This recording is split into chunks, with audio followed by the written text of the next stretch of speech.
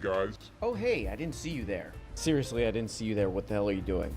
Why are you creeping around? Make your presence known, okay. The Democratic establishment is melting down. After Zoran Mamdani's win in New York City, the man's an overt socialist. Doing that. Oh my God, that's right, guys. We're returning to the source of all knowledge, from which all knowledge flows. This guy, the funniest guy on YouTube. He really is one of the guys that I laugh out loud at, so I thank him for that. Thank you.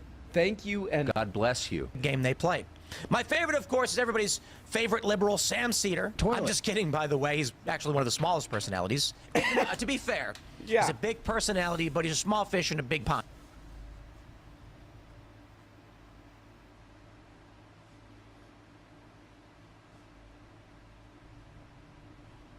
Liberals don't have kids. They abort their kids. They sterilize their kids.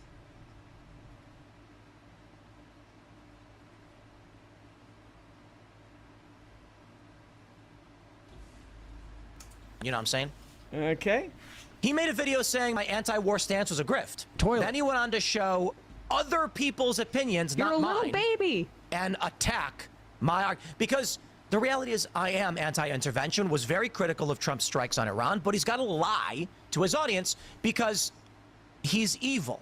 That's what he does. He actually came on the show. Okay, I was not aware of that. He's evil. Okay, that guy's evil. I'm not watching that show anymore then. Is that the guy who goes like this? Toilet. Oh my God, he's evil. I'm not watching that. That guy's evil. That is a freaking predator right there.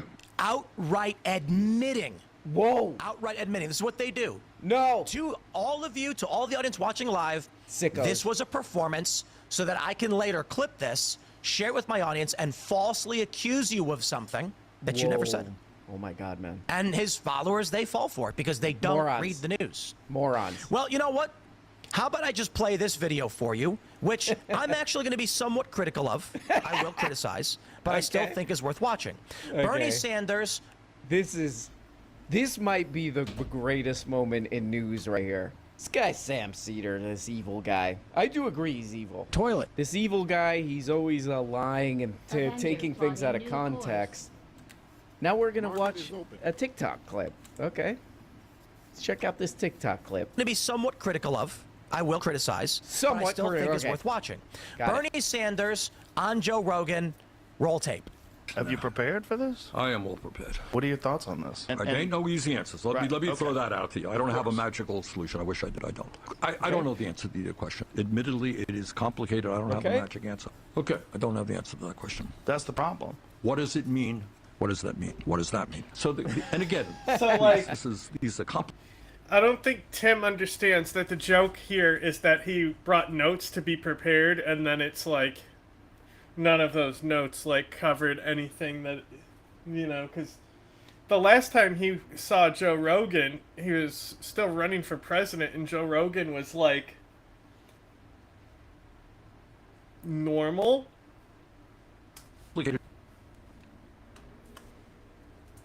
I surely don't have all the answers. Right. What was they saying? You know, right now, where was it? Jesus, I think, don't quote me on this, maybe in Norway.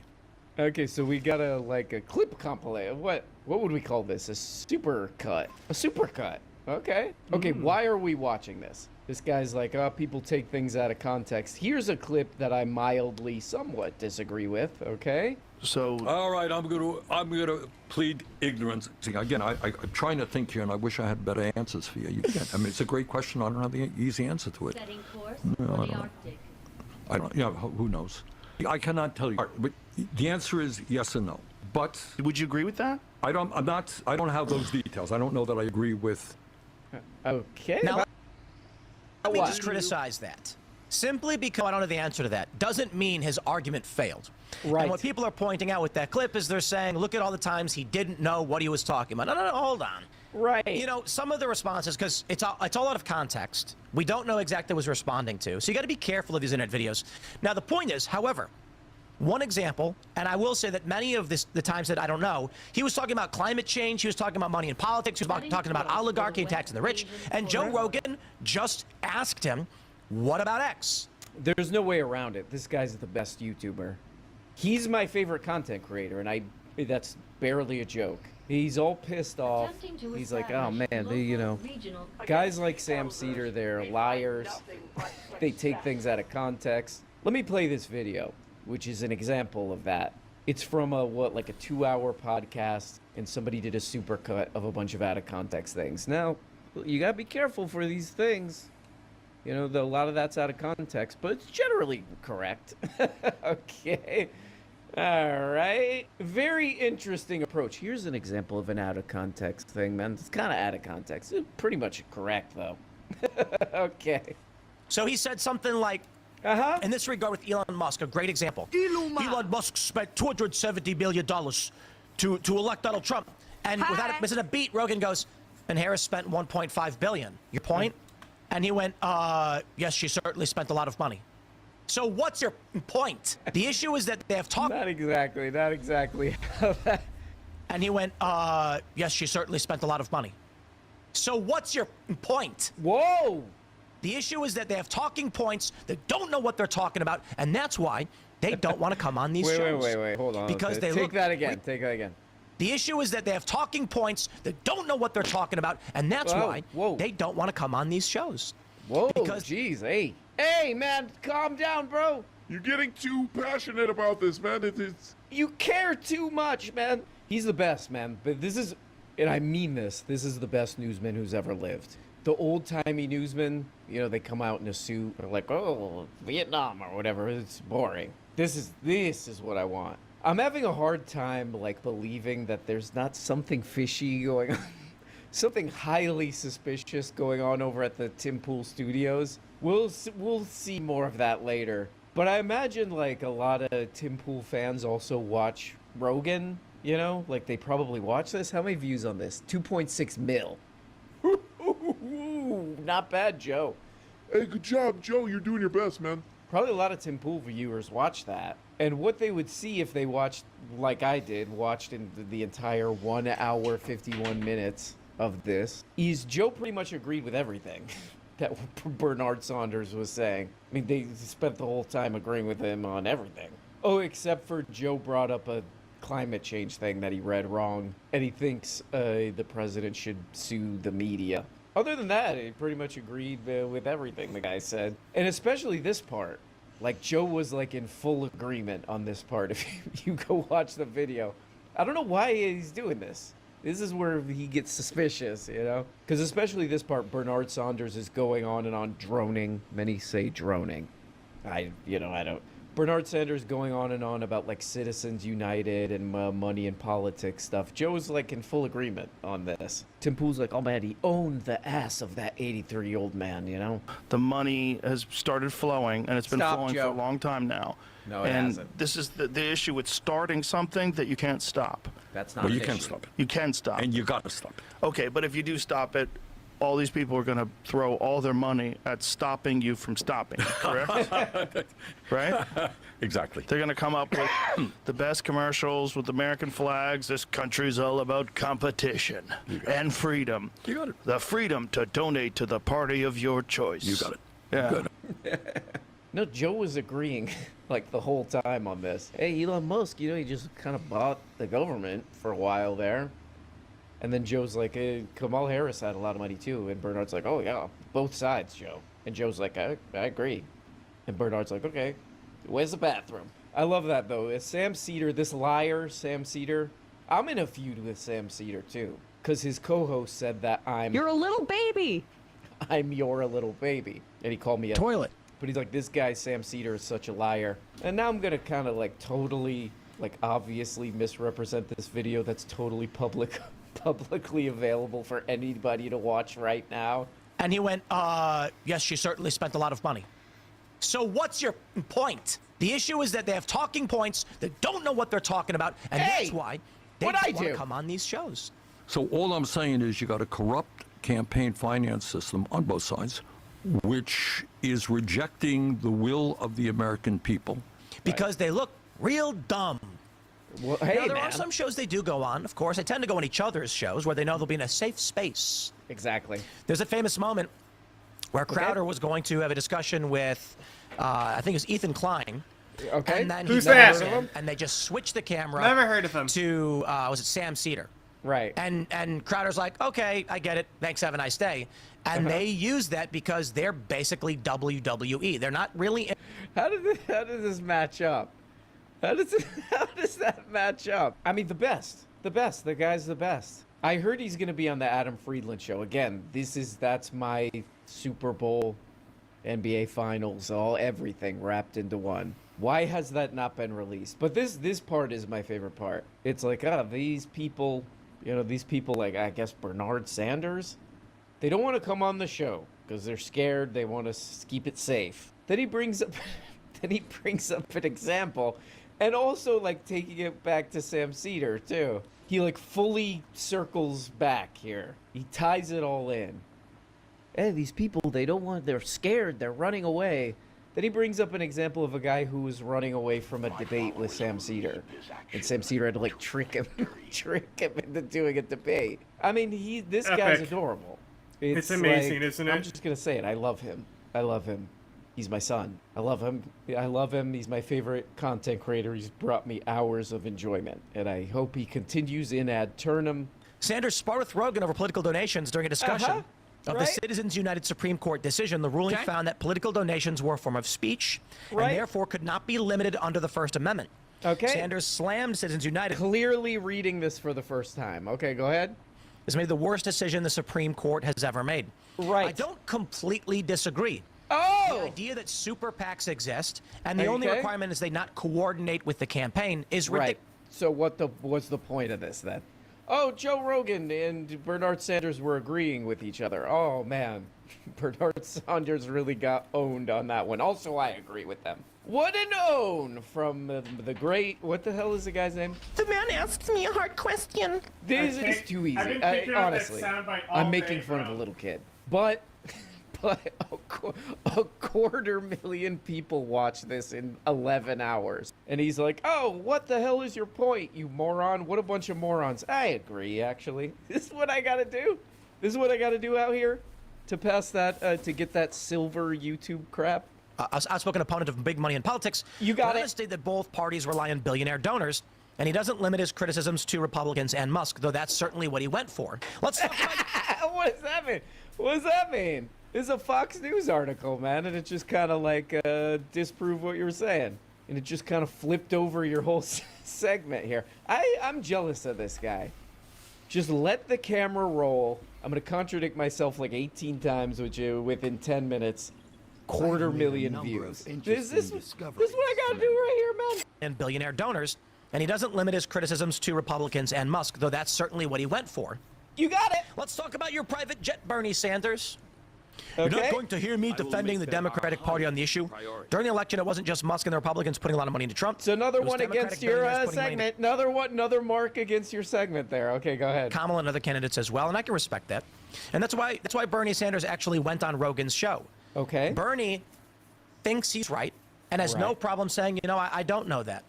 And maybe that's the conversation that makes Bernie Sanders realize maybe I'm wrong. But let me just try it sometime. Okay, none of that. If that was just straight up packing peanuts right there. None of that meant anything. So I think he's referencing that misleading clip he was playing earlier. If I had to guess at what any of that meant. Hey, remember that clip I played that was just like a bunch of out of context clips? Guy admits when he's wrong, I guess. And maybe that's the conversation we need to be having, that he's wrong. Okay? I think that's what the segment you're doing is about, if I'm not mistaken or something. It's okay. You forgot what you were talking about, maybe. That's all right. You're doing your best, man. And maybe that's the conversation that makes Bernie Sanders realize maybe I'm wrong. But let me just give you guys a little morsel. Gross. Old Tim Pool here, I fly in private jets.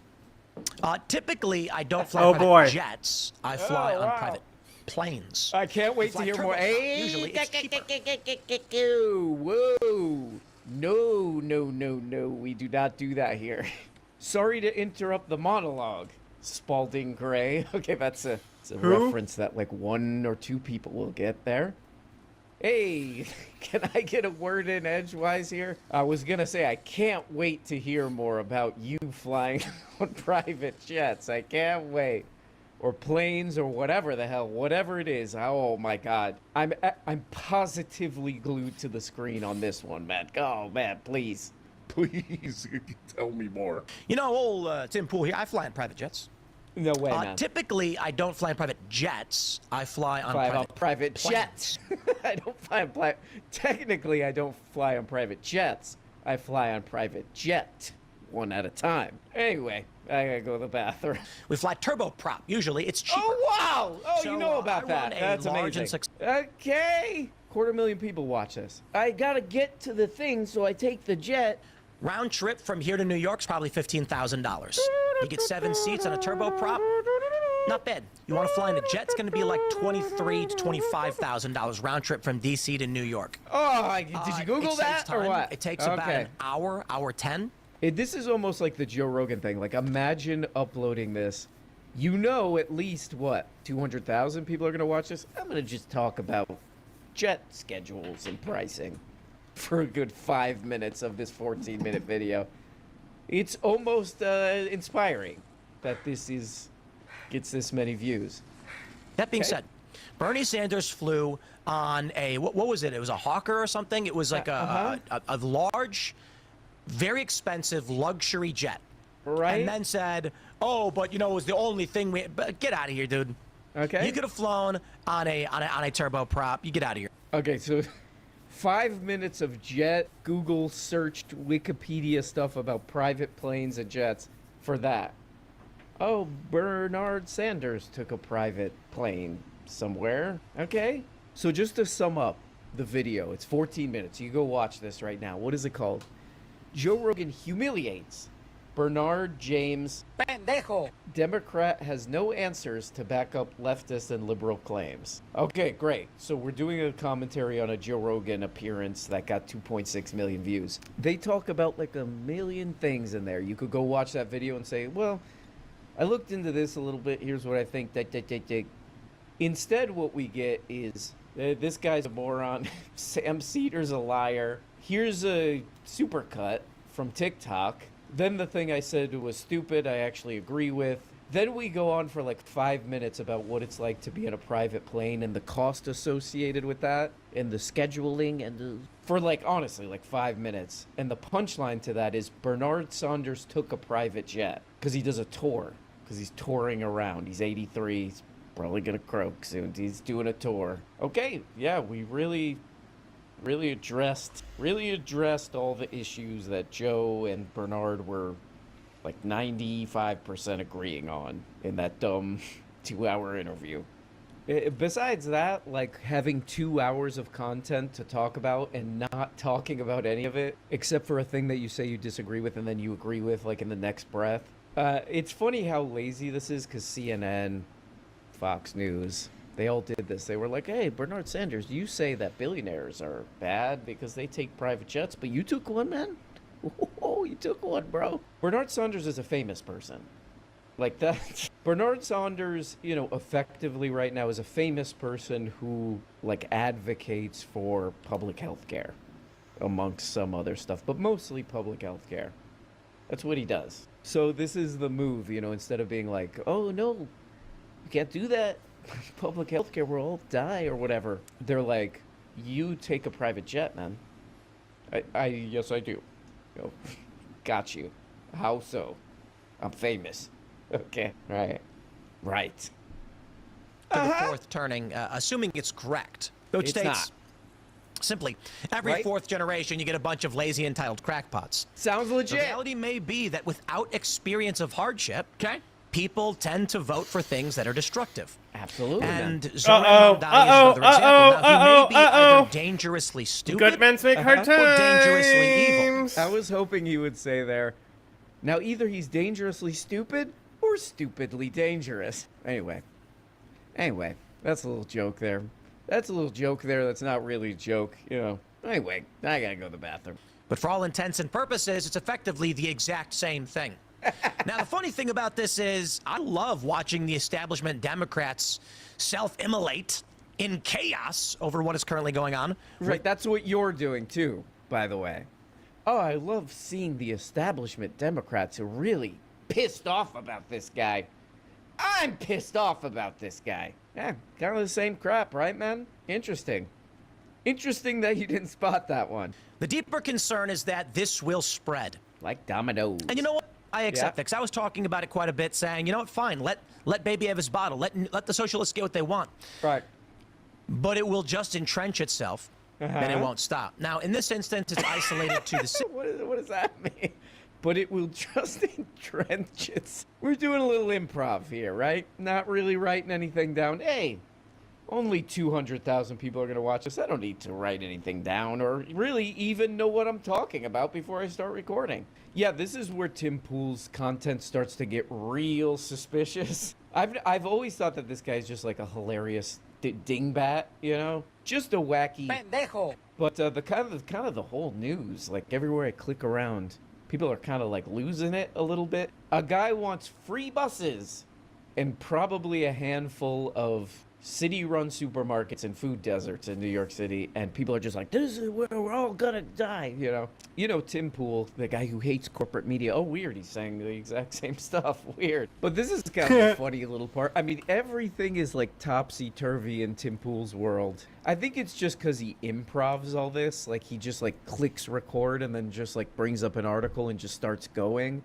That it's just like, you know. But he's like, the real concern... Because, like, yeah, why are you so worried about this? You don't live anywhere near New York City, yet every other video for the past couple days, oh my God, oh no, the big New York City real estate companies are getting so pissed off. Oh, this is a serious problem. Yeah, you don't live there.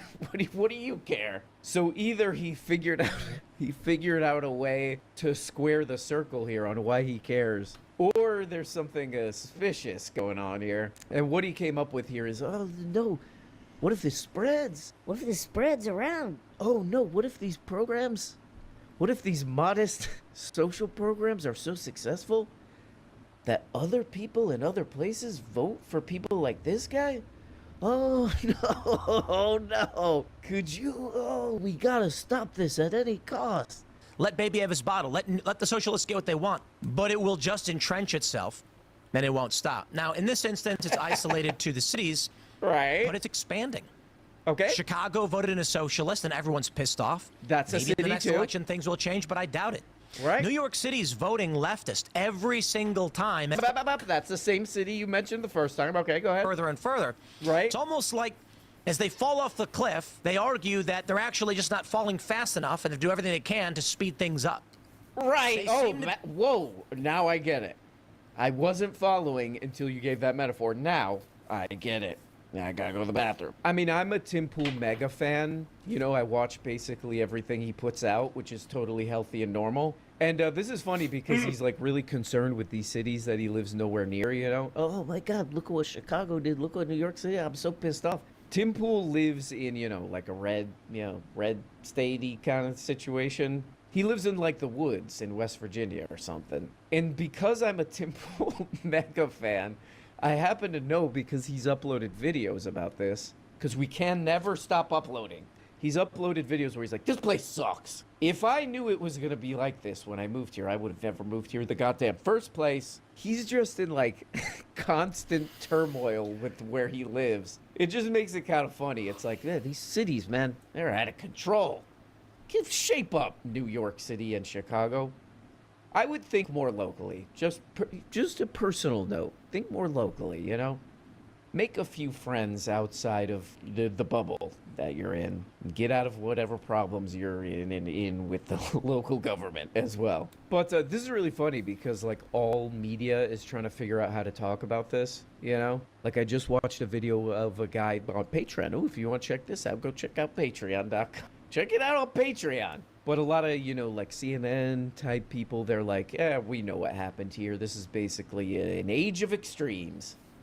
Is basically the other side of the same coin as Trump. People are just, they want something different, you know? That's their move. You know, it's not like, oh, people kind of want buses to be free or free childcare or, you know, whatever, rent protection. People, it's not about that, man. So they're a little concerned about this, about talking about this. Tim Pool just comes out with it. We're worried that other people will like this. I'm actually worried this will be successful and other people will like it and want to try it. Could you imagine a thing working somewhere and then other people want it? That's sick. That's not the country that I grew up in. He's the best. It's like, whoops, I accidentally told the truth. That's kind of incriminating.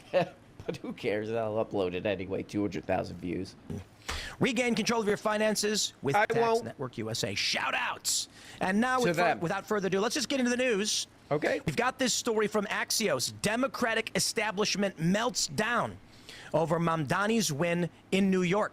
They go like this. Many Democratic leaders and donors are panicking about Whoa. Zoran Mamdani, the 33-year-old Democratic socialist That's who young. won the party's nomination to be the next mayor of New York City.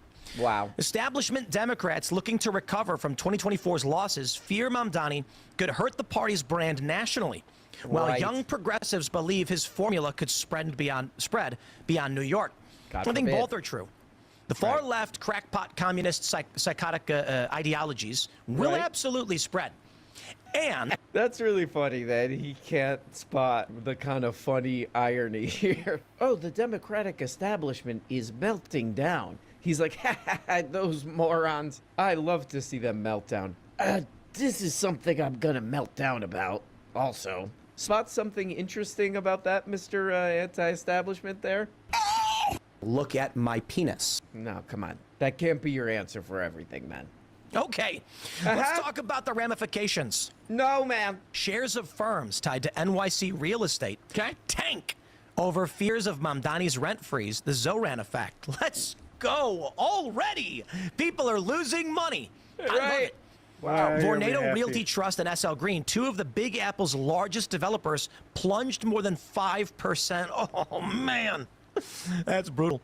Oh, Let's go. no. Look at that. Look at that smile on Zoran's face as the markets crumble around him. Hey, man, if you guys don't know much about Right. Have you forgotten what you've been uploading for the past 4 years? Here's an example. BlackRock is buying every single family house they can find, paying 20 to 50% above asking price, and outbidding normal home buyers. Why are corporations, pension funds, and property investments groups buying entire neighborhoods? Right. Well, it goes on to say it's basically the Great Reset. Hey, look, this is not my fault. He uploaded this. I didn't start this. Not my fault. Really, honest. Not even lying, one of the funniest guys on YouTube. Because there's like just video after video where he's talking about BlackRock. People are always talking about BlackRock. What the hell is that? BlackRock is just a company that buys crap. That's how I think about it. BlackRock. Ooh, that sounds cool. They buy up a bunch of crap, I guess. It's okay, if you want to be annoying about it, it's an investment company. Ooh, excuse me. Excuse me, Mr. Fancy Pants. Ooh. And there's video after video where they're like, oh man, BlackRock, what the hell, man? Nobody can buy anything anymore because BlackRock owns everything, all this stuff. You know, it's true. They bought up a bunch of crap, including housing and all this stuff, you know. But the complaint, the main complaint here, video after video, oh man, this is sick. This is evil. This investment company buying up all this stuff. You know, we buy up all this crap and then figure out a way to maximize profits on this, all this garbage. You could look in all his comments on these videos too. It's like, you know, there's something unsettling about that. Just a giant company owning all this stuff to maximize profits and stock value and all this stuff. Then we switch to this video. This is where things get highly suspicious with Tim. Then we switch to this video and he's like, oh, those same companies that I've been talking about, same type of company where they're trying to maximize stock value, profit, all this stuff. Oh, they're getting a little freaked out that they might not be able to do the max version of that in New York City. Oh, see? This is bad. Okay. All right, man. Do you remember what you've been uploading? Remember that? Yeah, this is the thing, man. When you say stuff, when you're like lying or whatever, you gotta write it down. Lying is stressful because you gotta like remember all this crap, you know? I stopped doing it. I used to do it all the time, but I'm like, it's too much crap to remember, you know? But if you're gonna do it, you gotta write down, you know, and then you reference it. Oh, right, I can't say this because of the other stuff that I said. Okay, this next part, I can't believe, I can't believe he uploaded this. Okay, here we go. Opinion, and 20 said fascism. a fairly even split. In the UK, 74 said communism and 26 said fascism. How about them apples? Right. As of today, in the United States, 28% say communism and 17% say fascism. Right. And that's pretty shocking if you ask me. Because communism and fascism both had their negatives substantially. But communism went on to mass murder more people than any other political ideology. So in fascism is the human better history. choice. Let me get this straight, man. So clearly, guys, when given the look, gun to your head, man. Fascism, communism. I think we got a winner here, guys. You know? Anyway, where's the bathroom? Oh, it's your house, man. Oh, right. Don't get me wrong, fascists were bad. And Hitler did a lot of really, really bad things. Some of the worst in history as well. But Any genocidal maniac has What? reached that apex of evil. But communists were substantially more successful in mass murder. That's why it's crazy that anybody would choose either of them. oh, Are we okay. now? But one sounded kind of better the way you were describing it, man. This is what I literally think every time I watch a Tim Pool episode. Every time I watch my stories, pretty much every time I have this thought, I'm like, it's kind of like a little kid, you know, doing a show. Like if I had a kid, if I had a kid, you know, he's, you know, I look into his stupid little room, there's crap everywhere, you know. Clean that crap up, you little brat, you know, I think. And then I see he's in there, he's like, oh, today on the show we have Spider-Man. So how do you like doing what you do, man? You know, and I'm like, oh my God, that's so cute, he's doing a little show. You know, then he's troubling things, and I'm like, oh, right, this is a little human being. This is a little wild animal. I gotta tell him why this and that is wrong, you know. I have that feeling every time I watch Tim Pool. Oh, he's doing a cute little show. Oh, whoa, took a weird turn. Oh, also kind of interesting, kind of telling. I mean, I love this guy because he like accidentally like reveals these startling things that grown-ups, let's be honest, grown-ups kind of keep secret, you know? But, you know, we're making this choice. Oh, man, fascism or communism, oh, my God. We got to make this choice, man. You know, he's presenting this choice. Oh, one of these two. You got to pick one of these two. Oh, you know, one of them is kind of better. I didn't say that. And he's shouting comunista about stuff that mostly already exists. You know, the post office already exists. The free bus thing, there was a pilot program for it in every borough. It worked out fine. So that's, you know, there's another choice, guys. A better one. Those people did some bad stuff, but come on, bro. Interesting, and I would say highly suspicious assessment here by the king of all news, Timothy James. Toilets. Okay, blah, blah, blah, blah, blah. On and on. Get a zoom in on this guy. No, man, come on, back that way. On and on like that.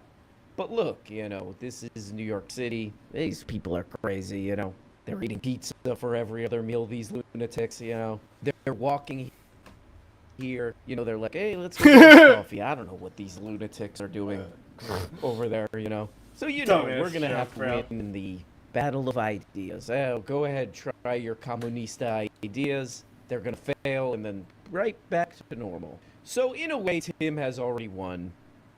No need to go on and on any other crap, right?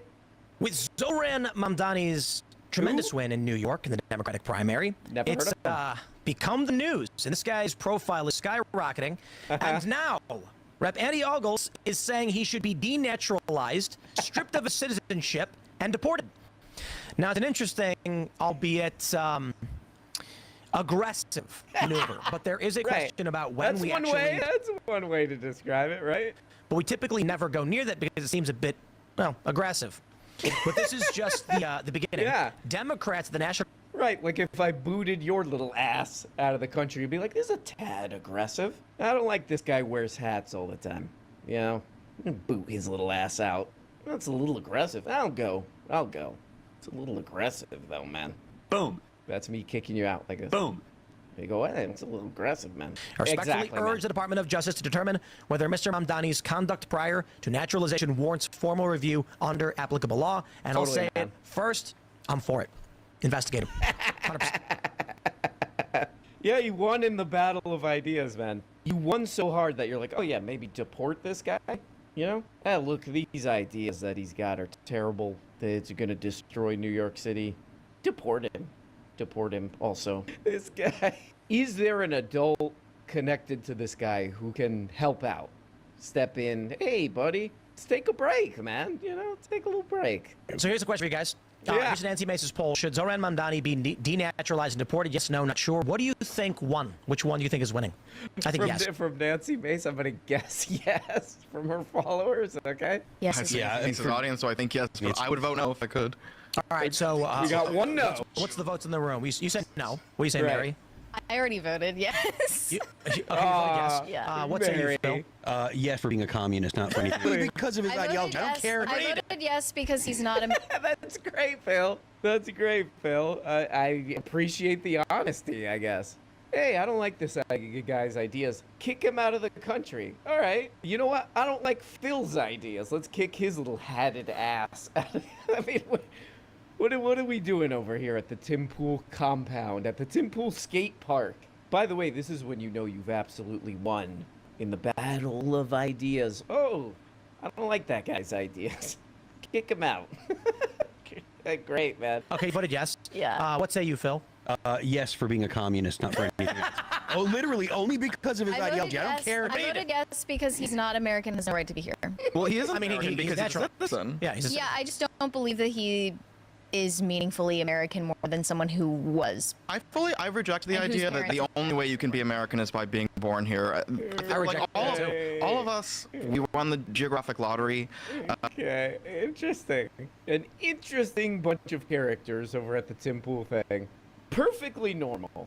Locked in a compound in the middle of nowhere, surrounded by cameras and weirdos. It's a perfectly healthy environment for this kind of crap, you know? Totally normal, dude.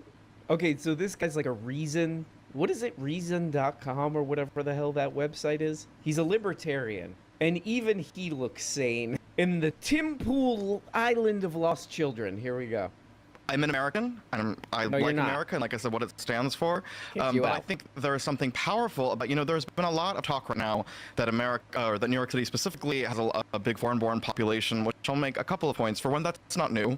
I mean, Ellis Island, it has always represented, kind of this melting pot and a promise of opportunity. No. And I think that is a good thing. Okay, And I so would if prefer someone not to conflate immigration Now, hold on. 1965 with post. All right, Let Tim talk. This is important, though.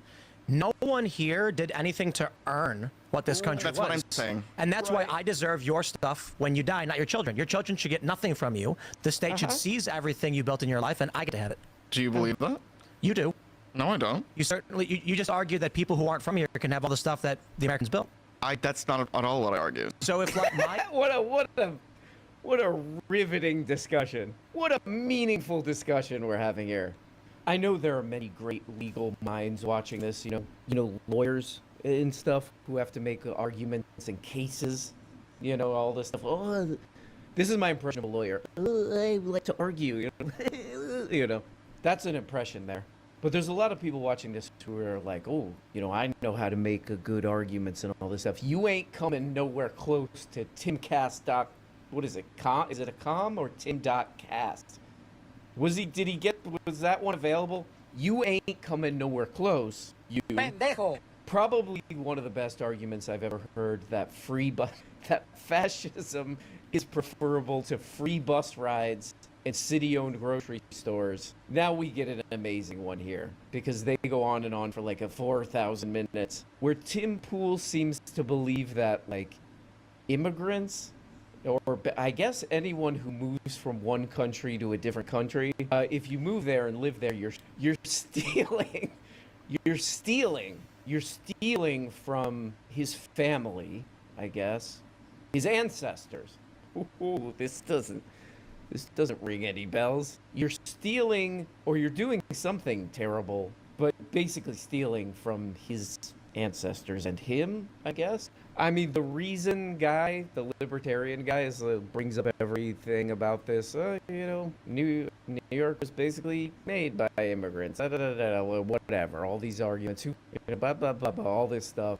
I mean, this is one of those where it's like, why am I even arguing against this? It's so stupid.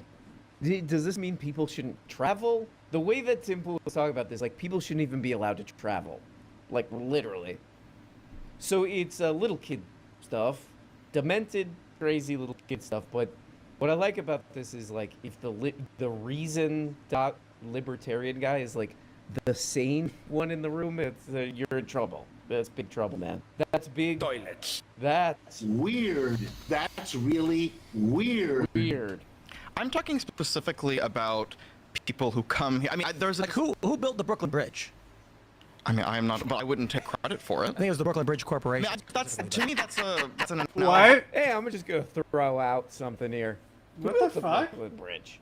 Hey, we're having an argument. I don't want any, not only immigrants, but I guess people traveling to the United States.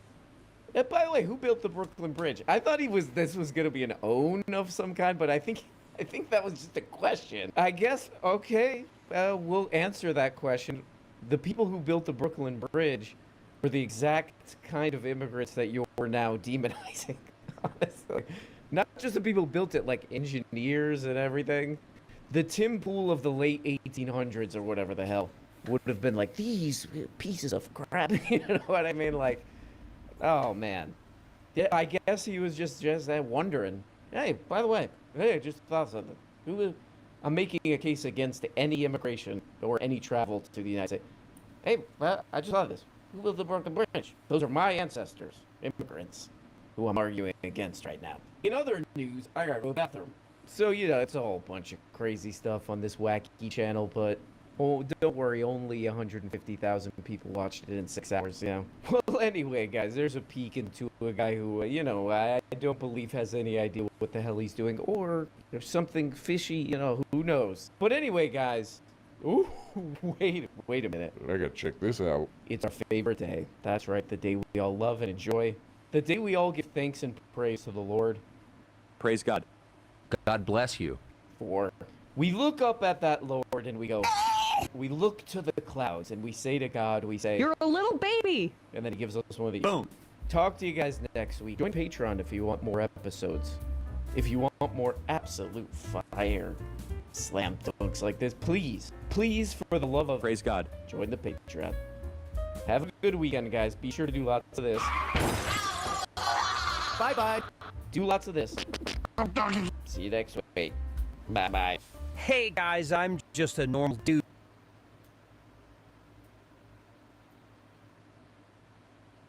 Azeri region breakaway. Now that Israeli and US strikes have come to an end, attention is turning to the future of the Iranian regime. But tied to this is another critical question.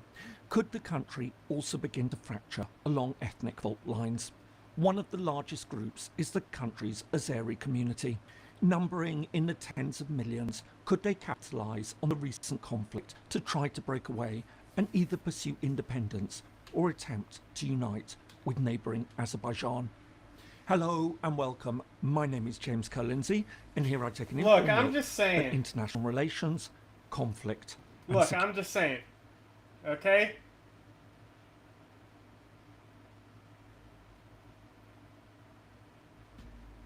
Iran sucks, but like,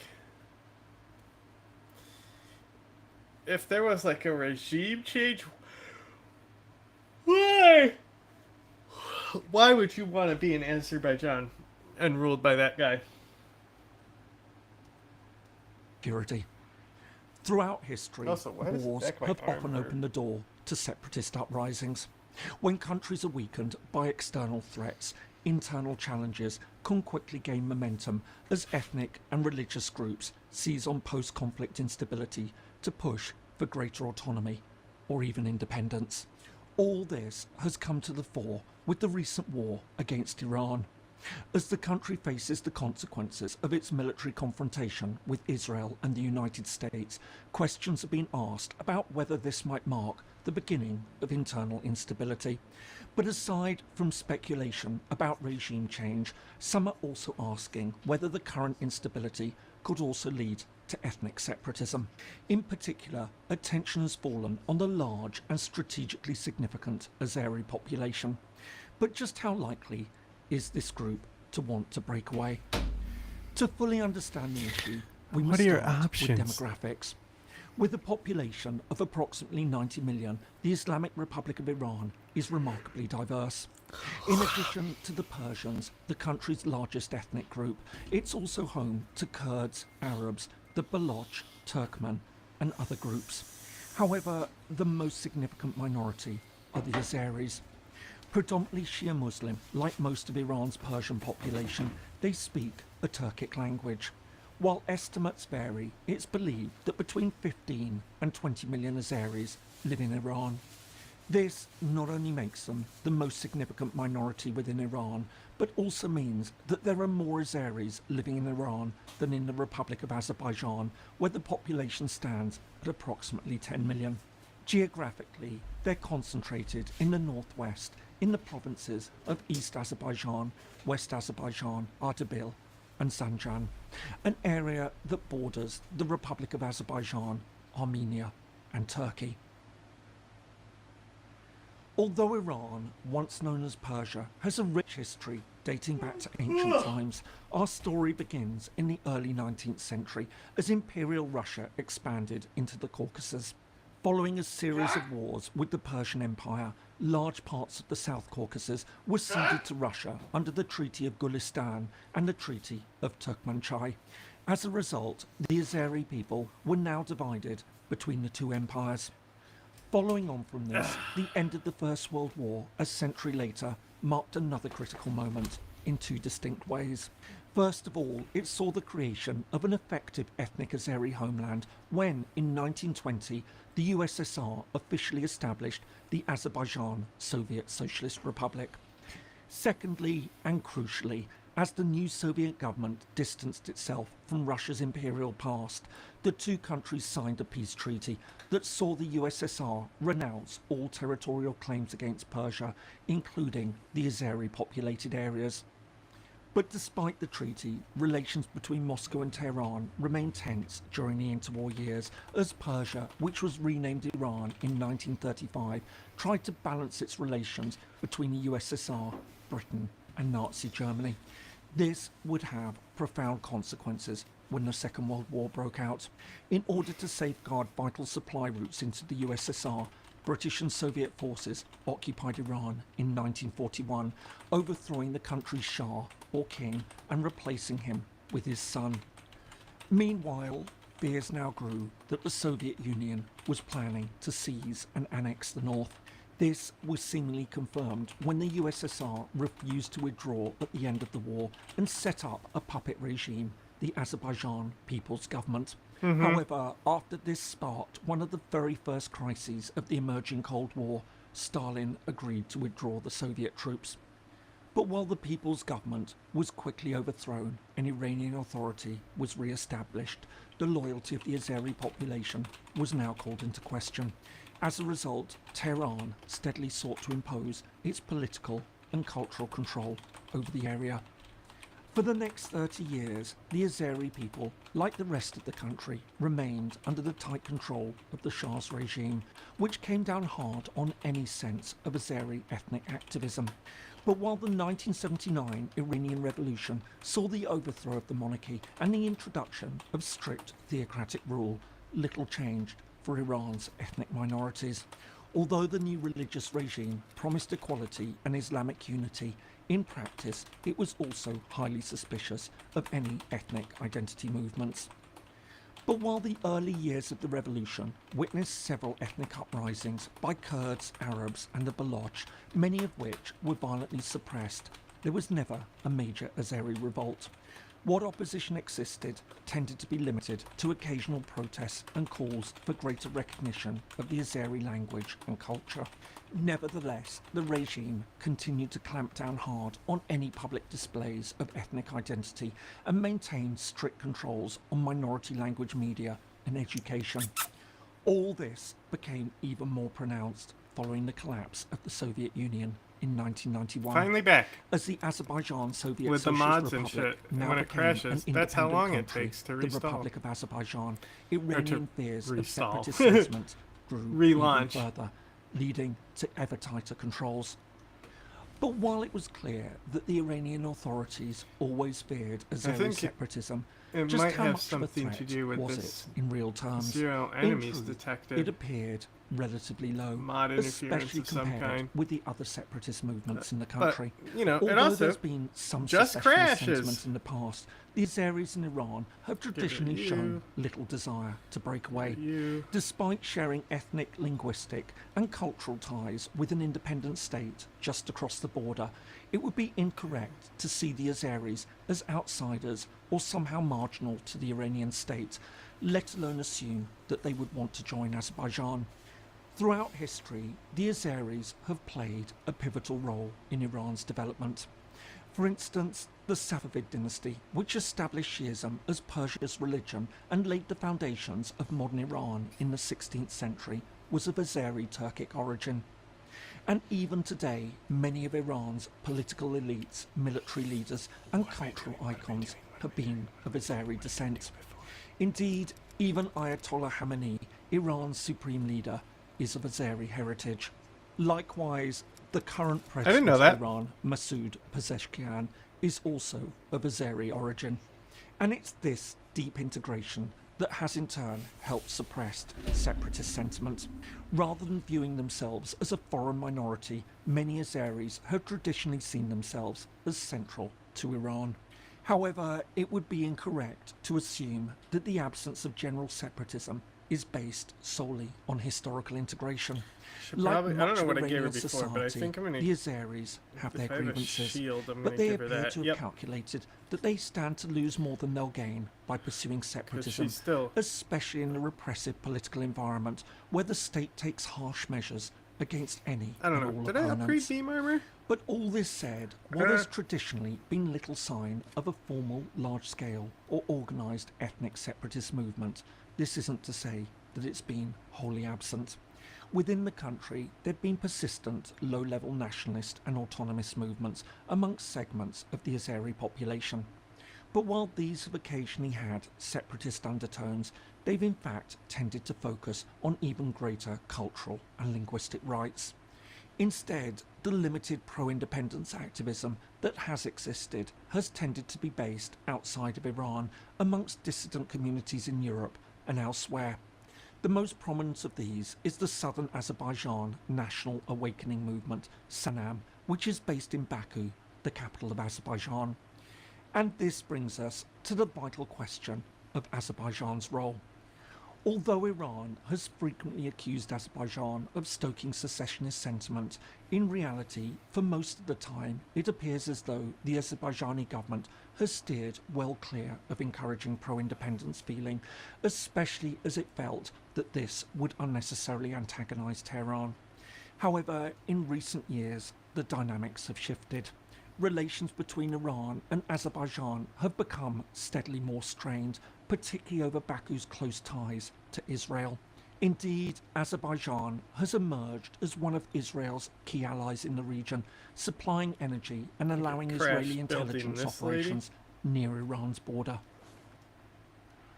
I hope you're finding this useful. If so, please do give it a like and perhaps consider subscribing to the channel if you haven't already. I produce regular videos exploring international politics, conflict and security. Thanks so much. And now, back to the video. Crashing again? The question now, of course, is whether Azeri independence sentiment could start to change in the aftermath of the recent war against Iran. Change this plasma On rifle. balance, it would seem unlikely. On the one hand, while Iranian authorities are certainly concerned about potential Azeri separatism, especially if it appears to be manipulated by outside powers, most Iranian Azeris have so far shown little interest in the idea and certainly haven't pushed for any sort of large-scale rebellion. Once again, what nationalist sentiment seems to exist amongst the Azeri population in Iran has tended to focus on cultural and linguistic rights rather than outright independence, let alone unification with neighbouring Azerbaijan. But of course, balanced against this, there's also the argument that any nationalist sentiment has in fact been kept in check through repression. In this sense, or so the argument goes, Iran's weakened position following the war might now encourage separatist voices, especially as pro-independence movements often seek to capitalize on government fragility in such situations. The problem is that now that the direct conflict has ended between Iran and Israel, the government's focus will almost certainly shift towards maintaining internal stability and protecting the regime. Despite the damage they've sustained during the recent war, the Iranian security services seemingly remain strong on the ground. Any significant separatist movement would likely face swift and brutal repression. And lastly, it's essential to consider the broader aspects of the question of Azeri separatism. Even if a significant portion of the Azeri population in Iran were to demand independence or even unification with Azerbaijan, it's far from guaranteed that any external actor would be willing to back such a move, let alone all 5 permanent members of the UN Security Council, which would be necessary if the region then sought full independence and membership of the United Nations.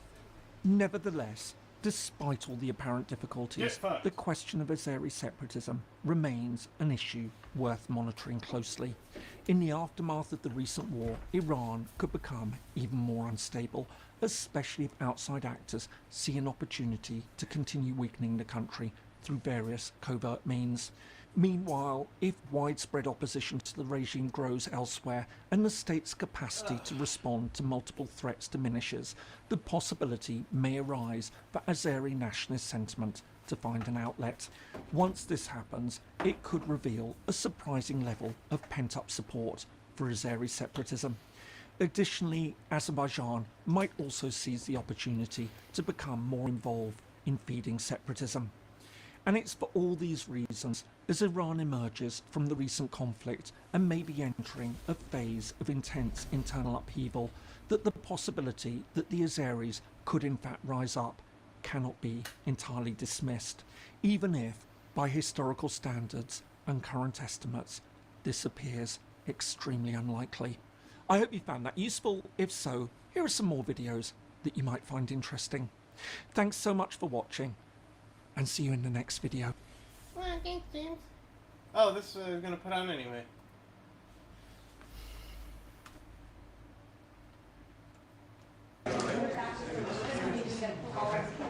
What's up, man? How you doing? How you doing? Everybody's up, my man.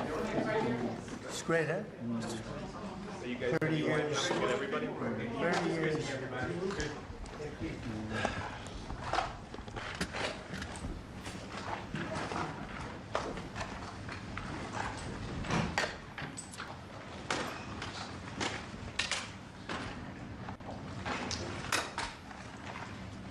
Well, thank you very much, and I'd like to ask Caroline, who's become very famous, big star, and she has a person who's a colleague of hers, a friend of hers, and that she has a lot of respect for, who comes from the area and knows exactly what's happening. Caroline, could I ask you to say a few words? Yes, sir. Here we have Ariana, who is from the continent of Africa. She's been a reporter here in the United States for many years, and she has a story to share with the press, with the media, and with these two fantastic leaders who have joined you today. So, Ariana, please. Why don't you come up here and talk so they can see? Sure.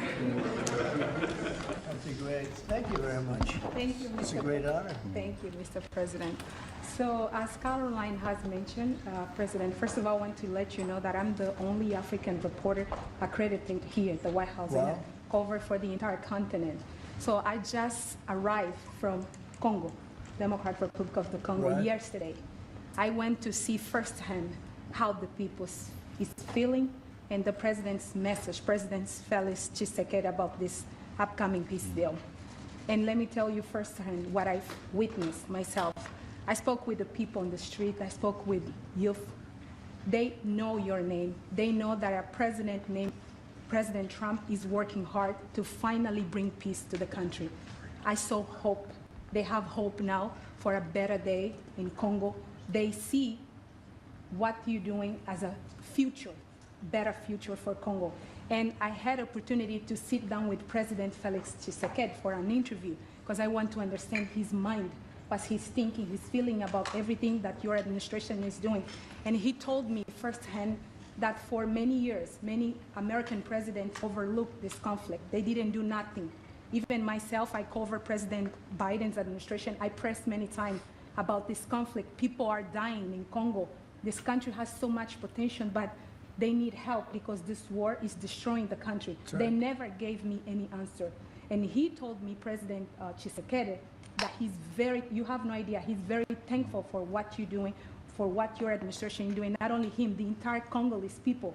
They see that finally they will have hope. And President Tshisekedi also mentioned at the end of my interview that when peace finally comes to the Democratic Republic of the Congo, he's thinking to nominate you as a Nobel Prize Peace because he said you deserve, you have been working to bring peace in the world, not only at the Congo, and he's very hopeful to meet you in the future. That's so nice, boy, and that's so beautifully stated. And Caroline said, number one, she did say, and I shouldn't say this because it's politically incorrect, she said, she's beautiful, and you are beautiful. I'm not allowed to say that, you know, that could be the end of my political career, but I say it anyway. But you are beautiful, and you're beautiful inside. So I wish I had more reporters like you. So you covered Africa for a long time? Yes, for over 10 years. Wow. I cover even your first administration. Yes, I know that. That's great. Well, thank you. That's so nice that you said that. Appreciate it. And I have one more question, Yes. Mr. President. Since we know in July or in the future, both President of Rwanda and the Congo will be coming Yes. to the United States. In Africa, President João Lourenço, the president of Angola, he is also the leader of African Union. Good. He Yes, I know. worked very hard to bring peace, but unfortunately... Let's get him here. Yes, that's Okay? right. Would you invite him for me? Of course. Okay? No, we'll have. I know that he works very hard, and he's the head of essentially the union. So the union all over Africa, not the kind of union that we have. This is the union all over Africa, and I'd love to have him. So you'll let him know. Of course, Okay. Mr. President. Thank you very much. Thank you. Good. Now you go Fucking back to where you dingbat, belong. bro. That's great. That's a great job. It's real knowledge and real heart too. Congratulations. Okay. So we're here today to celebrate a glorious triumph, and that's what it is, for the cause of peace.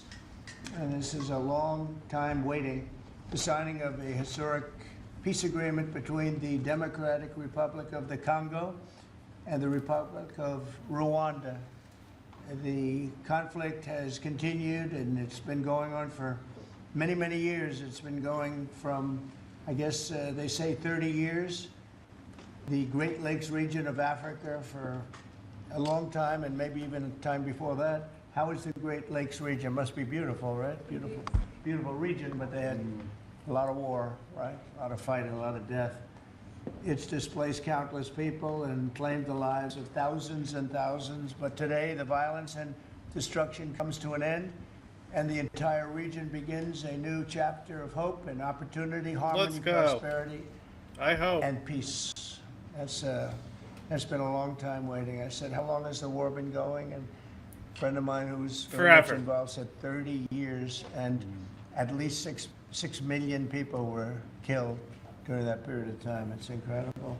And somebody said that was actually, it's the biggest war on the planet since World War II.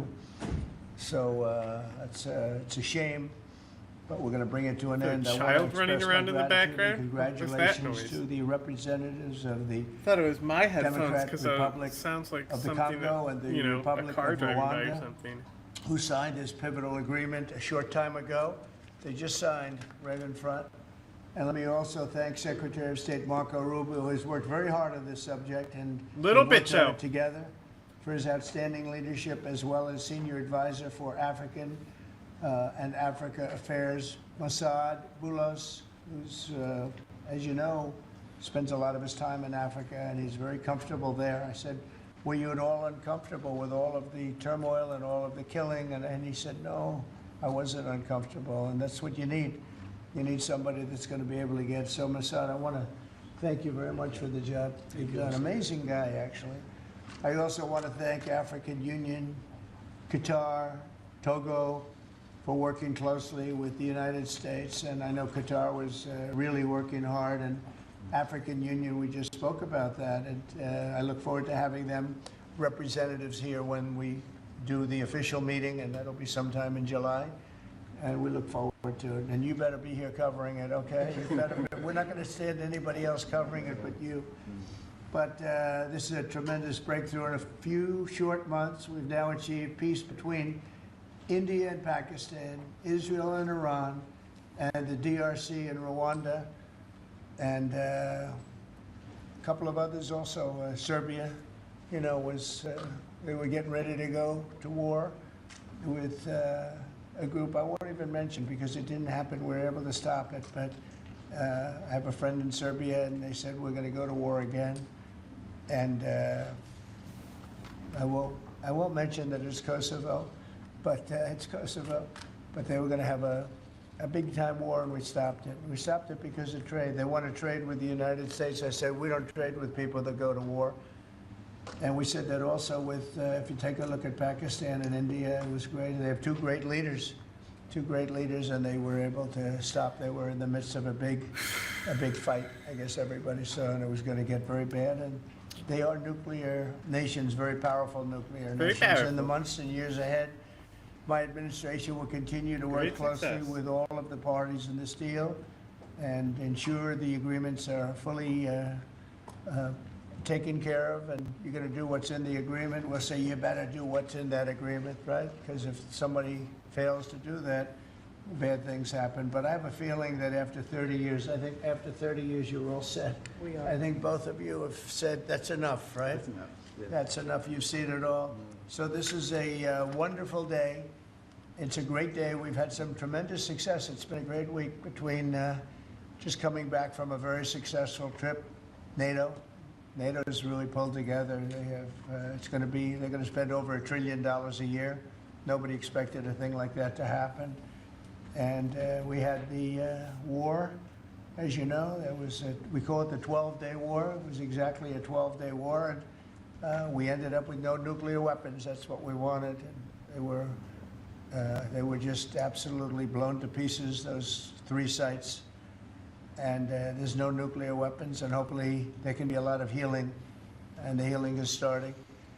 And it's been a really pretty amazing week, and this is one that I really look forward to. This was set up a few weeks ago, and it was something that I really look forward to. If we can do this, and we do that because we have a certain competence that's good. We're able to get people to be peaceful. I think we can do war better than anybody, but we don't want to. And we have the greatest military in the world. They showed that in Iran. Those pilots, they flew for 36 hours. And think of that, and they hit their target. The size of this desk, half the size of this desk, from about 52,000 feet in the dark of night with no moon, 0 moon. They wanted it that way. Can you believe it? And they hit, every missile hit exactly half the size of this beautiful Resolute desk. We don't want to talk about it when it comes to rockets hitting it, but half the size of this, and they hit dead center from tremendous heights, going at tremendous speeds. It's amazing. Nobody could do a thing like that. Nobody has that weaponry, and nobody could do a thing like that. So we had a very busy and successful week. And in addition to that, our economy is doing great, setting records with the economy, and a lot of other good things happening. But this is about Congo and Rwanda. And I'd like to ask, if I might, would you say a few words before we introduce our guests? Please? Sure. Thank you, Mr. President. Yes. So, under your leadership, Mr. President, and the full support of Secretary Rubio and the entire team at the State Department, we engaged with the 2 parties in early April. And within 3 weeks, they signed the Declaration of Principles. And now, within about 2 months from that, we have signed today the final, this is actually the final peace agreement. You know, many people were wondering if this is preliminary. No, this is the actual final peace agreement that they've signed today. You have also expressed interest in inviting the heads of states to the White House for a signing ceremony. So there will be some other additional agreements that will be signed. In addition to this, which will become known as the Washington Accord, with regards to the Great Lakes region. That's great. There are some economic... Why not the Trump Accord? If you wish. I'm only kidding. I think that's a great name, Washington Accord. Yeah. Beautiful. And there's an economic aspect as well that is extremely important for both countries. They have also worked, last week we finalized the regional economic integration framework, which both countries will be signing at the White House here during that ceremony. And That's going to be a great ceremony.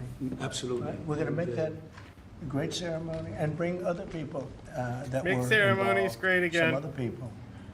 Besides the gentleman we talked about who we know has worked so hard, if you think there are other people that are deserving, let us know. Okay? And there will be some bilateral agreements. We're negotiating a minerals deal with the DRC for critical minerals. Many American companies have shown interest in investing in the DRC, and these we're talking about long-term investments. Same thing with Rwanda. Many American companies have shown interest, and not only in mining, but also in the midstream and downstream, which will be the processing of minerals. We're also working and supporting the Lobito corridor, which will help building the infrastructure. Just 2 days ago, the United States signed, and supported a project of $1.5 billion for electric transmission from Angola to the DRC. And there are many other projects of that nature lined up. So we will be, under your leadership, Mr. President, will be working with the two countries very closely and with the support of Qatar to make sure that this agreement is implemented. And a lot of our companies are in both of these countries now, especially since we've been getting along so well. It's probably the way we were brought together, and we have a lot of our big companies are there between rare earth and all of the other things that they do in Africa, which is very greatly expanding, especially in these two countries. You have earth, they consider it to be about the best in the world, actually, I've heard. So we're doing a lot of different things, and it's all going to bring everybody together. That's how this all began, I guess. But the big thing is, the big thing for me is there's really only one thing, and that's getting a peace treaty with two countries that have been fighting for 30 years. And but I want to thank you all. Will, if you could, you could bring the letters over. Of course, sir. So in front of you, as you said, sir, these are the actual agreements that were signed respectively by the foreign ministers of the Democratic Republic of Congo and Rwanda earlier today, witnessed by Secretary Rubio. We've also prepared for you two letters. This is to President Paul Kagame of Rwanda, expressing your appreciation and congratulations for everything that's happened already, and of course inviting him to Washington for, as Dr. Bula said, what we hope will be the Washington Accords, finally setting the terms for peace and prosperity in this region, hopefully for a very long time. That's great. That's beautiful. Very important. We're going to put a picture in there, right? As soon as this is over, they're going to put, we have a fast-moving photographer, Dan. He's going to put a nice picture of us here. Okay. Thank you. That's good. And this is a letter to President Chikisade of the Democratic Republic of Congo, again congratulating him on settling this long-running war and inviting him to Washington, D.C. for the final conclusion of the agreement, hopefully soon. That's great.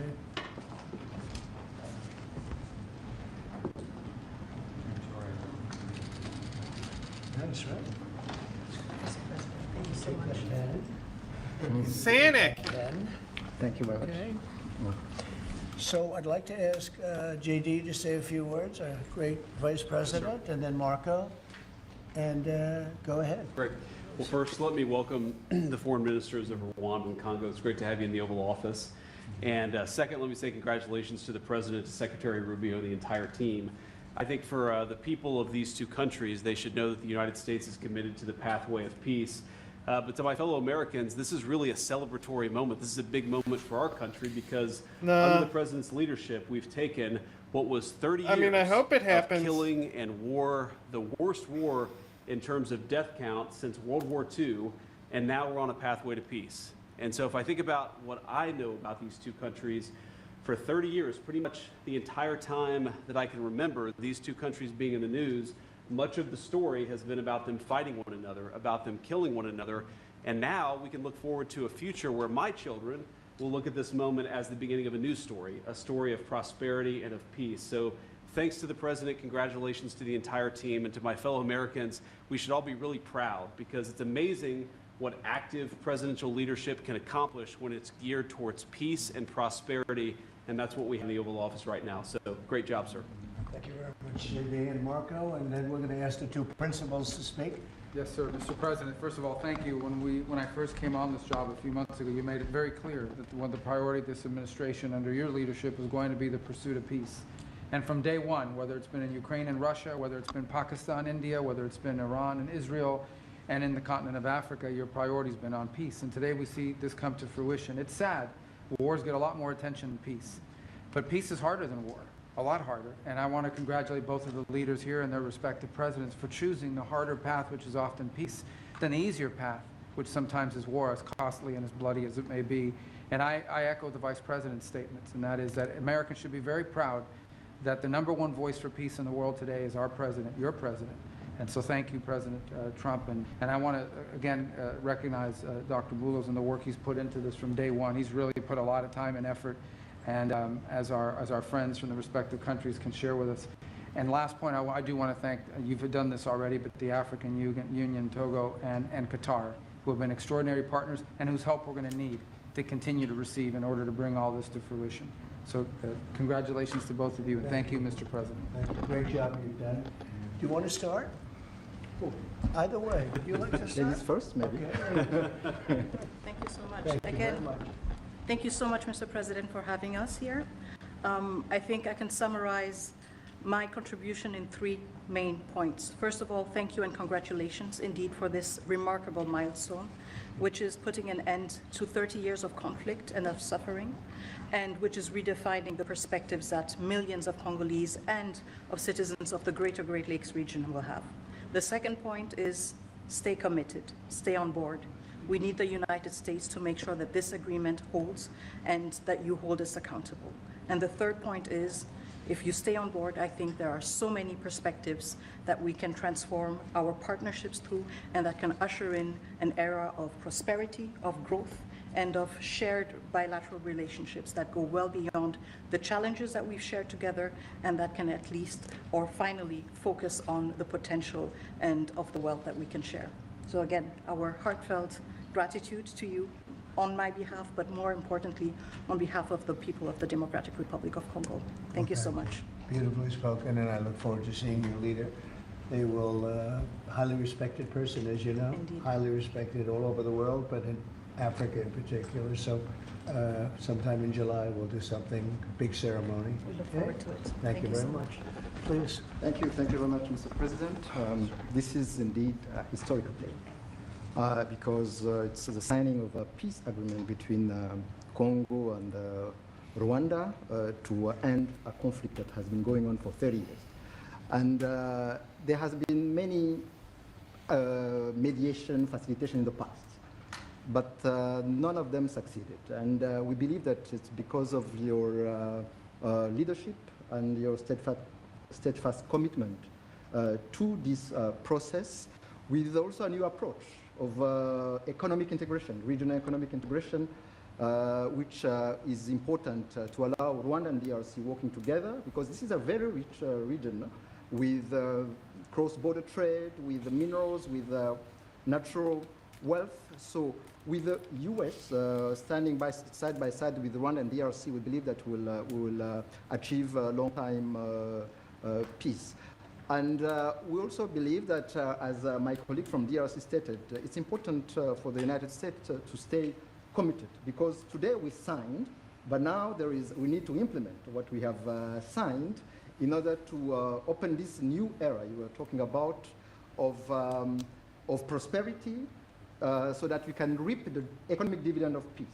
So for this economic integration framework to be implemented, it's important for the U.S. to accompany the parties to implement what we have signed, because in the past we have signed so many agreements that were not implemented. And we are really, we believe that with your leadership, with the involvement of the United States administration, we will reach that goal. So thank you very much, Mr. President. Well, this will happen, definitely. I can reach over. Do you want to just press them over to me? Let me have them. And I just wanted to give you each. These are your signed agreements. And we'll make sure that you follow through. We'll make sure you follow through. Yeah. We'll make sure that you follow through. Okay, that's for you. And we have one other thing that we're going to give, that we give to special people only. It's a coin. Thank you. And I hope you do that. I'm going to give you a second one for your leader. Oh, cool. Thank you very much. And likewise, we'll do that.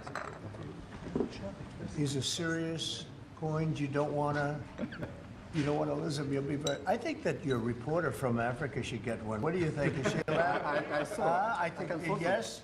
Are the reporters okay with it? Brian, yes? Darling, that's for you. Okay? You did a fantastic job. Thank you. And I heard you do a great job in covering everything. Thank you. And Mr. President, we actually have the pictures that you took earlier Oh, of let me foreign see that. ministers here already. Thank you so much, Mr. President. Thank you. Let me see that. They're in this folder right here, sir. Okay, this one? Yes, sir. Oh, they look better than me. I don't like it. I don't like it. That's beautiful. That's very good. We have a good photographer. Okay, we're done with this. Beautiful. Old man.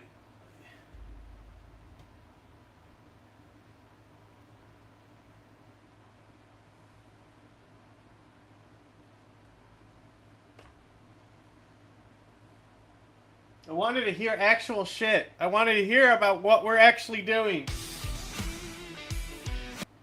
You fucking cunts.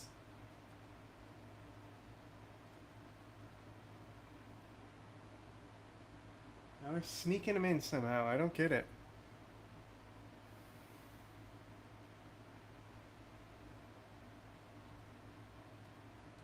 Greenland situation.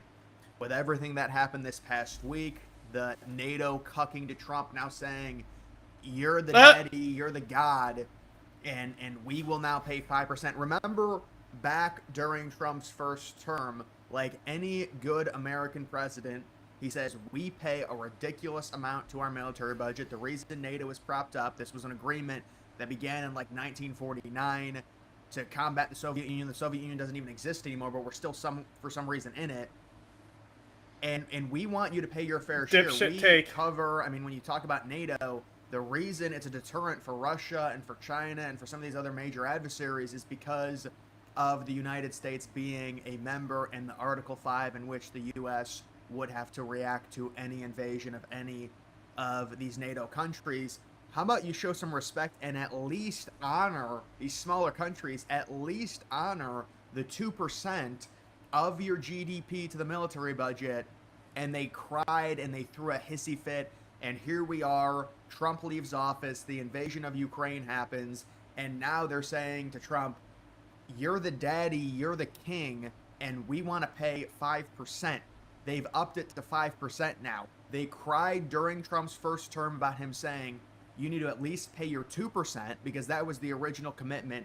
Now they're upping it to where all these European countries are going to be paying 5% of their GDP going to the military budget. The United States has come out now with their big, beautiful bill under the administration and said, we're upping our military budget by $150 billion to $1 trillion, which will help cover the brand new Golden Dome, which is a extremely sophisticated missile defense system that is absolutely critical. It's way better than NORAD. NORAD functionality doesn't even do the same thing as what the Iron Dome does in Israel. I mean, it's going to cost a lot of money, I agree, because of the amount of land how big the United States is.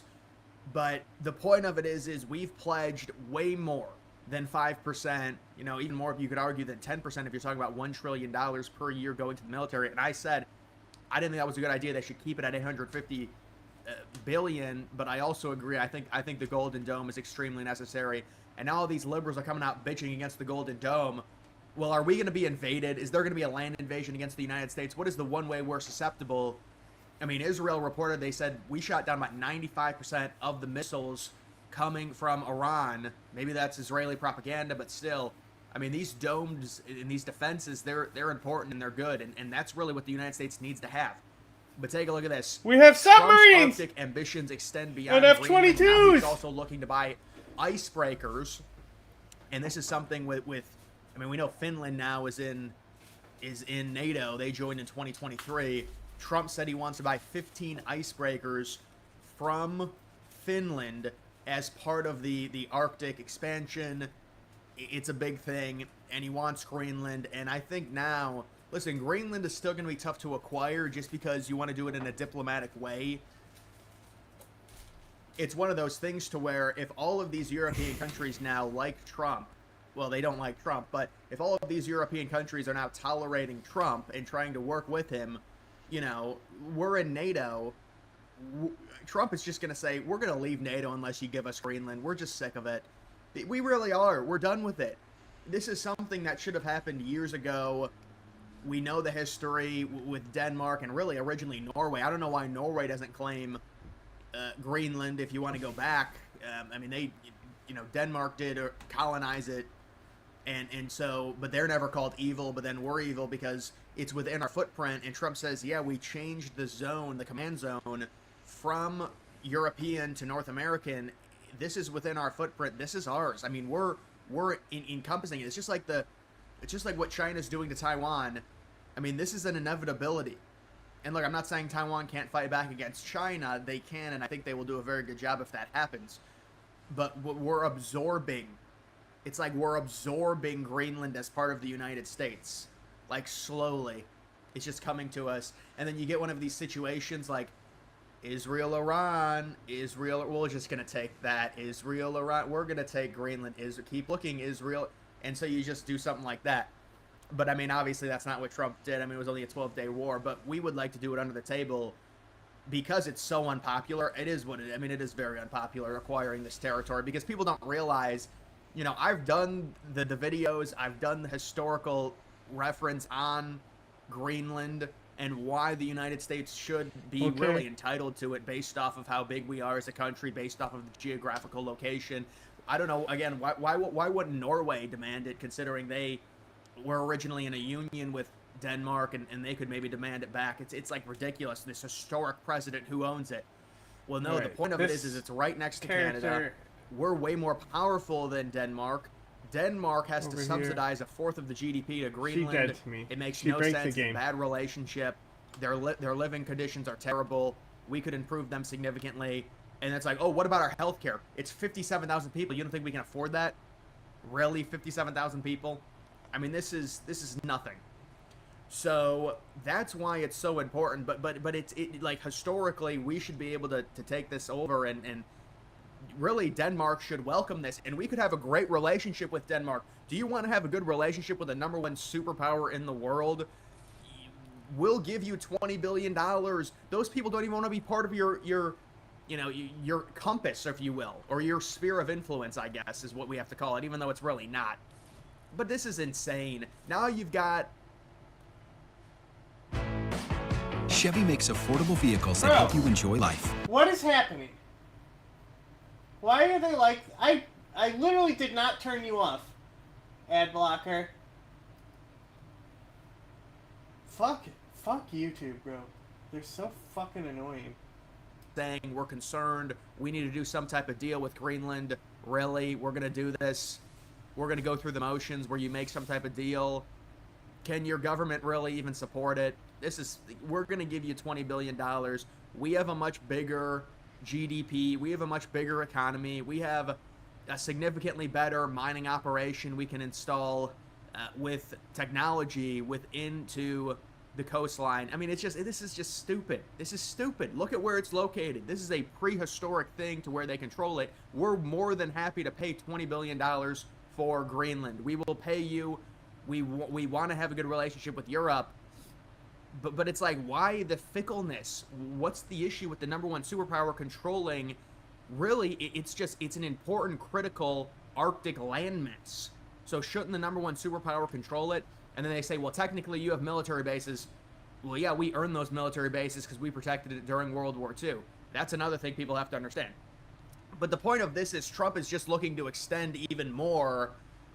And you can see Trump isn't just looking to acquire Greenland as he tries to get an edge in the Arctic. He wants ships that navigate the icy waters.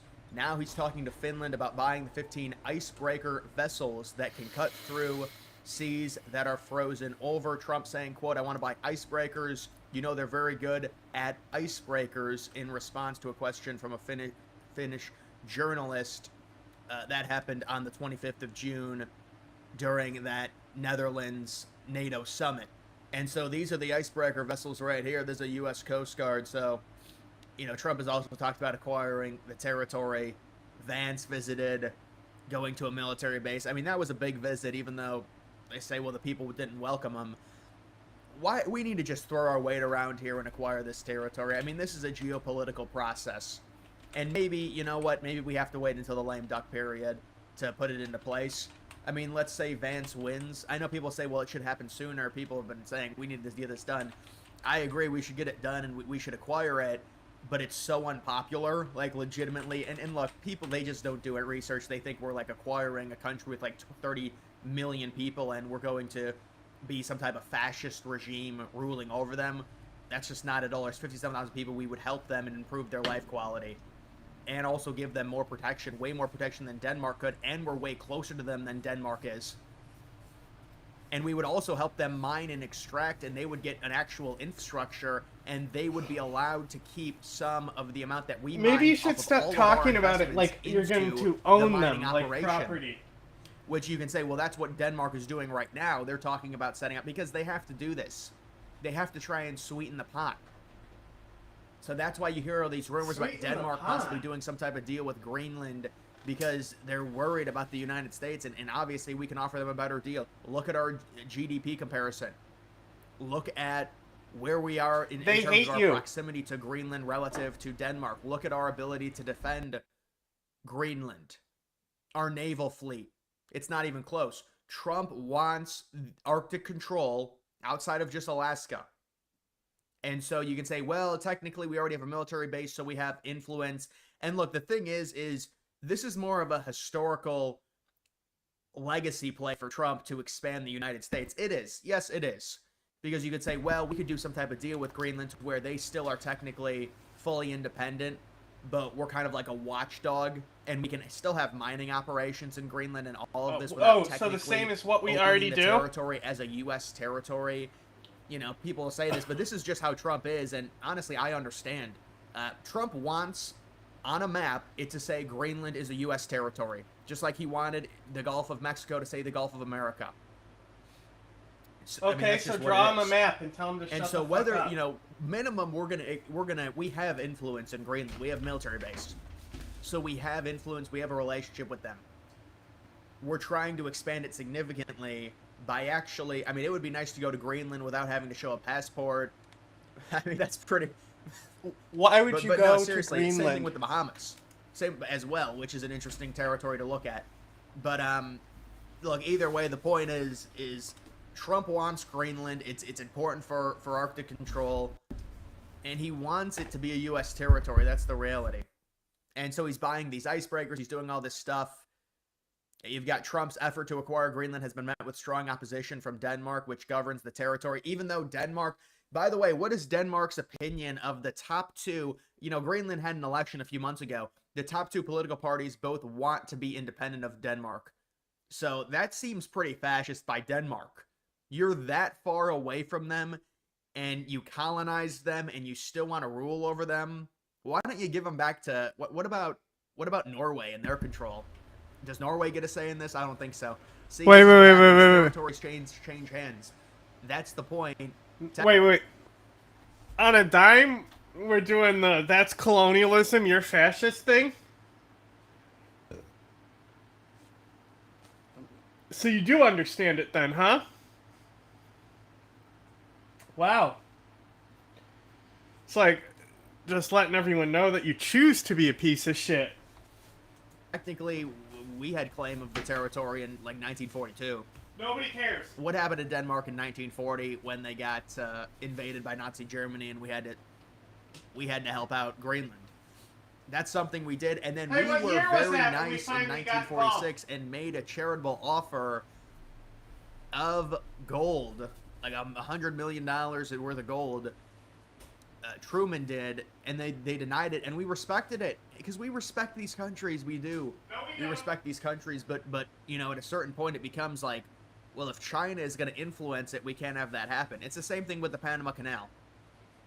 If there's Chinese well, with the Panama Canal, you know, that's a violation of the Monroe Doctrine. So, you know, we can very easily kick China out if Panama's not going to cooperate.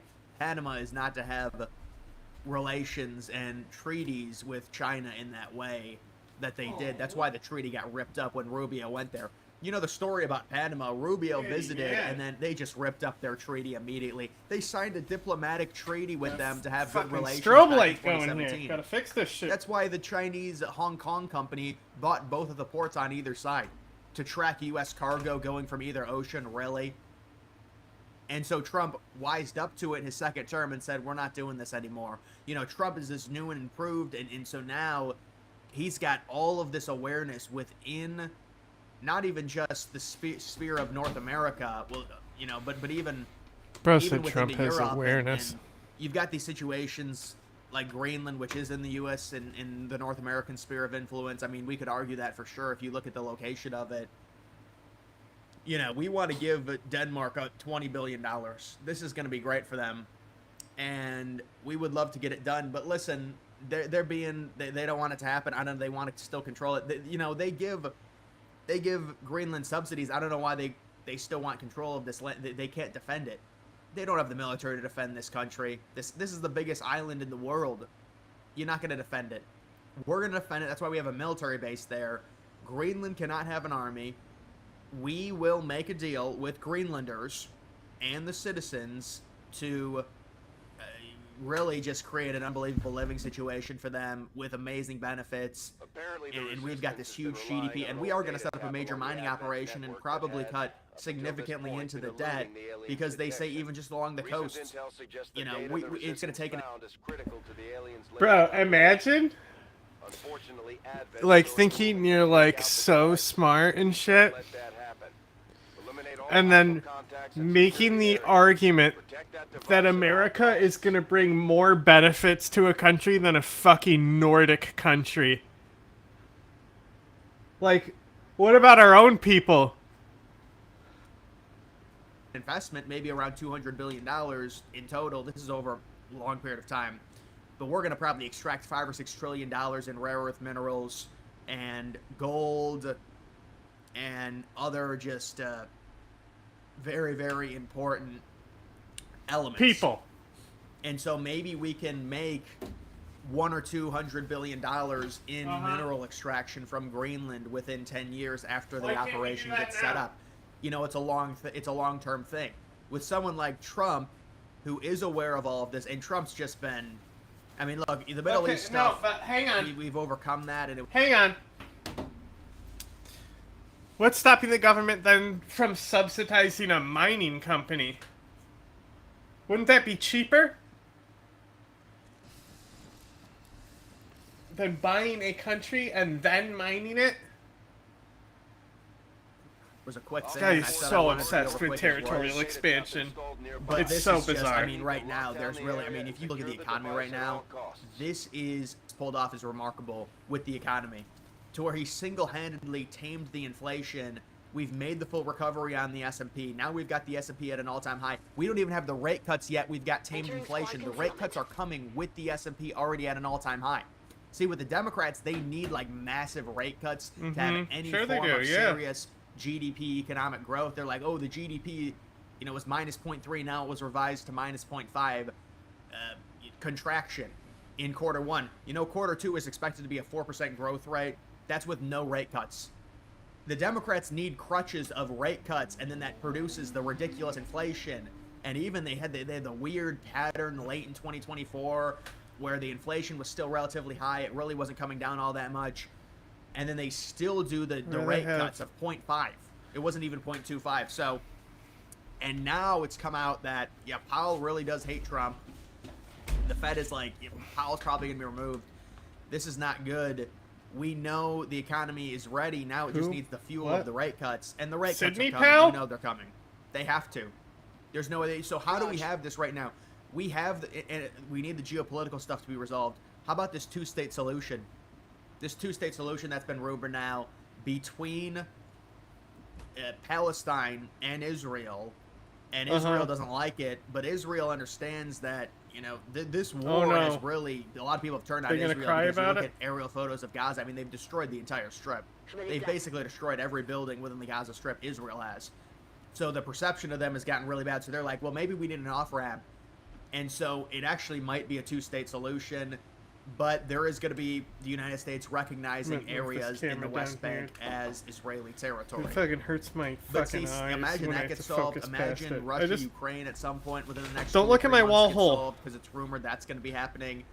It's a very complicated situation. Look at this Buddha guy instead. But there's actually He's a chance cool. that that might be solved within the next 2 or 3 months. And the rate cuts, and the low inflation, and crude oil already dropping back down, and the 4.5% GDP growth, and the tariff revenue of around $24 billion. And then we also have So these knock everything off acquisitions that possibly table. of a Greenland, which is going to be a massive boom for us. We're already raking in $200 or $300 billion in tariff revenue. With this acquisition, when we get our mining operation set up, and they, you know, they do soil samples, they know. I mean, there is serious rare earth deposits within Greenland, and that's before any of the ice really even melts within the inner glacier. Because Greenland is certainly a huge. It's the world's biggest island. It's huge, and so imagine, you know, we get more access to inland. And it's just a plethora of resources, and it's not even about the resources necessarily. It's about Arctic control and ownership. And it's also about, you know, Trump does want to expand it. This is a legacy thing. I mean, this is just how Trump is. I'm just telling people. He wants Greenland to be Epic. U.S. territory. Whether or not that happens, that's to be determined. Leaving it down Obviously, here, there's even a though I lot of hate it. factors at play. The I know, it European looks- powers are still It's against just fucking the like United stop. States acquiring I understand the that it's territory, fucking the sun is setting in but the you would background, have to but figure based off of how big we are Fuck as a off. country, we could throw around our weight and say, stop you kinda fucking need to give darkening us my this. shit. Now, when it comes to Article 5 and would the European powers try and defend Greenland against the United States? I'm on my way. I highly doubt it. They would not want to lose their #1 biggest ally, especially their biggest ally against Russia, and deterrence of The Russia turning point is over now. a territory that, Understood. I mean, honestly, you could argue it would be worse for the Okay. United States. I don't care. Time for you to shut up.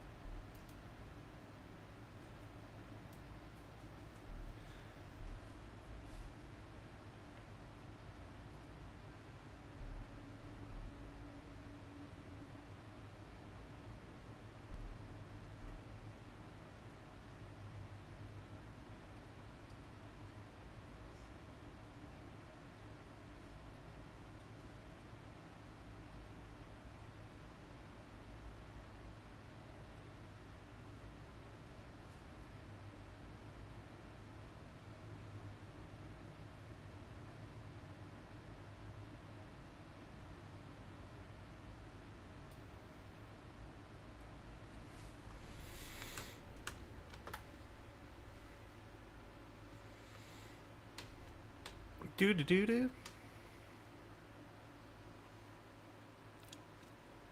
No.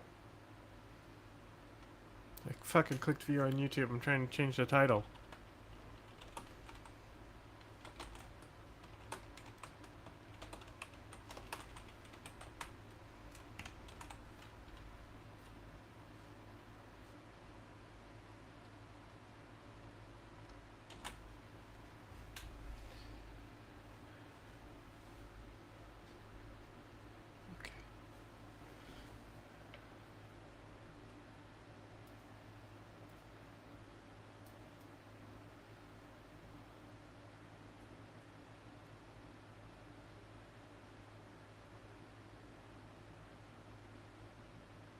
Is for Ukraine. NATO breathes sigh of Oh, no, relief we're after covering him. tiptoeing around Trump at the summit. We don't have to play dumb. We know exactly what's going on here. NATO leaders are sucking up to Trump because NATO needs the United States. And this week was really easy because the only thing that NATO leaders had to say Yeah, and no do shit. was congratulate Trump on his strikes on Iran. And this works. Mm-hmm. Trump loves being thanked. Trump loves being praised. and this week was easy for him. So let's quick mention what the NATO Secretary General said. Mark Rutte calls Trump daddy. Daddy has to use strong language, says Mark Rutte, as his flattery at Donald Trump continues to reach new, bizarre heights. I don't want people to think that Mark Rutte is debasing himself, humiliating himself.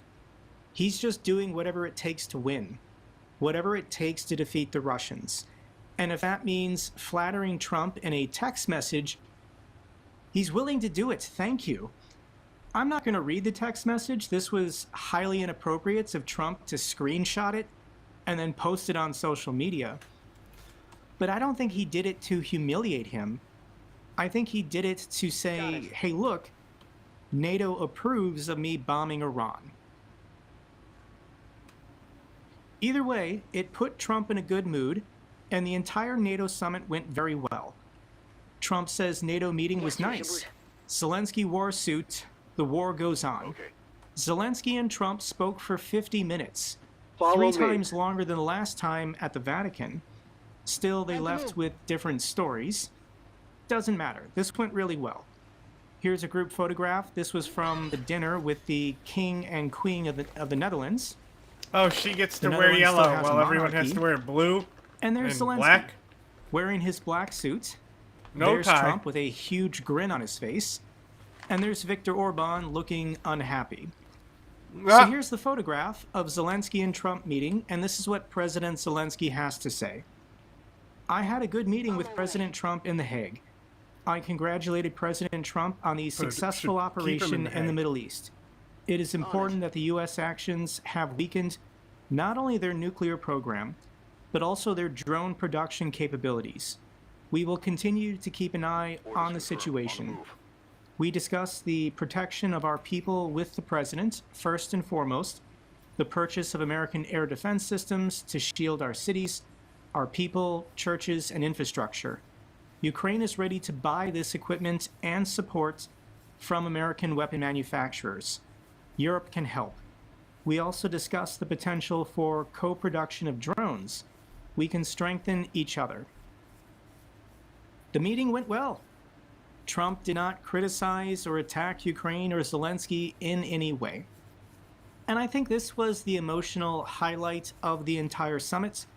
This is a Ukrainian journalist with the BBC asking Donald Trump about Patriot systems for Ukraine. Anti-missile missiles, get it was right. Trump's sympathetic response. Go ahead. White shirt. Oh, she's all excited. So, BBC News Ukrainian. Where are you from? I'm from Ukraine. Oh. So my question to you is whether or not the U.S. is ready to sell anti-air missile systems Patriot to Ukraine. We know that Russia has been pounding Ukraine really heavily right now. Are you living yourself now in Ukraine? My husband is there. Wow. And I can see you're very, it's amazing. And me with the kids, I'm in Warsaw actually, because he wanted me to be. Is your husband a soldier? No? He's there now? Yeah. Wow. That's rough stuff, right? That's tough. And you're living here? In Warsaw. And you're a reporter? I am. Good. So let me just tell you, they do want to have the missiles, okay, as they call them, the Patriots. And we're going to see if we can make some available, They're very hard to get. We need them too. We were supplying them to Israel. And they're very effective, 100% effective. Hard to believe how effective. And they do want that more than any other thing, as you probably know. That's a very good question. And I wish you a lot of luck. I mean, I can see it's very upsetting to you. So. Trump signals support for sending more Patriot missiles to Ukraine. The quote was, "We're going to see if we can make some available." Obviously, President Zelensky also mentioned this to Trump in their private meeting. And who knows, maybe we'll make progress, but this wasn't a no. The fucking mute button does not work on these mics. Basically is what Trump did about a month and a half ago when he was asked the same question. See? You can hear me NATO click summit it, with U.S. and I can still tap on it. Recognizes Russia as the long-term threat to the entire alliance. This is also good news. NATO members committed to spending 5% of GDP on defense by 2035 after unanimously identifying Russia as a long-term threat to Euro-Atlantic security at the First Alliance Summit under Donald Trump's new presidency. So the language in the NATO statement is that Russia is the primary geopolitical threat to the European continent, and the United States didn't object. They didn't veto it. That's good news. And this was also a very important question. A reporter asked President Trump to clarify his stance on Article 5 NATO protection. If NATO was attacked, would the United States come to NATO's defense under Article 5? And Trump said yes. Absolutely. You said you would clarify your stance on Article 5 just yesterday. Is that something you can explain I stand today? with it. That's why I'm here. If I didn't stand with it, I wouldn't be here. So you would defend countries even Well, what if they did don't I put just up their say? fair Yes, share? of course. Why would I be here? This is a very bizarre turn of events, but if you just think about it, all the other dictatorships in the world right now are condemning Trump and condemning the United States. Because Iran is part of the BRICS alliance, Russia is condemning Trump for attacking Iran, China is condemning Trump for attacking Iran, probably North Korea is also condemning Trump for attacking Iran, but nobody in NATO is. The Europeans, even though this is a violation of international law, Do not call me it doesn't anymore. matter. While Russia is continuing this war against Ukraine, Iran is Russia's military ally. The connection has always been there, guys, and maybe Donald Trump is finally starting to realize it, that NATO is his natural allies. These are our partners. These are our friends. We should be working with them to help defeat the Russians. Trump was asked other questions that were important. Do you view Putin as an enemy? Trump replies, it's possible. I know one thing, he would like to settle. He would like to get out of this thing. It's a mess for him. Not true. Putin is not looking to end these wars. Will the U.S. give any more money to Ukraine's defense this year? As far as money going, we'll see what happens. That's not a no. There's a lot of spirits. Look, Vladimir Putin really has to end that war. This is all good news. Trump calls Putin difficult after meeting with Zelensky. Putin is the one who refuses to end this war, will not agree to a ceasefire. Trump does not want to pressure the Russians at this time, Orders confirmed. Moving out. but he is unhappy with the Russians because they won't agree to a ceasefire. Trump plays nice as NATO eyes historic spending hike. The goal is to raise NATO spending for each country to 5% of GDP by 2035. This is in 10 years. If Russia is defeated in the next 2 years, then maybe countries won't have to go to 5%. But the baseline defense spending has to be 3.5 with an additional 1.5 for broader security. This is a win for Trump. This is what Trump was demanding. NATO is agreeing to it. And everyone in NATO is now saying to Trump, you were correct. We should be spending more on our militaries. Russia is a direct threat to the continent. This is making Trump very happy. Let me play for you a little bit of what the NATO Secretary General said at the summit. Our resounding message to him and the Ukrainian people is that Ukraine has our continued support, including with over 35 billion euros pledged so far this year, with more to follow.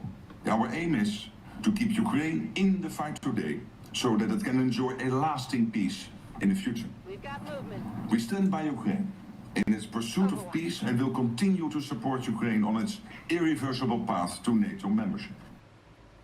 NATO is still saying that the path to membership for Ukraine is irreversible. The Russians have to be defeated first. Ukraine has to get all of their 1991 borders back. But it's going to happen eventually. Whether it takes 2 years, 5 years, 10 years, we don't know. But Russia is going to be defeated. International law will be upheld. The Russians will be held accountable for their crimes. This also happens. Zelensky visiting the Council of Europe. This is in The Hague.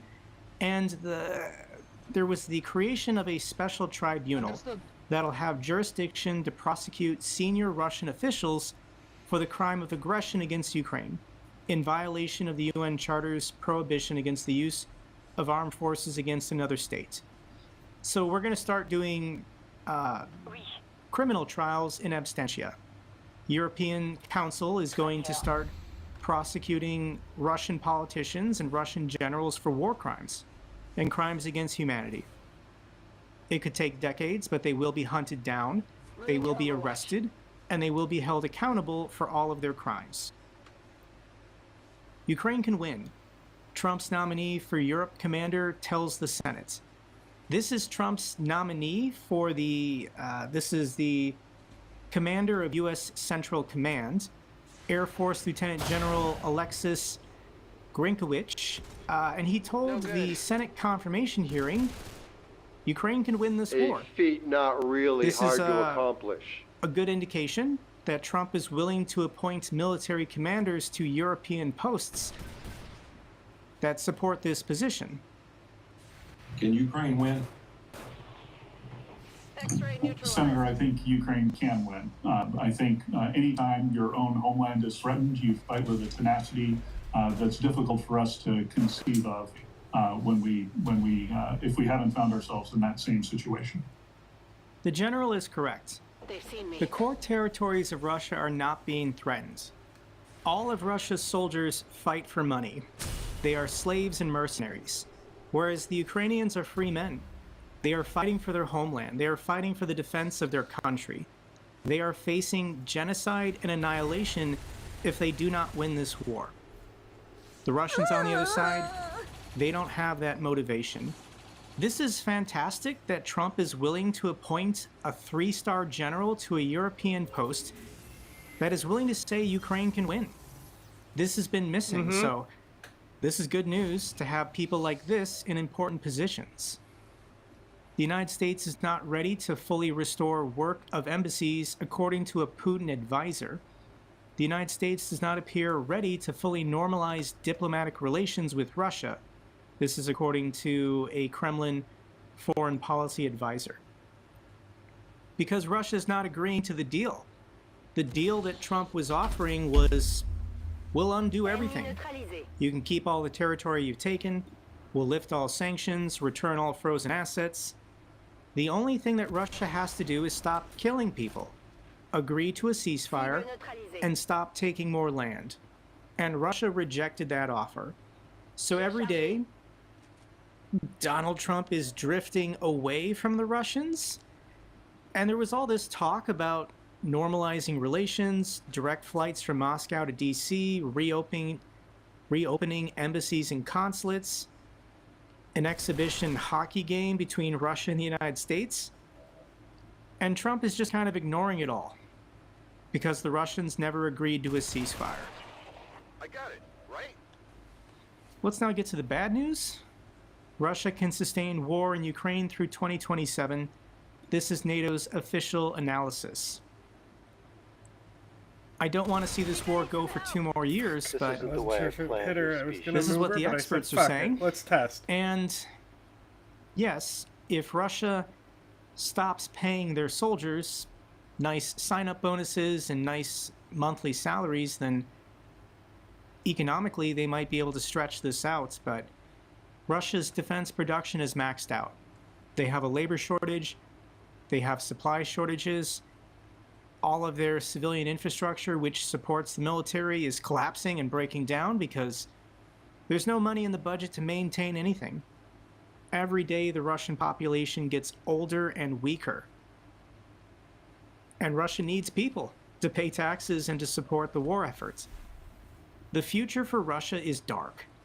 It's just a question of how much more time, how much longer can they continue to suffer by this war of choice, this completely unnecessary war that Putin is forcing the Russian people to carry out. No, I wasn't What about trying the to attack sanctions him. bill in Congress? Lindsey Graham once again You is got it, screaming you got it, he's you got got it, you got it, you got it. 84 co-sponsors ready to pass So this you get bill, detected and you have a fucking but we're cloak. not talking about it. We're not debating and fucking voting on this decoy. bill because Donald Trump doesn't want it. Crushing Russia with sanctions would jeopardize Ukraine peace talks, according to Rubio. This is what Secretary Rubio had to say at the NATO conference. What everybody here wants us to do, and that is come in and crush them with more sanctions, we probably lose our ability to talk to them about the ceasefire. And then who's talking to them? Because they don't talk to anybody else in Europe. They don't talk to anybody else in the world who is on our side of this thing and views it the way we do. So I don't think the president will know the right time and place in which he may have to do that. He has said he may have to do that. But if he does it, you're almost admitting that this is not going to be negotiated anytime soon. So he wants to give it every opportunity to have influence over the Russian Federation towards a ceasefire. And that's the option he's trying to preserve, because it's the option of peace. Russia doesn't want a ceasefire. For 5 or 6 months now, Trump has been president offering an off-ramp for Putin. A really good deal for the Russians if they just stop the war. And Putin keeps telling Trump no. He doesn't want a ceasefire. He doesn't want to end the war. He wants to create a new union states of Belarus, Ukraine, and Russia. And then get back all their peripheral territories. The Baltics, Finland, Poland, the Caucasus, Moldova. Can't believe it. We could get there. Maybe. We'll see, guys. It's frustrating, I know. But the Russians are frustrated too. Putin to skip BRICS summit in Brazil over his ICC arrest warrant. The next BRICS summit will be in Brazil, and Putin can't go because he'll be arrested for being a war criminal. So he's going to have to video conference in once again. Strikes didn't destroy Iran's nuclear sites. U.S. intel finds contradicting Trump. This is the follow-up, I guess. This fight between Israel and Iran seems to be coming down a little bit. But Donald Trump is screaming that the military strike on these underground nuclear sites was a success, when there really isn't any evidence to prove that. And there might be top-secret U.S. intel saying that the facility wasn't destroyed. The enriched uranium was not destroyed. And this really angers and upsets Trump. And Trump is mad at his national security advisor, or the director of national intelligence, Tulsi Gabbard.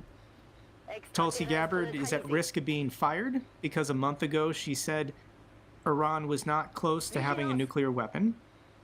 These leaks in the intelligence community are also her responsibility. Somebody underneath her is leaking intelligence to CNN and the New York Times.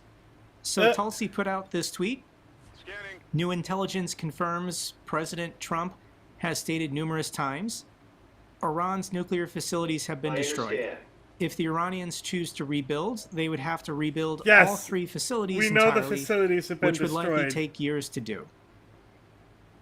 This is the new bizarro reality we all have to live in, where anything Donald Trump wants to be true and says, everyone underneath him just has to go along with and pretend like it's true. She's trying to keep her job, but the bigger problem is we won't know what is actual intelligence and what is public relations intended for an audience of 1. This is bad, guys. Trump is getting intelligence that contradicts what he wants to be the truth, and he just yells at people. He just threatens to fire them when they don't say exactly what he wants him to say. I'm on it. That's bad. Concerning Iran, the government is not going to collapse. The Ayatollah was not assassinated, and Iran seems to be just declaring victory. Even though they lost their air force, they lost their air defenses, all of their nuclear sites were blown up, they took horrendous military casualties. It's called peanut dictatorship. They're just going to declare victory because Israel did not Trump overthrow will their also government. declare victory. If that all that shit happened and Trump did the same thing, sure, he'd Ron, have a victory. You did great. And say how great he is. But there is tangible benefits to Ukraine and to NATO. Iran may reduce missile shipments to Russia due to Israeli strikes. Iran's missile transfers to Russia may face disruption as Tehran prioritizes its own stockpile amid escalating conflict, with Western officials reporting the Islamic Republic now holds 1,400 missiles Understood. from an estimated 3,000 original inventory. Okay. So these strikes by Israel, they blew up the factories that produce missiles and drones. They blew up stockpiles. They buried facilities that were underground. And Iran probably lost about half of their missile inventory. And now that they're feeling pretty insecure, they're not going to sell or transfer any of these missiles and drones to the Russians anymore. So this is great news. Also, what is an alliance with Russia really worth? Iran was left completely alone. China didn't help Iran. Russia didn't help Iran. Belarus, North Korea. This is a public relations defeat for the Russians because you can't rely on the Russians. The game did not like me Any throwing piece that of at the last paper, second. any agreements that Putin signs is meaningless because the Russians will break their word whenever it benefits them. This is the Lot of message that was assholes just sent spawning to every in here, country bro. in the world. If you want to partner with the Russians, prepare to be betrayed at some point, because Russia's not going to be there for you when you need them. This is also great news. Oil prices keep dropping after Trump's attack on Iran, because Iran did not close the Straits of Hormuz, because the conflict did not escalate. The price of oil shot up to $78 a barrel, and it's already back down to $67. This was a temporary spike, but now that we know that things are hopefully de-escalating, Russia's not going to make huge profits off of rising oil prices.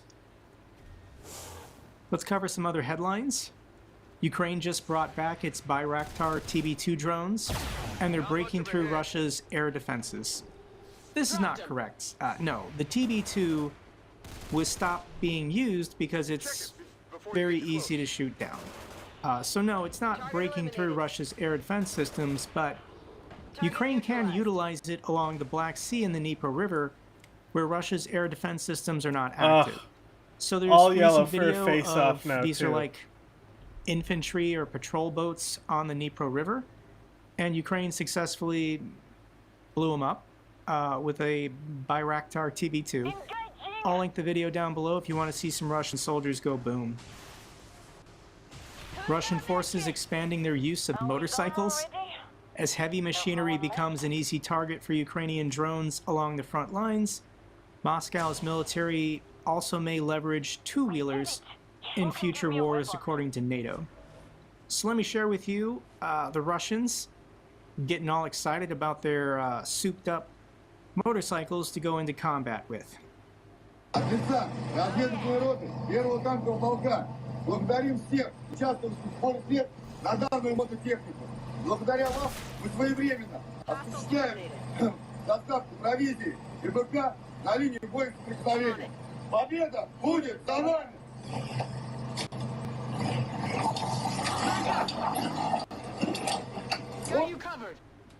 Classic Russia. What is curious to me about this video is that they recorded this and then they uploaded this. Like they didn't refilm it. What? If you're a Russian soldier, why would you post this? I want to see this. There's in future wars, according to NATO. So let me share with you the Russians getting all excited about their souped-up motorcycles to go into combat with.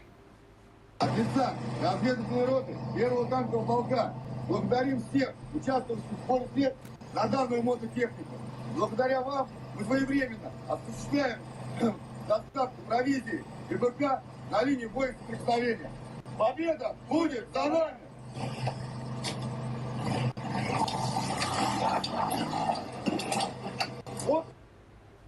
Classic Russia. Hilarious. What is curious to me about this video I mean, is come on, that we would have posted they that. recorded this and then they uploaded the this. United Like, States they soldiers would definitely have posted that. refilm Come it. on. What? If you're a Russian soldier, why would you post this? This video is pretty interesting. Let's hit play. And this is what the battlefield and the forests and fields of Ukraine now looks like, as these fiber optic FPV drones are dominating the battlefield on both sides. Look at the glimmering of the plastic, or, you know, the cables. This is horrifying. Like, this is terrifying if you had to crawl through or go on assault, and this is what you're staring at. All these fiber optic cables from previous strikes. Putin lets commanders jail soldiers over smartphone use on the front line. Under the Kremlin's new rules, Russian unit commanders can now throw soldiers caught using a phone in a war zone into the brig on their own authority. So the Russians do not want their soldiers having smartphones to take video and then upload on the internet how terrible Russia is doing in this war. I don't mention or link or share these videos. It's every day now. Every day on Twitter, I see the latest video of Russian commanders brutalizing, beating, humiliating, torturing their own soldiers, tying them to trees, throwing them in pits, making them fight each other to the death. So I'll link this video down below if you want today's taste of Russian brutality against their own. This is a soldier, I don't know what he did, but he's just being beaten mercilessly by his commanding officer. Let's get to the good news for Ukraine. Italy commits $1.6 million to boost Ukraine's battle against landmines. Thank you so much to the Italians. The UK will provide Ukraine with up to 350 Osram air defense missiles funded by interest generated from frozen Russian assets. And these are Italy, supposed that's to be the one air across launched, from but Britain, right? NATO built a truck to make these ground launched, and they're very good at intercepting drones and missiles. So thank you so much to the UK. The last couple videos, I am fascinated by this guy. This guy, Sergei Tsikhanouski, he is the opposition leader in Belarus. Lukashenko put him in jail 5 years ago, and I don't know why, but Lukashenko let him out of jail. And this guy speaks English. So let me share with you a little bit of this web address that the opposition leader of Belarus gave to the United Nations about his time in Belarusian jail. Mr. President, I was tortured. I was held in solitary confinement. I was frozen. I wasn't even given a pen to write a few words. For years, I didn't receive a single letter, not even from my daughter. They filled my ears with lie and propaganda. They tried to convince me that everyone had forgotten me. That is happening in Belarusian prisons is not law enforcement. It is torture, abuse, and the destruction of human beings.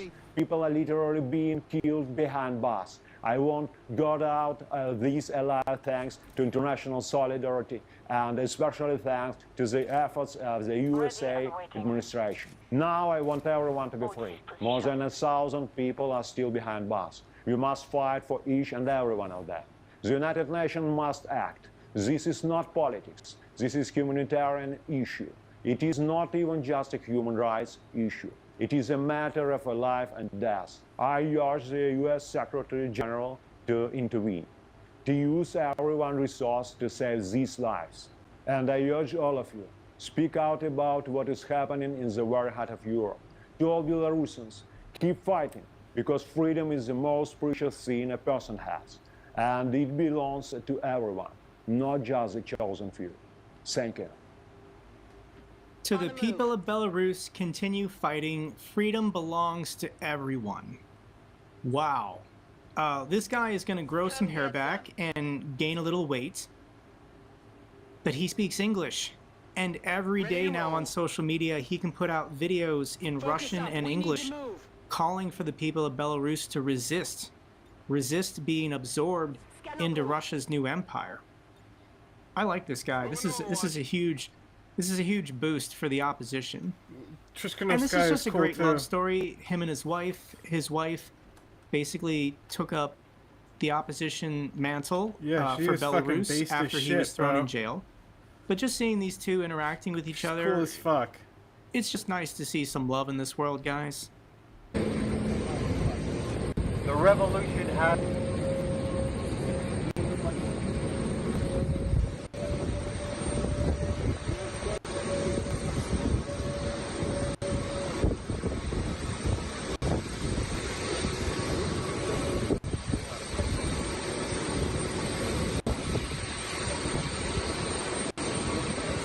They were in Poland together, but I think these two are going to continue going to Western capitals to make the arguments that Belarus needs to be free and the Russians have to be stopped. Final video I want to share with you is the standing ovation given to President Zelensky in the Parliament of the Netherlands.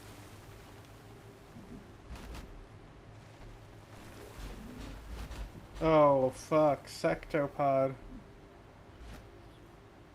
Advent forces sighted. We got it.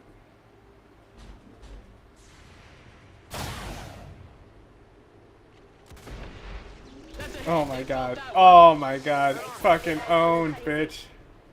What? I hope it did not hit fucking Kelly, so she has another explosion hit her.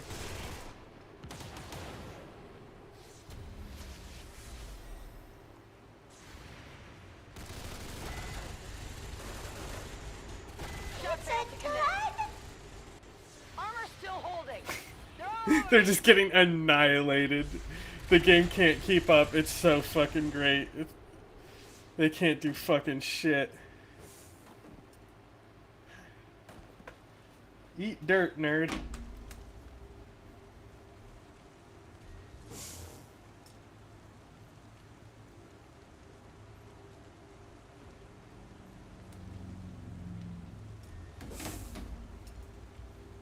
Hard target, minimal damage. It's dead. It has to be dead. Gee, Kelly's so close to death. It did explode on her, god damn it. He addressed their parliament, and this is how he ended his speech. Russia must be forced into peace. Thank you for standing with us. Thank you, Netherlands. Slava Ukraine. Thank you. Thank you so much.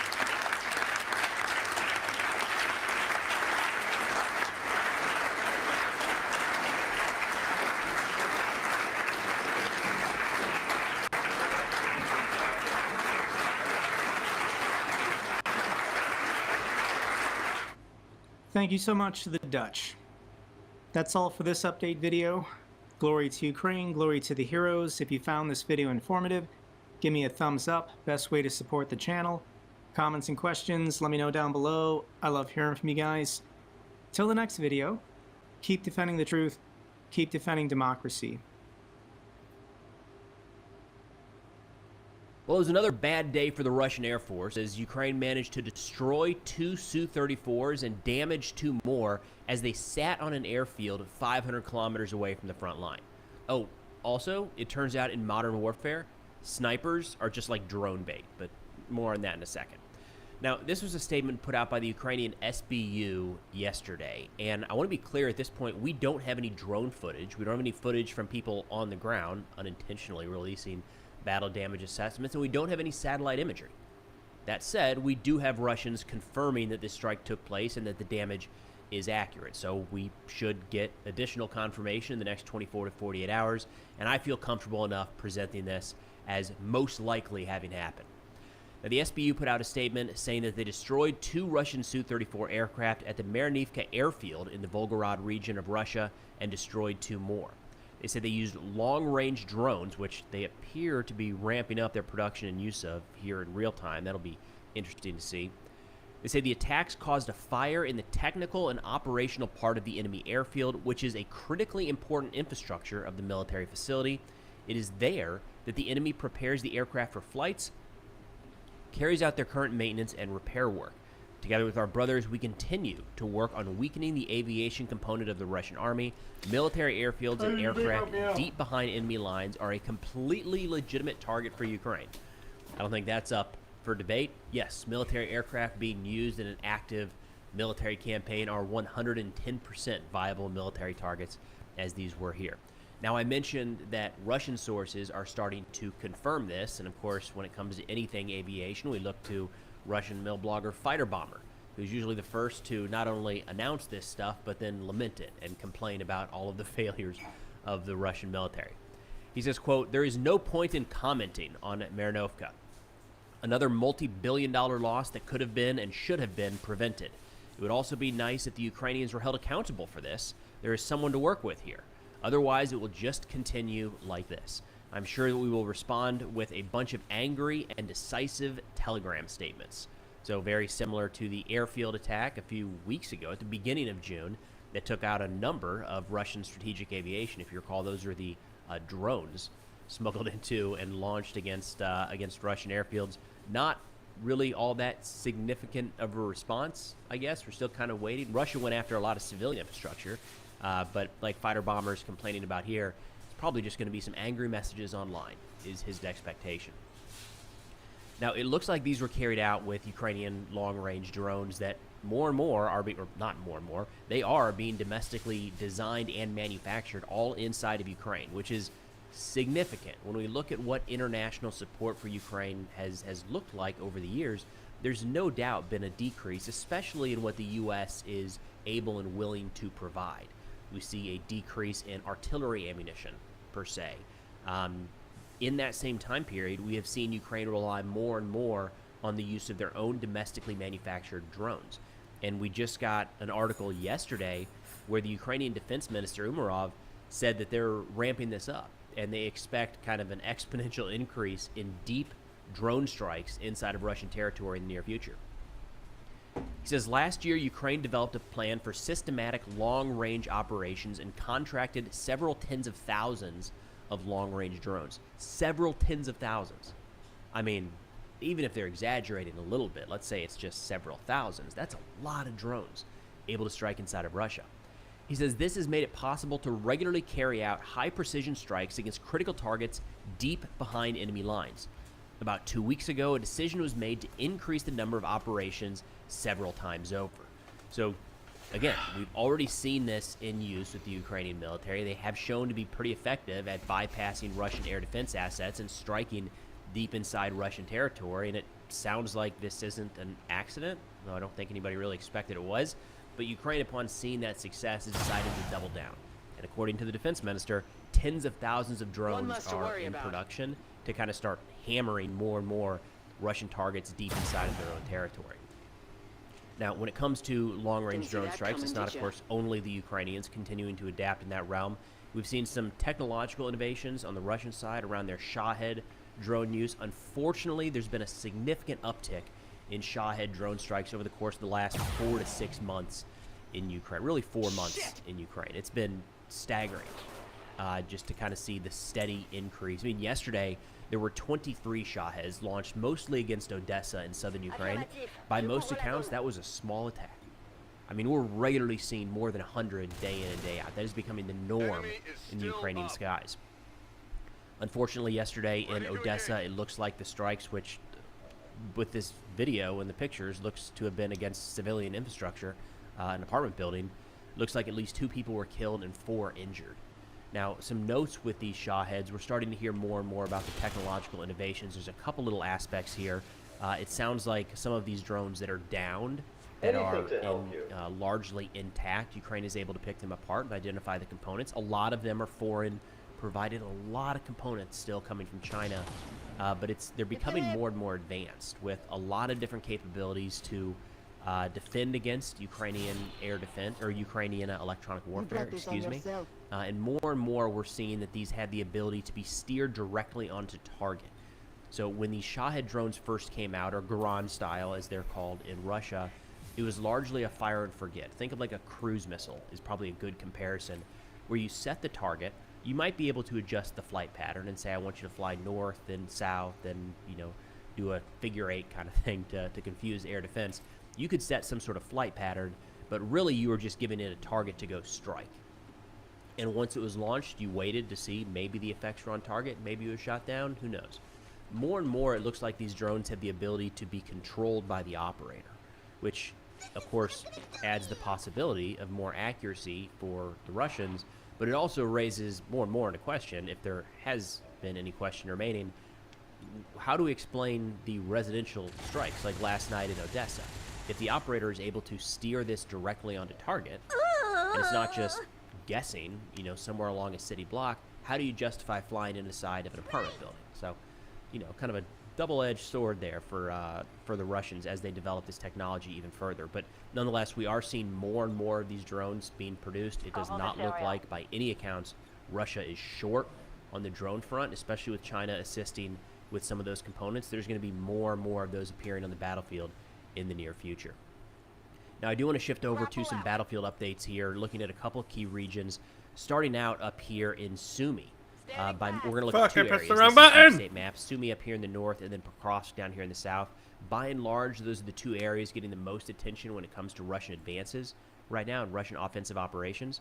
But starting out with Sumy, there's actually been a pretty interesting development just in the last couple of days. You'll see this area here that's blue has been retaken by Ukrainian forces. So for the course of the last, and I'll pull up my calendar here on Deep State Map, when you go back to the start of the month, you see the red is Russian-controlled territory inside of Ukraine. And we have seen that steadily increase, slowly but surely, over the course of the last couple weeks. But then a couple days ago, about a week ago, all of a sudden, Ukraine took some back. And we do have some notes on that from the Ukrainian military.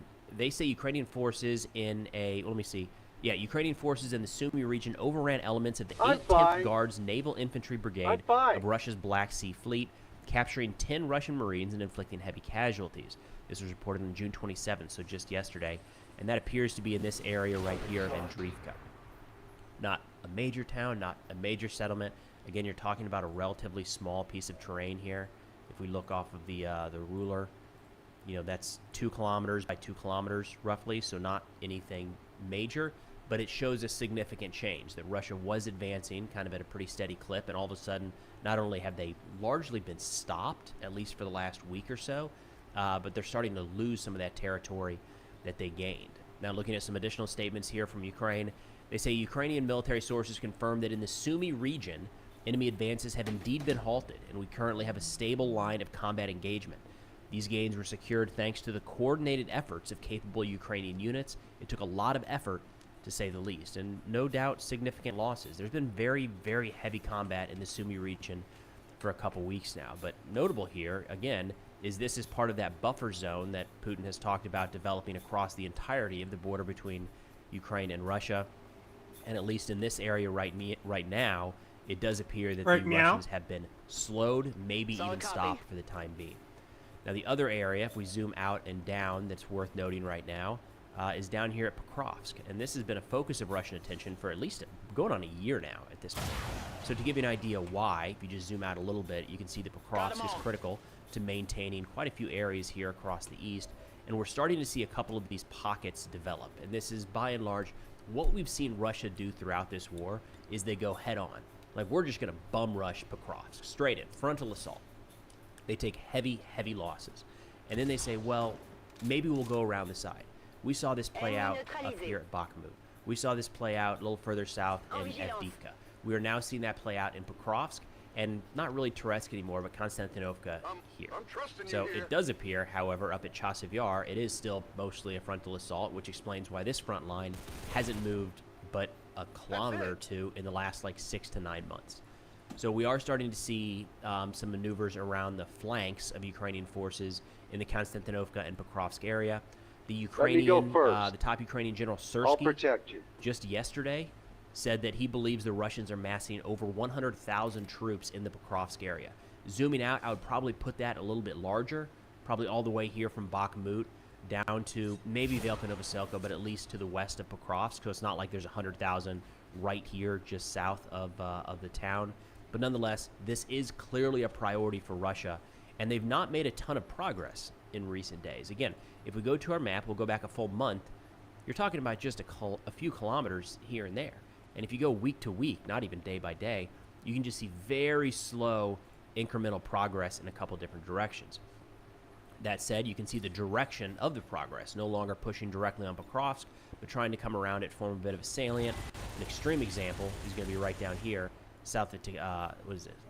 Tikhino, right? Or Toretsk, I'm sorry.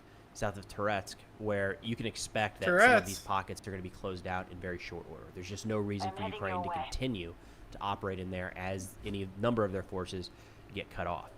But talking more about Pokrovsk here, turning to some Ukrainian statements, General Syrskyi said, they're doing this not just for an operational gain, but mainly for propaganda, to create a psychological effect, to plant the infamous Russian soldier's boot, raise a flag, and trumpet another fake victory. And this is clearly where the vast majority of Russian assaults are taking place in recent days.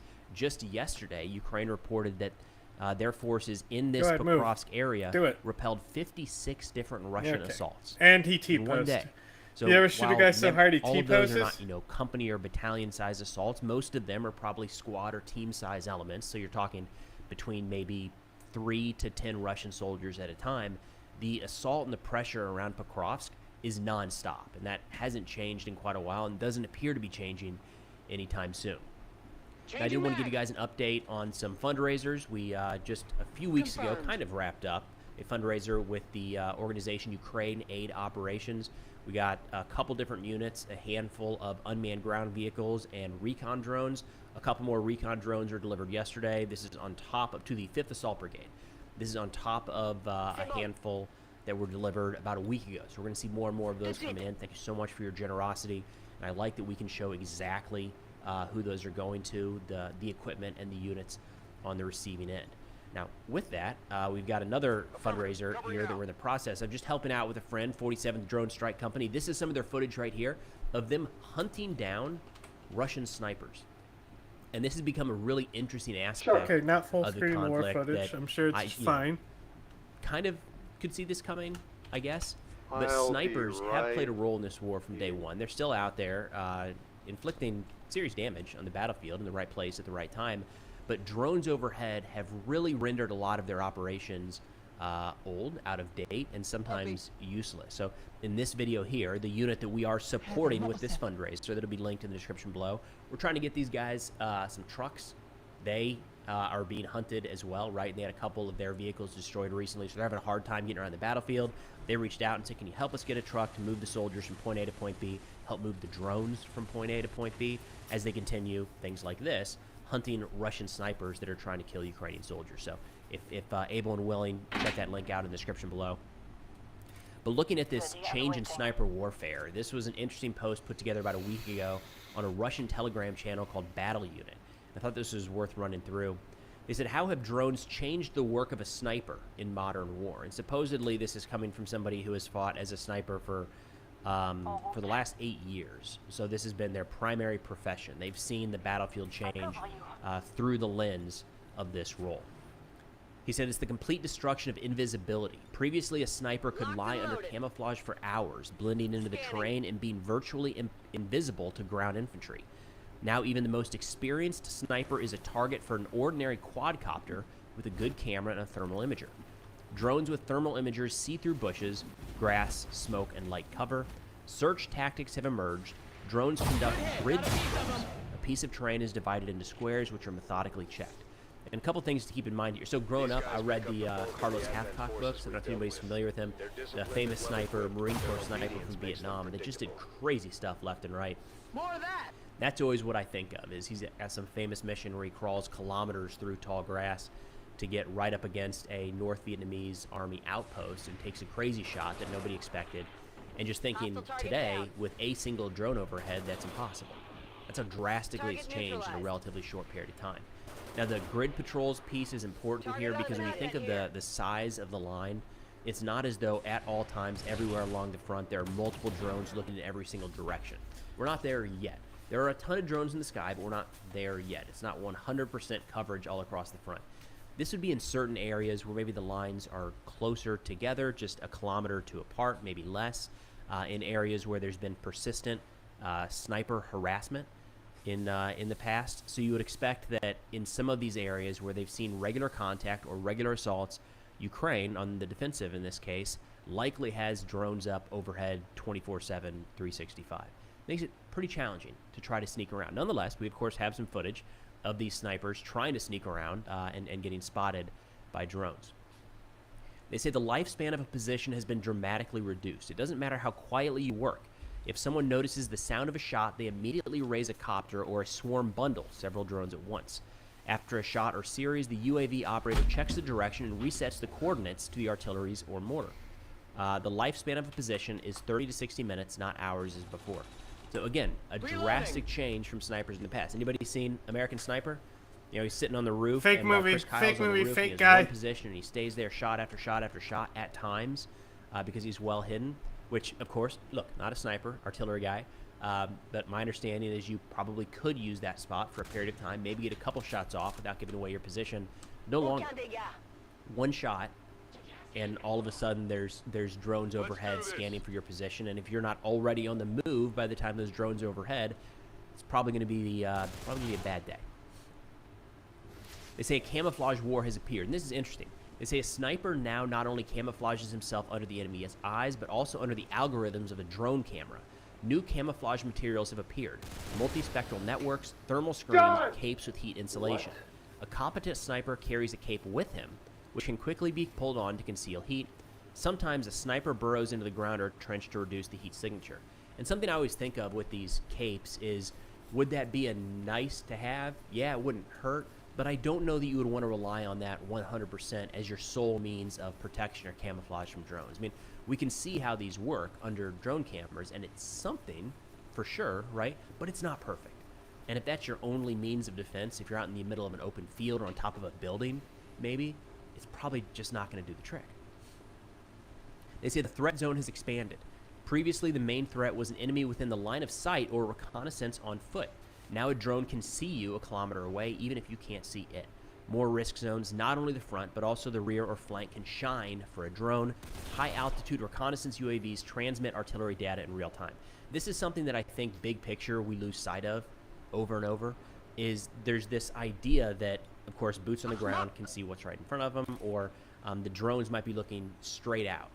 But realistically, a drone that could be overhead 10 kilometers to the east or west of your position, you might not even see it, might not even hear it, and that shot goes off, and that drone can immediately move its camera and look 90 degrees in your direction. There might not be a drone directly overhead, but you can still get spotted. And then, of course, as we play some of this footage from inside of Ukrainian talks and forward operating centers, that you can see how they have multiple screens, and they're coordinating with countless drone operators to be able to triangulate that position.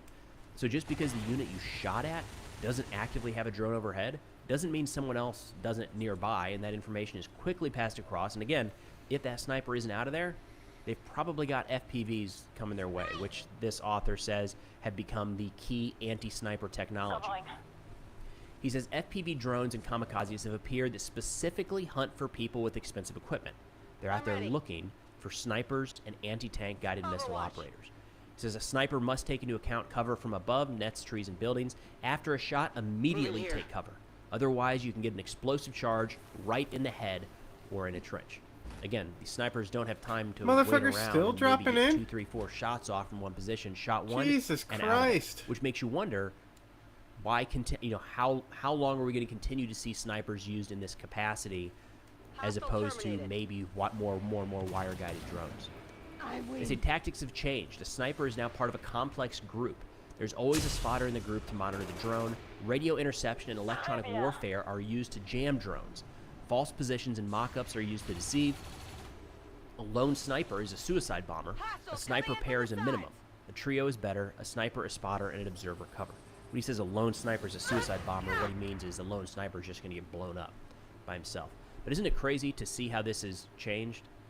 I mean, like, all of a sudden, the sniper teams, it's not just, in the U.S., we have teams as well. It's not just one individual going out there. But it's not just the individuals with their weapon systems. Now, all of a sudden, they've got to have all this counter-drone technology.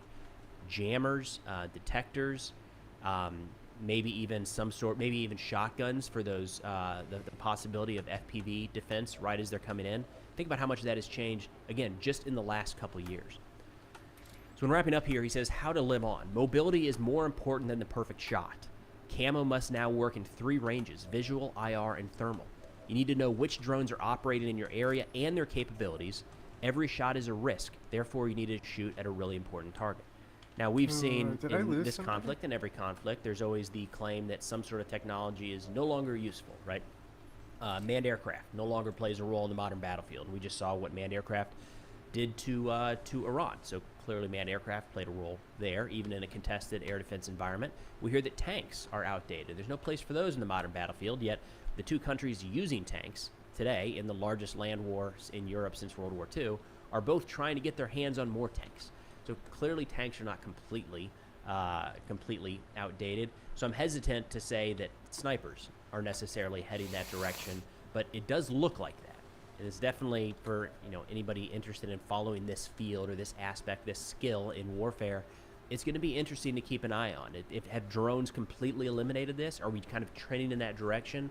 Or will there be some sort of modification? Maybe the snipers look drastically different in a few months or a few years than what they did at the start of this conflict. But nonetheless, just one more aspect of warfare that is constantly changing. That's all we got for now. Thanks for watching, and I'll see y'all next time.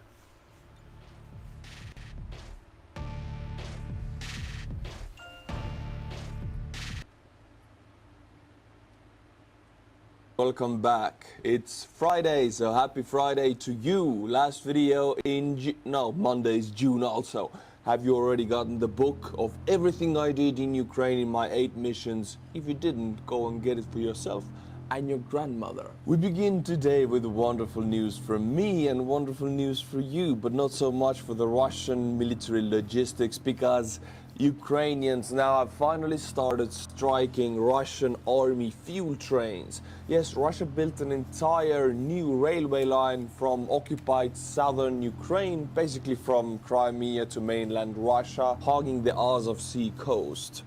But in this case, 2 days ago, Ukrainians had a little bit of fun striking these fuel trains that have been running non-stop. New Russian video of train attack from a few days ago, Molochansk, and in this video we can actually see a Russian soldier trying to save the train with his Kalashnikov, trying to shoot down these drones. These are regular FPV drones, by the way, hitting a massive fuel train.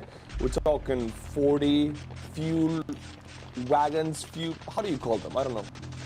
See, they're burning here already, and there were some vehicles accompanying this fuel train, defensive vehicles. They were burned also, but obviously they were not able to shoot down FPV drones with Kalashnikovs, and it's really beautiful. 14 FPVs were used. Russians claim they shot down 9, while 5 successfully reached their targets. Following the initial strike, the train was forced to stop, prompting personnel to uncouple 19 rail cars for risk mitigation. These detached rail cars were subsequently struck in a follow-on UAV attack, resulting in the destruction of 4 tank cars. Tank cars, oil tanks, that's how they're called, which were completely burned out. In addition, the FPVs targeted vehicles accompanying the fuel train. And also I want to show you these videos. You can see how massive this train actually is. I mean, fuel trains usually are really massive. We used to have these very same Russian fuel trains going through Estonia before 2022. Yes, they were going to Europe, not anymore. Look at that. What a big little caterpillar right here. And it's burning beautifully. Nice little oil barbecue. Here it goes up in flames. You can see one of the oil tanks being hit. And it's filled with fuel. I mean, if it burns, it burns. You cannot put it out because it's fuel. It burns to the ground. So yeah, this is a beautiful, beautiful strike by the Ukrainians. Continuing on topic of Ukraine and striking Russian oil and gas, well, in this instance it's a gas station in Belgorod. Since the Russians are striking civilian infrastructure all the time, everywhere, for example in Kherson they're striking gas stations with drones and also civilians, well, Ukrainians now struck back finally. This little Ukrainian FPV is going to hug this Russian gas station in Belgorod. Bada bim, bada boom, delivering a recent little present to it. Here is another one in Belgorod, rendering it useless. By the way, what's interesting about this mission is that Russians actually captured the feed of the Ukrainian drones and watched them ram into these gas stations live at the same time when they had this feed. They couldn't control it, they captured the picture. See, this is Russians watching Ukrainian drones from their devices ramming into Russian gas stations. Very strange. Non-Ossoff needs our How? help. The Hilt. How do they do this?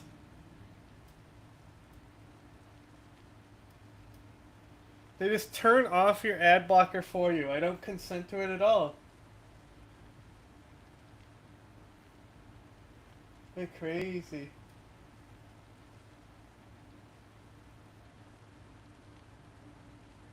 Continues because Ukrainians also struck a Russian military base. Yes, a full military base located in the Kursk district, Kursk Oblast Koronevsky district inside Russia. A large fire was reported, and you can see where it was on the map right here. And the fire beyond the woods looks like that. Of course, Russians are photographing and filming everything that burns inside Russia for us, because it warms my heart to watch these flames, and I'm glad the Russians do that. My friends, today I would like to introduce you to #1 news comparison site in the whole world, Ground News, and I chose a very specific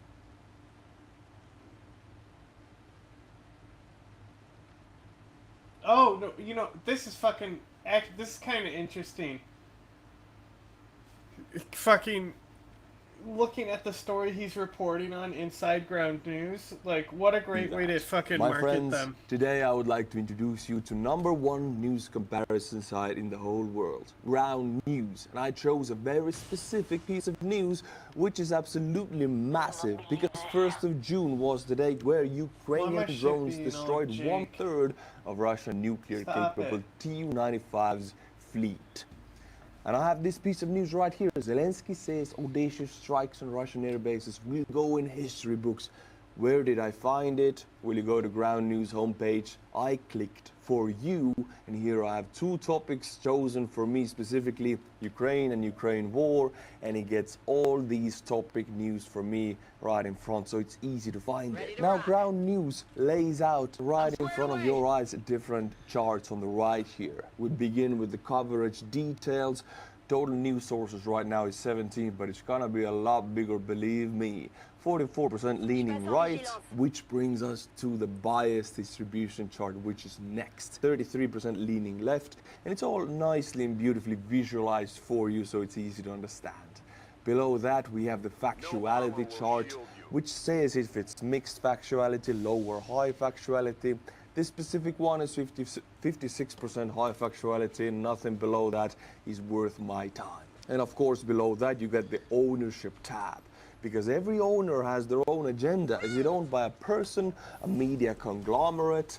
Is it owned by an organization? They all have their own ideas to push. Right, and here you get all the articles with different titles, different wordings in the headline. For example, Lean Right. Check out this title. Zelensky hails brilliant drone strikes on Russian airfields. And also they give you the ownership with a special little color right here. They give you the factuality. For example, this one is mixed, so I'm not going to click on it. I'm not going to devote my time to this one.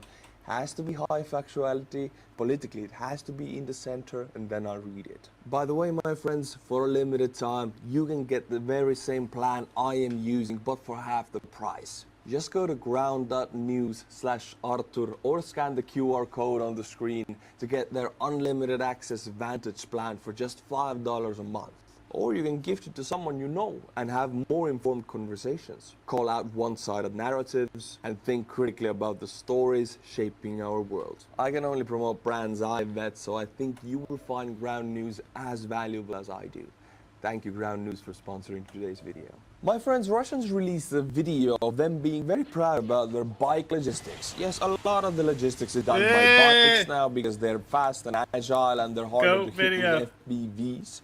Well, in this instance, they brag, and I quote, "We deliver provisions to the line of combat contact in a timely manner. Victory will be ours." And look at that bike. It seems very capable. The guy seems very capable. The tires are massive. I mean, this goes through mud and everything, but let's see them put it to the test.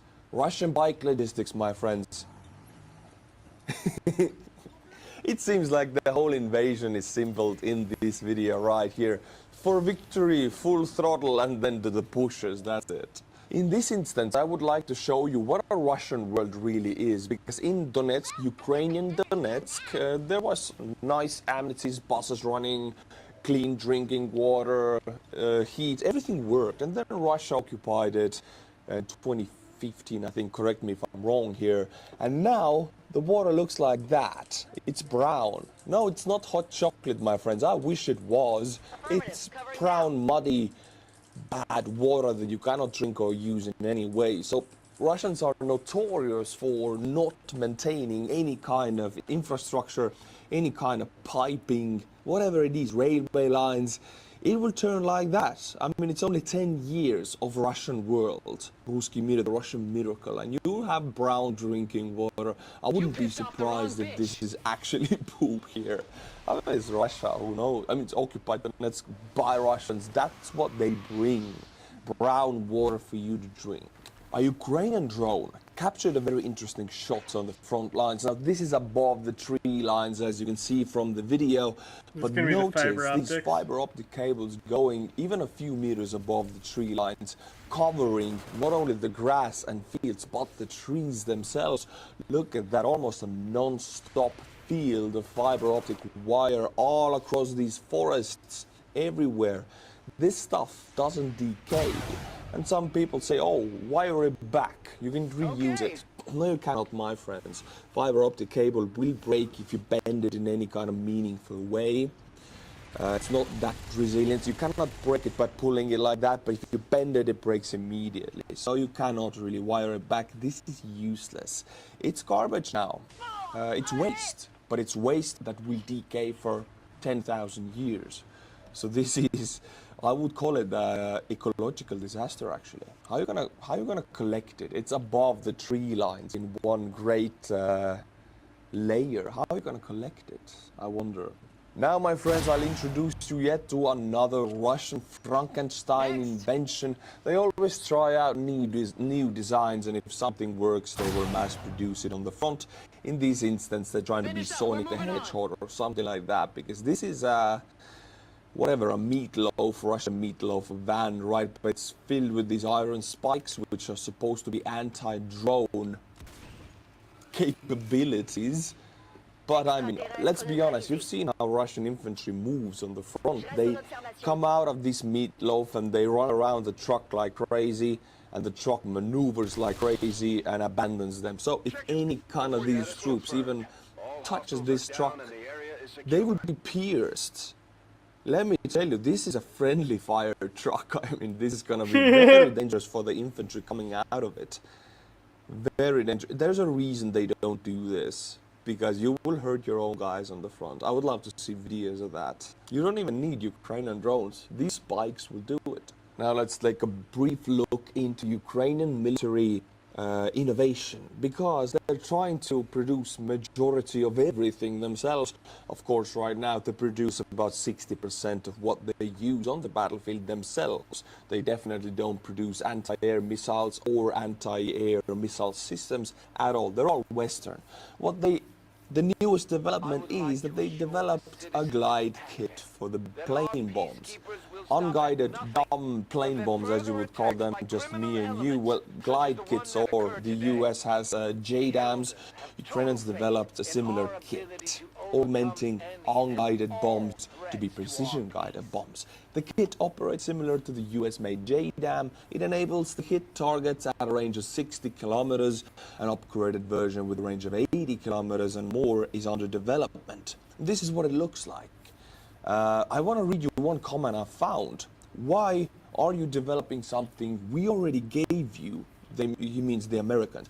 You just used it on the Su-27. Are you changing the color, stickers perhaps? Well, it's a very good question. Maybe some people don't understand, but United States aid and JDAMs and everything they give is invaluable. It's really good, but it's unpredictable, certainly with Trump leading the US. So Ukraine might get the JDAMs from the US, but first of all, they're not getting the amount they need, and second of all, it's very unpredictable and unsafe to rely on US for these capabilities. I mean, Russia is using plane bombs to a very great effect, devastating effect. Ukrainian soldiers, they're dropping over 100 a day, and they hit with pinpoint accuracy.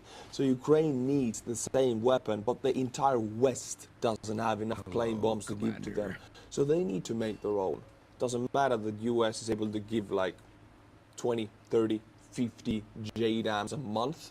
It doesn't make a difference. You need thousands. So this is why they're making it. They're also making small arms fire. They're also making mines themselves, although US is giving them claymores and anti-tank mines. You need to make your own weapons. That's how it is. That's the best defense you have, your own military-industrial complex. And there's a video about it also. See, it's being dropped, it opens the wings and glides to the Russian positions, delivering presents to them. That's what it looks like when it's in the air. And I mean, knowing it's the Ukrainians who developed it, I'm telling you, this is a fraction of the cost of the JDAM. I think it might be as precise, but with a fraction of the cost, because Ukrainians are really good at cutting the costs, but delivering the same results. My friends, now let's take a look at the Sumy offensive, or you could call it the Russian summer offensive of 2025. The Russian offensive going on right now, the main offensive, the thing everybody was talking about, 50,000 Russian troops in the Sumy Oblast, invading Ukraine from the north. It's a whole new offensive happening in the last 2 months. Let's zoom into the area, and I just want to let you know how big of the offensive, or actually how small of it is it. Now, I promise you, I'm not gonna just demote it or make fun of it, because that's what I do. It's a failure. They have 50,000 troops. I'll zoom out. This is all they managed to do with it in the last 2 months. And now the offensive has stalled, and Ukrainians are slowly pushing them out of the Sumy Oblast.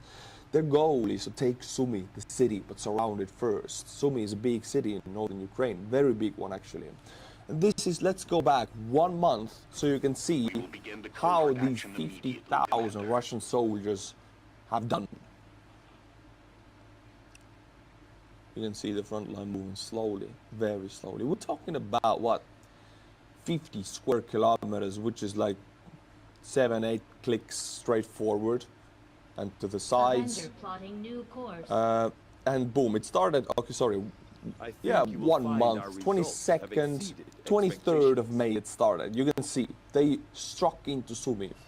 So they're very slowly advancing. And that's it. Now we get June.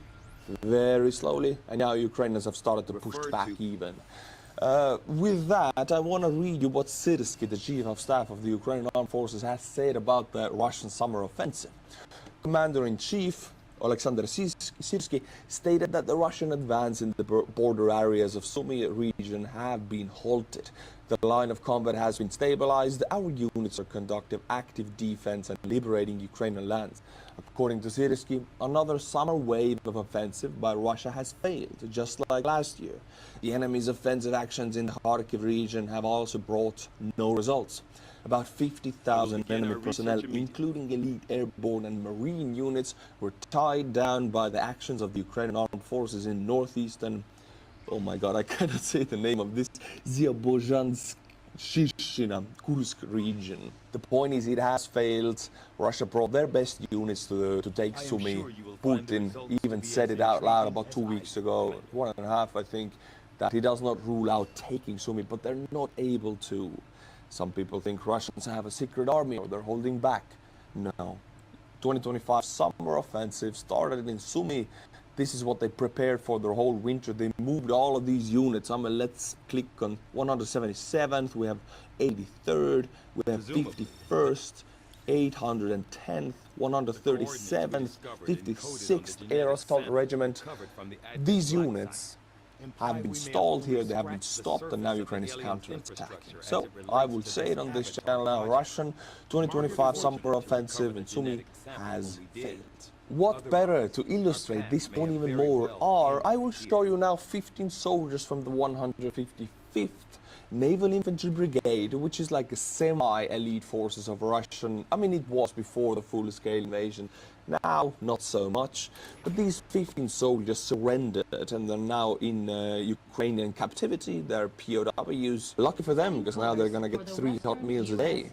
Wasn't the case in the Russian army. So yeah, that's all I'm gonna show you. But the point is, their offensive now has run to a halt, or grounded to a halt, as you say in English, I think. And now Ukrainians are poking back. Also, why take my word for it or Syrski's word for it? Let me just read you what Russians themselves from this very front are talking about in the Sumy offensive. Now a little more detail about what is happening in the Sumy direction. A black day for the Marines. In Mirapile, the 810th Brigade was hit hard. Many were killed and about a platoon was captured. A little less than a platoon. I think he's talking about those 15 guys I just showed you. His rifle. But that doesn't make it any easier. Okay. We had to leave Andreevka. The 155th Marine Brigade was unable to correct what the command of the 30th allowed. Andreevka is completely under Khukois. Oh, quite is like the bad word Russians use for Ukrainians. There is fighting in Alexeyevka. There are no changes in Yunakovka yet, but now we're trying to hold our positions rather than move forward, which confirms from the Russians themselves that this offensive has grounded to a halt, which is one step before Ukraine start taking territory back. Near Dyotkino, the commanders are driving from Klushkova along the railroad to the treatment facilities, but damn, first solve the problem with drones. So many people have already been killed for no reason. And now it gets interesting, check it out. Also, how tired I am of their aviation. They fly like Jews in Iran. That's a compliment, first of all, to the Ukrainians, and second of all, to the Israelis. Flying their 12-day war in Iran, striking 55 different locations very effectively with F-35s and then with American B-2s of B-21s. So they fly like Jews in Iran. They're not afraid of anything, and their accuracy has increased. Something definitely needs to be done. And this message from the Russians from the Sumy offensive, frontline Sumy offensive, concludes the report about the Sumy offensive. And now you know it has failed. It is stalled. Give it another 2 months and Ukrainians will push them out of the Sumy. I'm shocked the bridge is still there, honestly. With this video. I just want to let you know a little bit of information. My friends, I'll be taking a break in July. I need a break. I'm taking a break. So, sunbathing and whatever I need to do. Because in autumn, I know I will be called up to the Estonian military. So I have to go. So this might be, you know, one of my last opportunities to take a break. So I'm using it. Since I cannot turn back time, I gotta use it with my wife, and I gotta, you know, take that time for myself. I will be back for you on 1st of August, so please put it in your calendar, 1st of August, and I'll continue on Ukrainian updates. Now in July, you will get videos. They're video essays, researched, thorough, and they're for members first. This guy's got it locked down. But then they will be made public for everybody later. So you will get videos, but they're not Ukrainian updates. They're, for example, analysis of Wagner in Africa, or Russian naval infantry brigades, analysis of that. But Ukrainian updates will continue on August the 1st. So there will be, after this video, 2 more Ukrainian updates, and then from August the 1st. My friends, there was a big NATO summit. The biggest, it was a emergency summit. And Trump was there also, every NATO member was there, and big outcomes. But I want to read you messages that Trump leaked to online. It's so weird that he leaks this stuff, but he needs, you know, he wants credit so bad. So the leader of NATO, Rutte, wrote to Trump, and Trump leaked the conversation online. Mr. President, dear Donald, congratulations and thank you for your decisive action in Iran. That was truly extraordinary and something no one else dared to do. It makes us all safer. Note the language. Rutte doesn't speak like that. This is specifically for Trump to appease him before the NATO summit, because, you know, we need him in NATO. But I mean, I don't like ass kissers, and Rutte seems to be one. You're flying into another big success in The Hague this evening. It was not easy, but we've gotten them all to sign on to 5%. Yes, my friends, after that NATO summit we just ended, all NATO members pledged to raise their military spending to 5% of GDP by 2035.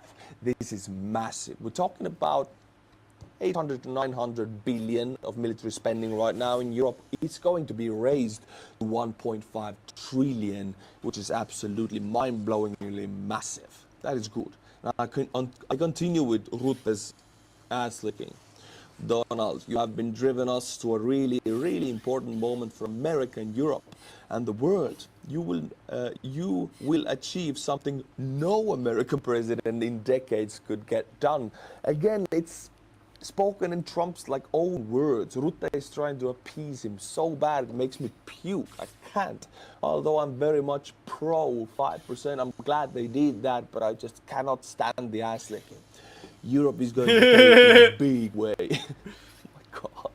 It's embarrassing for me as a NATO member, as Estonian, as they should, and it will be your win. Safe travels and see you at His Majesty's dinner, Mark Rutte. Damn, Mark, just have some dignity, have some spine, my God. This is pathetic. I feel like I have to apologize on behalf of a NATO member for this. Anyway, let's move on from it. Good things came out of it. Everyone wins from a NATO summit, which just happened. It happened 3 days ago. NATO states raised defense spending to 5%. To satisfy Trump. Yeah, but at least they're doing it. We did it before that, by the way. By the way, talking about Estonia, we are aiming over 5%, 5.4%, by the way. We're passing Poland, meaning we're gonna be #1 GDP spender on military in all of NATO. We're gonna pass Poland. We don't take this lightly. Russia will attack Estonia next. Estonia is preparing for war. You know, that's my country. I'm in the reserve of this army. I will be called up this autumn, I know this. For training, of course. But I will let you know when this happens. I have to pull back my uniform again. Estonia builds a new NATO base with US HIMARS. The army doubles its forces on the Russian border and 4,000 civilians are ready to join. Military spending hits 5.4% of GDP, highest in NATO. I'm so proud about this. As a citizen of EU, NATO, and Estonia, I'm so proud about this. I feel patriotic. This is the right way to do things. For the first time, Estonia stations troops in Narva, our most eastern city. It's a Russian-speaking city. And these guys in Narva, who are living in Narva, the Russians, they want to be in part of Russia. But no, not under our watch. On May the 9th, Russia blasted its Victory Day parade across the river with loudspeakers and giant screens. Now Estonian soldiers train there for urban warfare. Yes, we do. The US gave Estonia HIMARS in 2025. Now I gotta say, they didn't give them to us. We bought them. We paid massive amounts of money for them, and we are not a rich country, we're a very small country. So for us, it's a massive sacrifice to buy expensive United States weapons, and we're doing it. We are sacrificing the monetary income of our citizens for the security, and we're buying US weapons. Again, I believe it's the right course of action. Estonia has held live fire drills to participate in rapid long-range strikes with an 80-kilometer reach. Our new military doctrine here in Estonia that we follow to the pinpoint accuracy is to destroy Russian war machine when war starts, even before, preemptively, in Russia, from 100 kilometers from Estonia, to destroy it all in there. Because when they reach the border, that's when we have failed already. So we're buying capabilities to burn everything from Estonian border to St. Petersburg. Just make it a burning field. Every car, every soldier, every ship, we have anti-ship missiles, every tank, every train. And not only HIMARS, we're buying massive amounts of 155mm ammunition. The army is scaling up its training programs. Civilians are joining. Families drill evacuations. Children get basic military educations in schools. The government just mandated that every new building has to have a bomb shelter. So they're building them now like they do in Finland with bomb shelters. Estonia is cutting Russian influence. No new visas, no Kremlin media on the cable, no power grid ties. Yeah, we cut the power from Russia, but now only connected to Europe. From 2024, Russian passport holders can't even vote in Estonia that was anymore. fucking epic. By 2030, all schools will What teach a middle Estonian. finger. So I'm telling you, if you're watching this video, you ever think, what did you do? Small country, you cannot help Ukraine. I'm reading it all to you. We're doing all we can.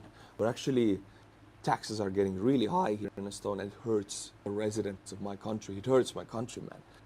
People are actually suffering because of lack of money. And this is a national choice for security, what we do. So if you have Spanish people who don't want to pay 5% for NATO, I heard about it.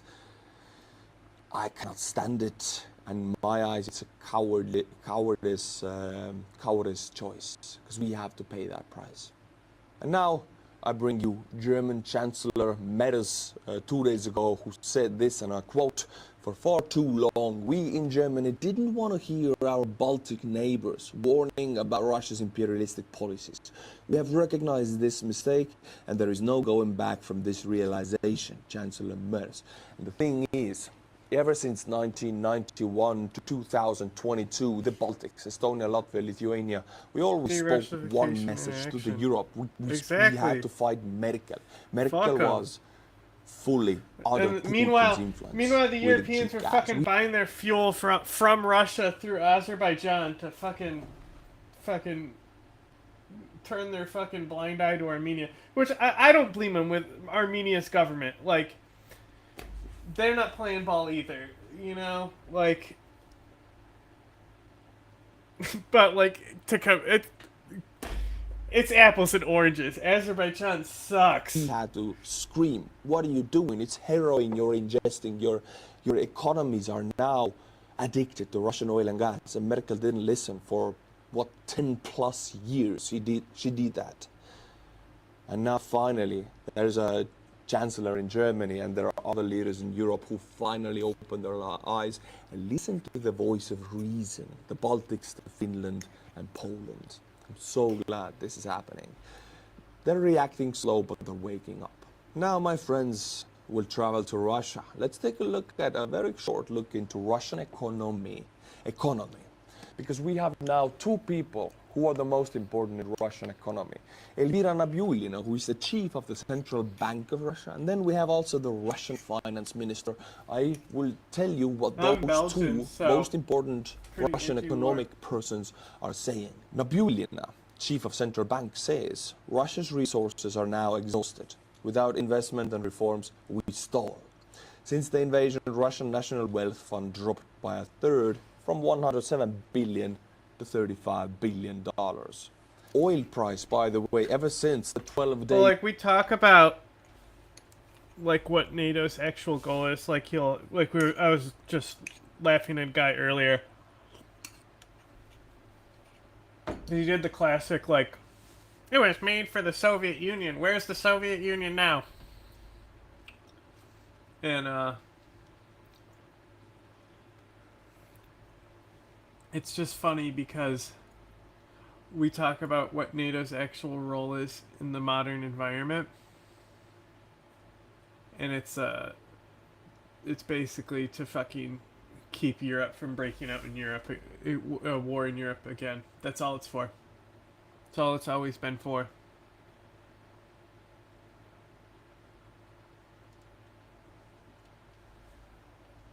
The war ended between Israel and Iran, with the United States, of course, also. It ended very abruptly, as you can see. This is where it started, this is where it ended, obviously. As soon as it ended, oil dropped 6% in 2 days. This is, 6%, not much, but for a country for which this 6% means tens of billions of dollars, which is Russia, this is massive. This is a massive drop in their budget revenues again. It's going to drop more. So Russian economy is pretty much screwed. I've said it for 3 years that yes, they can pump up their military-industrial complex with the 100 billion they have in the welfare fund. But when that money runs out, which it has right now, in 2025, they will stall, and then they will have a recession, and then their economy will collapse. To the end of this video, I want to end your week with a funny, peculiar, you know, good kind of vibes. I want to end the video with good vibes, yes. SBU had to bribe Russian customs officers to transport sanctioned equipment for Operation Spiderweb, said by Maluk.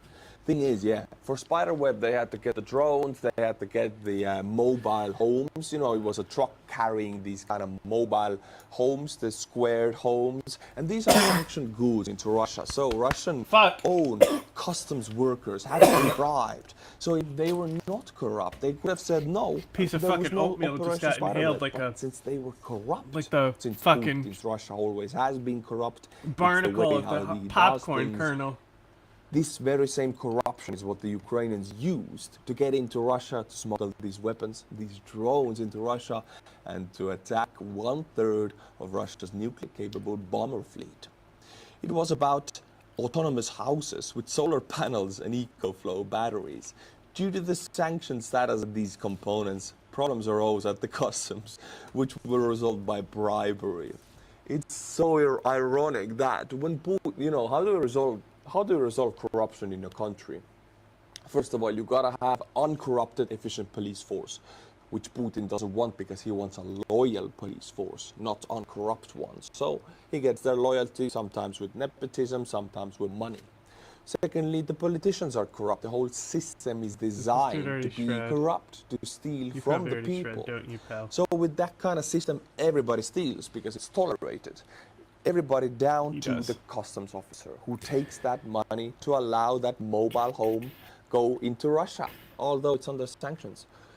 Not knowing that in that mobile home there's 117 drones that will take out 1/3 of their nuclear-capable bomber fleet. I mean, this is so ironic, man. This is Putin's own policies of guiding Russia into corruption and theft for 20 years, paying back, weaponized against himself. But my friends, talking about how it hits back or how karma gets you, I bring you even another crazier karma story. It turns out that it was the lions stolen from Mariupol that took revenge on the Kherson animal kidnapper. Here is the video. This is the guy who is a Yeah. The anti-nuclear agenda. I mean, it comes from more than just Russia, too. Like a lot of states fucking try to do that shit. Traitor from Ukraine, you know, he switched sides and he was, ever since Russia occupied Crimea in 2014, he betrayed Ukraine, started to be a pro-Russian simp. Well, Russian media reported that 2 lionesses and 1 lion stolen by Russians in Mariupol had been brought to the Daiga Safari Park a year before the attack. It is reported that Oleg Zubkov, who was attacked on June 22nd, was hospitalized in Belogorsk in critical condition. So these very lions he stole from Ukraine now had their revenge. They, yeah, I'm not going to show the whole video and what they did. But anyway, the lion stealer, the traitor is...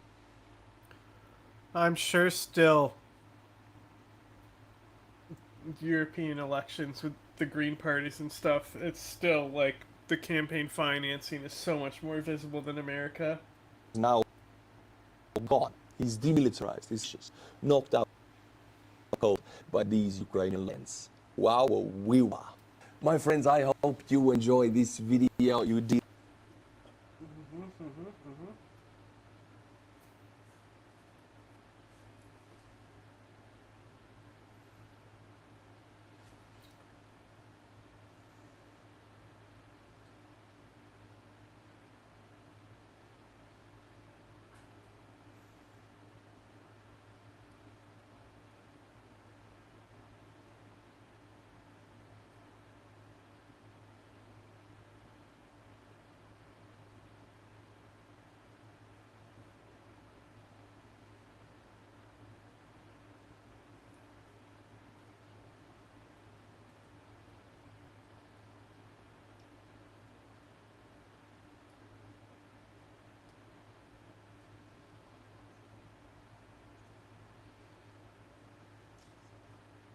warfare is changing in the age of drones, because at this point, hyperbolic headlines combined with some truly incredible footage out of Ukraine have sort of congealed into the minds of a lot of us to form something of a caricature of how these systems can be and actually are employed on the battlefield. In our modern upvote, downvote digital culture, we prefer clearly defined lines between good and bad, between effective and ineffective, or between winning and losing. But the reality of warfare, especially modern warfare, is that it's really complicated. If you've watched my videos or read my work in the past, you've almost certainly heard me say that warfare is one of the most complex things humans tend to do. And with complexity comes nuance, or the gray areas between sure and unsure.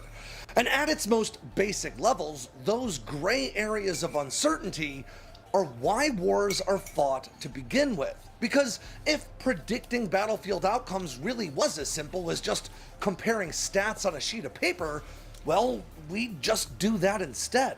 So let's talk about the reality of drones on the battlefield, why they really aren't all they're cracked up to be, but why that still won't stop military planners and even nerds like me from losing sleep at night. I'm Alex Hollings, and this is Air Power.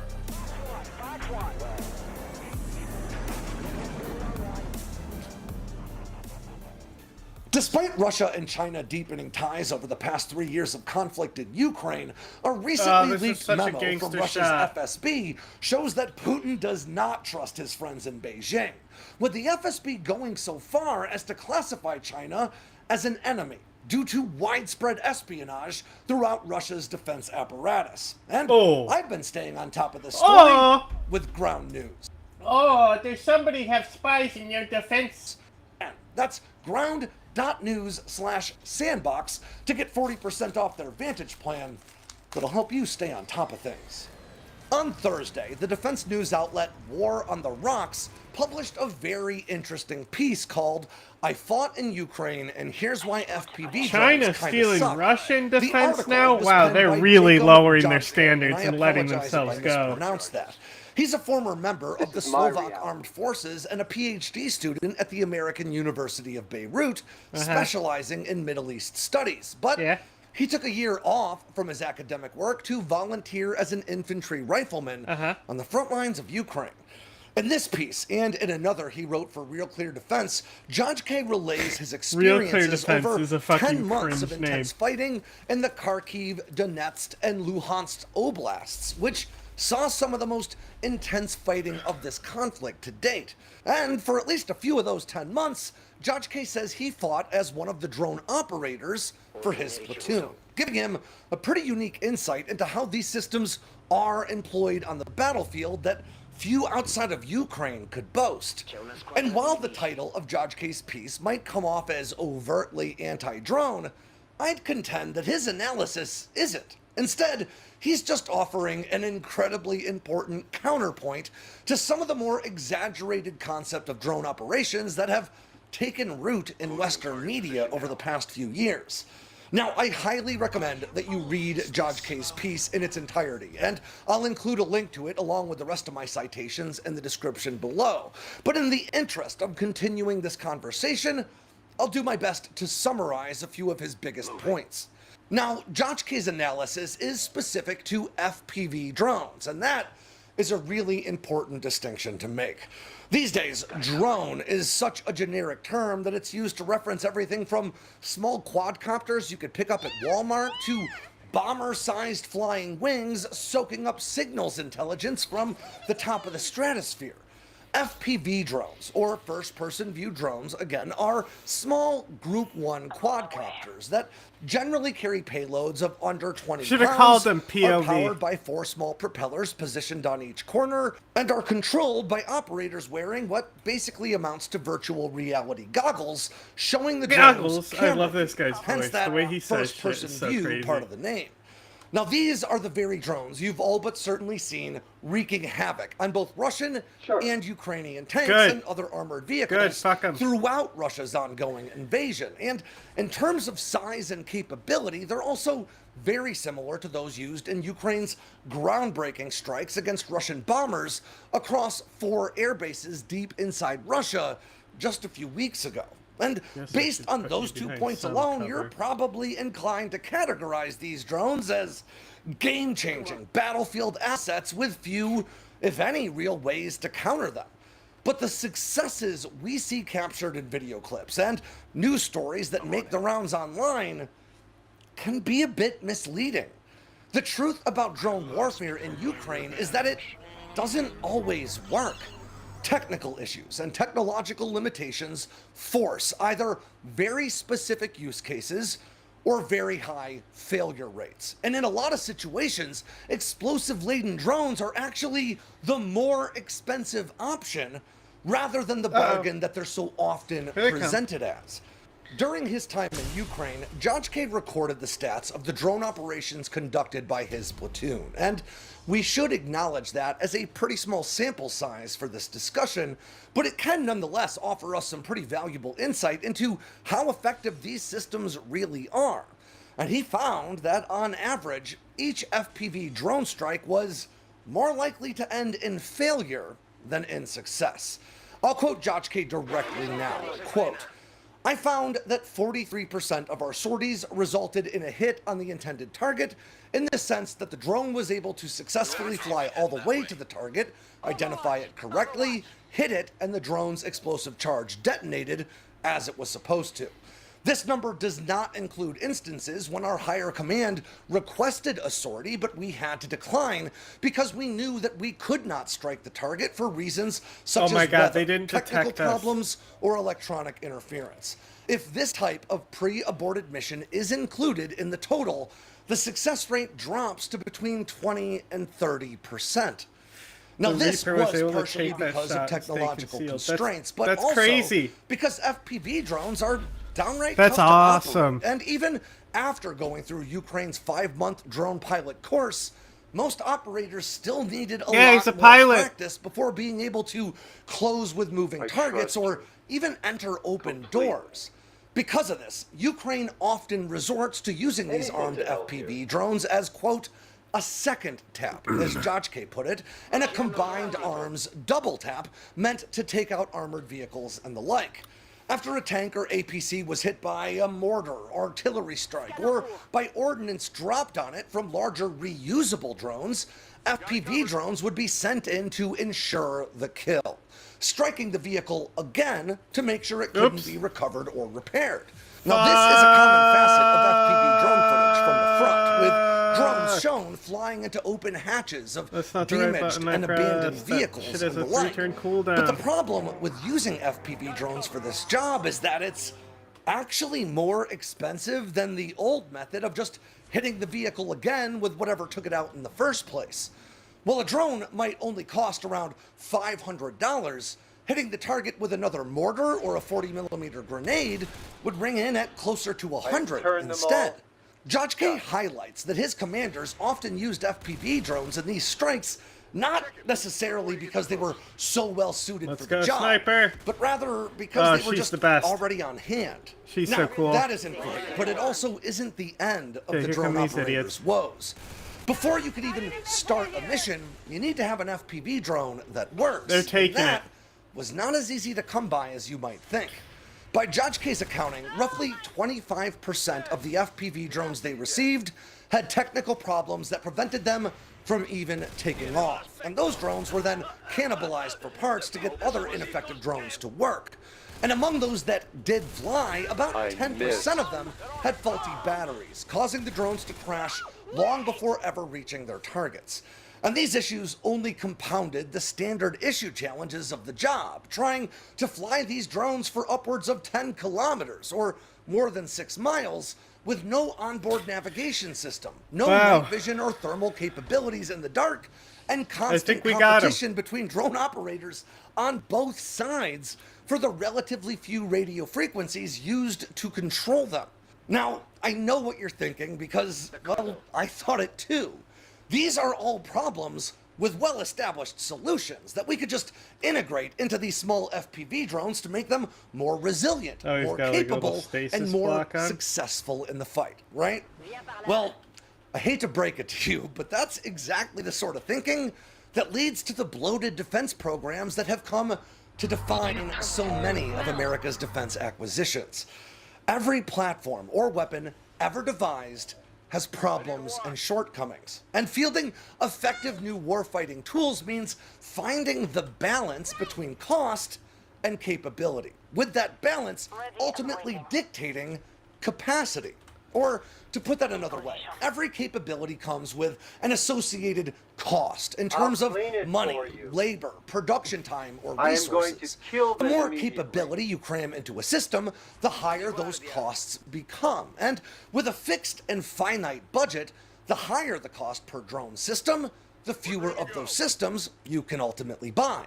This is true across the board, but it's especially easy to discern in low-cost, low-capability weapons like FPV drones. Go ahead, move. We've already seen this play out as both Ukraine and Russia have turned to fiber optic drones to stay connected to their operator via miles of fiber optic cable to defeat jamming, which has proven pretty effective, but at roughly twice the cost per drone, and while introducing several other new issues, both in operation, you can't circle a target with wire hanging off your drone, and any snags can end your mission, and in material sourcing.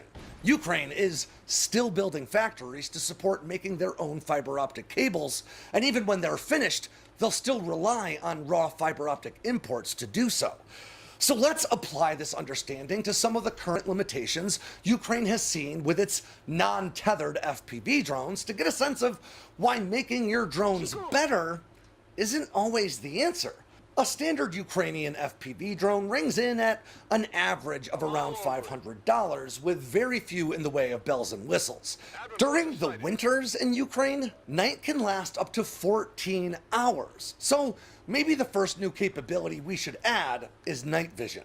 Now, Jajke says night vision equipped drones do exist in Ukraine, but again, they cost about twice as much as a standard FPV drone. But let's be as budget-minded as we can and go for an off-the-shelf drop-in system that you could find online for around $350, making these drones more effective at night for a new sticker price of around $850 total dollars.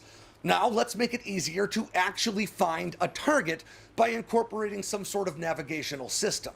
For this sort of job, you'd really need a dual-frequency, real-time kinematic GPS system to get truly accurate GPS readings, you know, when not subject to jamming. And those systems tend to run from around $200 to maybe as much as $600 a piece.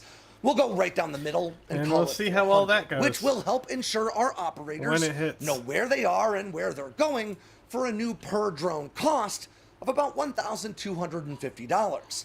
Now, we could add inertial... Who's barking?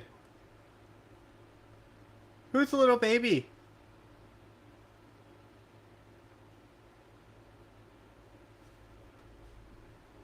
I heard some barking.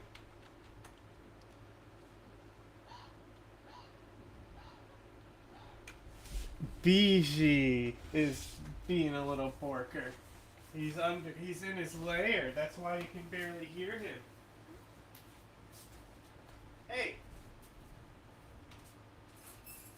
Hey. What's with the barking?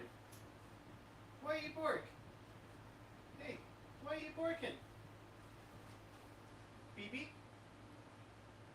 Why you bark? Huh?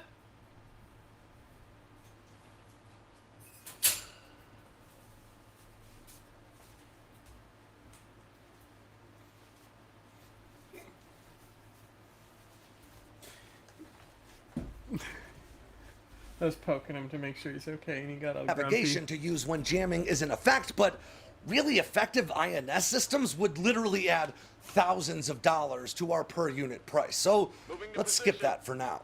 And finally, let's try to address the issues with reliability that currently see 1 out of every 4 drones fail to function. But This is a lot harder to quantify in hard figures, so we'll have to speak in some very general terms. Since the onset of Russia's invasion, Ukraine's drone industry has swelled from around 7 local manufacturers to now more than 500. And as a result, the industry has very little in the way of standardization, and they all draw components from a wide range of suppliers with a great deal of variability in their quality. So let's just ballpark it and say that another $100 per unit could allow for sourcing higher quality components with greater standardization across Ukraine's drone industry for a new notional price tag of $1,350 per FPV drone, up from our original price of $500. Now, drone production in Ukraine has obviously scaled alongside the number of producers, with Ukraine pumping out an estimated 600,000 drones in 2023, around 1.2 million in 2024, and in February of 2025, Ukraine's President Volodymyr Zelensky claimed the nation could soon have the capacity to pump out 4 million FPV drones per year. Now, increasing the cost per drone from an average of $500 a unit to $1,350 represents an increase of $850 per drone, or an added cost of roughly $850 million per million drones built. Now, that would mean an extra $3.4 billion in added costs per year if Ukraine reaches its 4 million drone goal. But because Ukraine couldn't afford to cover all that, what this really would mean is significantly fewer drones. If Ukraine believes it can afford to build 4 million drones at around $500 a piece per year, well, we can multiply the two to find our drone building budget of right around $2 billion per year. If those drones cost $1,350 instead of $500, well, that would financially limit Ukraine's drone building capacity to fewer than 1.5 million drones per year instead. I mean, we got a reduction of 2.5 million drones explode above per year. Oh no, it's gonna hit. But honestly, even doing all that math sort of misses the point, bitch. because once you've added all that capability to a single-use kamikaze quadcopter with only 5 or 6 miles of range, there is a long list of better options to turn to instead. With improved reliability, night vision, and GPS, you could take the explosive payload out of your quadcopter to increase its range or its endurance, and then just use it to relay target coordinates back to nearby mortar or artillery crews to fire their own second half of that double tap, again, at around $100 a shot. And when this isn't feasible, you could turn to larger drone systems like the Ukrainian-sourced Hornet Queen, which is a fully reusable quadcopter with night vision and the ability to drop payloads of up to 12 pounds on targets as far away as 15 kilometers, or around 9.3 miles out, while still having enough juice left over to make it all the way home. Now, the Hornet Queen can be used over and over again, and at a price point of right around $1,000, it would cost about the same as our improved single-use armed FPV drones. But by now, you're probably either thinking that quadcopter drones just really aren't as useful on the battlefield as most people seem to believe, or you're writing a strongly worded comment about how short-sighted I am to think that today's technological limitations will dictate drone operations in the years and even decades to come. So let's take a minute to rein both of those lines of thought in a bit, because, like I said at the top, this is a pretty nuanced topic. Only one I'm not guy here to got hit convince by you the that drones are phosphorus. useless any more than I'm here to convince you that drones are the end-all be-all. I can't believe it. Instead, I am trying to show you that drones, like hypersonic missiles or stealth aircraft, are not an all-purpose solution to the problem that is warfare. They're another tool in a commander's toolbox that, in the right set of circumstances, could make all the difference in the world. At least the Archons are dumb enough to ones, go whack the beacon. Practically useless. And as we've discussed on this channel in the past plenty of times, if you keep trying to add more range, more payload, more sensors to your kamikaze drone, what you ultimately end up with is a cruise missile instead. And while cruise missiles are very useful weapons, they're also, you know, pretty darn expensive because of all those capabilities that we cram into them. The scariest thing about How small did armed FPV drones the gatekeeper is their volume. They're cheap was able enough to get to over the produce bridge? in Oh large shit. numbers, and I think mortars are striking this turn. Let's see if the game has a logic issue at the end of their turn.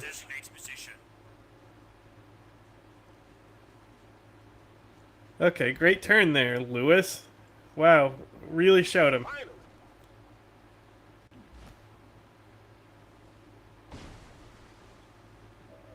Nope. that means you can afford to throw a lot of them at the right kinds of targets.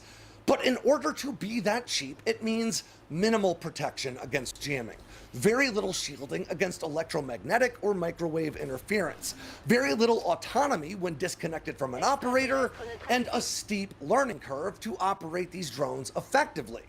They're great because they're cheap, but they're also limited because they're cheap. Fuck you. As today's new Fuck you. technologies become more They destroyed ubiquitous my on the market, fucking cover. it will get cheaper to field more capable drones. And on a long enough timeline, GPS, inertial navigation, end-to-end encryption, and more Guys. may all be inexpensive enough to stick into every... What are we doing here?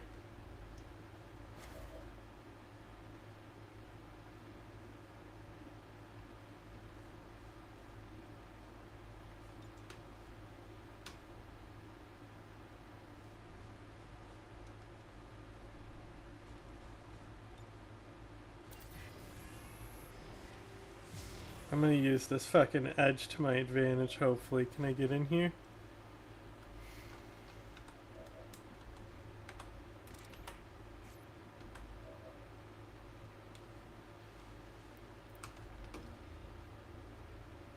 Yes. Yes, this should work. No, no, don't give them the rocket. You want to use that in our gun. Well, ordnance launcher. Yes, yes. Okay, calm down. We got it. Come on, just get it in there.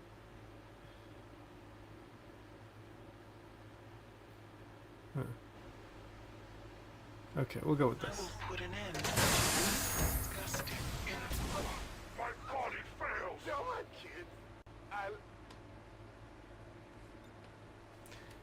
Okay, and that opened them up for the next follow-up. Destroy it.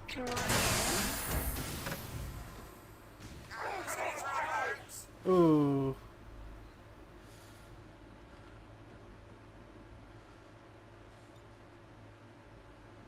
You throw this, put that out, pack a little heat.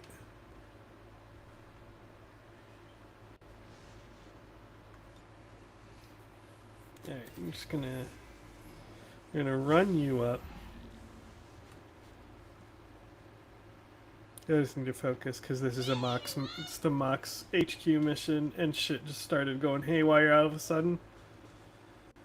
Oh, sick. Alright, they're dead.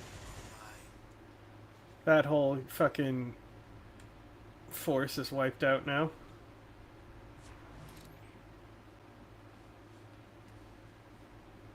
You can also move to this building. Go, go, go! Okay, turret. A lot of targets.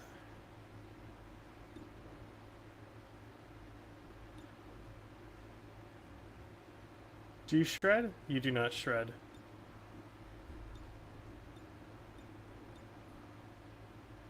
Okay, we'll go for this guy. You got it. Oh, he gonna cry about it. You got it, little turret. Come on. That's what's up.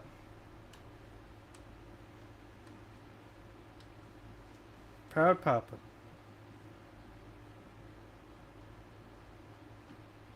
The one who walks alone is likely to find themselves in places. True. Right, can we fucking... Okay, we can't... I don't know if we'll kill this. 70% crunch hits. Yeah, and he's in yellow. Yeah. We'll kill this guy. It's okay, he's got 2 shots. Don't miss. If it can be destroyed by the truth, it deserves to be destroyed by the truth. True, true, so true. Well spoken, Neil. Okay. You're gonna fly in the air, right? Tachikoma. Uh-oh. Yes, whack the turret. You dumbasses. The Archons are so stupid, bro.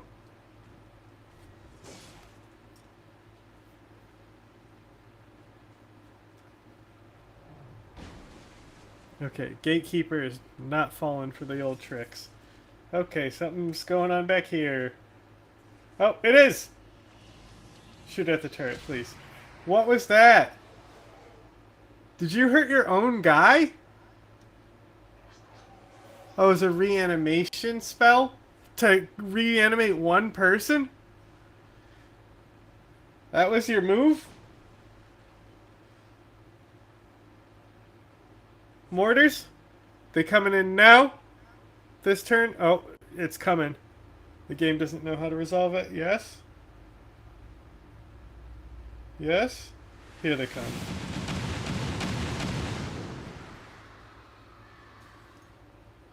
Oh, that sounded like it hurt. It kind of sounded like they landed where they wanted them. Look at that. Beautiful shot. Base just opened up for me. Oh, good mortar.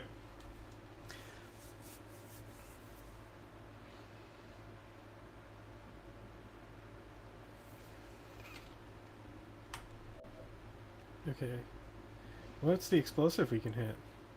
It's right next to this Lancer? Okay, first.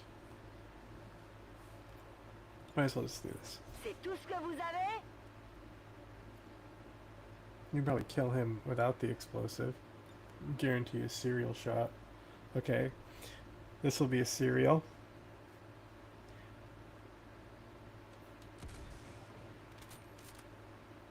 Cible extraterrestre abattue.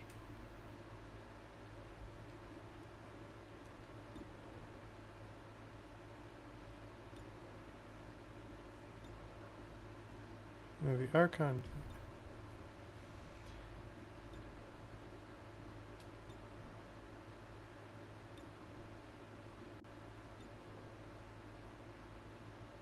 Yep. Do that to him.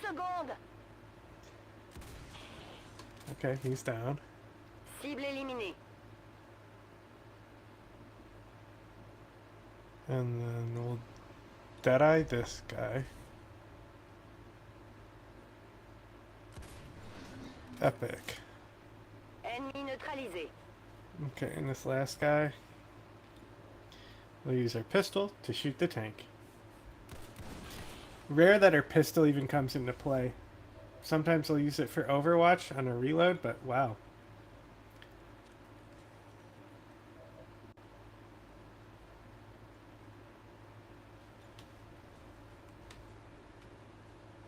Can you get it over there? No.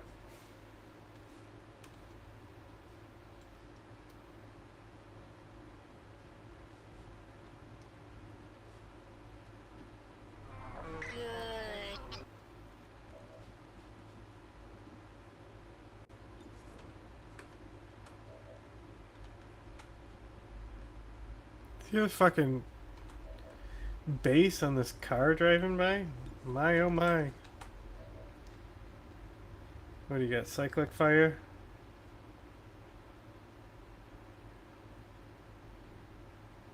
You have 3 bullets in a mag. You also, if someone's in the way, we're not going to use an explosive. Okay, cyclic fire. Boom.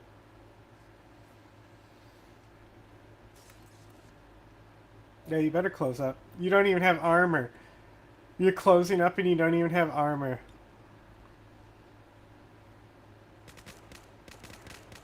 Bro, you missed both those. It's a fucking giant globe in front of you. His name is Squint. So. Okay, can we get another shot in there? Nice, let's go. Kill confirmed. Draining Okay. ammo fast. Back online.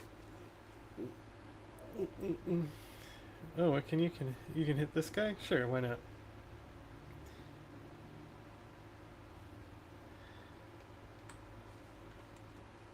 Actually, isn't he a Lancer? I want to move you more.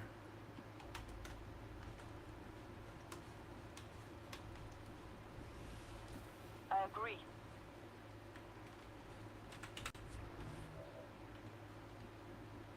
There, you can shoot him.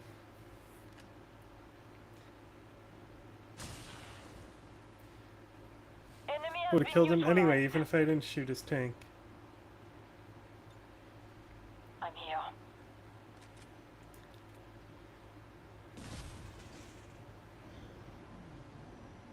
Alright, these guys, they're just overwatching. Ha ha ha. Because their priority is to guard the fucking base. Guess what's gonna happen to y'all? Ooh, those were off target. Little off target. Man. If the fucking mortar team hit the same shots they hit before, instead of, you know, I guess these are the top of skyscrapers, but into the bottomless pit.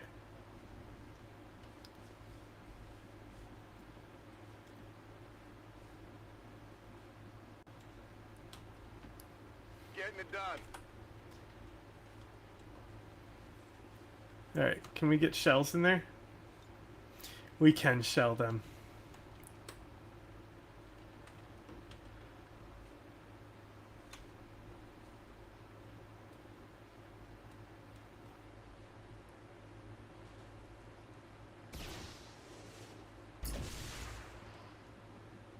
That sounded like it hurt. You can just hear him screaming in the distance there.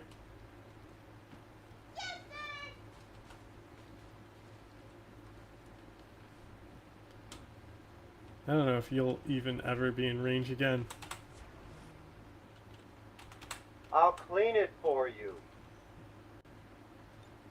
Rock and roll. Je suis de retour. Position confirmed.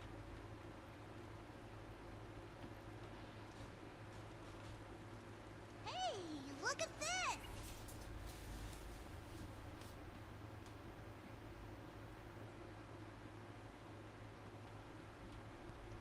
Who's your teammate? Squint.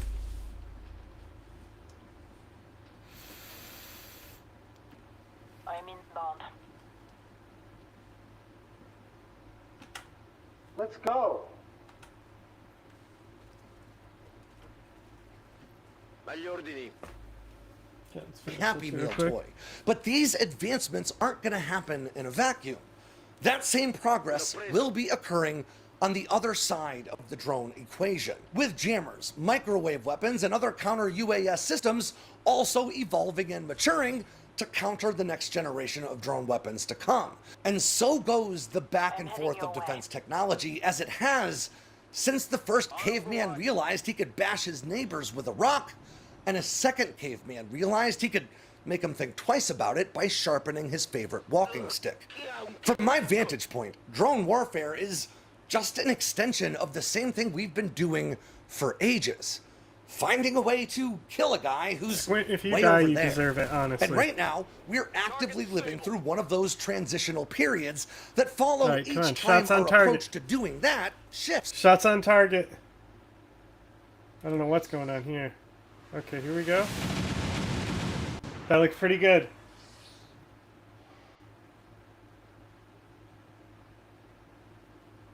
Somehow, they're still up.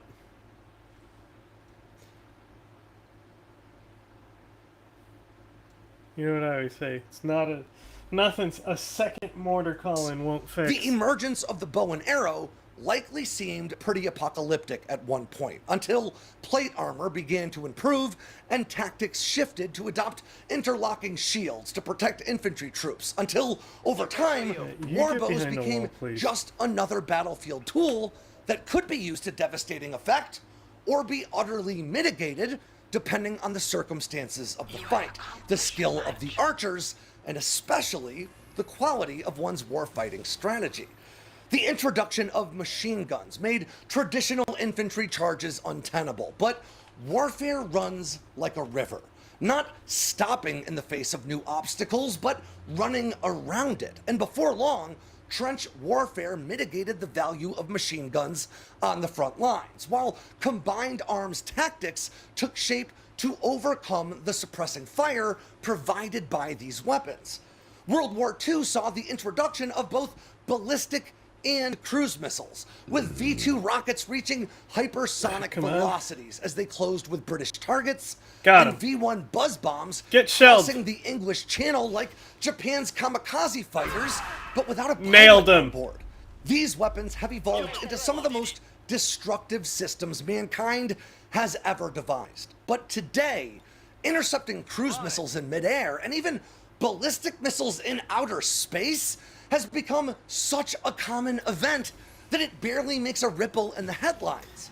The river of warfare now to mow them down just kept flowing, shifting our tactics and our technology to the point where news outlets now breathlessly cover the missiles that make it through a nation's air defenses instead, as though successfully intercepting a weapon, screaming into the atmosphere at Mach 18 is a given, and not the mathematical and technological miracle that it actually is. And as valuable and seriously useful and even downright terrifying as small quadcopters really can be on the battlefield, they're not an exception to this rule.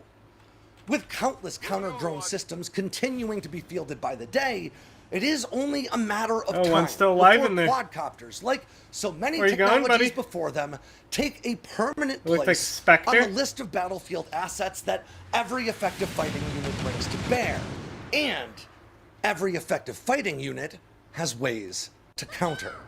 And in the end, winning or losing will still be decided the same way it always was. Chrysalid in there too. Through the blood, the sweat, and the tears, and certainly the bravery of the men and women in the fight as they wade through that never-ending river of warfare, waiting for the next new technology that headlines will say changes everything. And even if not those sure why the headlines mortars manage to didn't trick some obliterate people, them, but the river knows better. they still took the And now fucking roof off, we which do allowed too. me to And obliterate with them that regardless. ends yet another edition of Air Power from Sandbox News. I'm Alex Hollings. Make sure to swing by sandboxnews.com. Okay, now we're gonna finish this mission real quick. Je reste en observation.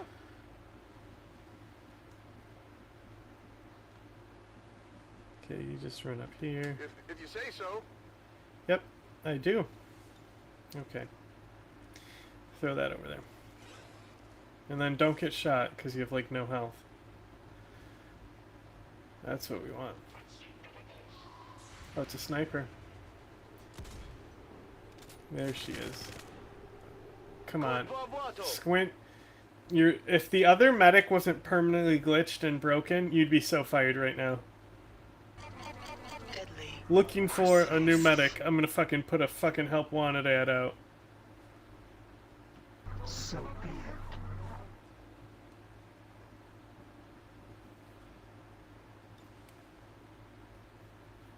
Come get some.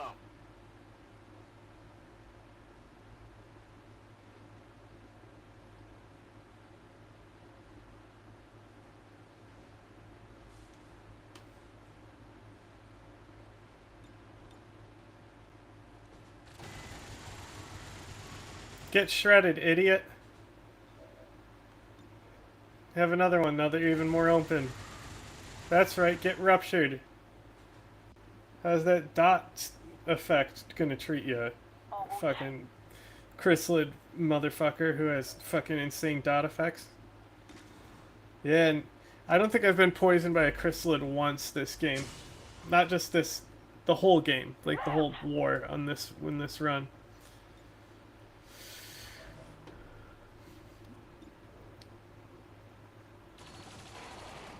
Alright. And then this guy. Okay, and then I think there's another round of mortars to follow up, and then after that we'll be clear. For some reason they want us to also plant C4 in there. I think it's destroyed. I am going to kill them immediately. Like there's a vending machine left.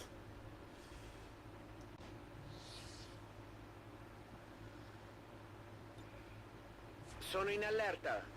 Oh, was there no mortars? I think we're done with the mortars then. Was there 3 rounds already? Can I push this down? What's over there? Nothing. You reload for no reason. You go over there for no reason. You overwatch for no reason. You go over there for a reason. You can pistol overwatch for no reason. Just fold down. How did the gatekeeper can just float across gaps? I guess that'll be okay. We have established trust. On the move.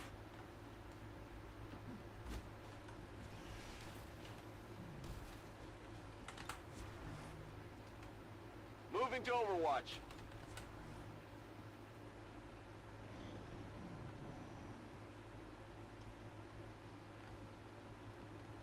Where do they even want me to place the charges? Is there like a piece of pipe in there? Well, I guess I can understand that.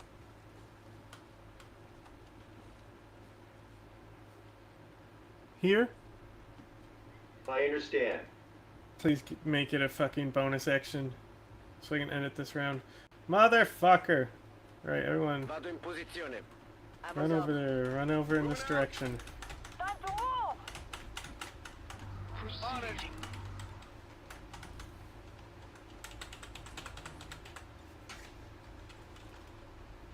J'y vais.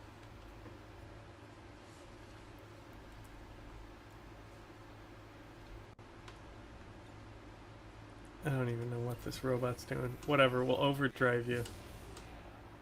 Fuck it. Okay, now run over here. Oh, okay, I don't know what you're doing. Try this way, buddy. Way to go, living the dream. Overwatch. Agli ordini.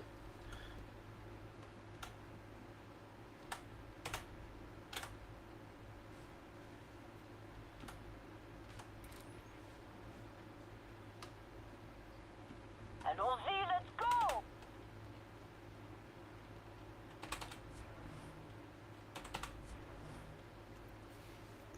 I have to be standing on it. Okay, this is where they want it. Where I placed the missiles to begin with. Great. There's no support structure there anymore. Status confirmed. X4 charges are armed. Move to the extraction point for immediate evac. In movimento. Tout de suite. Can you fucking grapple across at least? Thank God. Je lance le crochet. Should have done that sooner with her. Je vais me mettre en position. I am one step ahead of you. I agree. I'm on it. Affirmative. Covering now.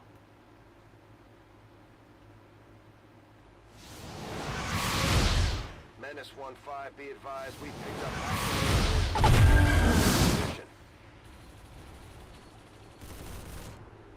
I got a piece! That's it! It hit the plate! Y'all could have waited. I will literally was moving my guys all over here to create an evac point. You could have went home to your families tonight.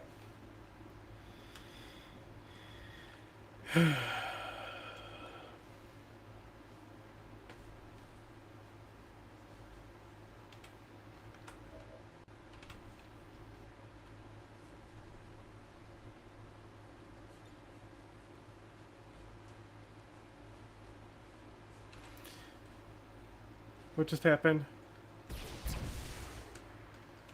I pressed the wrong key is what happened.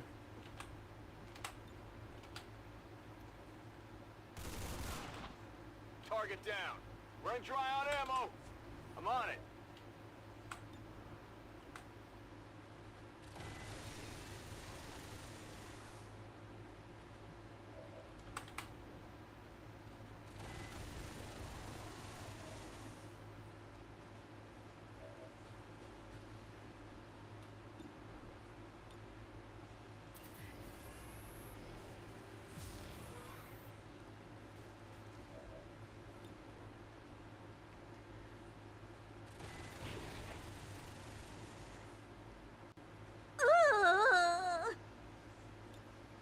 Just leave it to me. Lead the way.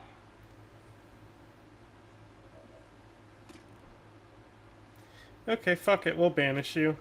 You wanna fucking resist a shot? Elite Purifier? Have two. Instead. That's right, get fucked. It's not so hard when you're doing good. Yep. Pretty true. I'll be right. Monto la guardia. Je passe en vigilance. Affirmative. Covering now. Alright guys, come on out. Go back Pretty big to squad. where you came from.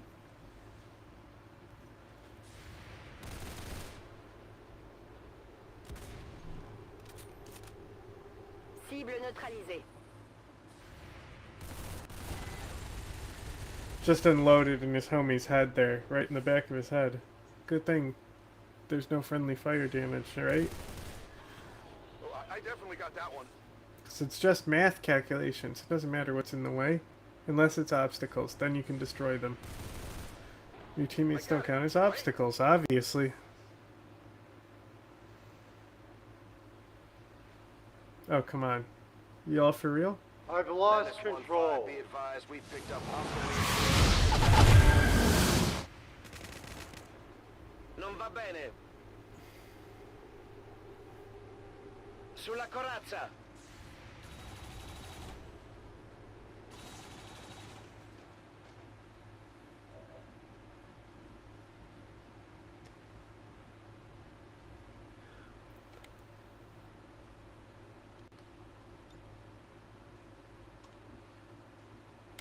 Fuck it, 30% panic? Let's go. Come on.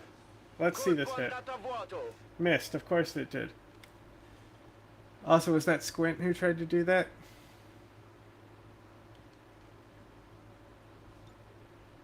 Allez-y, j'en veux d'autres.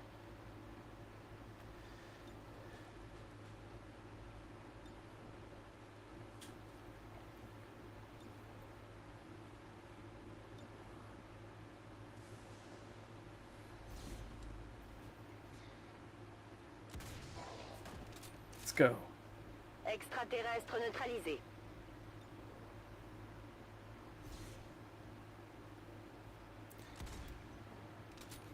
Oh!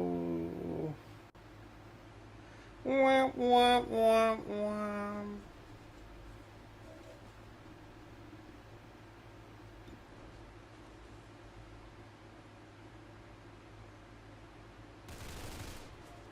That armor's tough. Locked and loaded.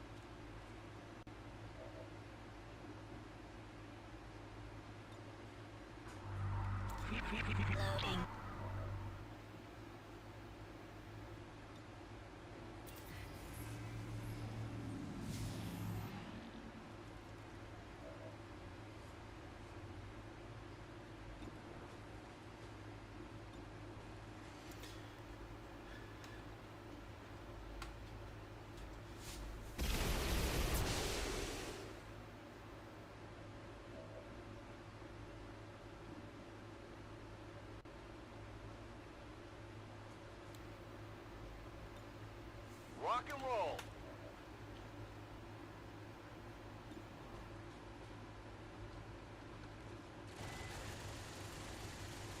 Alright, just follow it up with another solid shot, Tachi. That's what's up.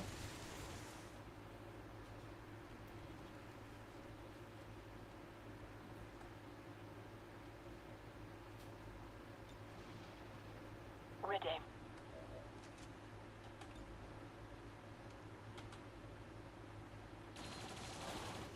That's what's up, turret.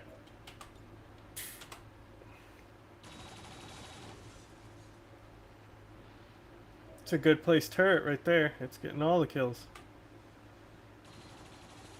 It's okay. Just kind of break up the infrastructure a little there. Come on, break some wall. The worthless.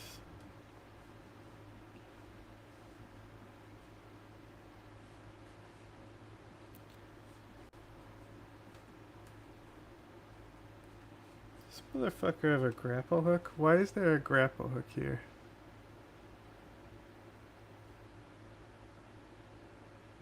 After using a grappling hook cooldown. Well, I guess I should give him a grappling hook. I didn't know he had a fucking ability. My goodness.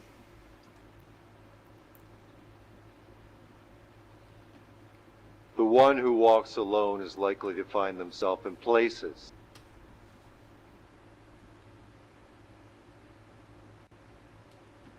Rolling.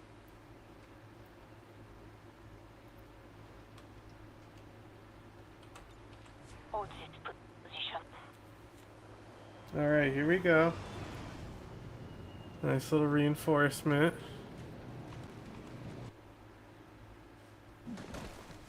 It's all snipers. All weak units. And a mech. Maybe an elite. They have no Elite idea. purifier, yep.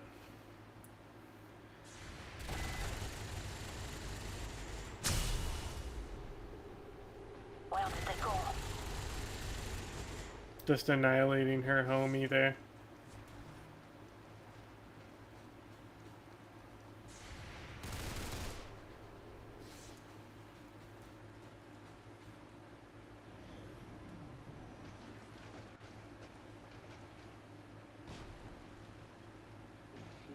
Squint, if you die, I don't care. Don't forget. Even though you are the last medic we have.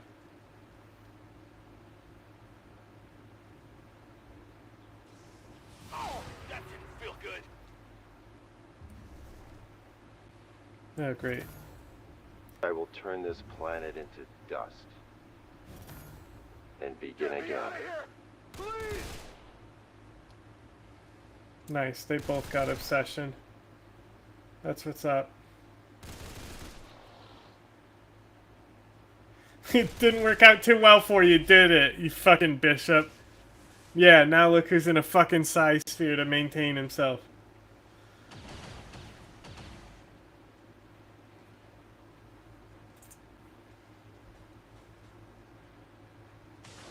Haha! Bro couldn't even kill my turret.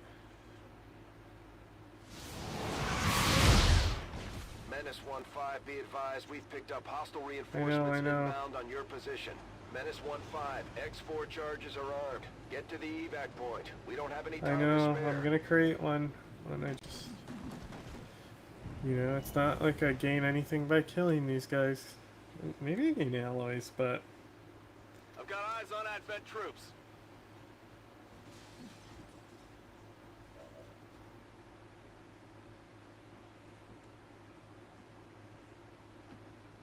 D'accordo. Mi stanno Leave me alone. sparando.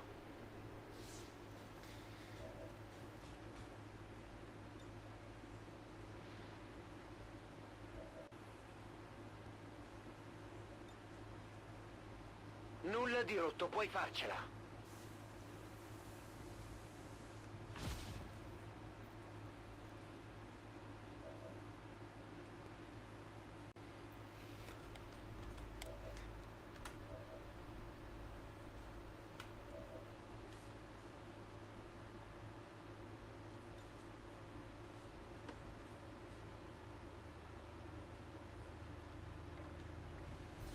Can I get an evac here?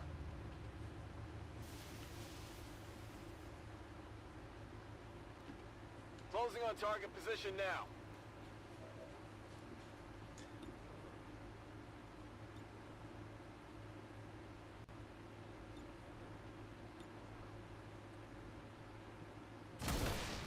Hostile neutralized.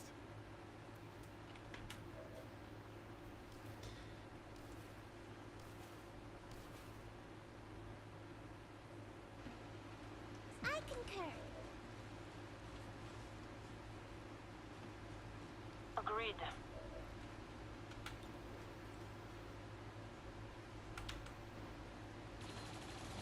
Come on, turret.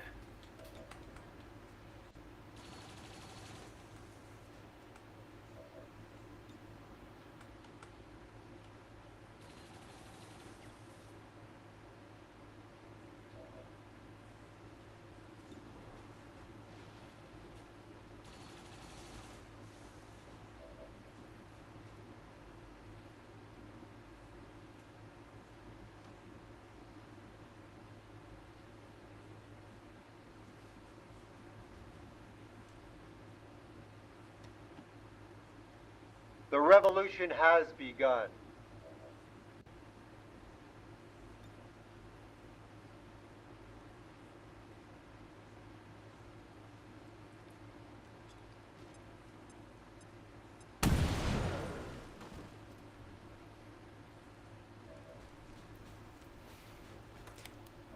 And then...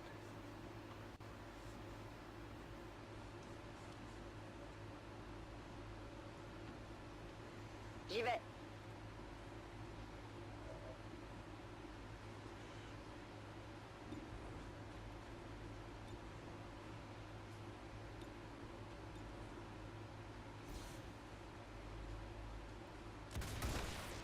She's the best. Cible She's so cool. extraterrestre abattue. Unlike fucking Squint. Bitch ass. Okay, I'll go.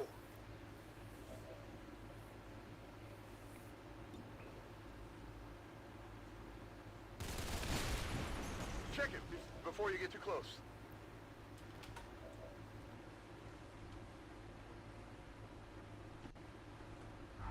You are my avatar.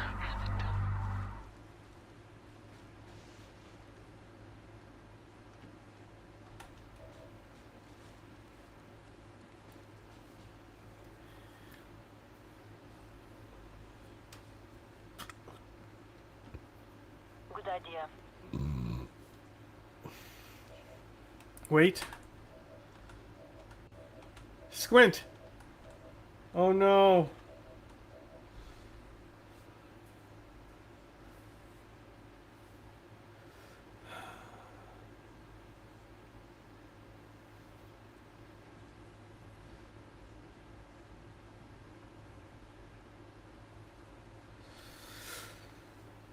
So, okay, who's got the lowest health? I'll evac people who are actually hurt, and then leave the others to help tank damage to potentially save this worthless idiot's life, who I really don't care if he dies.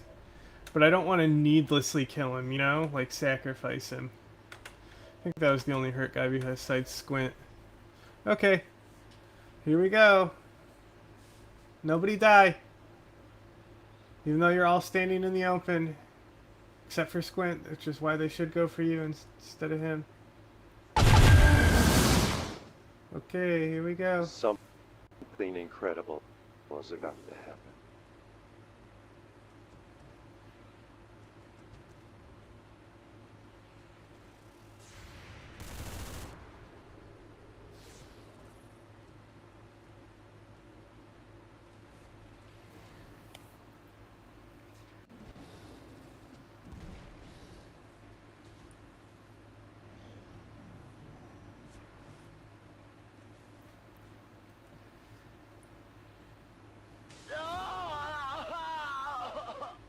I cannot believe you committed suicide.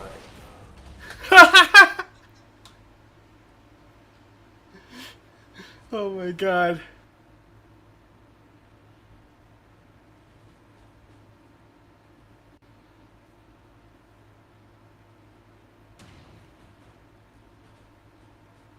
That was close. Look, Squint had multiple fucking chances on that mission. I even gave him a body shield, and he still instantly got clipped out. Okay, nobody else get injured. There's heavy fire in this zone.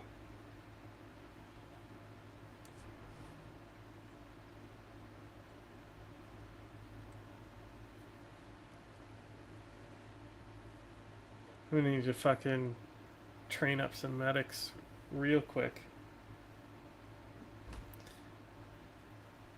Considering both mine are, well, one is dead, the other one is fucking broken, and if I use her, it crashes the game. Man, it's so tempting. I literally would get nothing for it, but it's so tempting to fucking call in another mortar barrage. Imagine a mortar barrage on this shit. Can I call in another one? No, I don't have the intel for it.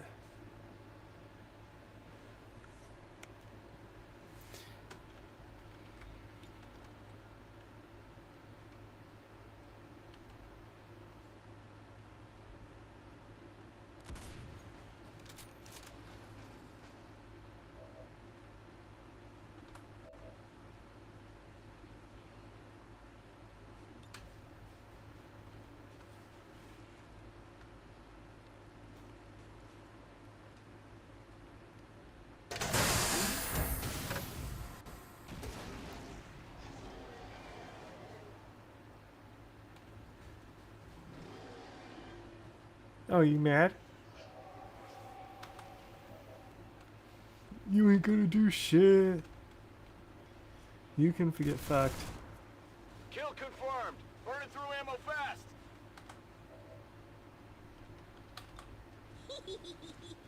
Calling Mr. Bato's private unit.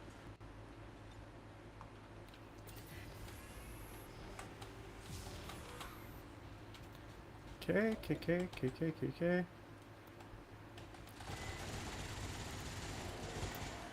Tachikoma.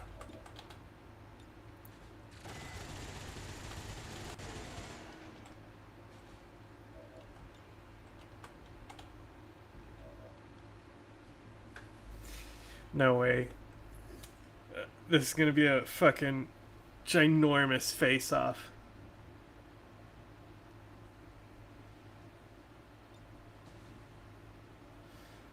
I'm gonna face off. Let's do that as the last attack.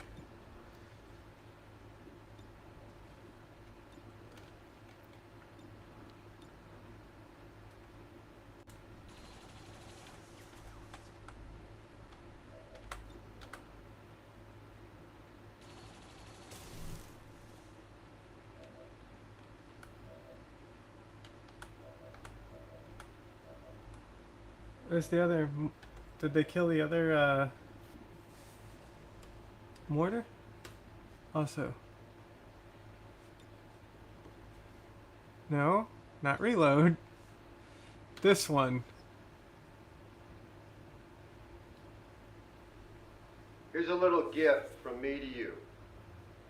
Wow, thanks, Neil.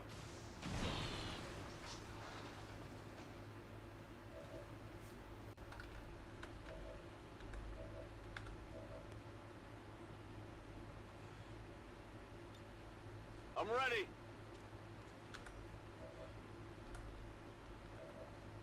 Okay, here comes this ginormous face-off.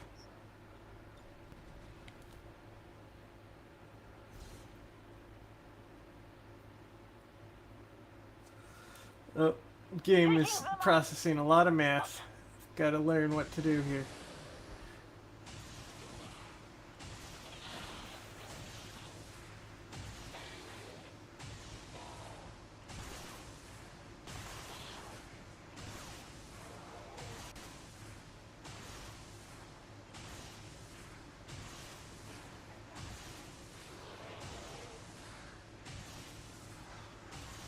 They're wiped out.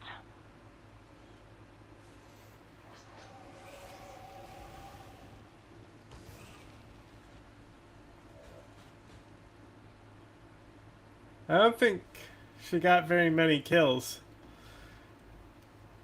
But PTSD be damned, these guys definitely are gonna get it.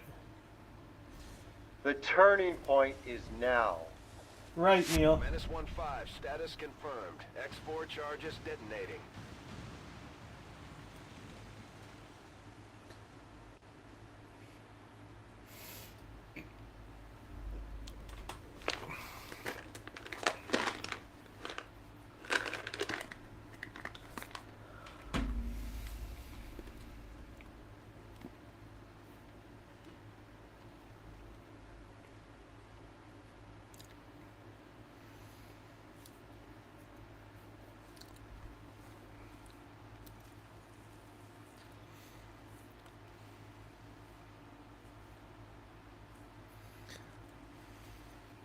No, Daddy.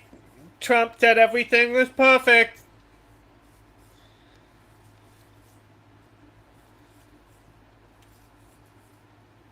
Oh, I'm not even sharing the screen.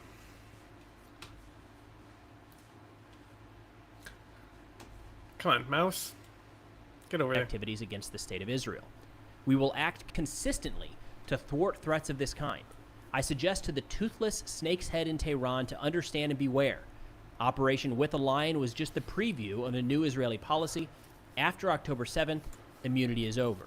And President Trump, for his part, echoed similar sentiments, saying that if needed, he has no problem sending back in U.S. forces to conduct strikes on Iran.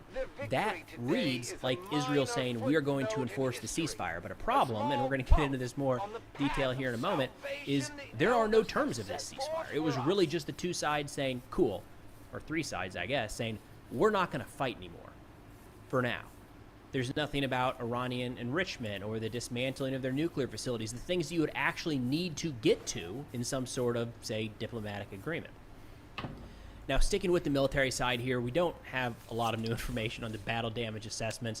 This has been so exhausting, but I did feel like it was worth bringing up a couple statements from U.S. senators after they received a classified briefing from the U.S. intelligence community.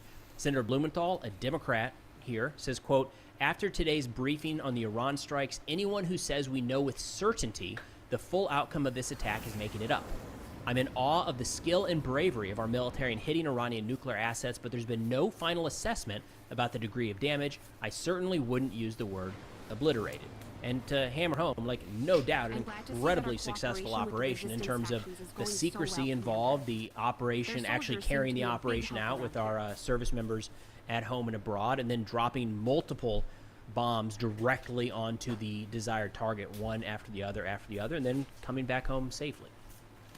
Senator Tom Cotton was a bit more optimistic. He said, quote, this report was preliminary, was done with low confidence, and was done with numerous intelligence gaps that could lead to a broad range of conclusions. It was not part of the mission to destroy all of their enriched Memorialize uranium Squint. Nah, or to he can seize get it or fucked. anything else. The damage done to Fuck Iran's vast Squint. nuclear infrastructure is an extraordinary success. And that part is key here because there's a lot of debate still, and I've not seen any new information about the damage done to the underground facilities, specifically a little bit at Natanz, but mostly at Fordo. We have nothing new there. Really, it's just media talking about what other media says, and it's, again, exhausting. This component here does not seem to be debated at all. From the IAEA to U.S. representatives to, quite frankly, Iran themselves, it sounds like there is some enriched uranium, or all of the enriched uranium. We don't know where it is, and it was not deliberately targeted in these strikes. In fact, the chairman of the Joint Chiefs, General Kane, briefed lawmakers as well, and he stated that the U.S. military did not use the massive ordnance penetrator, the GBU-57, against the Isfahan site because the site there is so deep that the bombs likely would not have been effective. Notably, there we have footage that Iran, just in the last couple days, appears to have been opening up some of the areas that were covered. Looks like probably for some sort of protection leading up to, in the lead up to Israeli and U.S. strikes. It's believed that this is one of the locations where Iran, if it's that deep that our bombs couldn't even get there, it's entirely possible, and it's being speculated right now that that might be the location where at least some of this highly enriched uranium was moved before the strikes were carried out. The article continues by saying U.S. officials believe Isfahan's underground structures house nearly 60% of Iran's enriched uranium stockpile. Democratic Senator Chris Murphy told CNN after receiving the briefing that some of Iran's capabilities are so far underground that we can never reach them. So they have the ability to move a lot of what has been saved into areas where there's no American bombing capacity that can reach it.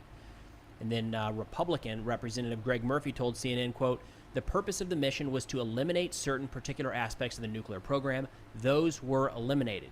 To get rid of the nuclear material, the enriched uranium, was not That's a part right. of the mission. And I think Oh that's my really God, what important luck. starting to see a split on I don't this remember divide and exactly falling out. where That's she not what we came were from. going after. I think I assume like one of the fucking rescue missions. Fucking fully leveled specialist right here. I think it really drives home the fact that that enriched uranium. If I knew is still she out was there. I really, Iran, for I their part, has probably said would have they left moved it even ahead of earlier time, and the left IAEA Squint to said die. that Iran told us that they moved it. Where it is exactly and who's monitoring it now, not public information is probably the best way to put it. Now, when turning over to the diplomatic side that might be necessary here, again, because even if we move away from the No, she's a obliterate fucking date, right, base was the XCOM. nuclear infrastructure underground actually destroyed or not, and just look at the enriched uranium alone. That's not even getting into the Iranian support for proxy networks, Okay, for well, their proxy networks, we need this. or their ballistic missile program. Even just This the one. uranium needs to be taken care of. Like, This what are we one. going to do This one. with that? It's clearly not resolved This at this one. point. And NPR put together a good list, in my assessment, of some experts talking about just that. Hey, no matter what, we need to get to negotiations. And President Trump has talked about that in recent days as well. It sounds like that's the direction he's trying to get us to move in. Discharge the meaning But in this article, they said Trump said that at the summit, the NATO summit this past week, Don't need that he had that. plans to talk with Iran next week. But he Don't didn't need think it was that. necessary to We'll come take to a deal this. with Iran over abandoning its nuclear ambitions. Don't need that. Personally, I disagree with that at this point. A lot of what President Trump is saying is that, or here, he said we may sign an agreement. I don't think it's necessary, reiterating the success I mean, of that's US only strikes. how much does that Again, cost? if every 5 one of those points? bombs Yeah, we'll take at, that. Fordo was 110% Okay. successful and everything underneath that mountain has been turned to dust, there is still a need to do something more. Increasing all Iran is DOTs still on developing target. their ballistic Interesting. missile program. They still pose a threat to the United States and our regional allies and Iran's neighbors. They likely still have a Bond significant amount me. of enriched uranium, and they Oh, still I have the don't know if he'll know-how get a to bond pursue a me. nuclear weapons program. So I think we're at risk she's right now, sad now. actually, here in the United States, of spiking the football too early Me and too. celebrating a victory when really the door might be open now to get to that victory, but we are not there yet. They quote Eli German-Maya, no way I got that right, a senior policy fellow and Iran expert at the European Council on Foreign Relations, who said, quote, this See if this ceasefire, crash in is my beginning view, touching is going to her be very rifle. short-lived for Maybe both the it's the Israelis specialist and the class in Americans, general. unless there's a very serious political strategy and President Trump essentially takes that leap. Dana Stroll, who's the Pentagon's top Middle East official between 2001 and 2023, said the need for negotiations as soon as possible is a priority. Quote, this is a very unusual way to approach a ceasefire. There's nothing written down, nothing articulated, no timeline, and no Interesting. identified mechanism for how to mediate accusations of cheating. And, for anybody who felt like they're taking crazy pills these last few days, I think that's important to note right there. We've been trying to cover the Ukraine Crazy Russia pills? ceasefire Are these negotiations, pills to and it's make just the you back and crazy? forth and up and down, and what's on the table and not. And there's all of these terms that keep getting batted around to even get to a ceasefire, let alone an actual negotiated end of the war. And we're so used to that because Schwab. that's normally how ceasefires play out, even with Israel and Hamas. There's a lot of back and forth and up and down, and what are the terms going to be? All of those negotiations that they've been going through for years now is not about ending the conflict. The ceasefire is step one. So we're used to having a lot of back and forth to get to even a ceasefire, but in this case, it was essentially just declared. Ceasefire, everybody good? Got it. Ceasefire. Stop fighting for right now. Go fuck Again, yourself. the core issues here were not entirely addressed. Dana Stroll again says, quote, the Iranian regime has invested decades in its nuclear program Go and fuck has yourself. an unparalleled amount of resources.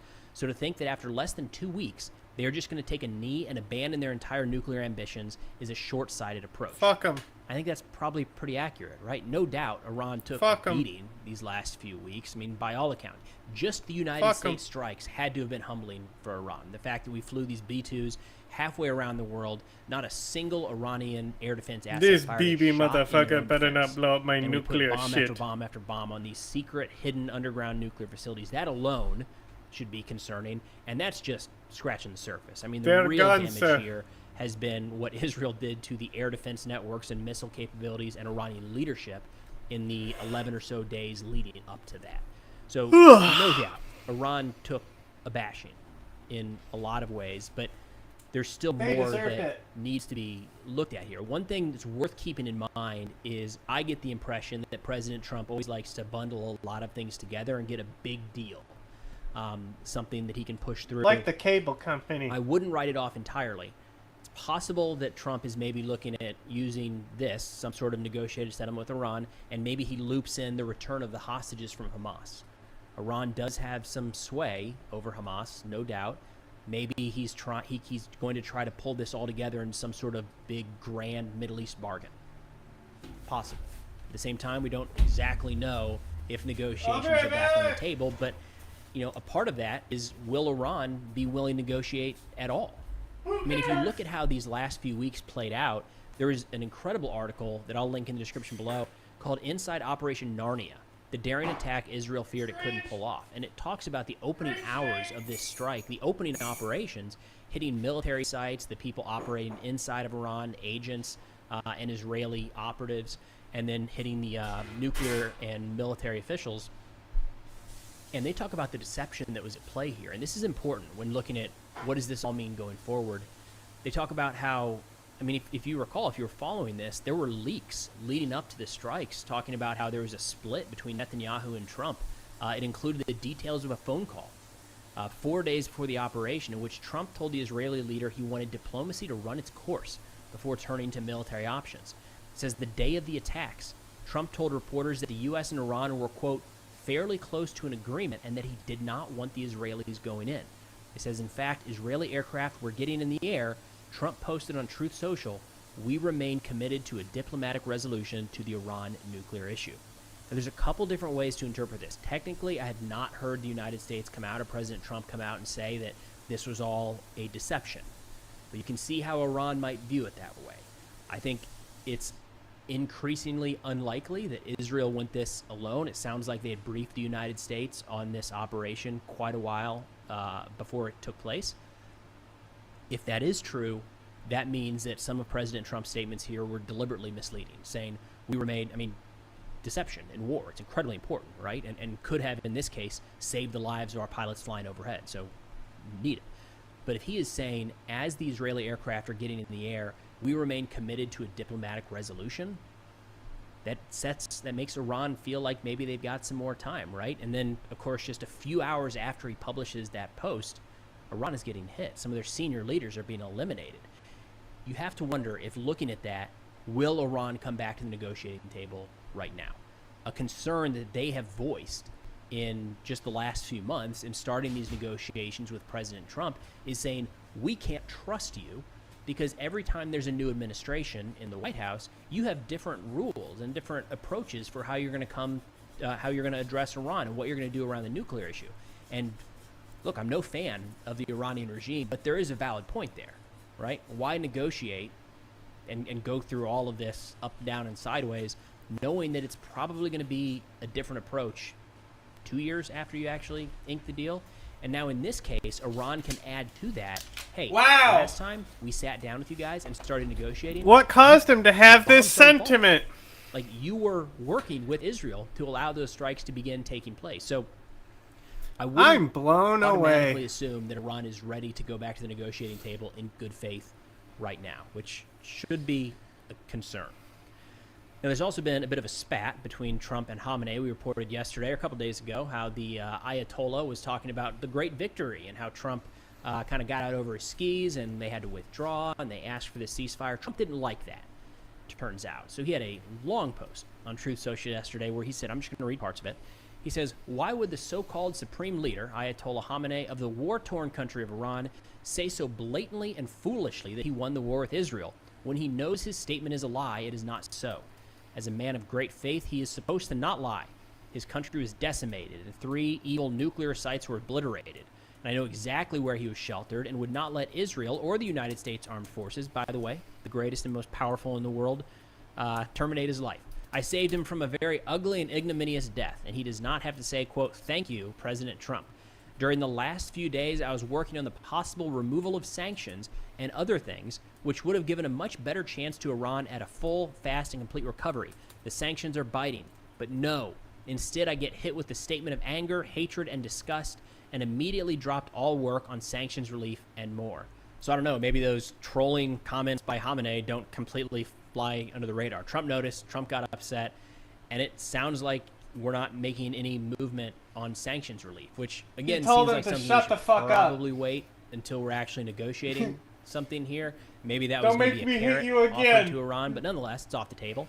And Iran had some things to say about this. The chief spokesperson for the IRGC, General Naini, said, quote, "Losers. About Trump, we advise him to open his eyes and stop his nonsense statements and erratic behavior. Trump still has no grasp of the true sources of Iran's strengths. As the leader of the Islamic Revolution rightly said, Stop quote, the he nonsense. speaks bigger than his mouth can handle. This is our final message to the Zionist regime and the delusional president of the United States. If Iran's national interests and assets are violated once again, our response will be different, more crushing, and more devastating this time. In a way, it will accelerate the process of the downfall of the Zionist regime." Now, let's say that Khamenei and Trump decide to stop posting insults at each other for a short period. A lot of Khamenei's were actually direct jabs at Trump, which is interesting. Let's say they put that all aside, and the two countries decide, we're going to sit down, we're going to start talking this through. There's still some issues here, because the Iranian representative of the United Nations yesterday just addressed this, saying, quote, Iran will not accept any restrictions on its missile activities. The recent aggression demonstrated clearly that without Iran's military capabilities, the other side never would have been compelled to request a ceasefire. So I opened So the way instead they're of editing. framing this is, why would we give up the one thing that made you guys come to the table in the first place? Every time, if we man. didn't have these missiles, now it's debatable whether or not the 14 missiles fired at Al Udeid Air Base in Qatar was the thing that forced the United States to say, we've actually had enough. We got to back out here, which is the Iranian claim. But nonetheless, Round they're 27, saying, if it wasn't anti-9, for best that, hand. we'd still be fighting. So why are we going to give that up? Am I at the end of a fucking game Quote, from one when I of the last key played? reasons the ceasefire has not been observed in Gaza or has not been enforced by the occupying regime in Lebanon is that the retaliatory power of the resistance groups has not yet reached a level sufficient to bring the real heat on the regime or make it vulnerable. I must have stopped In playing contrast, literally Iran's right at the end forceful of military one. response inflicted What do I serious have pain here? on the regime's social, political, and economic sections. Therefore, Zero Iran will discards. never agree to relinquish such an Okay. effective strategic lever, nor will it allow itself to be disarmed in the face of potential future attacks. So if you really step back and look at this big picture, I have no doubt that Iran is weaker today than they were a couple weeks ago before these military operations began. But they're drawing the exact same hard playing lines high that they always card. have. No touching have a high the card? ballistic missile program. The development there is still going to continue. They will continue their enrichment of uranium and not even Okay. addressing the support of the regional So proxies. we're doing a So, clone. yes, the issue is not completely resolved here, and from what I can tell, I would say that Israel and the United States have more leverage today than they did 2 weeks ago. They've exposed the Iranian air defense network.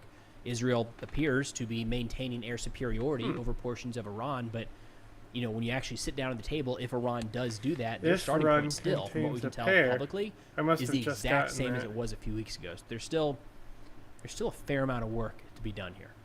That's all I got for now. Thanks for watching, and I'll see y'all next time.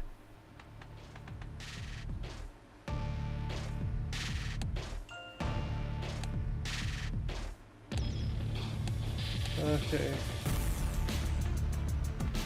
What's leveled up? 3 of a kind is leveled up for some reason. Pair and high card. If you need a high-performance portable generator at an unbeatable value, check out Predator Generators from Harbor Freight. Whether for $2, outdoor I'll take it. recreation, Fuck the it. job site, or home Who back- told you could add on my shit? I never said allow ads again. Go fuck yourself. Cunt.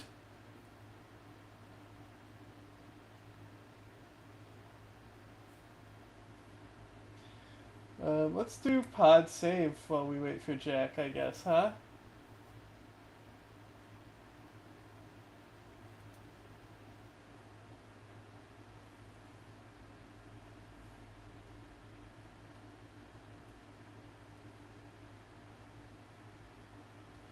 Never heard of him.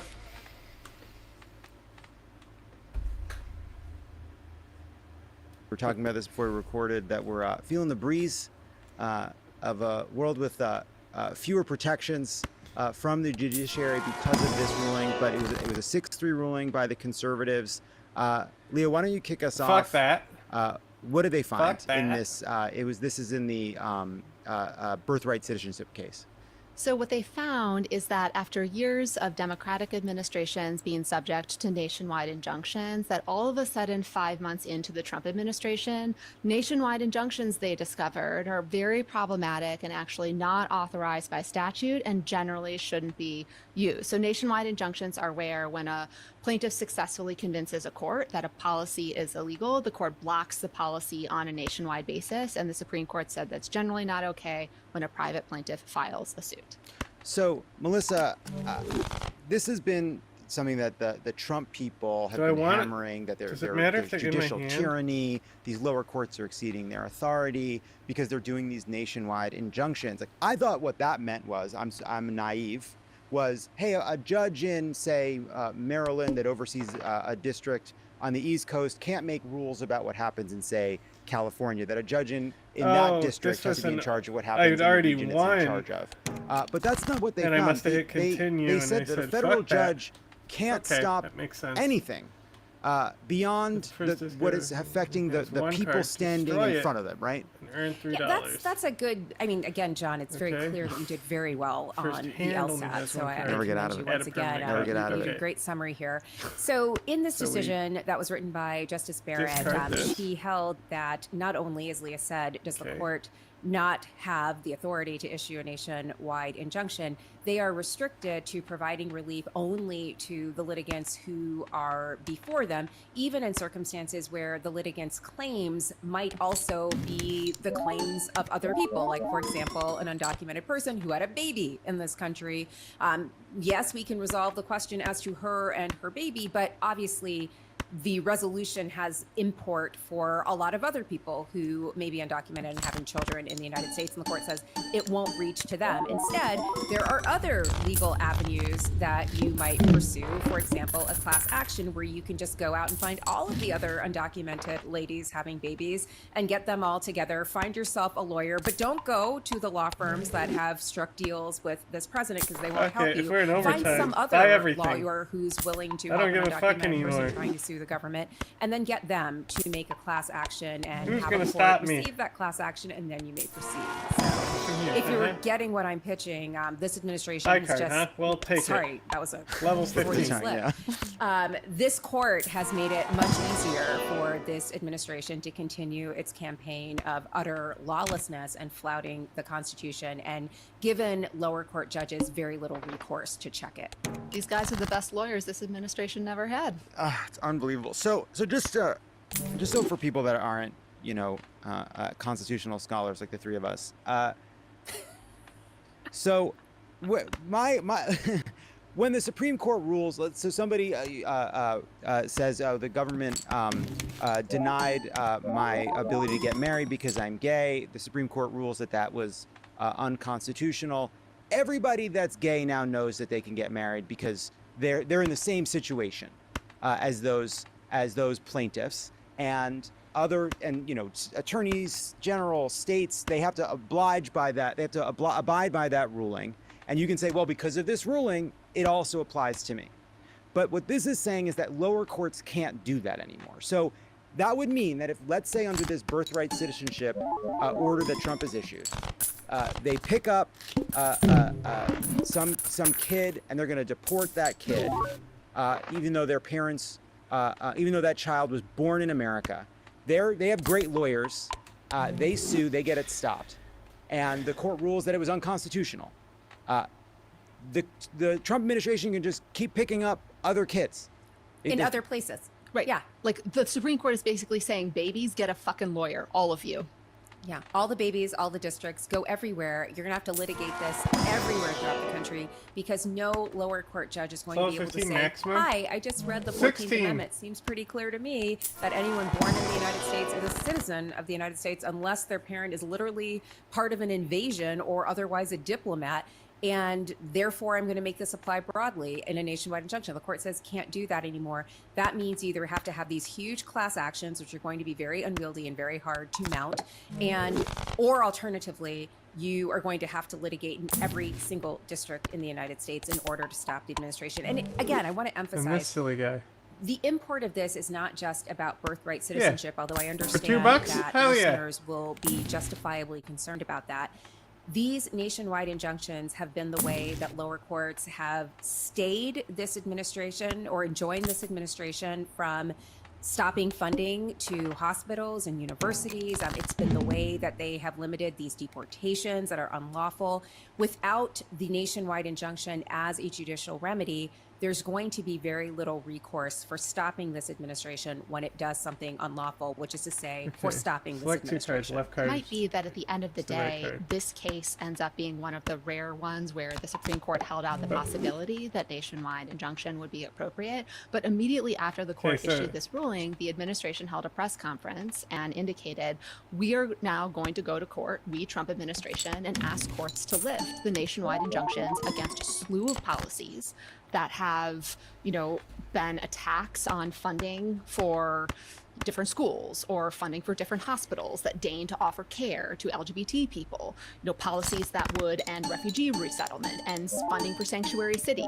And all of those decisions are now vulnerable to all of a sudden not being controlling in the entire country. So I'll take it. Let's talk about some of the ways in which the actual implications of this ruling were being debated among the justices themselves. So there was a Kavanaugh conferring opinion.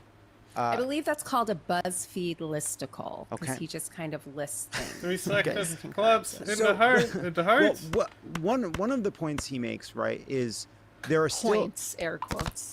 is that there are still ways of getting the equivalent of a nationwide injunction because of class action lawsuits. And I've seen some people saying that a class action lawsuit could basically, in some cases, leave you in the exact same place because the class could be big enough to include everybody that would have been covered by an injunction. Is that it's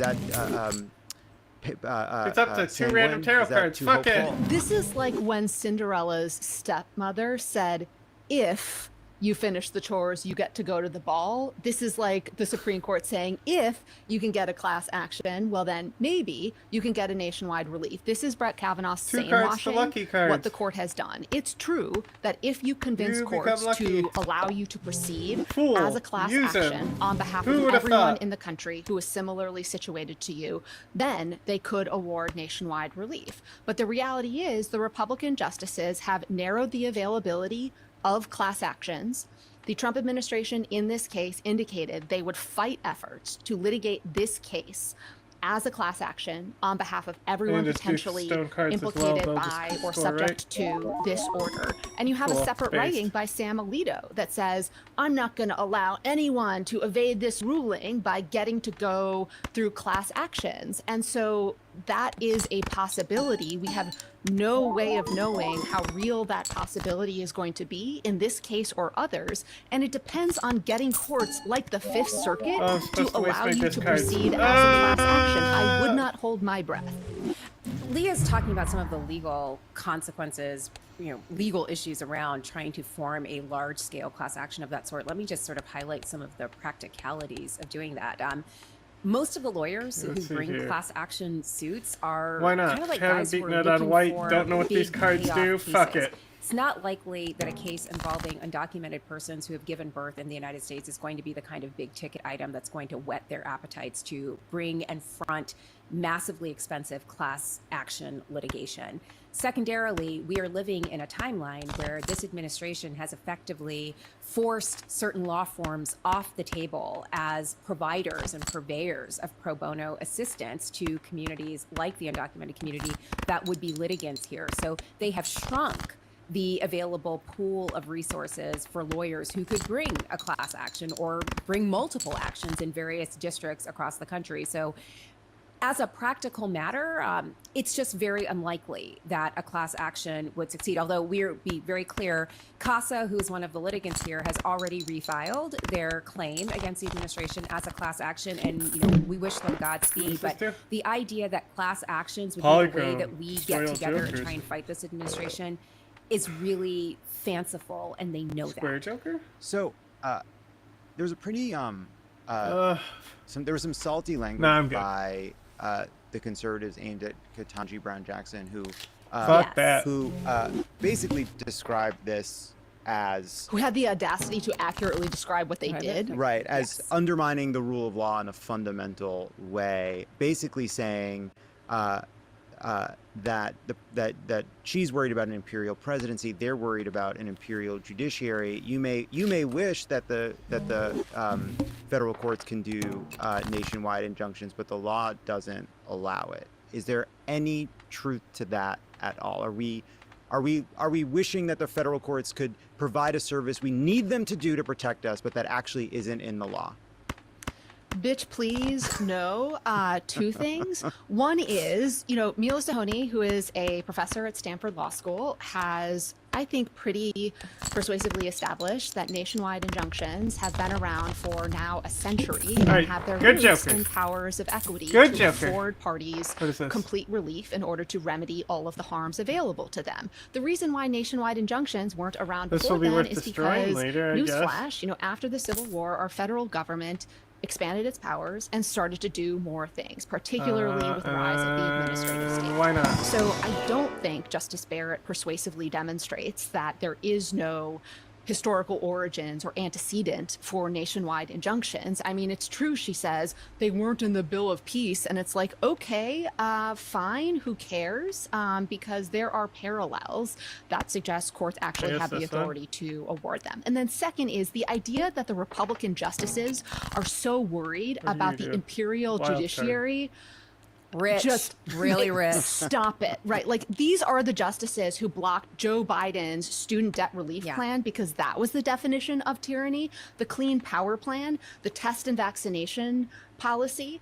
These are the justices who overruled Roe. These are the justices who just announced that religious and social conservatives basically have the right to control what is taught in public schools because they are so terrified of storybooks of trans books, of storybooks with LGBT characters, that is a real threat. These are the justices who say the Second Amendment prevents states from adopting sensible gun control regulation. I mean, come the fuck on. You're concerned about the imperial judiciary? Come on. Well, don't clap yet. We've got more here. I mean, we should also note full fucking book. We have a whole book. We've got a whole podcast library. We've been doing this for 6 years now. We should also note that the universal injunction, the nationwide injunction, the Biden administration was complaining about this when the courts struck down the student loan plan in the lower courts and issued a nationwide injunction. And they asked the court to do something about it. And this court was like, don't feel like it, not right now. But 5 months into the Trump administration, suddenly the universal injunction is a big fucking deal. We have to deal with it right now. And we have to do it in such a way that this administration literally is unfettered to do all of its lawlessness. And there's no lower court that can even check them. Chef's kiss. Great work, guys. You're doing great, sweetie. All right, so let's talk about where we go from here. One avenue that even the conservatives identified as being possible is that states may still be able to seek nationwide relief. And then I'm curious what you think about that. And then just how has this ruling caused you to adjust your priors about how low this court will go, whether it's on the actual substance of birthright citizenship or any of the other controversial cases that are yet to come? So where to start here?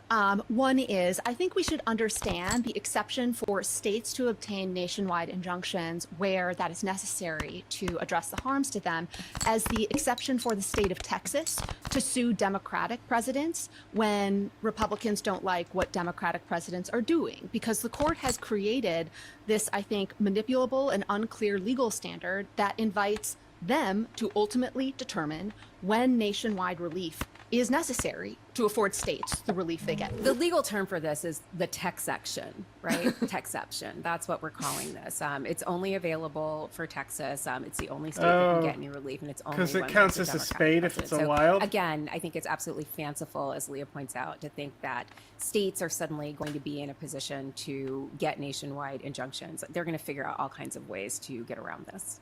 As to how low this court will go, I would just say, after listening to the oral argument, I said this was coming.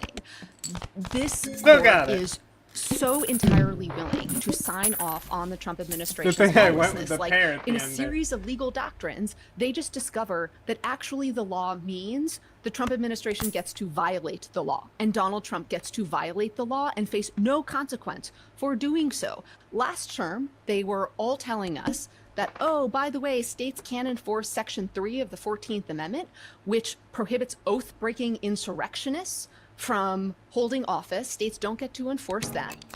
In that case, the Democratic justices warned us that these guys were in the bag for Donald Trump, telling us that this court is trying to insulate the petitioner, Donald Trump, from consequence. Then they released their immunity decision saying, yep, Donald Trump, he is above the law when it comes to trying to overturn the results of an election.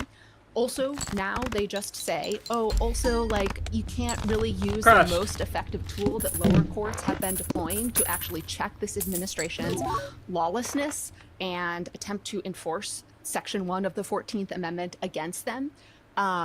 It is mind-blowing when you add it all up, and utterly galling and shameless. Well, thank you both for walking us through it. Jesus Christ, let's all...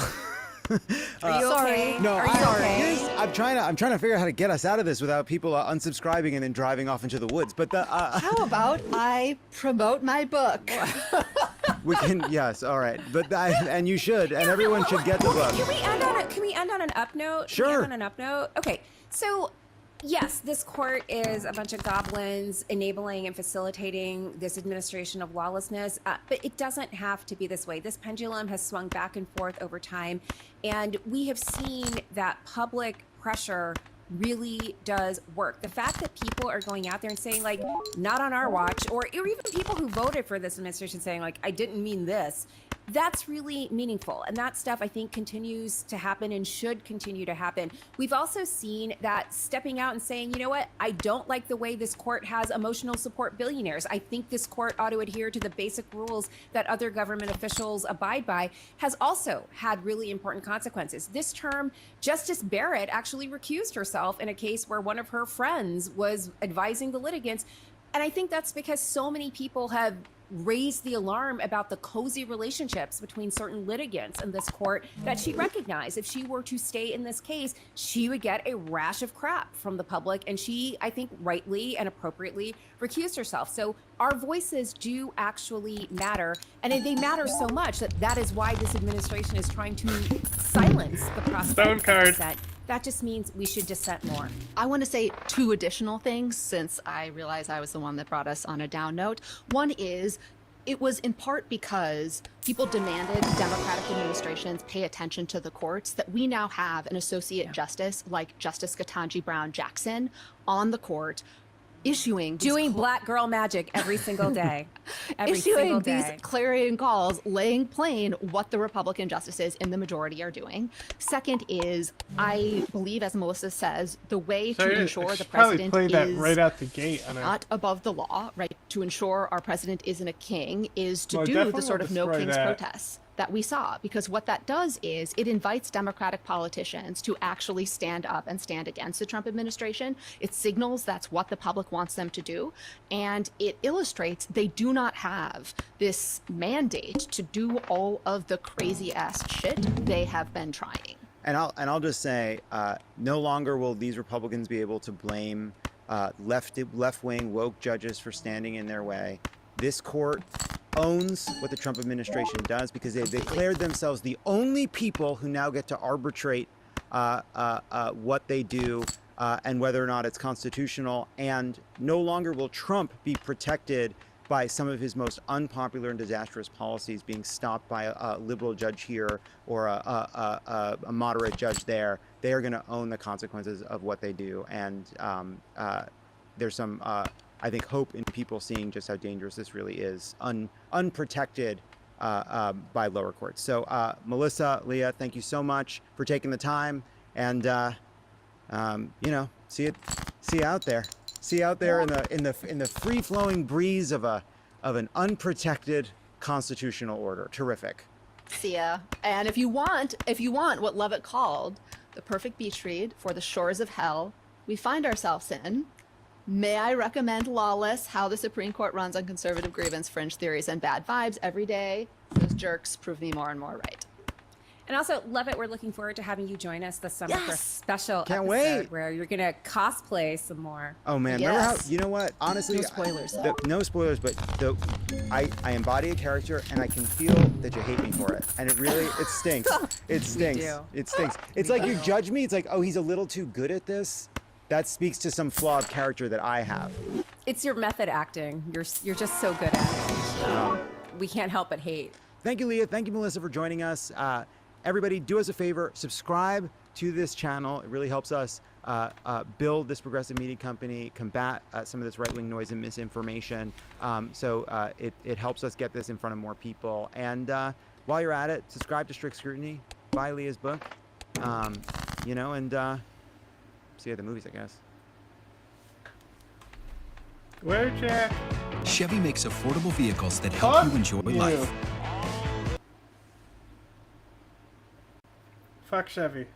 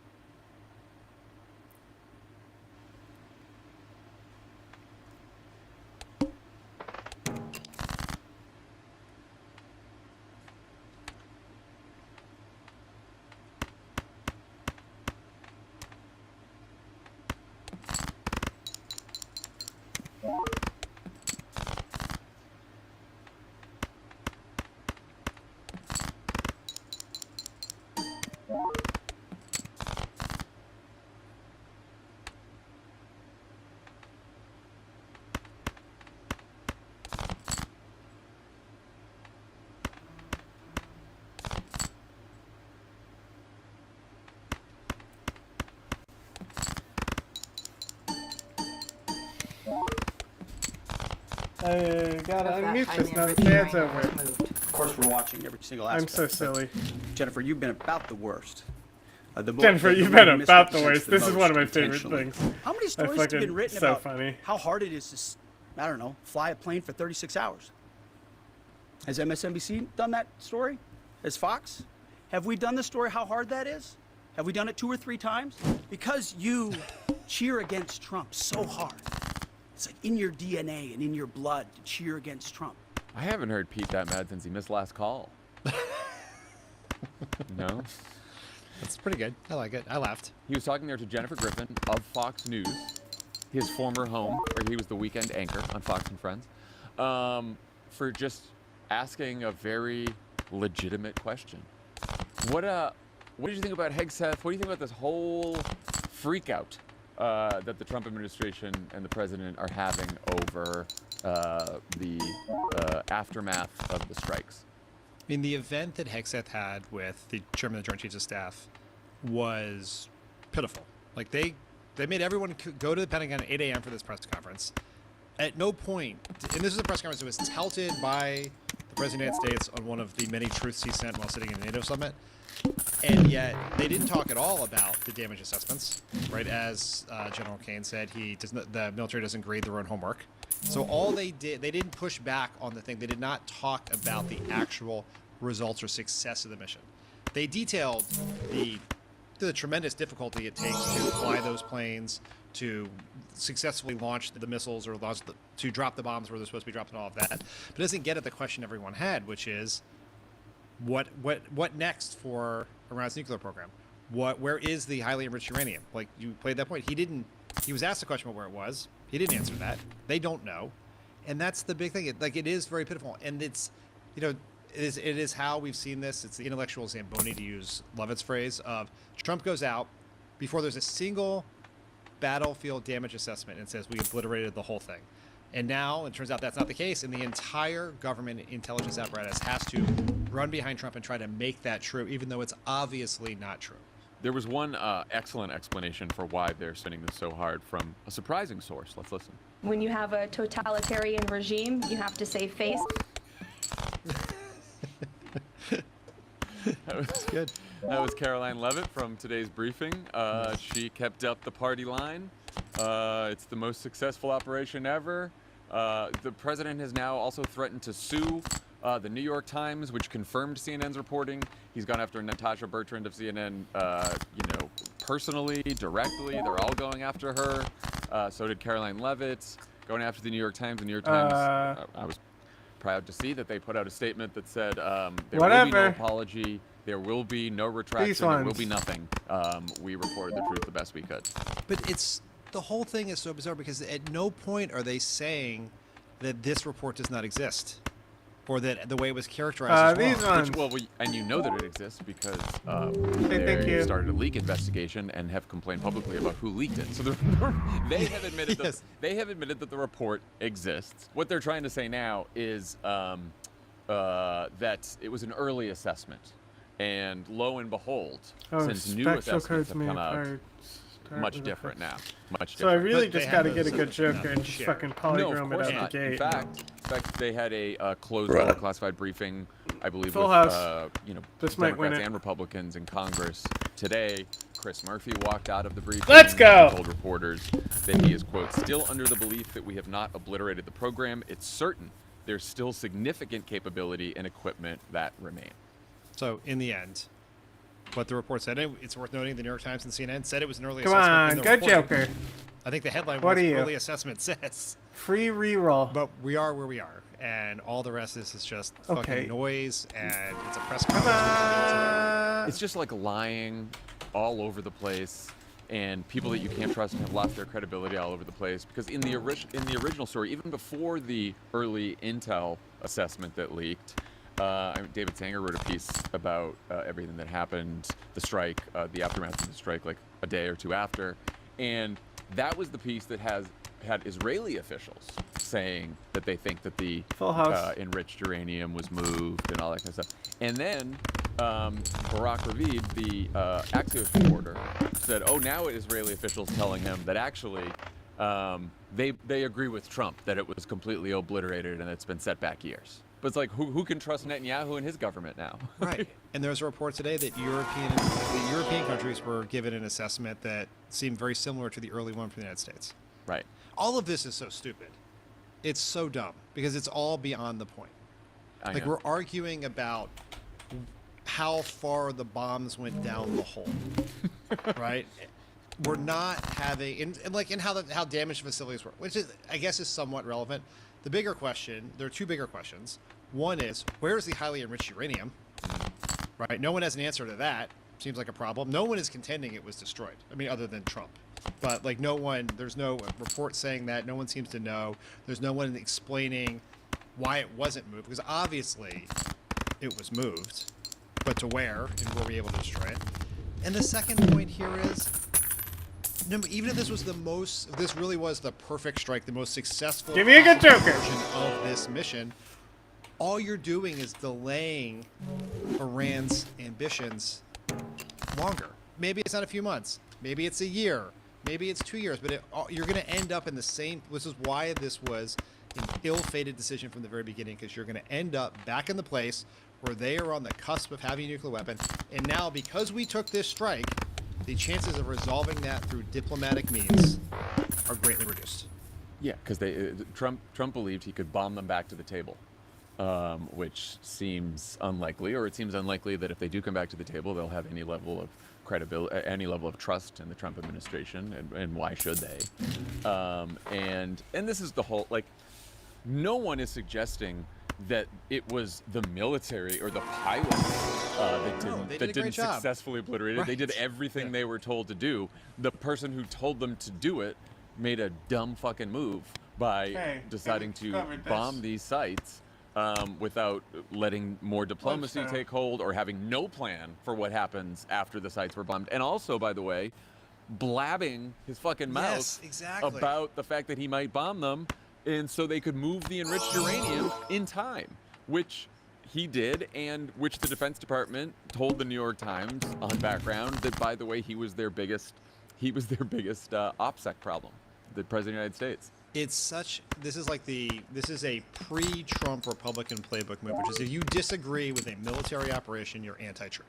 If you oppose the Iraq War, you were anti-troop. And they're doing the same thing here, and it's like, it doesn't wear very well.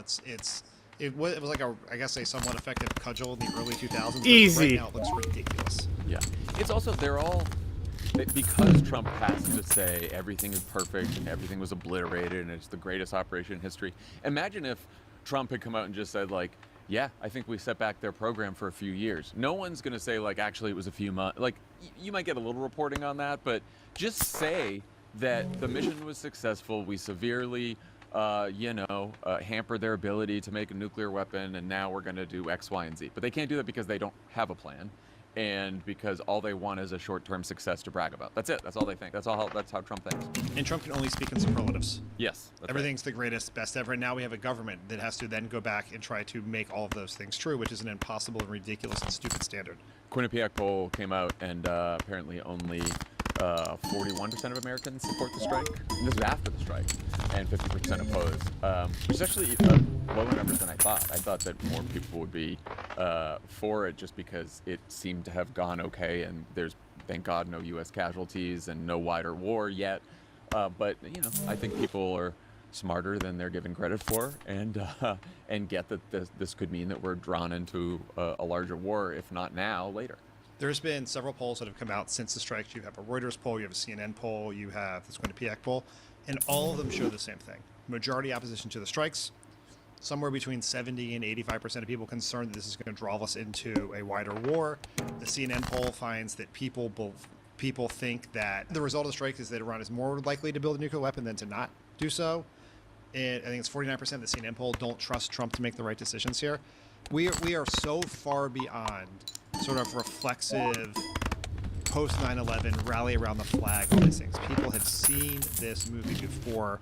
They know what happens. They know the results is nothing good for America. Yeah. So Trump had a big event on the White House on Thursday. The point was to sell his big bill of bullshit. Look at you with your new. I mean, whatever. It's a Honestly, formal. I just could have been a found worse one myself to go on. saying it. I hate saying it, as I said earlier. Could have been this one. And so just bullshit was just the easiest thing to come out of my mouth. Just I like it. I don't know if it'll stick. It's up to us if it sticks. We should think of other B words though. It's also beleaguered right now. It's a beleaguered bill. Is that a word? Is that a word that really rolls off the tongue? No, it doesn't roll off the tongue, but it is used in the correct context here. It is a political coverage. It's the media likes to use that. Yes. Everyone's beleaguered. Anyway, so he does this event. He stands in front of a backdrop of regular Americans, dressed up like the village people to make it obvious what jobs they have, what they're going through. They can tell their stories, why each of them might benefit from the bill.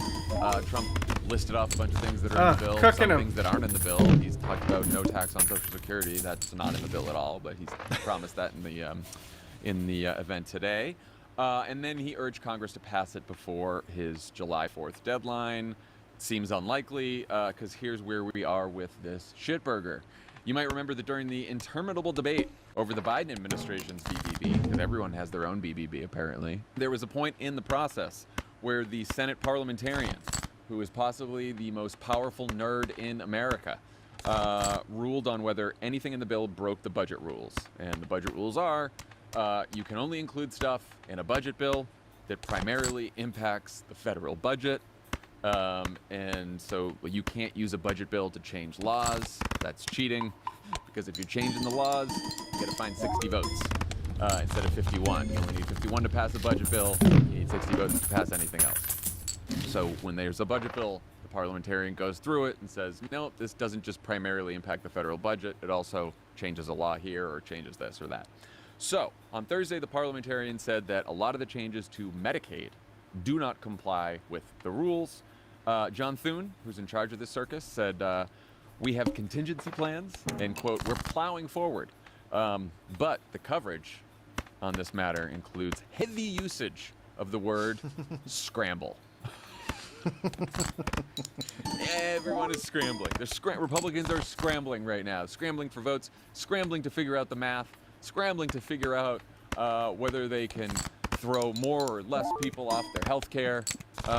What do you think, Dan? How big of a deal is what the parliamentarian is doing with the bill, and what are Republicans' options? Sure. So let's try to take this in two parts. There's how does the parliamentarian's ruling affect the substance of the bill, and how does it affect passage of the bill? So the substance of the bill, there are a whole bunch of like really pretty onerous, stupid, cruel things that were in there that get tossed out. You know, bans on using Medicaid funding for gender-affirming care for trans youth and adults. A bunch of things to make it harder for people to repay their loans or get their student loans forgiven. Some provisions to make it harder for legal immigrants to access benefits that guaranteed to them by law. A bunch of like really bad stuff.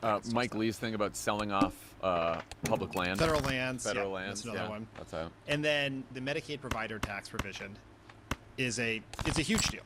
It would bankrupt rural hospitals. It would force states to cut services, which could lead to hundreds of thousands of people losing coverage over the course of the next several years. It's a very big deal. And so the Medicaid versions of the bill are less bad with that out. Now, in terms of passage, here's where we are.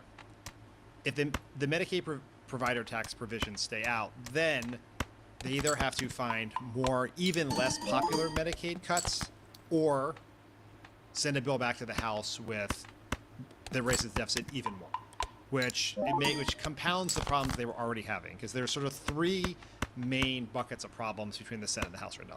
The first will be the deficit, and if the Medicaid provider tax is not in there, higher deficits. The Chip Roys of the world, the Freedom Caucus people, they get kind of screwed. The second is the state and local tax exemption. The Senate has trimmed that back. The quote-unquote salties from New York and California are quite salty, if you will. There it is. Boo! And then the third thing is the Senate delays the repeal of the clean energy tax credits from the Inflation Reduction Act.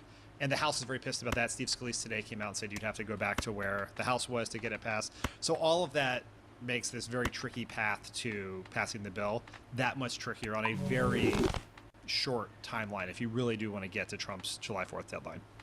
We've been saying this for a while, that it's very tough to reconcile the desire to make these deep cuts to Medicaid and food assistance and other programs, and also not add trillions more to the deficit. Like, it's just a math problem.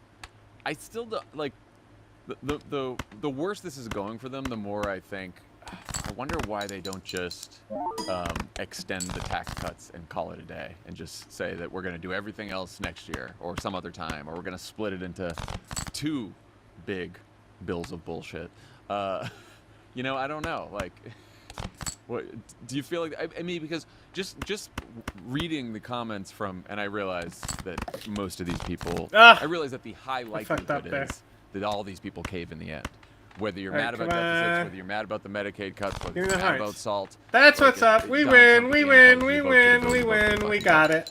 But Marjorie Taylor Greene posted today that she's a no right now.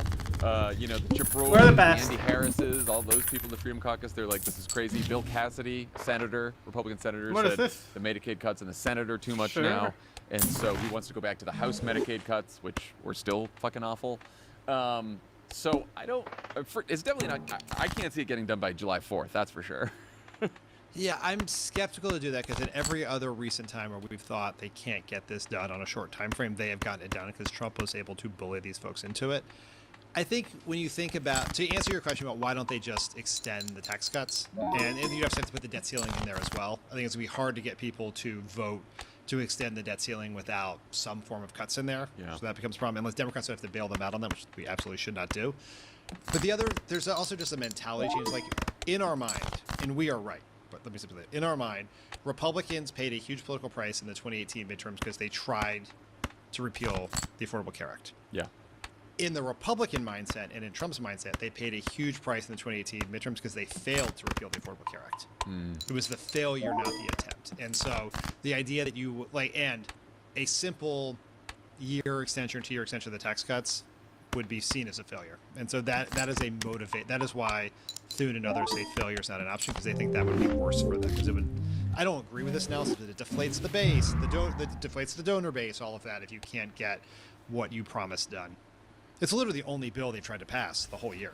I mean, I do agree that if they fail to pass it, they could get donors and some base voters pissed off, and they also still get the Medicaid ads that they tried to cut Medicaid. So they sort of get the worst of all worlds because everything they proposed is still out there, is something that they proposed.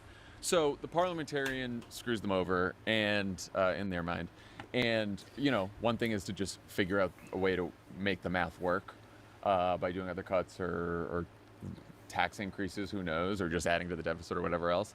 But then, of course, there's already some Republicans who are arguing that you can also either overrule the parliamentarian, ignore the parliamentarian, get the votes to overrule, or fire the parliamentarian. And Thune has already said this is not a good option. So, in some key quotes on this from Republicans, one is, how is it that an unelected swamp bureaucrat who was appointed by Harry Reid over a decade ago gets to decide what can and cannot go in President Trump's one big, beautiful bill? That was Florida Congressman Greg Steube. There's also this bad quote, name. Democrats can't let an unelected bureaucrat stand in the way of popular and necessary policies. That was Dan Pfeiffer in 2021. Michelle Pfeiffer. Throwing my old quotes back against me. Honestly, that was a Reed Cherlin special. So that was. Oh, after I told Reed that I held this position, so I'm sure he's not digging through the message box archives to find that. The context of that quote, which I 100% stand by, because I am not someone who clings to norms as America falls into a fascistic dystopian future, like some of you, was during. You know what another word for norms is, Dan? Democracy. Gay. You know another word for democracy is, to quote a Matt Iglesias, is norms in a trench coat. So the context of that quote was when Democrats were trying to pass the Voting Rights Act, and we had 50 votes for it.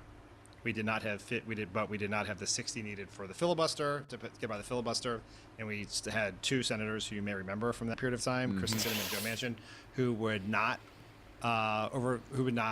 eliminate the filibuster to pass a voting rights bill.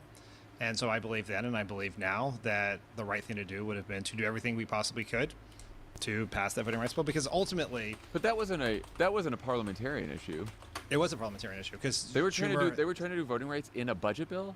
Yes, there is a. There are parts you can do. Obviously, that doesn't comply. You can do the whole thing, but there was a whole theory you could do some of it that way. I remember it with minimum wage was the big. That's the one that everyone got mad at cinema because we tried to put a higher minimum wage in the budget bill, which you could argue is like tangentially related at least to the federal budget, and then they overruled that. I mean, look, obviously, to follow Miles's law, like where you stand depends on where you sit. So right now, I'm very pleased with the parliamentarian. But the idea that we are allowing a rule set by Robert Byrd, a Senate rule set by Robert Byrd, not a law, right? Not a, not something in the Constitution to determine what the majority of the country and the majority of the Senate wants, I think is one of the problems with the Senate writ large. I mean, I still think that the filibuster is a problem and it should go, even though we're standing where we are right now and Republicans have the Senate, because I just think that the chances that Democrats ever get 60 Senate seats with the map the way it is, like I don't know if we'll see it in our lifetime. Certainly not in the next several Senate elections, and we're lucky if we get 51. So I think that if we ever want to do good things again in this country and pass them through legislation, we're going to need to depend on 51 votes and not 60. So yeah, I mean, which is, by the way, why all this stuff is getting done in budget bills, right? Because that's the only kind of bill that you can get 51 votes. The real problem here is the filibuster. Again, It's a stupid way to run a railroad to not in a world in a polarized world where you can't get, where neither party can really get to 60 cents. Republicans have a better chance than we do, but it's still quite challenging. You just can't solve big problems this way, and the consequence of that is that sometimes it's going to fall where the Republicans have the trifecta, and you're going to get really bad policies. I personally am of the view that over the long course of time, that is a better. I would rather have that risk and be able to do good things when we have it than the country be able to do literally nothing other than pass one budget bill per presidency for the future. 100%. And for people who disagree and think we should keep it, I would just ask you, just give me the states that will get us to 60 senators. Go through the map, look at the votes in the last couple elections, tell me where we get 60 senators from. Just try it. You mentioned the failure is not an option thing. So that came from a closed-door meeting and it leaked from a closed-door meeting among Republican senators, and it was from Mitch McConnell. I was like, where's he been, But what he said He's was, alive? According to Punchbowl, which got word from the meeting, got a leak from the meeting, he said, he said, failure's not an option. And then he said, I know a lot of us are hearing from people back home about Medicaid, but they'll get over it. I mean, I know we're all having trouble trying to figure out how the Medicaid stuff can break through and how the bill can break through to people. We got Joni Ernst. She's out there saying, like, oh, people are going to die. Well, we're all going to die. Good. We got Mitch McConnell saying people nobody's going to care upset about Medicaid cuts will get over it. Tom Tillis, maybe the most vulnerable Republican senator in 2026. I guess Susan Collins too, but you are way more likely to radicalize lips to There's a piece of paper he was carrying around to his Republican colleagues that shows how many thousands and thousands of people in North Carolina are going to lose their Medicaid and lose their health care if this goes through. What? I can't wait to put that in an ad. Yeah, that at least when he votes for it. Yeah, we do have a picture of that. I really wish we had a recording of Mitch McConnell, but they haven't. I guess Mitch McConnell's person said, well, what he was actually talking about is the people who will get over it. Able-bodied people regime are getting Medicaid right now who shouldn't be. They'll get over it. Oh, of course. Well, in this era of AI, you could. It's not AI, for fuck's sake. I'm just saying. Anyway, we should be talking about it a lot. That's all. Yeah. It is helpful that it's Mitch McConnell and not like Mike Crapo. It's like some of the people actually know who is. Right. I mean, it's a ready-made villain for people. Yes, and I would bet most people think Mitch McConnell's still in charge of the Senate anyway. I'm not sure John Thune has swept the nation yet as a political figure. No, he hasn't really left a mark just yet. Today's presenting sponsor is Simply Safe Home Security. Nothing says summer like cookouts, vacations, and hoping your neighbor remembers to bring in your packages while you're away. Or you could just skip the worry altogether with Simply Safe because their outdoor protection can actually help stop porch pirates before they strike. Arrgh. That's what it sounds like. Arrgh. I set up a Simply Safe, easy to do, works out of the box. Customize it for your space. The app is great. Customer support's really reliable. Makes you feel safe, makes you feel secure when you're away. Most security systems only take action after somebody breaks in. Shut up, nerd! Site 4 details. All right, let's go to the local news. Let's not. I don't know if anyone's aware, but a man named Zoran Mamdani won Tuesday's Democratic primary. Oh, a terrorist. For mayor in New York City. Look, there were some woos in the studio. Yes, which is, the studio is Reed, in Park Why Slope. not? It's Bushwick, A lot actually. of yes. You'll never guess who asked me about him. You're right. I never will.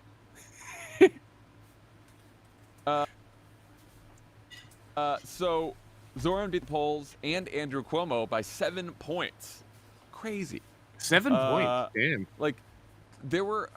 What was the Emerson poll? The Emerson poll had him like leading by a Sounds few, like it. maybe. A Saw some couple? people saying no, I didn't see any poll that had 7. Stop covering him because they were liking it was politics. a big enough lead that Cuomo conceded without waiting. I don't know if that for the was ranked true or choice not, but I process like to play to think out. it So that's not even the final margin yet for Zoran. It could be bigger than that when they actually finish ranked choice, the ranked choice process. So Mamdani now moves on to the general election, where he will face incumbent Mayor Eric Adams, who's running as an independent, and will have lots of money to spend. Oh, Eric along Adams with is perennial fucked. Republican candidate Curtis Sliwa. Perennial, but I don't know him. And various no names. There have been.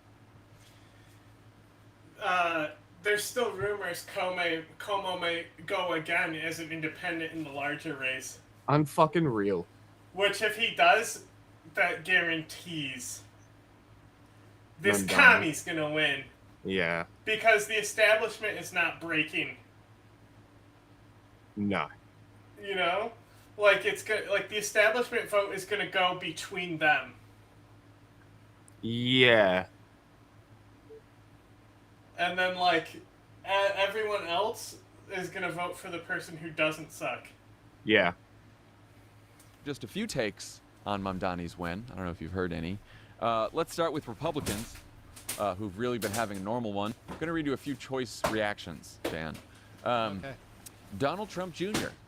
reposted a tweet that said, quote, "I'm old enough to remember when New Yorkers endured 9/11 instead of voting for it." So that was cool. That's from the president's son. Laura Loomer, proud Islamophobe, is what she calls herself, also said Mamdani's win would lead to another 9/11. She just said that. Elise Stefanik, who wants to, now that she didn't get her dream job at the UN, might run for governor of New York, she called him a jihadist terrorist sympathizer. Very cool. Jihadist, that's really nice. And then Donald Trump himself called Mamdani a, quote, 100% communist lunatic. And of course, the gang over at Fox News, they took up the chorus right away.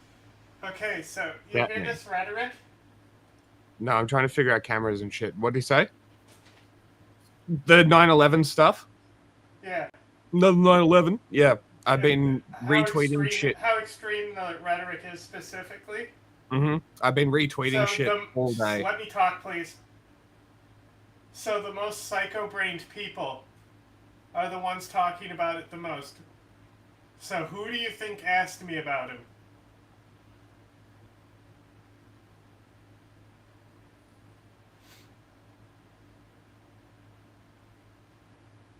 Your mom? Yep. Oh, by the way, I had to think for a second. I'm like, who? It could be anybody we've spoken to. so like I had to go to the Social Security office, right? Yeah. And that's when she asked me about him in the Social Security office. Bro, let me tell you, there is some very funny government inefficiency memes at that Social Security office. Well, like, so, just like, existing. first of all, a lot of the walls, especially in the elevator shafts, Full of Jews? are just raw concrete. What, really? It's like a prison. Raw concrete. You can see all the stones in the concrete. Oh my God. Some stones have fallen out over the years, right? Mm-hmm. And then, so you go into the building, and you have to check your phones, and they give you a receipt, like a coat check, you know? Yeah. So then you get up to the office, okay, and it gives you two options. Enter your information, or 2, scan the code that was sent to you. Okay. Again, your phones are taken when you enter the building. That's amazing. So and then on the like now serving screen, there was a QR code as well to scan. Incredible. That's. I was laughing pretty hard at it. Yeah, that's great. I cannot believe that New York is about to elect Adam Sandler, the hairdresser, as mayor of one of the world's greatest cities. The Democrats have gone so far left, they're socialists now. It's President Trump that's really in the middle looking at everybody and governing that way. He's going to turn the prisons inside out, and he's going to turn Whole Foods into no foods. Unless rich New Yorkers band together, donate a lot of money, and create a groundswell for a viable alternative to Mamdani, another great American city is going to swirl down the drain. You know what creates hate you, Nork. All you do is bitch about liberal cities, and now it's great. MAGA diehard. New York has to be great, so that way they can say how bad it is run by a communist. Well, yeah, it has to be run by a Republican. Bro, you know what's gonna suck for them? And deported. When this is not another Lori Lightfoot.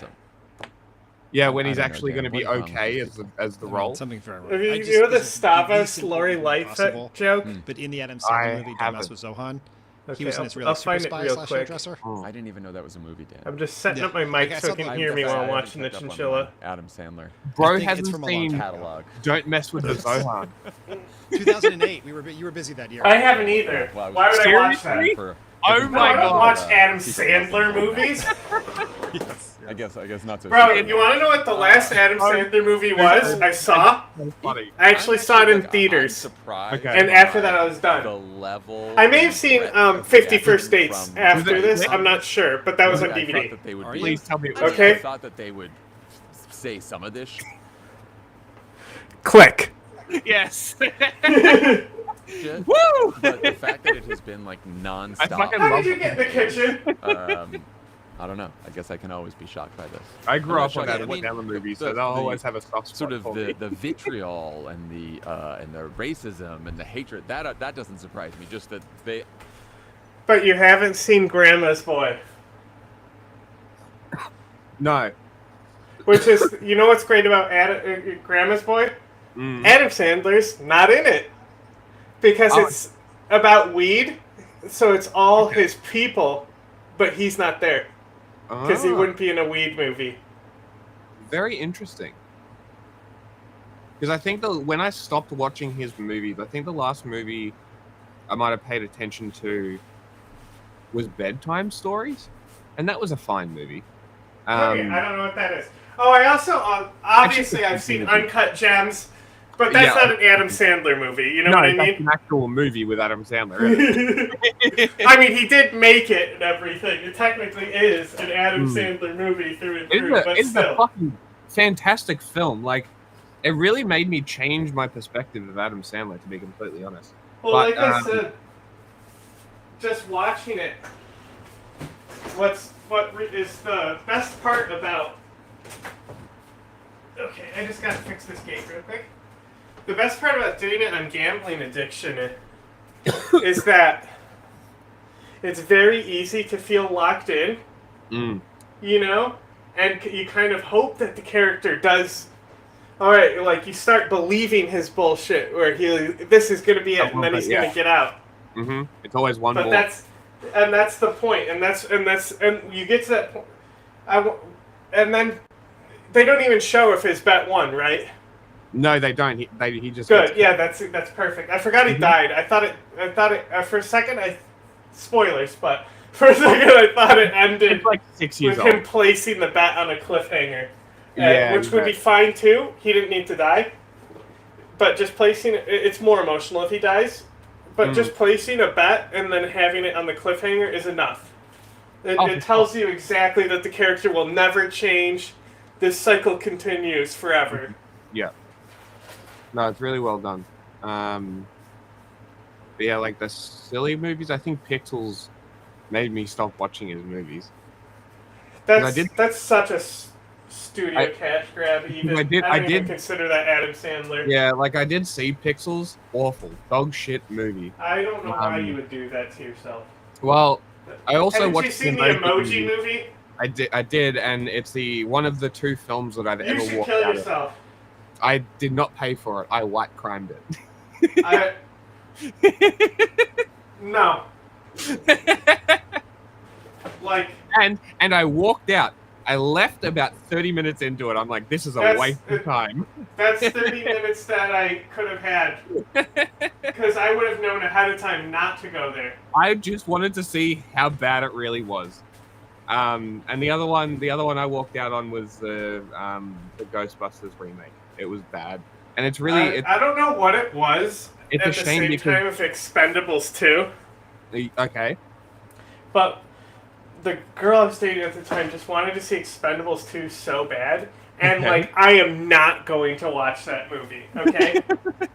And so I was like, I'll fucking torrent it right now and watch. You'll fucking hate it. And I did, and she was like, okay, you were right. That's great. Like, the first Expendables isn't awful, but Rambo 4 is better than it. Yeah. Same plot. That's fair. I'm just looking up the IMDb. Yeah, it is Paul Feig. So Paul Feig has done some pretty good movies. Like, he did Bridesmaids. Yeah, but The Heat. Ghostbusters... And then the Ghostbusters movie Ghostbusters stands out at a very unique time. It's kind of like how Ghost in the Shell came out at a time where there would be a reaction to it. If that female Ghostbusters came out today, nobody would care. Nobody would be ranting and raving how it was the worst movie and all that shit. Nobody would give a shit. No, the thing is that a good point, but like that was the first that was the first movie with a property that people have been wanting something for so long that it's been on the fence for so long. True, like that definitely has more to do with it. You're 100%. And nowadays, like, you know, Star Wars, I have like less respect for that than Star Trek. Interesting. It's just shit, man. Well, when I went to see the movie, right? When I went to see it, and I rewatched People will be like, "You gotta watch Andor," and it'll be like, "I don't even watch shows in general. Why would I watch a Star Wars show? I can read the synopsis, and guess what? It'll affect me the exact same." True. But like when I actually went to see the movie, it was not because like because who was in it? It was Melissa McCarthy. What, Ghostbusters? Yeah, Melissa McCarthy, the blonde woman. Leslie Jones. Yes, Leslie Jones. She was the one. The that lesbian. The lesbian with the short hair, the funny one. Karen Feig. I'm making a face. It's not Tina Fey, but in this. Alyssa McKinney. No. Alyssa McCarthy. No, that's Melissa McCarthy. Deborah. Deborah, hold on. Kate McKinnon, Leslie Jones, Kristen Wiig is who I was thinking of. That's who. Yeah, Kristen that Wiig, one. like those 4 people together. In my head, I was thinking Bridesmaids. Yes, it's literally the Bridesmaids chicks. Yeah.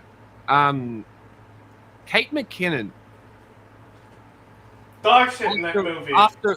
Awful, right? But after rewatching that movie and watching some more things with her, she's fucking hilarious, dude. She's so funny. But Leslie Jones is not. I don't know what, like, the movie, like Paul Feig, Bridesmaids, hilarious. I don't know why Jack, you go straight to hell, man. You know what? You're banned from the show, man. Over to Ghostbusters. I don't know what. What did I say I was gonna look up? It was a movie of some kind. No. Wasn't it? There's a video of some kind. Chat? Nobody's watching. Help. Nobody's watching. Make tweets and shit. I'll go back through the YouTube and see if I can find it. It was a while ago when I said I was gonna do it. That I was gonna pull something up. Okay. Still playing Black. We were talking about Adam Sandler, and I think it was even before that.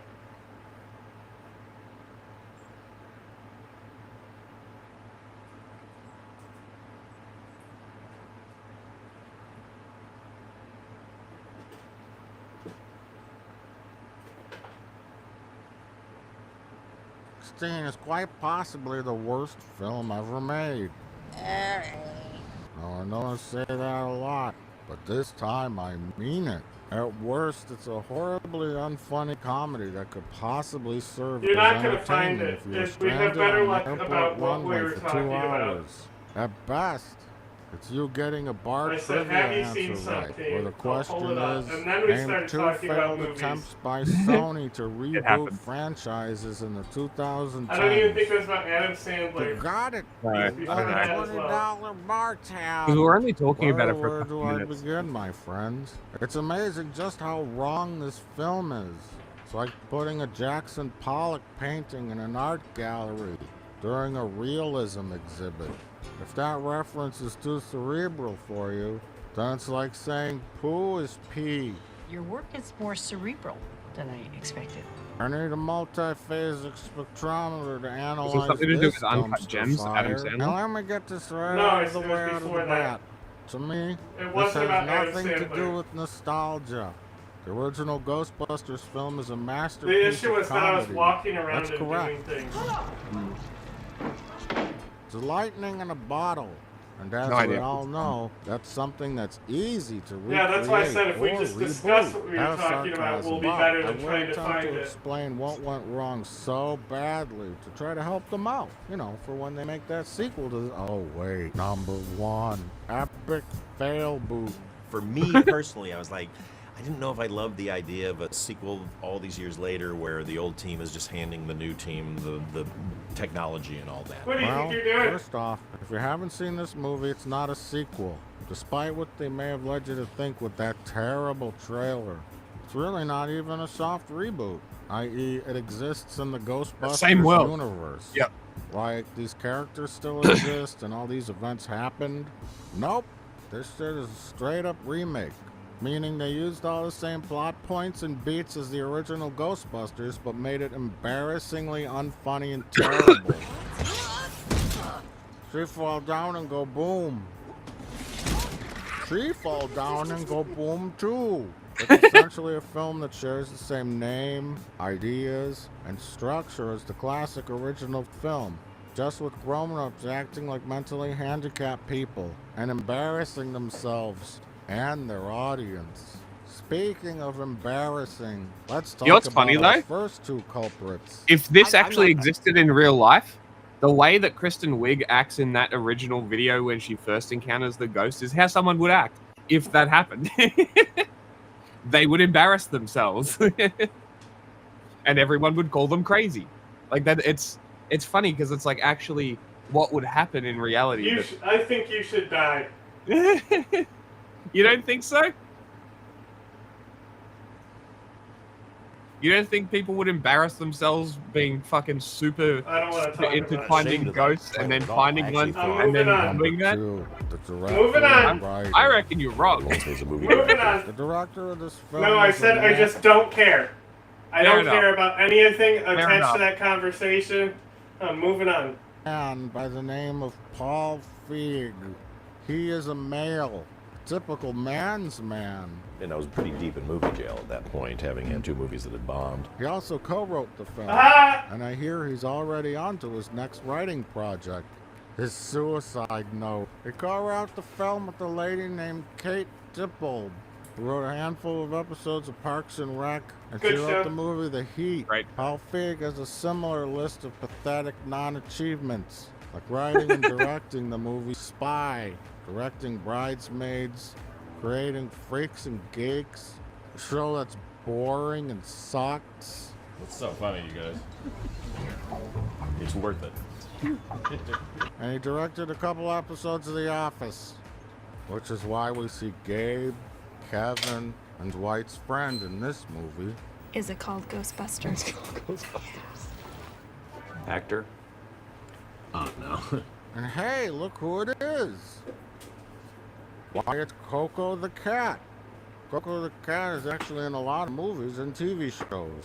What a big, lovable pussy. Out of all the talent in the world, why did Sony select these 2 hacks to write and helm the first film of this new Ghostbusters franchise? or extended universe or they whatever don't the care. fuck they were planning to do with it. Fuck if I know. Cash grab, We say Ghostbusters. It's not just Ghostbusters, it's Ghostbusters. Maybe it was this amazing pitch letter they sent No, to it's Amy just Pascal. You know, the lady who Phoebe. apparently had her head so You gotta be far more up her careful. own ass that her fecal matter was making decisions. It's Amy. I hear you got a take. It's like, oh, God, well, I mean, yeah, that I just kind of came up with, and I don't know if it's right. Wow, that sounds great. Like, it really is the perfect storm where it was just ahead of the shit wave of just reproduced, recognizable branding. They don't care if the movie's good. No.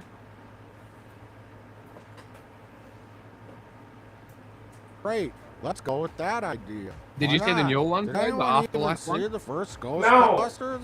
Ghostbusters is about finely crafted dialogue. They're not bad. Well-timed delivery. I don't know if I've split up.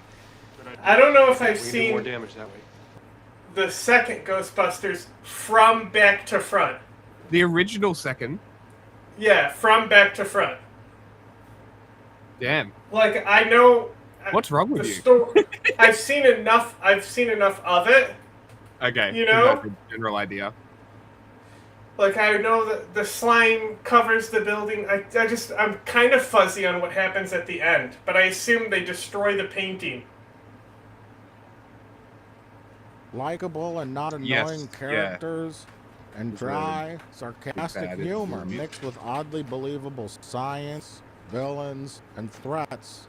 And while I'm not advocating for a remake that's the same film, because that's boring and pointless, what Ghostbusters should the never vibe be of the is original filled with Ghostbusters is embarrassing and immaculate. childish ad-libs. What's got a feeling to it? Oh. Hilarious.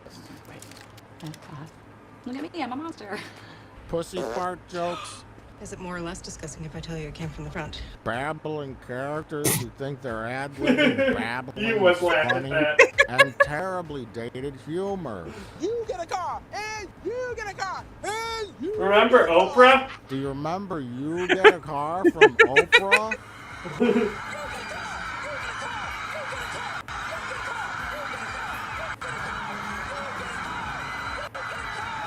Remember crowd surfing?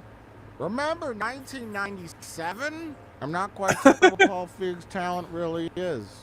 I mean, he's famed for directing Bridesmaids, but really Good that film. was a film with a great script written by Kristen Wiig and Annie Mumolo. I think Paul really just hit record on the camera. Wiig and Mumolo were nominated for an Academy Award, and they won a whole shitload of other awards. What award did Paul Feig win? A golden turkey? A golden shower? You know, the director, he spent too much on it, and he didn't shoot scenes we suggested to him. Has several scenes that were going to be needed, and he said, no, we don't need them. And then we casted the movie, and they needed them, and he had to go back and about 30 to 40 million in reshoots. So, yeah. So he will not be back on the Sony line anytime soon. So you got a lady who wrote the script for Bridesmaids, yet Sony thinks they should write Ghostbusters? That brings me to my next point. Are you ready? If you have a heart condition, please hold on to the handrails. Wait, that makes no sense. There are no handrails. Get ready, here we go. Wait, I have heart condition. Ready? Here we go. Try to hold on to the handrail. Number 3. You're not being naughty. Sony Pictures is a giant dumpster fire. Be a good brother. Such True. hits like Pixels, Paul Blart Mall Cop, Hell yeah. Smurfs, Black Annie, Sex Tape, failed Spider-Man reboots. Hey, leave those After Spider-Mans Earth, alone. That's my boy, and so on. It's unsurprising that there is a rumor Sony was shutting down its film production. Not sure if it's gonna happen or if that was even true. But I mean, I wouldn't get all misty-eyed. While some good stuff does slip through the cracks, Yeah, that stuff went everywhere, by the way. Sony's- in every crack. I was surprised that Ghostbusters fell into a lot of Sony products, off the chain. Okay? Sony media, not necessarily great. Like this, their record label is fine. Like they'll always have good artists there. But like You know they tried to launch a competitor to iTunes? Sony? Yeah. I did not. Yeah, so a paid music service. They launched that to compete with iTunes. That was like 5 years ago or so. Oh my god. Can you detect the problem here? Apple Music is the best music streaming service? Oh, paid stuff. Yeah. It's the best paid music streaming service. Yeah. Did it cost more than So Spotify? But the issue is that nobody's paying for shit because Spotify was rising and shit. Yeah. And yeah, And Spotify YouTube Music and totally shit. free. Yeah.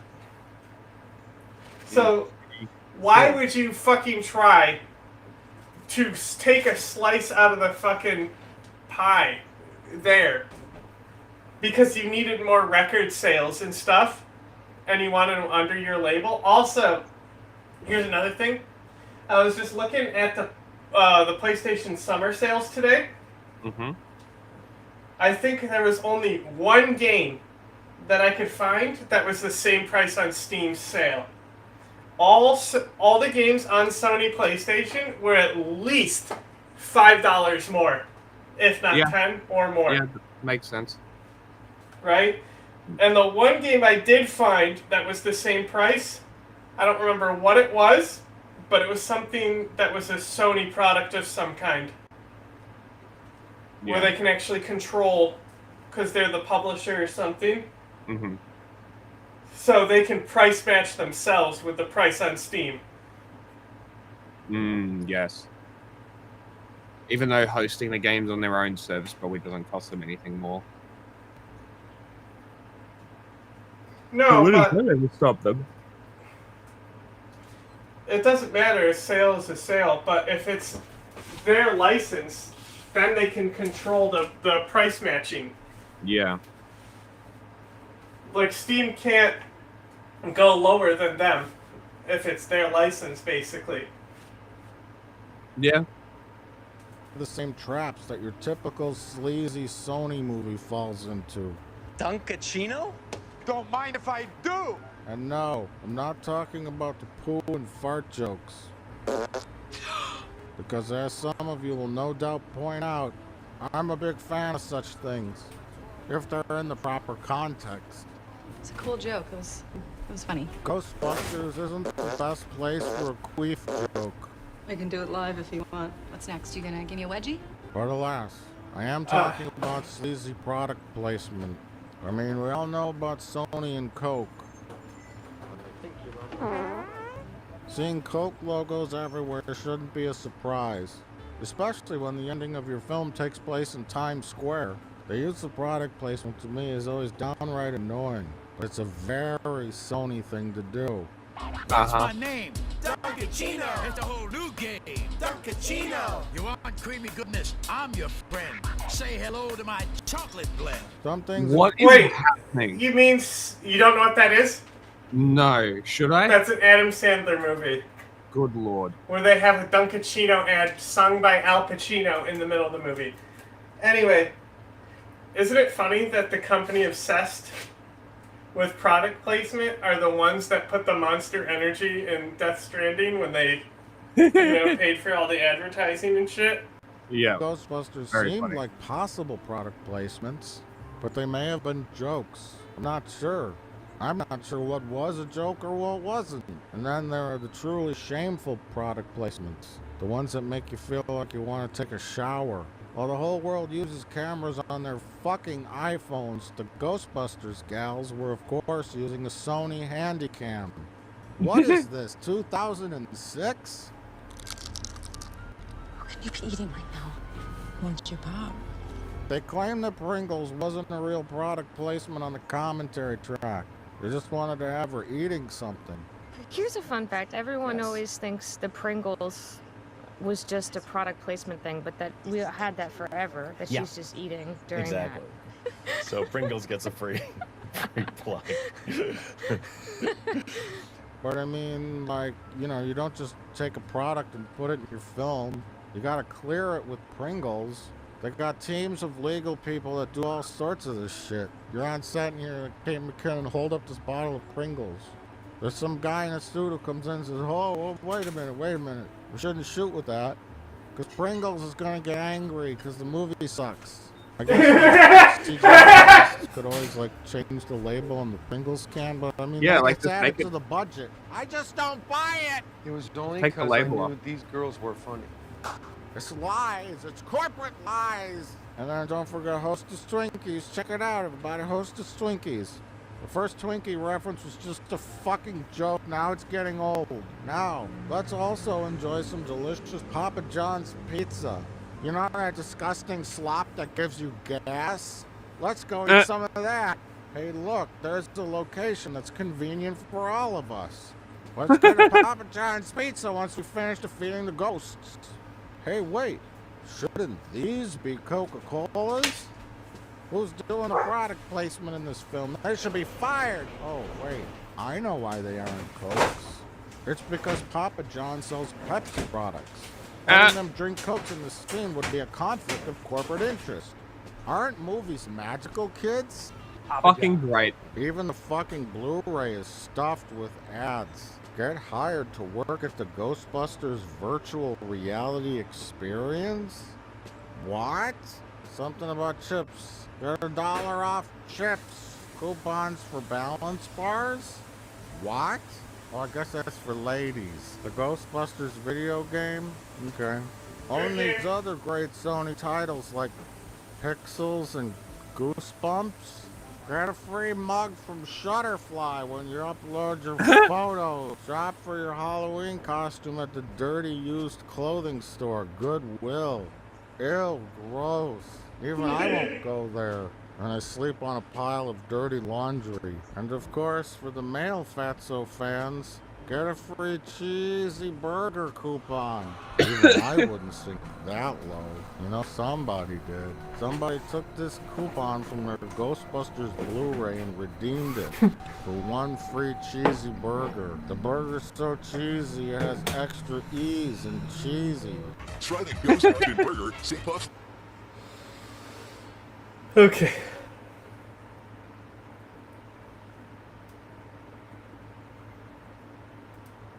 Oh boy. Did you do those What a tweets? pity. No, I did not. I thought you already did it. I just did the one, but now we're doing the real show. Okay.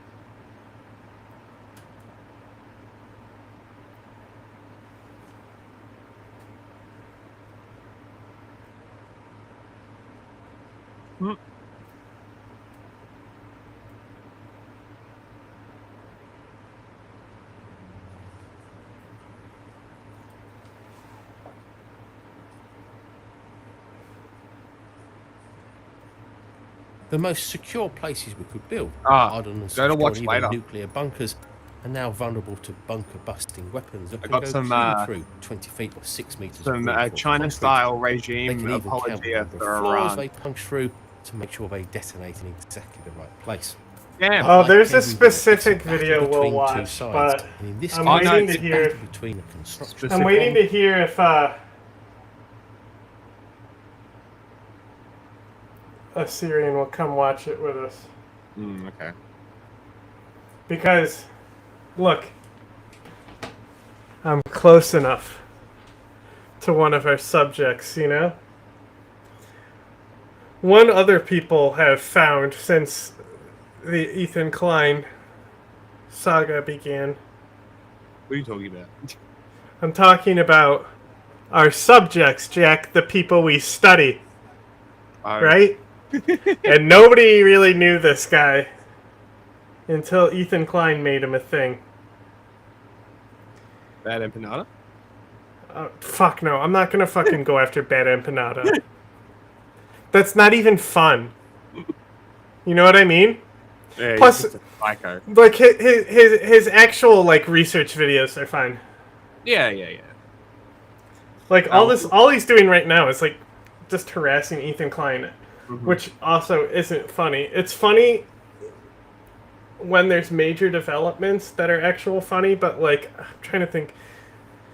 The iDubbbz dropping the fucking video was pretty fucking funny because it was so bad. And it fucking blew up Creator Clash. Yes. Fucking hysterical. iDubbbz falling on his face, bringing back Content Cop. Yeah. Doesn't help the cuck allegations everyone's throwing at him, huh? No, it doesn't. And when one side takes the lead, it's not often long before the other catches up. But now, new advances in concrete technology may well put an end to even the biggest bunker busters. So in this video, we'll look at how you can punch through 6 meters of reinforced concrete, and can bunker busters remain an effective weapon? Durability of the defences to absorb the blows. This is the way armour and defence have worked since ancient times, when kings and emperors would build forts of mud and stone walls to keep attackers at bay. Soon siege weapons such as trebuchets or catapults were developed, and threw large rocks and boulders to break the wall. Fucking thicker walls, also greater protection until the invention of the potentially cannon, we were going to and do iron something with cannonballs Uday capable this of breaking weekend. the thickest stone walls. Fucking Twitter got Over time, banned. sunken walls, Really? and mounds blunted the I wonder cannonball's what effect for. Until I'm rifle fucking real. barrels gave the artillery Right? a Like, greater precision to take out any exposed positions. It's got to be for The advent reporting of on steel something. reinforced concrete before the First World War. I don't made know. defensive positions How do you get much banned from harder, if Twitter not nowadays? impossible to destroy with conventional bombs and shells. And this is how it remained until the Or maybe he mid-part of blocked me, World War II. which would be However, unlikely. 300 odd years ago, Isaac Newton developed an approximation for the impact depth of projectiles at high velocities based only on momentum. Simply put, the more dense the impactor is relative to the target, the greater the depth of the impactor will be. Using this simple theory, a 1 meter long uranium rod with a density of 19 grams per cubic centimeter will be able to punch through 6 meters of rock with a density of 3 that grams wild? per cubic Yeah, centimeter. it's fucking crazy. However, there are many caveats to this, such as the hardness and durability of the materials used, and what happens to Maybe the it was like energy something like he released as told the some guy to impactor slows down. kill Yeah, himself. maybe. For the impactor moving faster than the speed of sound and the shockwaves created. Take, for example, a lead bullet and a Kevlar vest. In theory, the lead bullet is much denser and should push its way through, but the Kevlar is durable enough to absorb the bullet's kinetic energy, slowing it down and causing it to deform and stop. But put a hard steel case around the bullet and the Kevlar will give way, because the bullet is now hard enough to overcome the Kevlar. If we put hardened armor plates made from something like carbon boride in the Kevlar, the steel jackets around the bullets aren't hard enough and will break up.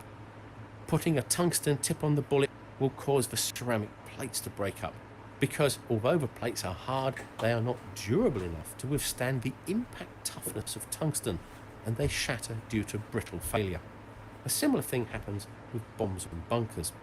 Conventional bombs falling onto reinforced bunkers would cause little damage, due to the fact that most of their energy is being dissipated into the surrounding atmosphere.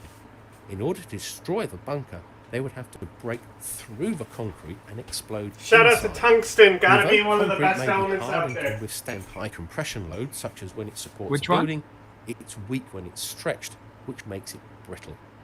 When you hit a piece of concrete hard enough, the impact will cause the concrete to shatter and crumble around the impact zone. Although it breaks up, it has absorbed some of kinetic energy from a projectile to slow it down. And if the concrete is thick enough, all of the energy from a projectile will be absorbed and it will be stopped. This is why hardened bunkers have roofs and walls that are up to 5 to 6 meters thick. However, if you can hit the concrete hard enough with a very dense, hard, high-speed mass, it will shatter and crumble to such an extent that just the rebar is left, which allows the impactor to continue. Tungsten. To do this, the projectile and its contents have to withstand the immense forces involved. The first real breakthrough came in World War II, when the British engineer inventor Barnes Wallis came up with first the 5-ton tall boy and later the 10-ton Grand Slam earthquake bombs. These weren't designed to hit the target directly. They were meant to land close to the target, and using their mass and terminal speed, when dropped from altitude and reaching 750 miles an hour or 1,250 kilometers per hour, to bury themselves deep in the ground before detonating with a timed fuse. This would create large shock waves, most of which would travel through the ground to destroy or damage beyond repair brick buildings of up to 150 metres away. It would also create a camouflage or underground cavern which would then collapse, causing buildings of any construction nearby to fall into the resultant crater. However, they were used against some of the biggest and toughest buildings the Germans ever made, like the U-boat pens on the French Atlantic coast, with layered roofs of up to 8 metres thick using reinforced concrete, steel and granite. Nothing short of a direct hit with a massive bomb would suffice, and the Grand Slam would be the biggest that was available. In order to survive hitting the ground at near supersonic speeds, the cases and nose cones of the bombs were made from a steel alloy of chrome molybdenum, and just over half the weight came from the case alone. Using their streamlined design, mass and speed when they were dropped from up to 22,000 feet, the 10-ton Grand Slam could punch for up to 6 metres of reinforced concrete and then explode inside. Although some did achieve this, many broke up on impact, which was not surprising as the shape of the bombs was designed for hitting the ground and was not ideal for punching its way through reinforced concrete.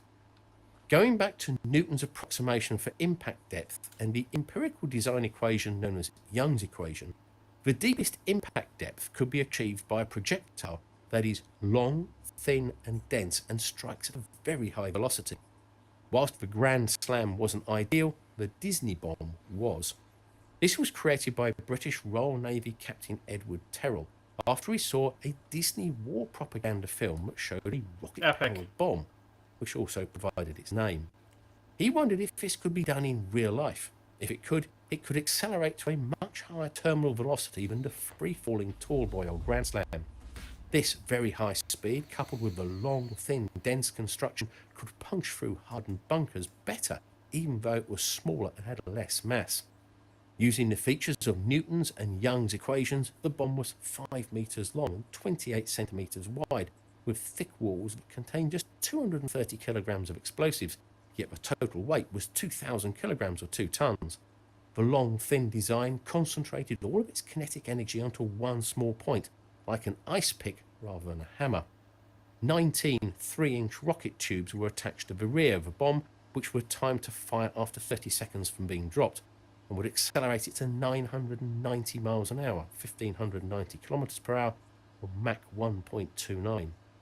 Although it was designed by the British, it was only ever used by the Americans, who dropped 158 Disney bombs from B-17s in the last few months of the war. B-17 In tests after bomber. the war, they were able to penetrate 4.47 meters at the Valentin U-boat bunker, with one bomb not only going through the roof, but also the 1 meter concrete floor below and ending up in the sand beneath. Being much lighter and slimmer, many more Disney bombs could be carried by one single aircraft. God, we can't rather call it than that. just That's the one weird. tall boy.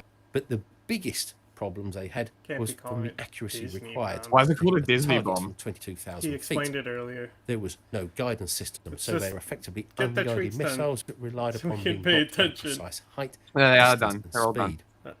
Although bunker busters they became known were developed in the decades after World War II by the US and other countries, advances like laser guidance enabled precision to hit single buildings that was not available before. However, when it came to the Gulf War with Iraq in 1991, the US was concerned about a series of new command bunkers around Baghdad, built deep underground and protected by several feet of reinforced concrete, Man which bunkers. the UASF Off a hell bomb. estimated to be invulnerable to its 2,000 pound or 907 Portable hell bomb. kilogram bunker Problem busters. solved. What they needed was something about the size of a Disney bomb. Without the time to develop a new bomb casing, they looked to industry for a solution. A long, thin, heavy and very tough projectile, and found one in used 8-inch howitzer gun barrels. These barrels were modified at research laboratories, including the Air Force Research Laboratory Munitions Directorate, located at Eglin Air Force Base, Florida, and the Watervliet Armory in New York. At 19 feet or 5.7 meters long and weighing at 5,000 pounds or 2,200 kilos, they were filled with 285 kilograms of explosive, fitted with a hardened nose cone, laser guidance and controlling fins from the GBU-27 LGB kits, and given the designation of GBU-28 or Guidance Bomb Unit 28. In sled tests, it could penetrate 20 feet or 6 meters of concrete and in flight tests it reached a depth of 100 feet or 30 meters in Earth. Only Damn. 2 were dropped in Operation Desert Storm from F-111 bombers. One missed the target, and the other scored a direct hit, destroying a command bunker. 2 days later, the Iraqis surrendered when they realized their bunkers were no longer safe hiding places. However, after the 2003 Second Gulf War, analysis of bunkers hit by bunker busters showed that they hadn't performed as well as expected or caused the Interesting. required amount of destruction. Over time, concrete technology has come on with the development of UHPC, or Ultra High Performance Concrete, first used by the US Army Corps of Engineers in the 1980s, though it didn't become commercially available in the US until 2000. One of the leaders in this technology is Iran. Iran is an earthquake zone, so it has a natural interest in making earthquake-proof buildings, and that same technology fucking can hate be these used to make guys. stronger bunkers. UHPC uses normal cement, but much purer quartz, flour, and fine sand, plus other additives. Flour? It also includes an addition of up to 1% of fibres of high-carbon steel, PVA, glass, carbon, or a mixture of all of them. These fibres help stop cracks from propagating.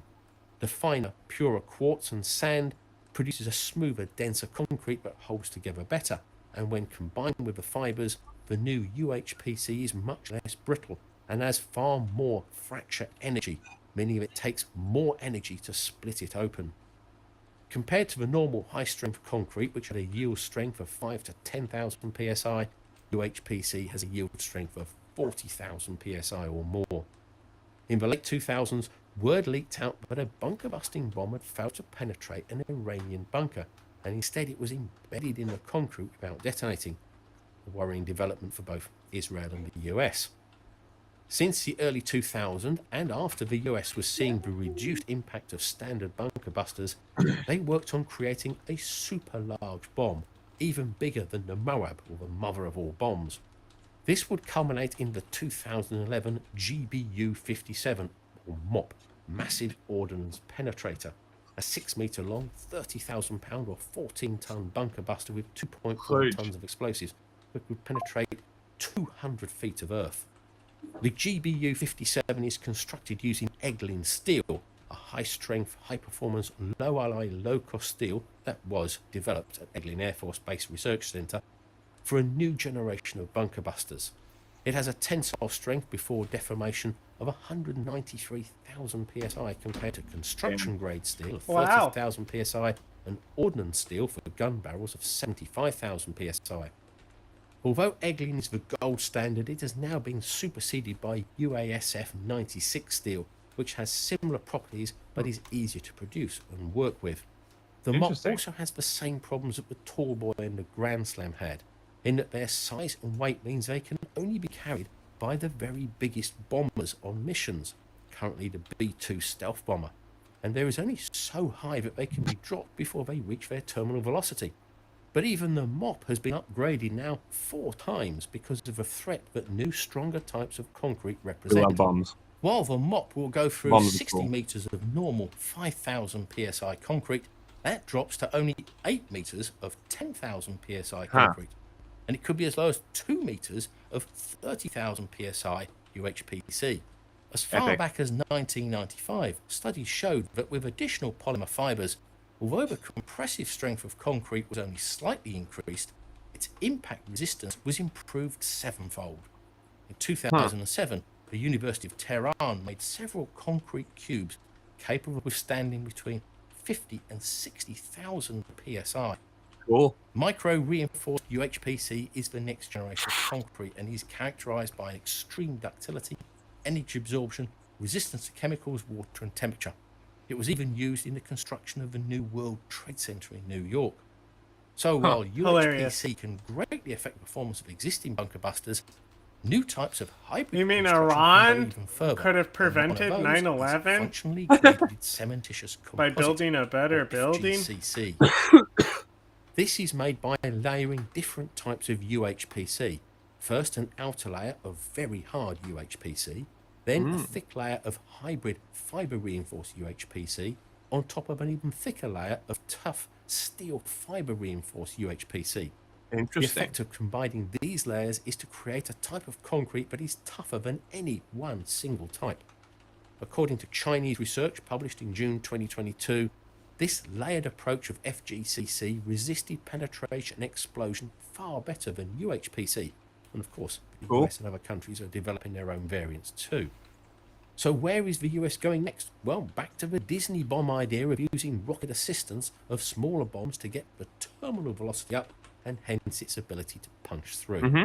But we're reaching the limits of what can be done without resorting to things like nuclear Like a bunker 50 busters. caliber versus a 223. Hypersonic missiles could be used without an explosive warhead and just relying upon the huge amount of kinetic energy they have. But Or a at 45 and a multiple 9 mil. speeds, they run the risk of breaking up or vaporizing when they hit the target. And that doesn't guarantee that they would work against the new FGCC composite concretes. In the end, maybe the best strategy would be to just destroy the entrance and exits and communications links.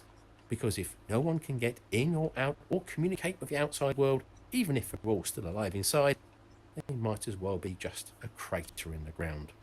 So I hope you enjoyed the video. If you did, then please thumbs up, subscribe and share. And don't forget, you too can become a patron to help support the channel.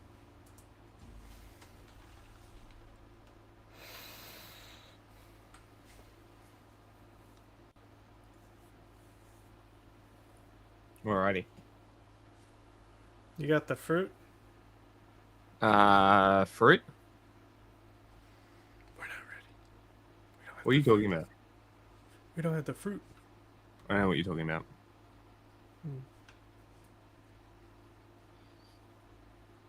Here's a movie for you. Oh, not a movie, sorry. A video. How gay is Fast and Furious? No.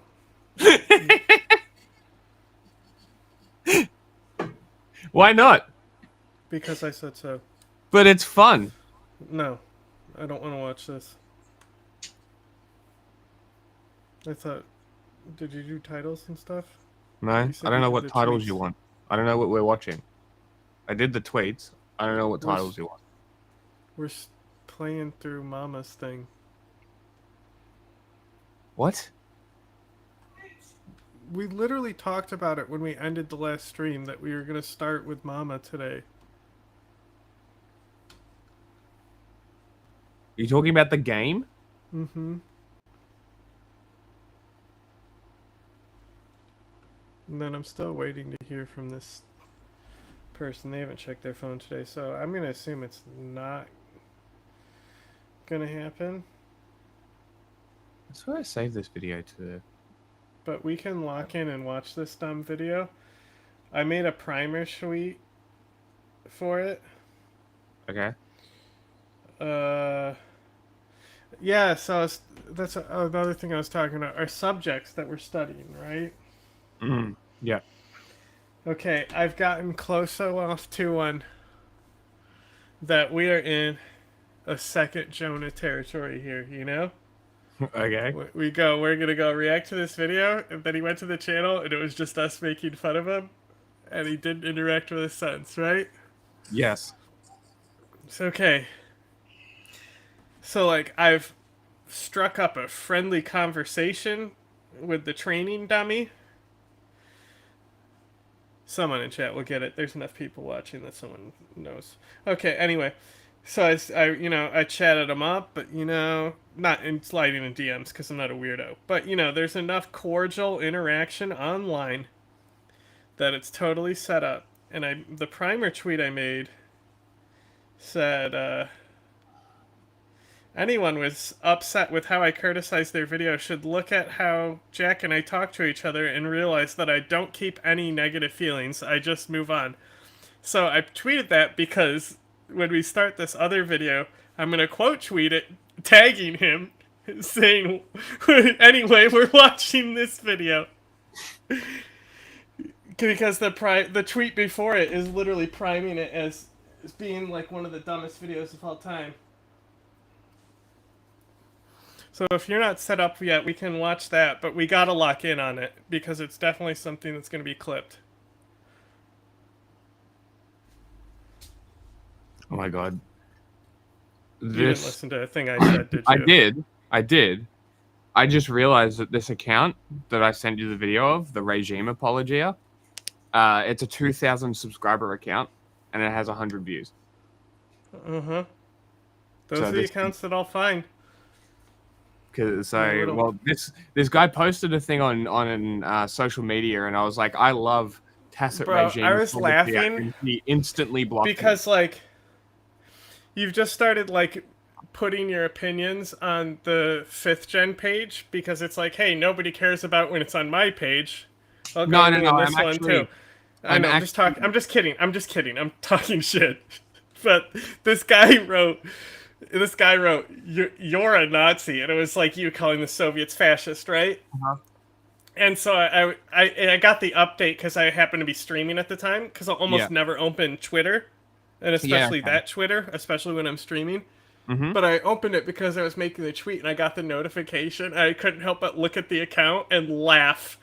I just did a quick like swipe scroll through his posts. Uh-huh. No interaction whatsoever. Like, why do you even have a Twitter? Which one was this? Hold on. Mentions. I was like, if I didn't see Jack that one. better not respond to this. Probably because I cleared the notification because I saw it. But like, those are the accounts that you should not be responding to. Okay. They're literally not worth anyone's time. That's why no posts that they make have likes. Some people don't even deserve to be a user on social media. You know what I mean? It's people who just say, you're a Nazi, to people who criticize Stalin. Not necessarily, because I'm sure, like, Barbarism Critic would say something like that. Yeah. And I actually like them. Or not Barbarism Critic. Who's the other one? Oh. Scarlet Red? What's her thing called? I'm not sure.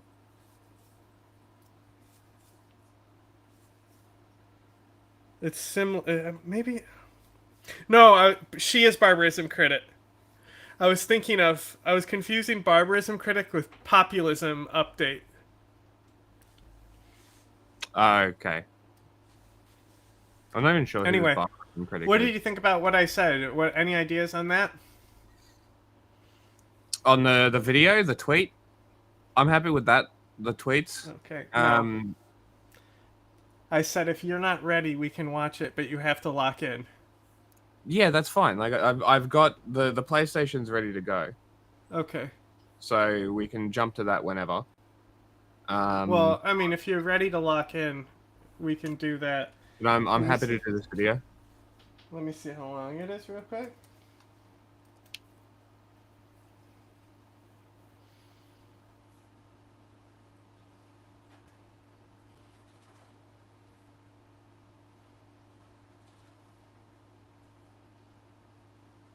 I make sure it's out. Okay, yes. He did release it. Okay. So...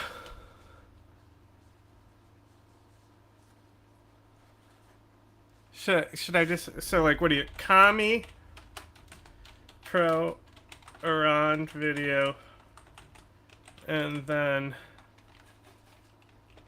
Starting...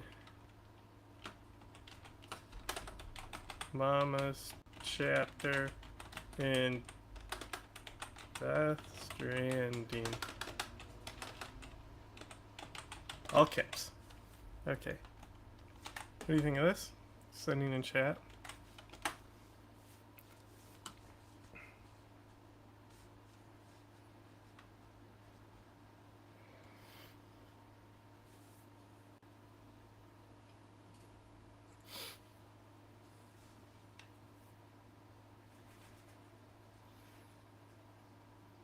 Jack? For the title. Mm-hmm. Sure. Because I think just saying Kami Pro Iran video, more people know that. Actually, if I do like this, and I just put his name, I can tag him in the YouTube title, right? Yes, you can.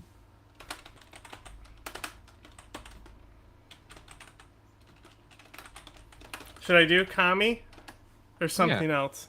Nah, Kami's good. Or should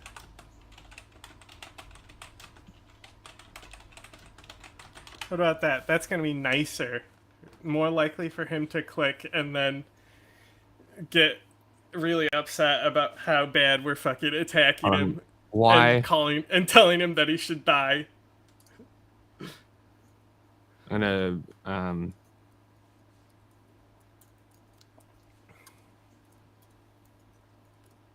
why communists should support the Islamic regime in Iran. Just complete irony. Yeah, that's... Yeah. Yeah, that's basically what the video's called. Yeah, I had a friend of mine... Type it out for me so I can copy-paste it. Whatever you want to go with. And then I'm going to put the Death Stranding thing in there. I already did. Oh, you already did it? It's all done. Okay, so then... If I go on YouTube... Can I edit on I had YouTube? a friend of mine... I had a friend of mine, she's a socialist. She messaged me asking about Iran, and she's like, from what I understand, they wanted to like redistribute wealth and shit. I'm like, that never happened. And it didn't upwards. Happen. It didn't happen, but it was a plan that they did say that they wanted to do, right? And that's basically what I told her is like, no, Iran is like one of the worst countries if you want to use a Marxist scale. Awful fucking country on a Marxist scale. Not even like anything else. Like they literally the complete opposite of everything. Especially considering what they did to the Marxists. Yeah, that too. Like it's insane that communists are even sympathetic to the Islamic Republic. Whoa, and on save it. That, save it. Calm down. Feminists. I don't understand. Feminism is a problem. Like, if you're a feminist and you support the Islamic Republic, what the fuck is wrong with you?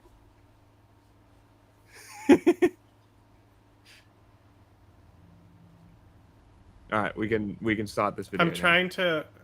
I'm working at. I'm just going to the channel because I want to fucking make sure I have him tagged in the title. Mm-hmm. So he knows that way he can copyright claim us and sue us. Mm-hmm. And then I need my Can't wait. Twitter page.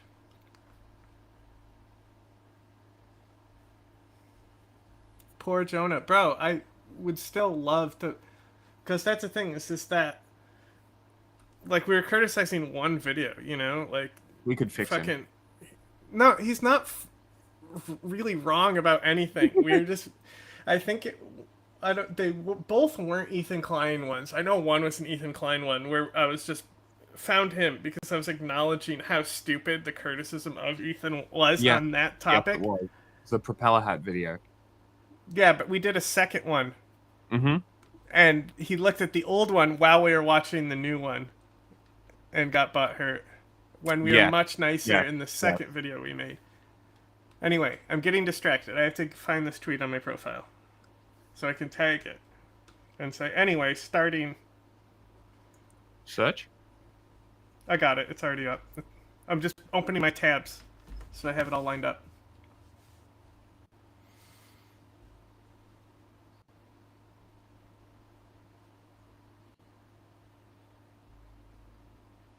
And then this button. I want to edit. Oh, you didn't put later Death Stranding in the title. Not in the YouTube. Oh, you did on Twitch. Okay, yeah. That's fine.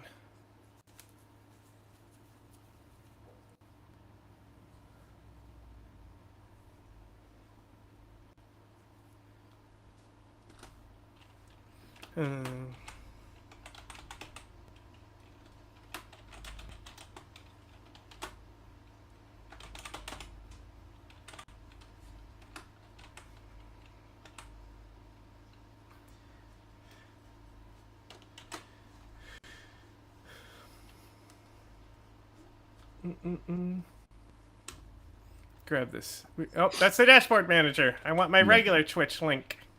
I fucking saw a video of a dude in a museum, a British museum, and he's like, "Oh, hey, this is an Aboriginal shield. This shield comes from when the British first landed in Botany Bay in 1774 or whatever the fuck it was, and they shot one of the indigenous people and stole their shield. That's where the shield is from. I'm not going to say whether that's a good or bad thing," is what he says in the video. "There's too many people. I'm leaving." Like, fuck you. You can't say if that's a good or a bad thing? You mean the first contact resulted in them being shot at and had their shit stolen? Cool. Yeah, that must be a good thing. Jesus fucking Christ. These fucking people.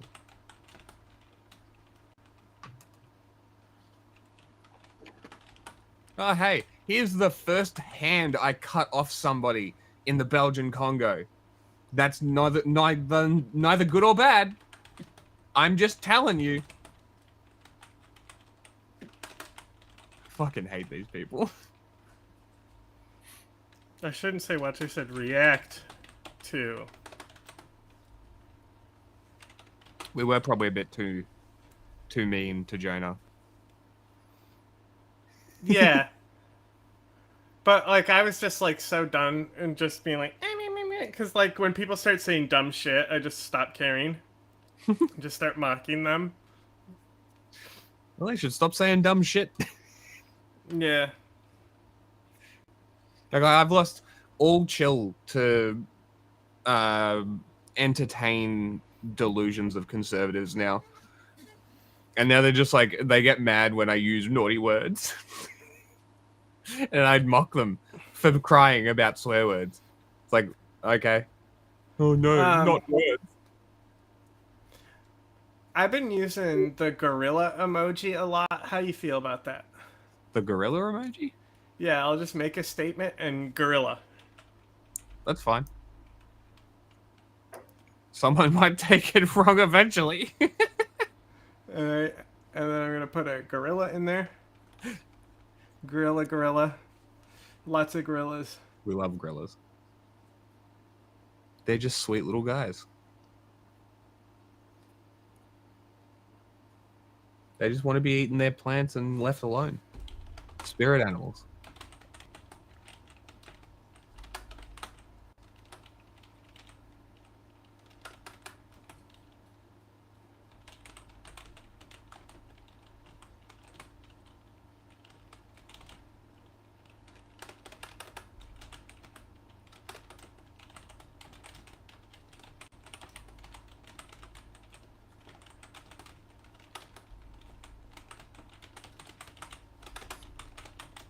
Oh my god.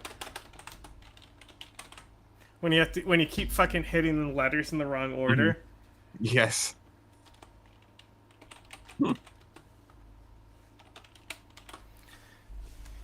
Okay.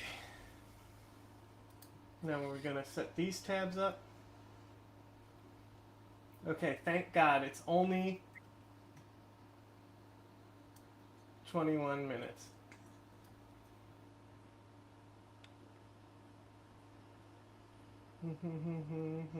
Feminism is a problem. Okay, there's that. I still haven't... You just did a tweet on the 5th Gen Twitter? I believe so, yeah. Okay, I'll make new tweets later when we switch over to the new one. Yep. And this will be my promo tweet for the Twitch here. I will send the tweet to you. I'll just go to the page. Unless you Alexa. DM'd it to me right now. Yeah, I literally did. Oh, I meant on Twitter. Oh no, it was on. Yeah, it was on. It's a different browser where my Twitter is. Oh, okay. Because it's not on my work browser. This one 33 minutes ago. Sure, I'll repost that. And then I'll switch those accounts. Wait, I'll click on this side of my screen and go to twatter.com and retweet my personal.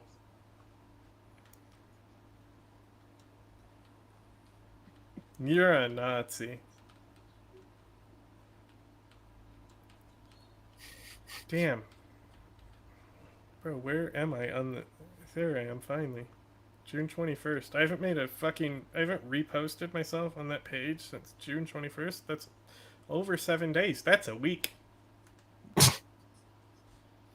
Oh, also, I just retweeted this Black Red Guard video. Okay. This is peak content, bro. Look at this. He said, I tried to defeat the Viet Cong, but they said no, sad face.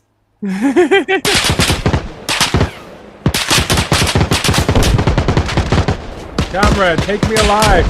Comrade, wait, comrade, come back. Comrade. Okay, now I gotta fucking kill. Y'all are ultra leftists. Just because I'm American does not mean I cannot be a communist.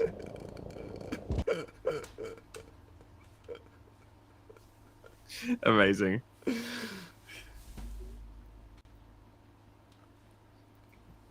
Okay.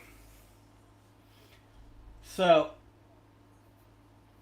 this isn't technically why communists should support Iran. It's why it says why Americans should support Iran. Ah, okay.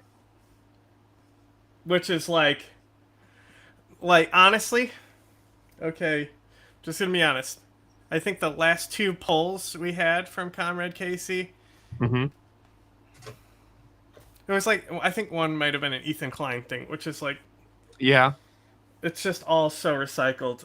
It's so played out at this point. It's like a fucking Trump press news conference. He says this Iran shit every single fucking day. They repeat the same shit over and over and over. And I'm like, so today they had a fucking conference because they're doing the fucking peace plan with Rwanda and the Congo. Yeah, okay. You know? And South Africa wasn't mentioned! Oh. Like, Weird. bro, their fucking soldiers were killed, like, a few months ago. But they were, like, talking about how they needed to get Uganda in there. Because, or something like that. I don't remember. I turned it off because it was just him doing things like handing out pens. And he was really So, remember when Gaddafi tried to fuck Condi Rice? I think so. Okay, imagine that energy, but it's a reporter from the Congo who specifically is in the White House to glaze him and stuff for the press conference. And he's like, Trump trying to fuck I him? ruined my political career by saying you're hot. You know? Wow. Every time. I shouldn't say it, but I'm going to say it. And then he gave her the coin, the Trump coin. It was like, here you go, darling.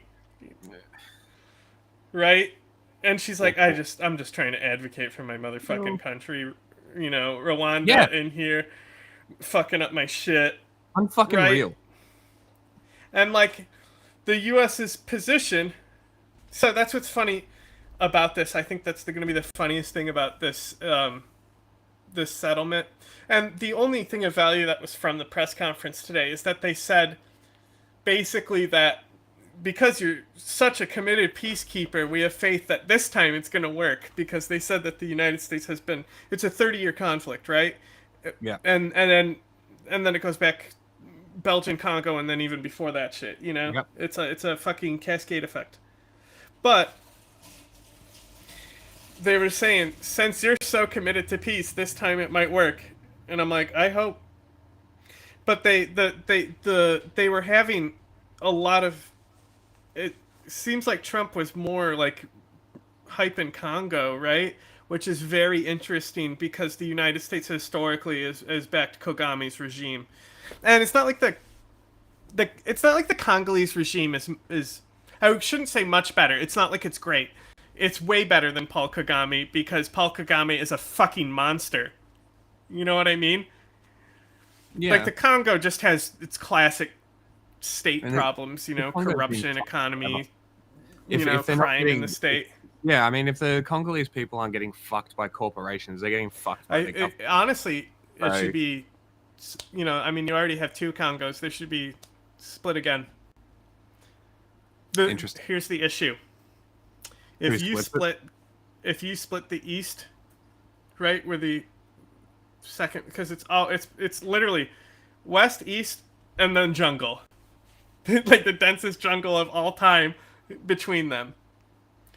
And so the eastern settlements is actually where M23 is, right? So the issue is that if it did become two separate states where the east got partitioned off, it would be way worse, I think. State? Yeah, it would well, be just because a lot of the east is because I think it has a lot to do with logistical state apparatus and reaching out to cross the state, right? So like that's where you have the conflict resources, child slavery, trafficking, all that shit. That's more in the eastern side. But there's still nice places in the east. But that's the thing, is it would just be more fucked up there. Lots of mining. Kagame would take more advantage. But it's just like, we tried to fucking act like we fucking cared about Sudan while we were fucking upgrading our strategic partnership with the UAE. Yeah. We literally were finger waving them and shaking their hand at the same time. Literally. That was happening. And while the handshake's happening. Just like no. It was literally, like, it was like back-to-back stories. Yeah. But, like, apparently there's coming up, they're going to have a big delegation, and the one reporter who Trump wanted to fuck, who is black, and it was like I was saying, it was like Gaddafi trying to fuck Condoleezza Rice. It was that energy in the room. Except, it's funnier with Gaddafi. I'm sorry to say. I don't know. Gaddafi is just funnier than Trump. Can we acknowledge that? We can also look back at Gaddafi as a not happening right now. Also, that definitely also he has done more good for the world than Trump, let me tell you. Look, Gaddafi was instrumental in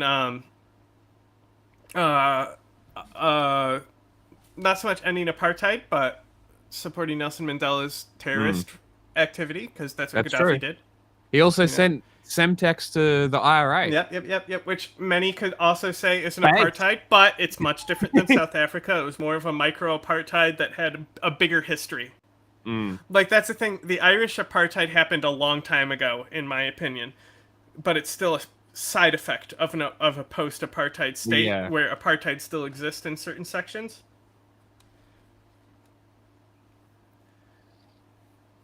Anyway,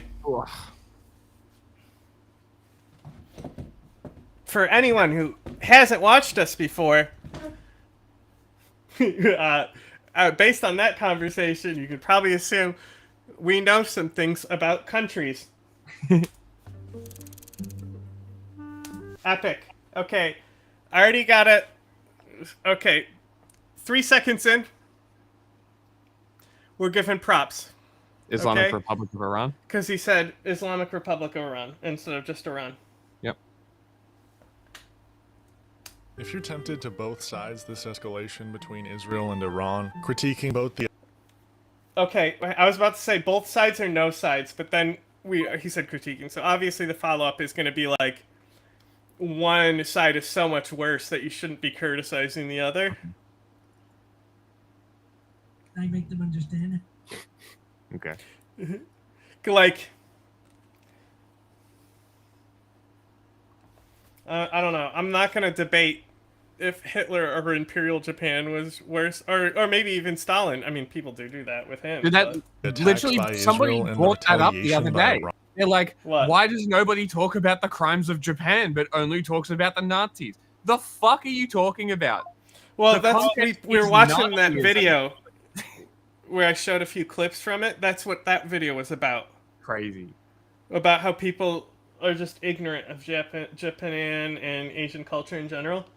Yes. You're falling into an imperialist trap. As Marxist-Leninists, our position is not rooted in vague notions of balance or neutrality. It's rooted in material reality. And in this moment, that means standing unconditionally with Iran in its resistance to Western imperialism. Okay, a few things that I have an issue with, but I want to focus on one thing specifically here. All right.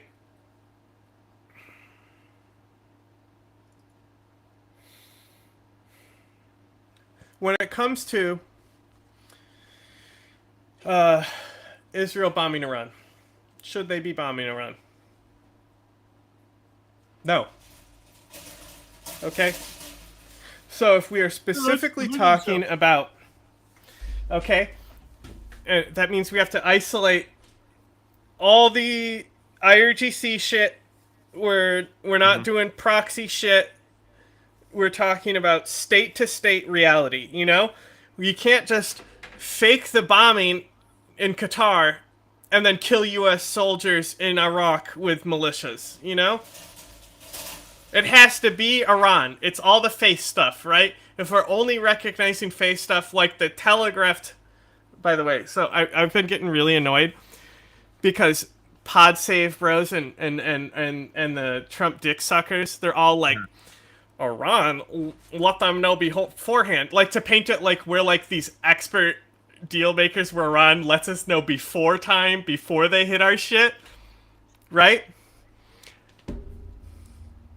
Just because that's what America does. That's what everyone does! Oh, everyone does it. You call people before you bomb them unless you're in an active war. Are we fucking retarded? Because Did we not telegraph the strike on Iran's nuclear facilities? Did we say they were coming? We did, didn't we? Doesn't Israel claim to at least do a door knocker? You know what I mean? Not in Iran. Israel just fucking bombed them. I know. Well, give them a warning. First of all, they did. Kind of. Kind of. So, that's more into escalation ladder threats, you know, and then we have to start putting legitimacy into Putin's nuclear threats if we start getting escalation ladder threats. Okay. Yeah, okay. But if we're just isolating these two countries, right? Then Israel, like, if we're just talking about the specific incidents of an air campaign being waged on Iran and not the context of all the other things that happens, absolutely. Right? But like answering the question of the title of like Americans should support Iran over Israel. In this case, like Israel bombing Iran now. The thing is, I wouldn't. It's not. You don't have to support them to say that like it's bad. That it shouldn't be happening. Yeah, like you know, you don't need to side with the teams. That's the whole reason why bombs were invented. So the whole theory behind bombs is that you could have the perfect bomb, and you wouldn't have to use soldiers anymore, and there would be no civilian collateral. You could just kill what you wanted and targeted, right? And then you had, like, you know, this started happening. That's how drones started being marketed, and then we fucking started getting, like, literal, like, Long War Journal reports about how many civilians are being killed in Waziristan. Yeah. And that was just Waziristan? Yes. Just from drones. I mean, honestly, I would expect Waziristan to be worse than everywhere else, just because it was a CIA Pakistan op. Yes. And the CIA doesn't care. No, of course not. Why would they? Anyway. So, when it comes to America bombing the facilities, like as I said from the start... Well, go ahead. The CIA are, in fact, terrorists, just like the IRGC. Yeah, everything the CIA does is illegal. They'll tell you themselves. Yeah, like it literally is. And this is the thing that I don't understand. Just before you continue, when people like talk about Iran and talk about the IRGC, they don't acknowledge the fact that it's the same shit. It's the same thing. It's just Iranian CIA at the end of the day. Yeah, I mean that's what the CIA does. Is they're supposed to be recruiting the agents and stuff like that. That then do the dirty work. That then goes tell them where to double tap on the civilian structure, you know? Yeah, exactly. Anyway. when it comes to America bombing their nuclear sites, like I said from the start,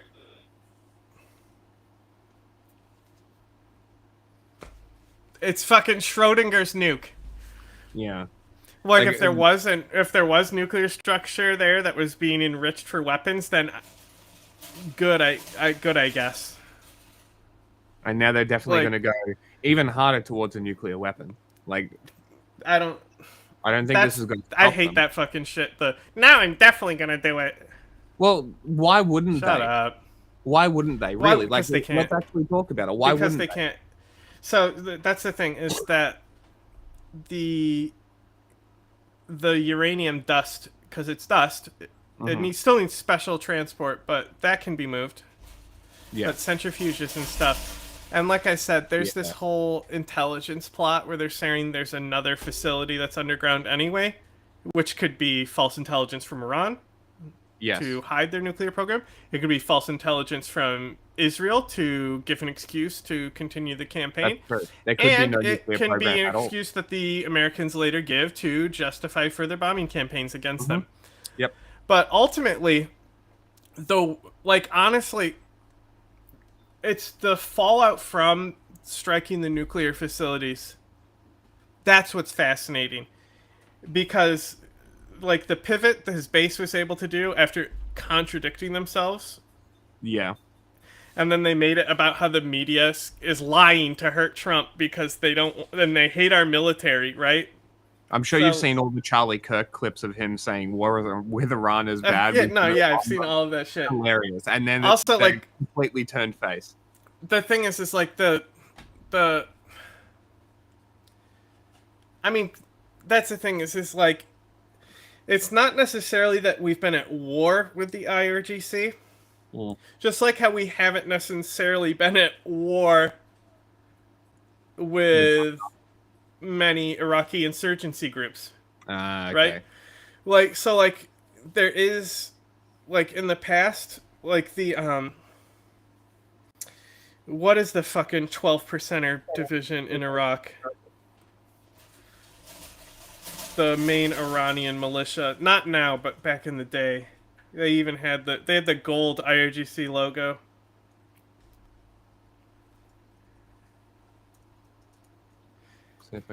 But they were, I think they're Hezbollah. Harakat Hezbollah al-Nujaba? I want to say it's Hezbollah that I'm thinking of, but I These want to say guys? there's another group besides them. But it's Iraqi Hezbollah. So they're older than Lebanese Hezbollah, and they're These guys? Yeah, I know these guys, but I want to say it's another IRGC direct group. These guys are actually the Hezbollah group in Iraq. Very fascinating, because they were an anti-Saddam group. Interesting. So it was an old school anti-Saddam regime group that they then started to convert. Also, they're the ones who I believe were given the credit for the tower attacks that killed the Americans. Okay. I think that was Hezbollah. Let me just look up, like, I'll hit play and then look up Shia militia in Iraq. It's an interesting website. There's BB, motherfucker.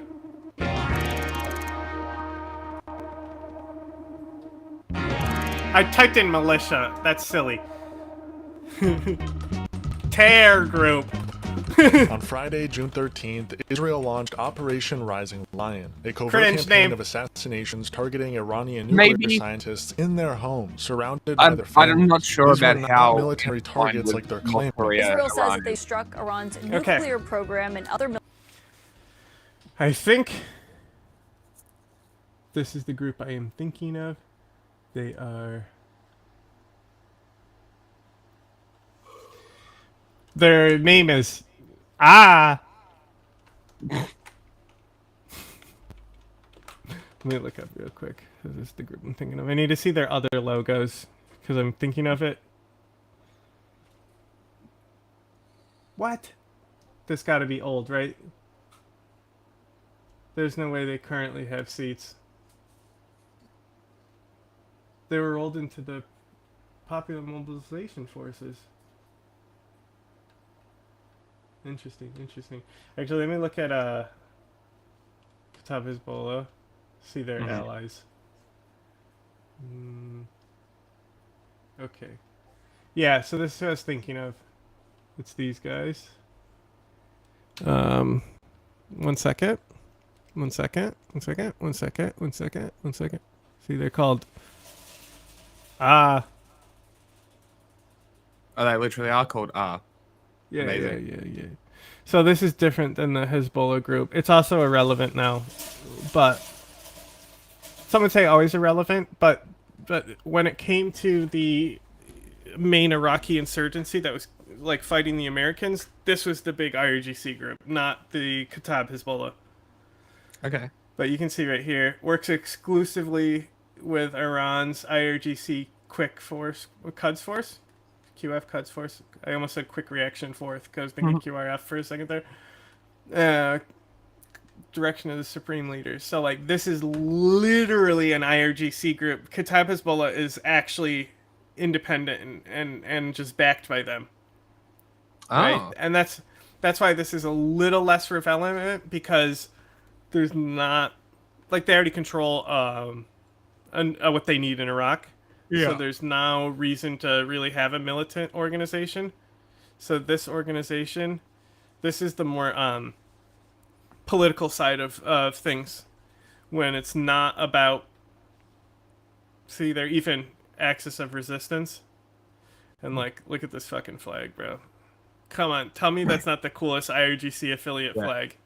That goes hard. That shit looks like it came out of fucking XCOM or some shit. Are we for real? The wheat in it too? Remember when Christopher Hitchens said this was an atom bomb in Hezbollah's flag? Seriously? Showing that Iran... Oh my god, yeah. Me and Ace were laughing at it. But yeah, this is like the actual like political side of the see, like, even Iraqi National Alliance. See, State of Law Coalition. See, they're in the Fatah Alliance.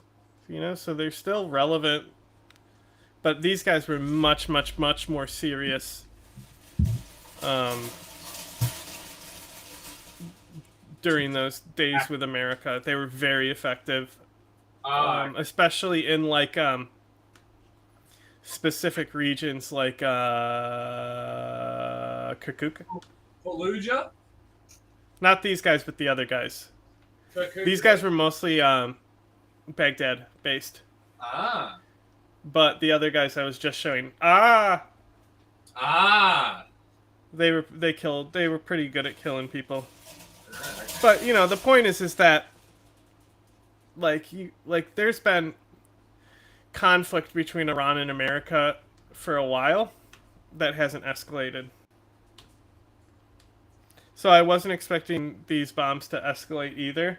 And then Trump was able to spin this into like funding NATO and shit. So like, that's another thing, because I was looking at Ukrainian coverage. So earlier they were just like talking about how it was so obvious that everyone at the NATO summit was sucking Trump's dick, telling him how great he is, and like gassing him up and shit. And that's why they even like called him daddy, right? I mean, that's they figured out that all you have to do is fucking stroke his ego. The fascists figured it out. There's a fucking iconic picture of the summit though that came out. Okay. But all of them were like, yeah, based on bombing Iran. So there's not a lot of political fallout from it, because they used it to align NATO interests.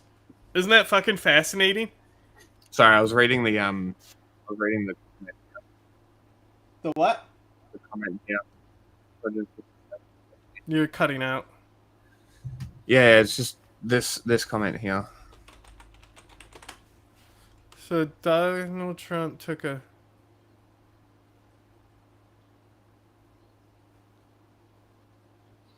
Okay, I mean...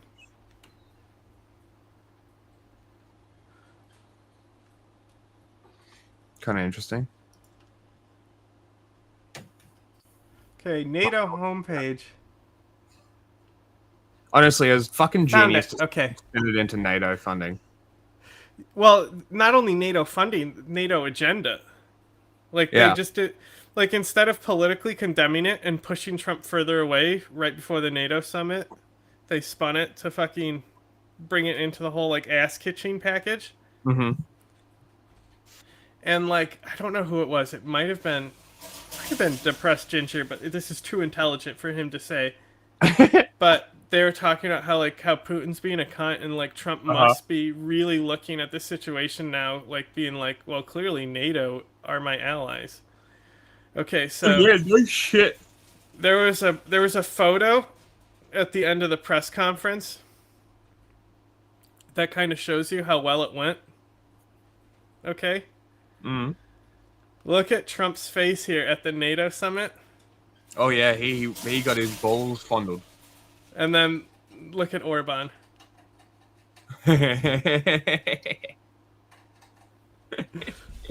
Oh, Maloney too. Italy just fucking gave Ukraine a bunch of shit. I think it was money specifically. Okay. That they just financed a big thing, Hey, but it why might is have Zelensky been there? He's not a part something of else. NATO. Yeah, he also... They're saying he put on a suit. That is not a fucking suit. That is a fucking coat on a dress shirt. Yeah. Also, it looks so silly without the tie. It makes the collar look taller on him. It does. But he put on a suit just so they could all come together and talk about how big, truly big Trump's penis was. Poggers! Wrong one. And then also him spinning to where bombs stopped dropping on Iran and Israel for, like, at least temporarily, even though they signed nothing. There technically is no ceasefire. They just verbally have agreed to not bomb. Amazing.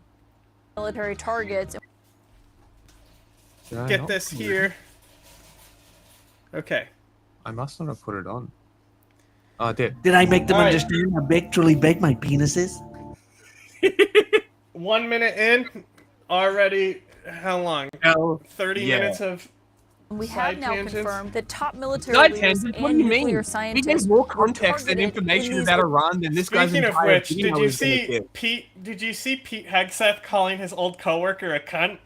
No, that's great. He didn't say cunt, but he was just like, "You specifically are the worst. You're a bad journalist." But like, I vehemently disagree. Like, that 30 minutes that we spent on the first minute was honestly probably more context to Iran and the conflict than he'll give in the entire video. Yeah, But I mean, I'm sure most people watching this is going to be the first time they heard a "ah." will continue for, quote, many days. This is all being justified by Israeli intelligence that claims to show Iran nearing the development of a nuclear weapon. This is the exact It's not the same exact justification, but it's similar enough. But what's funny about this is, like, they say they suddenly found an imminent threat. Didn't they start planning this bombing campaign 6 months ago? Yeah, like they were practicing it under Biden. No. Israel. Oh. Petraeus and shit have done the... I mean, these bombs were designed to hit these sites. Yes. That's the whole point of them.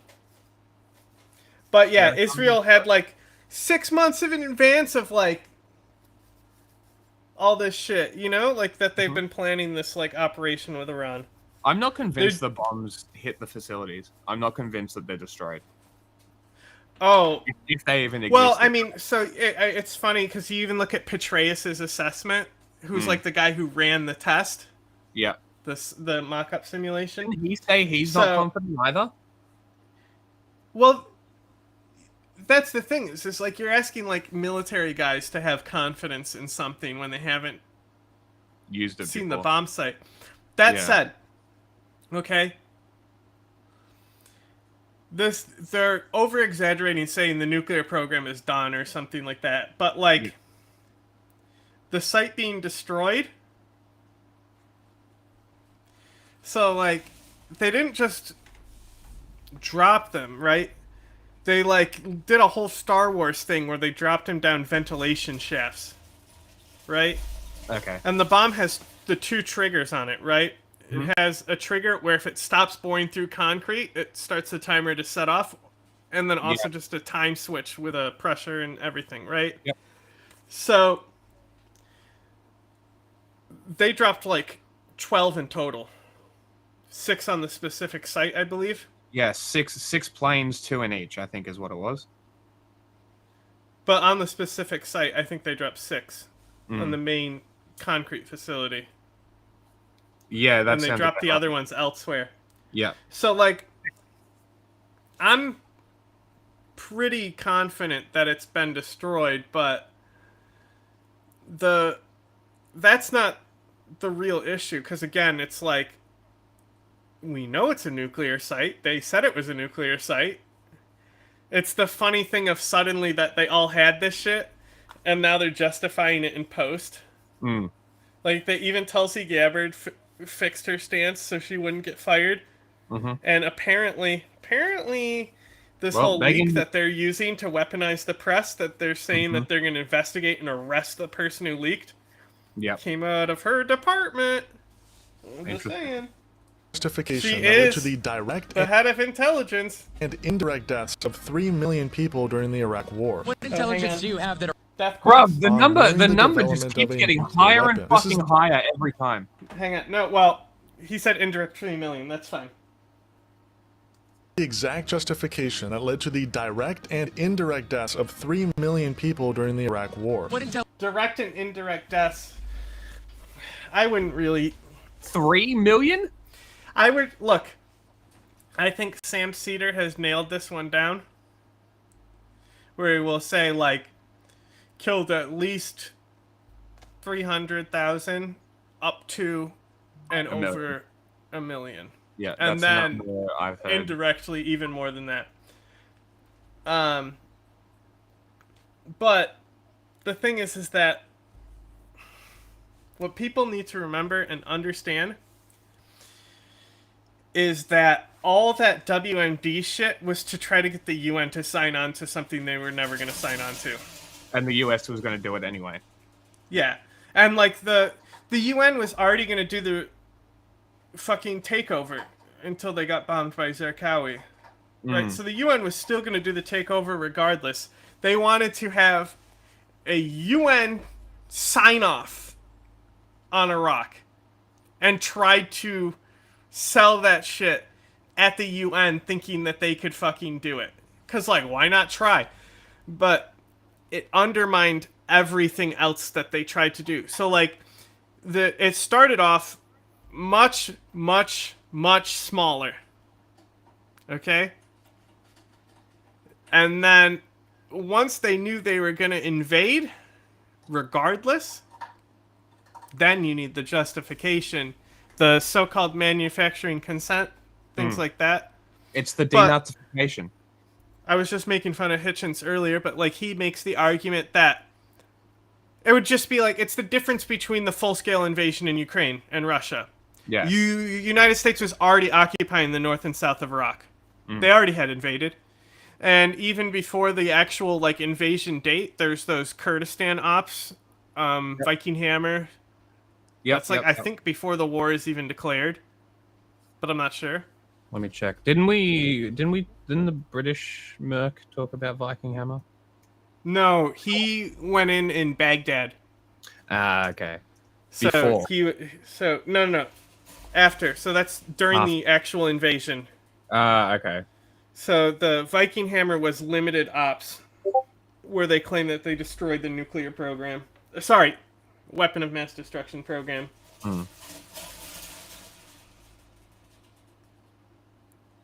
Okay. Okay, we got nice. 2001 to 2003, US-backed Peshmerga. So yeah, before the invasion. Yeah, it's literally like weeks and months beforehand. And that's like what starts our relationship with them. Yeah. And then now we fast forward to today, and fucking Barzani has. I mean, he's a fucking bigger dictator than the actual Iraqi president at this point, you know? And he doesn't even control the entire region. So he's a dictator in a micro region in another country. in his own micro region. Yeah. How much weight do we give to the Peshmerga allegations of Iran's involvement with ISIS there? This early stuff? Yeah. Okay, so the faction Specifically is Black Hammer. Al Ansar, and there's another one. It's like the September Freedom Movement. They got a fucking orange flag. Ansar al-Islam. Yeah, and the other one is like Kurdistan Muslim Heroes, but Kurdish it's an orange Salafist. flag. Mm. What is it? Kurdish Salafist. It doesn't give you a name, title name, group name. There is another one. You can't But say. I've Kurdistan defended Islamic Movement, maybe? Yeah, stuff like yeah, it'll have like an orange flag and shit. Kurdistan Justice Group. Kameli. There you go. Kamel? Yes. Kameli, yeah. Anyway, I want to read this in chat real quick. Yeah, Okay. flag goes hard. A flag goes fucking hard. Yeah, I told you it's like orange. It's like a red orange, right? That's Cool great. as fuck, right? And an attempt at encouraging a multilateral verse like the Gulf War. Yeah. But like, I don't like. There's definitely. It's just like how, like, we could debate whether fucking migrants are being sent to concentration camps.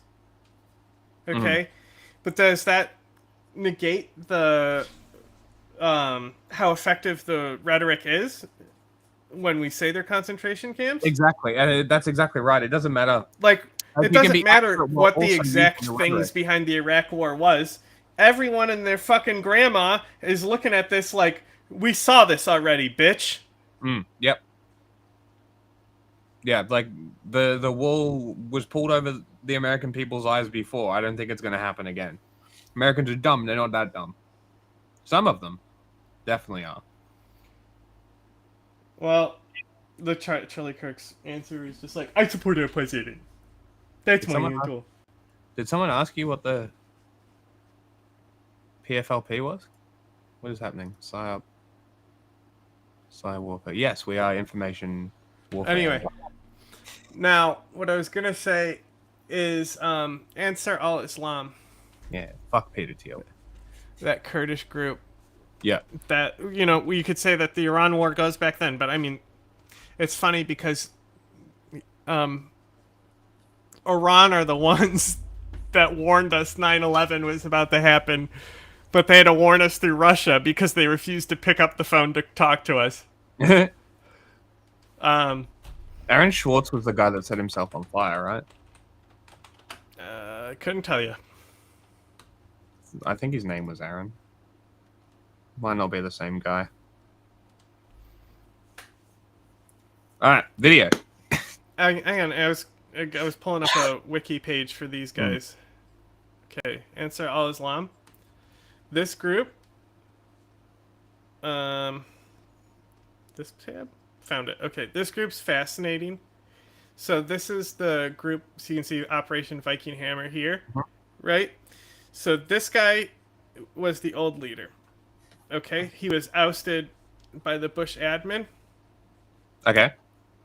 Now, when it comes to jihadist leaders, this guy is like... I mean, I remember we did that one video where I said that they were kind of based, and a Kurdish Peshmerga wrote on the video, like, go fuck yourself!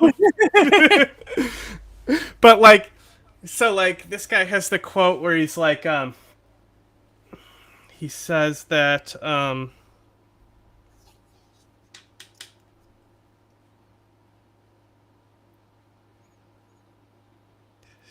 does he compare? He's comparing a certain movement to the Zionist movement, and then also Lenin's revolution.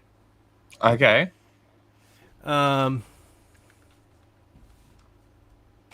Al-Qaeda. He compares Al-Qaeda to the, like, early Zionist movement before, like, the establishment of the State of Israel and the before the actual establishment of the Soviet regime. Yes. Or state, I should say. And he compares Al-Qaeda to them. And people fucking lost it at this. And, like, I'm like, bro, that guy is so right. He's, like, so dead on. But this guy is literally, he technically would be what the Al-Qaeda branch in Iraq was. Yeah. He didn't necessarily swear fealty or anything like that, and he's quite moderate. And let's not forget that while he was an Islamic radical in Kurdistan and had his ambitions in Kurdistan and things like that, he was also fighting Saddam Hussein. So remember that the actual allegations aren't just the WMD, it's that Saddam Hussein is working with Al-Qaeda. And of course, they got this information through torture. We know this, it's a fact. Mm-hmm. But yeah, so they ousted this guy, right? And sent him to like the Netherlands or some shit. Let me see. It probably says where he lives right now.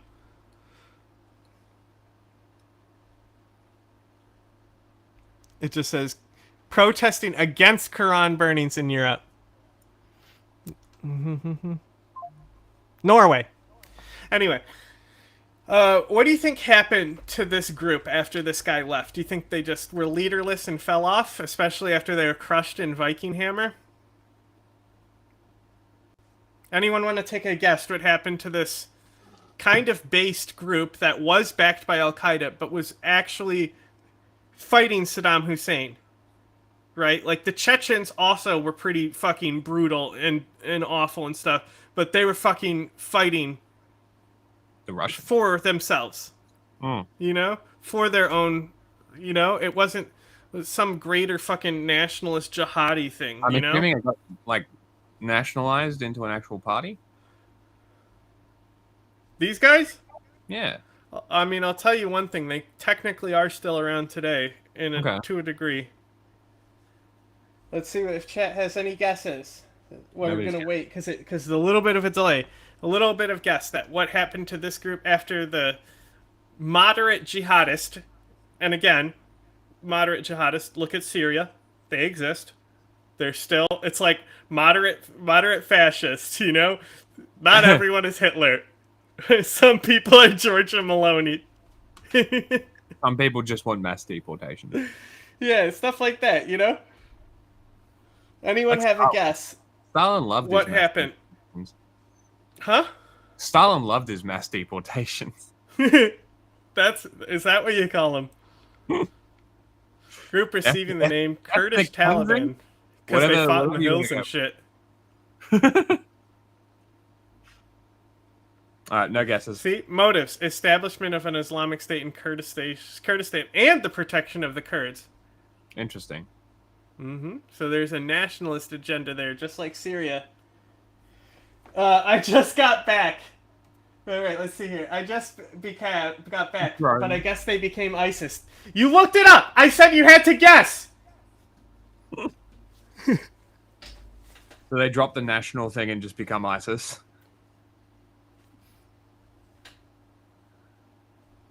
Okay. They're one of the founding groups of... and we're talking about later ISIS. Like post-ISIS shit, right? So they have a sister group, okay? Their sister group was the other Al-Qaeda affiliate in Iraq. They were much smaller. They got more important during the war.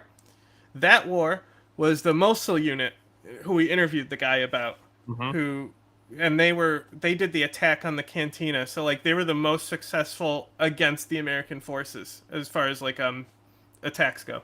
Yes. But those guys, intelligence you have that Iran also, is both building a of them nuclear weapon. Your fused into intelligence ISIS. community has said they have no evidence that they are at this point. Well, then my intelligence community is wrong. Who in the intelligence But like community? these guys are so powerful that when ISIS splintered and broke up, they just went back to being Ansar al-Islam. Your director of national And Iran was. Tulsi Gabbard. She's wrong. The mountains crossed over into Iran. Okay, when we were chasing them up the mountains and shit, where do you think they retreated to? Well, and by we, I mean we were trying to fire more mortars, and the Peshmerga were moving too fast, and the fucking mortar teams couldn't keep up. They couldn't get mortars ahead of the Peshmerga because they were moving up the mountain so fast. Yes, they were fucking blazing up those mountains. I remember. I think we watched something about the. Was this the fight with the woman who has the statue? No, that's Syria. Okay, that's ISIS. Okay, this is earlier then. Okay. Yeah. This is Viking Hammer. Yeah. So those guys just went into Iran.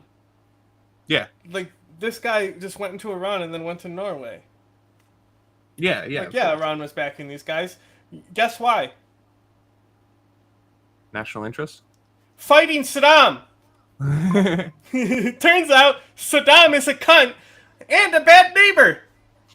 Who would have guessed? Would you believe it? Ukraine is funding fucking terrorists in Russia. Wowie. Responding this way, saying, quote, so again, so my point is who gives a fuck? Taking my testimony Let them fund them. Context and spreading fake news as a way to manufacture division. America has intelligence that Iran is at the point that it can produce a nuclear weapon within weeks to months if they decide to. Oh, you see that? Said for the years. key word is if they decide. Yeah. Literally been hearing this for fucking years though. Like, oh, Netanyahu, oh look, the bomb. Yeah. There's gonna be I'm the sure bomb. they could do it in a matter of months or years if they fucking decided to lock in on it. Yeah. But ultimately, I mean, I was about to say, like, what does a nuke get you? I mean, it gets you a lot. It's like, it would be useful to them as a deterrence method, like North Korea has. To think that it's like, we can't let them get it because then they'll use it. We know why you don't want them to have it. Yeah. It's not because you're afraid they're going to use it. Yeah. Because nuclear bombs are worthless to use. The only people psycho enough they're only good to hold. Yeah. The only country she says President Trump psycho enough to use one is Israel. Like, they're psychos. Like, they are hardcore fascists. America bombed Japan. Yes, but that was World War II. Like, we're not talking about World War II. That was before everyone had them. The demonstration of power of the nuclear weapon. Like, I'm talking today with North Korea and shit having we nuclear showed weapons. how truly big our penises were. I genuinely... Okay, so we're 2 minutes in now. And I agree. So, Like, I genuinely would not expect on social media saying Kim she's the Jong-un president. to Shut up! use a nuclear weapon offensively. I would not expect it. I would not expect Iran to use a nuclear weapon offensively. Israel, on the other hand... I imagine... I'm sorry. In my head, I'm just imagining, like, a Bugs Bunny blimp, like, delivery system for his nuclear bomb. That would be very funny. Just send it But on one of those... like balloons Trojan from horse China. style, where they try to make it not look like a nuclear weapon blimp. Agreed. The Islamic Republic of Iran responded with unprecedented force. Have a big In a single nuclear night, symbol it on the delivered side more with a big destruction to red Tel circle Aviv than Israel has seen in Bro, decades. Yeah. Are you aware how many fucking strikes Iran has actually hit Israel with? Actual landed strikes? I'm going to say it's maybe a dozen, maybe 20. Not even close. No? Interesting. No, it's like getting to the hundreds. Oh, like landed strikes. Bro, like dozens a day. Epic. They were hitting at one point. That's why it was blowing my mind. Because I said, when Israel started bombing Iran, I said, I don't think Israel would do this unless they really didn't expect Iran had anything to respond with, you know? And I would think that too after we saw them do that response almost a year ago, where everything was intercepted except one bomb that killed a Bedouin or something. But, you know, we're getting these things like the hypersonic interceptions in space and shit. Yes. Insane how much they were holding back. Which maybe could give some credit to Captagon. I'll tell you who's Captagon. I think I think there's a big Captagon epidemic in Gaza right now, by the way. Oh shit, really? Yeah, because it's like just offloaded from these like old stockpiles and shit. Wild. And it's Fucking like implicated that probably Israel is the fucking flooding that in there Yeah, instead of food. yeah, like the reasons for justifying nuking Japan. The more that I we can't get into that. I No, know, no, but- no. We're already too off topic. With We'll do a Japan nuke video another time. of aging missiles, then expose its weaknesses with a far more advanced. So the more that I look into the justifications for dropping the bomb, the less I agree. Most of them are around this. Exactly the same kind of like hypersonic missile. Air raid like, sirens in Tel Aviv these days can mean only one thing: another barrage of Iranian ballistic missiles.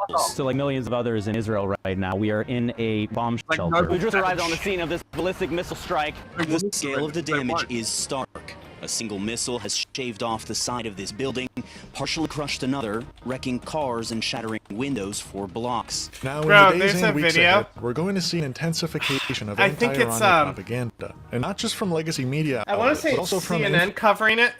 Oh god, we're already here. I want to say it's CNN covering it, but literally it's fucking comical. It's like a post-missile strike, and they're like, it's still very damaged, debris is falling, and in the background, a big metal sign, one that goes across the front of the building, you know? Yeah. Falls on a guy. In the background. It's so fucking funny. Influencers, commentators, and online personalities who echo imperial talking points willingly. But as Marxist-Leninists, we understand this conflict not in moralistic terms, but in material ones. We must stand with Iran and give our unconditional support in this fight. And here's why. What does unconditional support mean? The feminist war machine. Here we go. Can't fucking wait. Oh yeah. Okay, so yes. So where the Iranian oppression of women to justify supporting the fucking regime because Israel is bombing it. Kill yourself. Look at Rawa, which was like a great organization, and you fucking the people who are going in there to talk about it, going to the Senate wearing a fucking burqa. You know? Insane. Like this is by far the most repugnant part about this whole thing. The rest of it, I don't give a fuck. Make whatever argument you want, but if you are downplaying the femicide in Iran to justify your support of the Ayatollah, you should actually just become a statistic.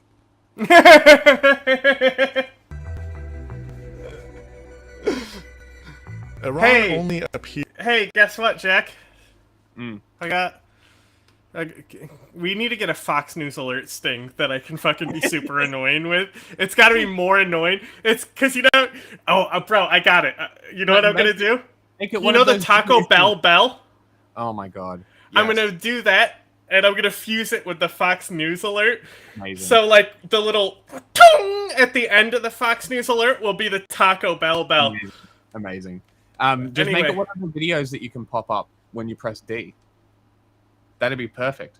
Oh yeah. That's what I've been doing. Is I'll have them in a folder. Okay. For when I D it. Anyway, you see this?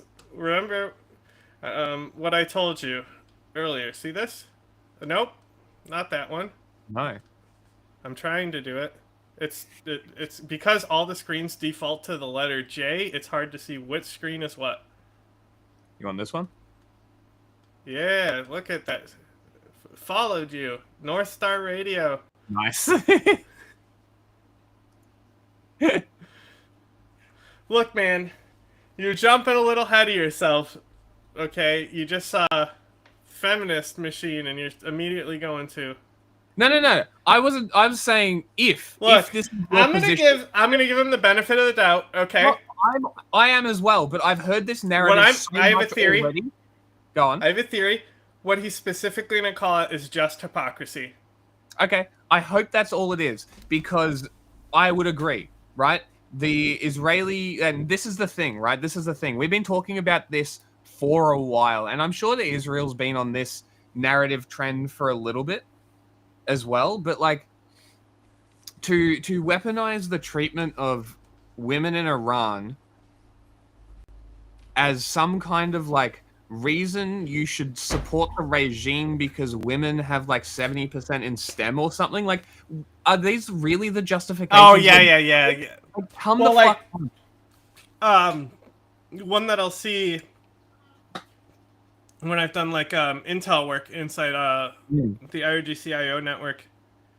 I don't remember exactly what it's called, but like there's another, like with the Taliban, they had a Vice and Virtue as one of the cabinets in the government, right? And so like Iran actually has a cabinet that is like women's affairs.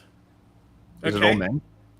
No, it's actually I believe the elected representative is a woman. Okay. But I haven't looked at it in a very long time. But what do you think they do over there? Do you think they improve women's rights, or do you think they specifically I'm gonna be say behind a specific type of woman on the street doing a specific type of thing? And we're not talking about prostitution. Quite the opposite, really. Prostituting yourself for the regime. Anyway. But yeah, they'll make that argument where it's like, we care so much about women, we have an office of women, which is like, you know, they try to kind of like make a similar argument to like the SDI or a autonomous admin of North and East Syria. Yeah. You know, I think where it's it's like anything that they have, there has to be a jinn, which women type function for it. It's that type of thing.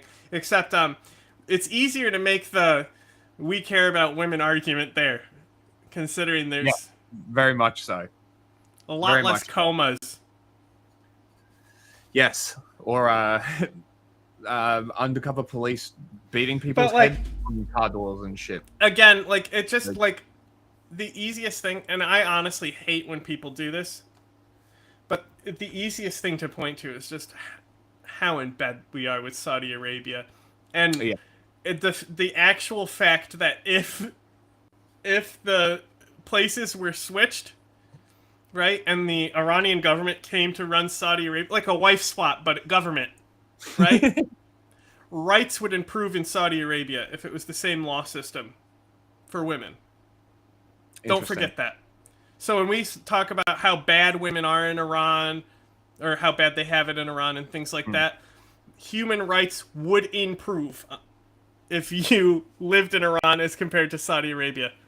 Of course, the determining factor of how much rights you have in both of these countries is money. Yes. In Western media when the Pentagon needs it to. And when it does, it's never about truth. It's about manufacturing consent for regime change. The same goes for any so-called adversarial state. The American public doesn't... Okay. Oh, Russian Now- apology. Okay, we have... I don't know what his feminism point is, so I might have to rewind for that. But this right here was, I think, a very interesting piece of media. So CNN were given access to on the ground in Iran, and that's where that Death to America protest was happening, right? Yeah. Where there was no young people in the protest and shit. Like, the American media, like, if we want to talk about manufacturing things, they brought these people in there. The American news media. You want to see another fascinating thing about how Iran can... how much focus it does on manipulating Western media that comes in. Vice News did an incredible documentary on the assassinations of the nuclear scientists a few years ago. Okay. And they don't, like, do a whole thing where it's like, haha, it's clear that they're just, you know, giving us the narrative we want to hear.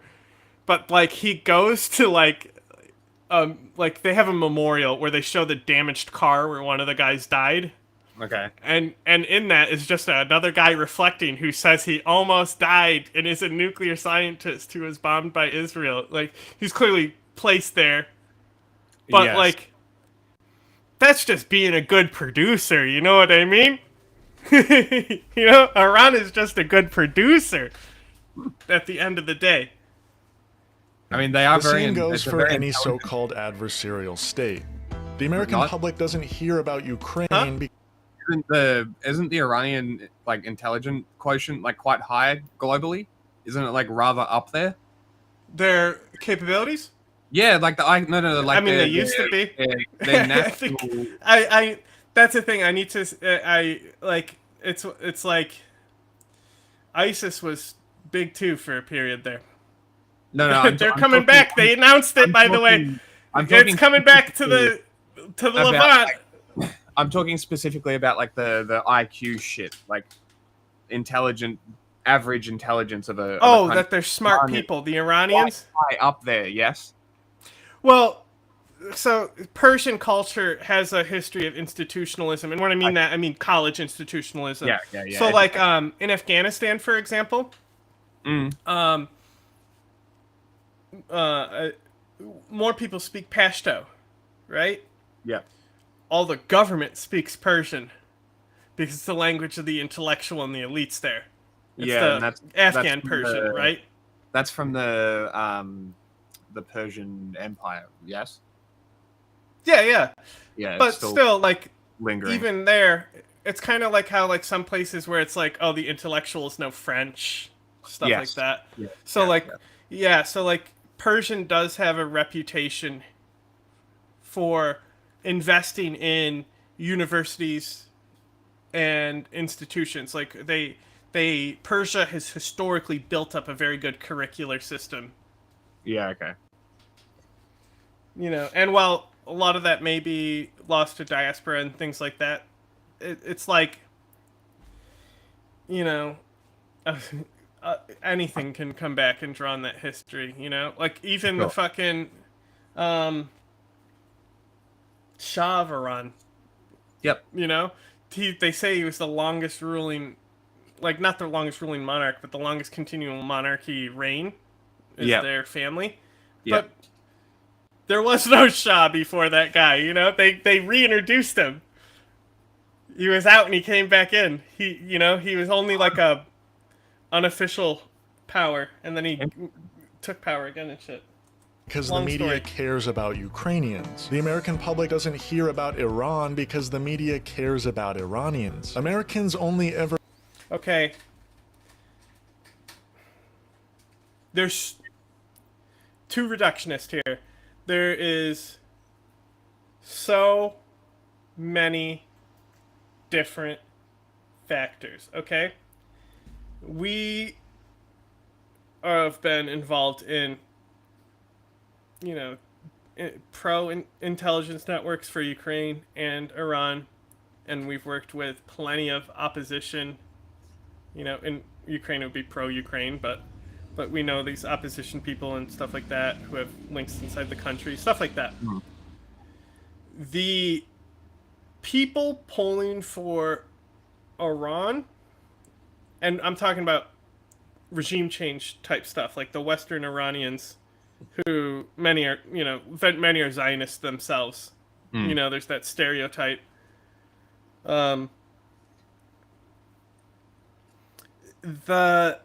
It's like Armenia, right? Like Armenia, their entire policy was to get diaspora to raise situational awareness and bring money back to Armenia.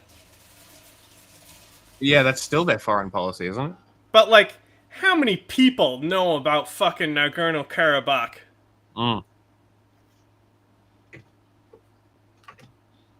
It's a good question. How many people are aware of all what they happened? put into it, right? It's just not comparable because Ukraine has things that the Iranian public doesn't. Okay? And that's like access to Europe and European info networks, right? The Iranian info network, okay, there's two. There's the IRGC info network, which is one of the most insanely powerful info networks out there. Yep. Like Israel may have them on hacking, but I mean, like, what the fuck is IRGC doing, giving fucking political backing to stop Cop City? There's weird fucking connections that they fucking are pushing influence everywhere. And that's hold on, just on that, just before you continue on the Stop Cop City, I want to, for people who aren't aware why, the IDF was contracted to come and train cops in Cop City. That's why Iran is there. That's why the IRGC and PSL are there. That's why. Like, don't like it. And also, don't confuse it with the actual forest movement. We're talking about political backing. Yes. So this is like the actual movement, the leadership, the coordination, not the grassroots.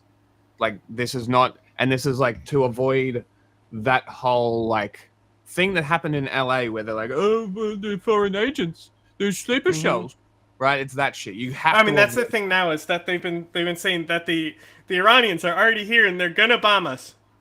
Yeah, it's ridiculous. Like, it's all fear mongering. I mean, they got that one guy to stab that racist author in the eye. You know what's funny about that? I gotta tell you, bro. Muslim World United in fucking being like, damn, he didn't die. You know, Sunni Shia, they all fucking hate Salman Rushdie. It was very funny. What did he actually do? Okay, so it's complicated, but so it depends on if you want to fucking make excuses in the Graham Hancock style, where it's like, I'm just asking questions type stuff, where they twist what their agenda is. There's a whole fascist root behind it. Yeah. So basically, there's redacted verses in the Quran that the Prophet wrote, and he redacted them later. And I don't know the exact thing behind it, but it's something like he wasn't fully pure to God at that point, and there was like evil spirits corrupting him into what he thought there. But what was happening on these pages was some more older tribal esoteric stuff being incorporated into the Quran. Okay. And they're called the Lost Verses. Yeah. And so Salman Rushdie wrote like a book kind of like loosely based on these Lost Verses, but it's like a fantasy novel. Right? Okay. But Salman Rushdie himself, Indian, I believe. Check me on that. I will. And so you have a history of tension with Muslims in that country, and then he gets the 9/11 stuff where he's like, I was telling you these people were bad, right? So he has always had a very, not just anti-fundamentalist agenda. The dude is a dick. I don't think he needs to get stabbed and be blinded, but like that guy was hated by the entire Islamic world, and the worst that happened to him was that he lost an eye. Yeah. So you're gonna fucking tell me, because a nuclear program that Iran claims is still alive because they say it is, like, of course they would say that it wasn't, they're gonna undermine American things, right? So why would their agents on the ground then be radicalized to do an attack? If Iran themselves inside their info chains is saying that the attacks weren't that effective. Yeah, well, if it didn't happen after Qasem Soleimani, even though they made fucking a whole anime series about it and shit. Hilarious. It's just so fucking racist, this whole, like, because Joe Biden's border policy, we're gonna get a 9/11 again.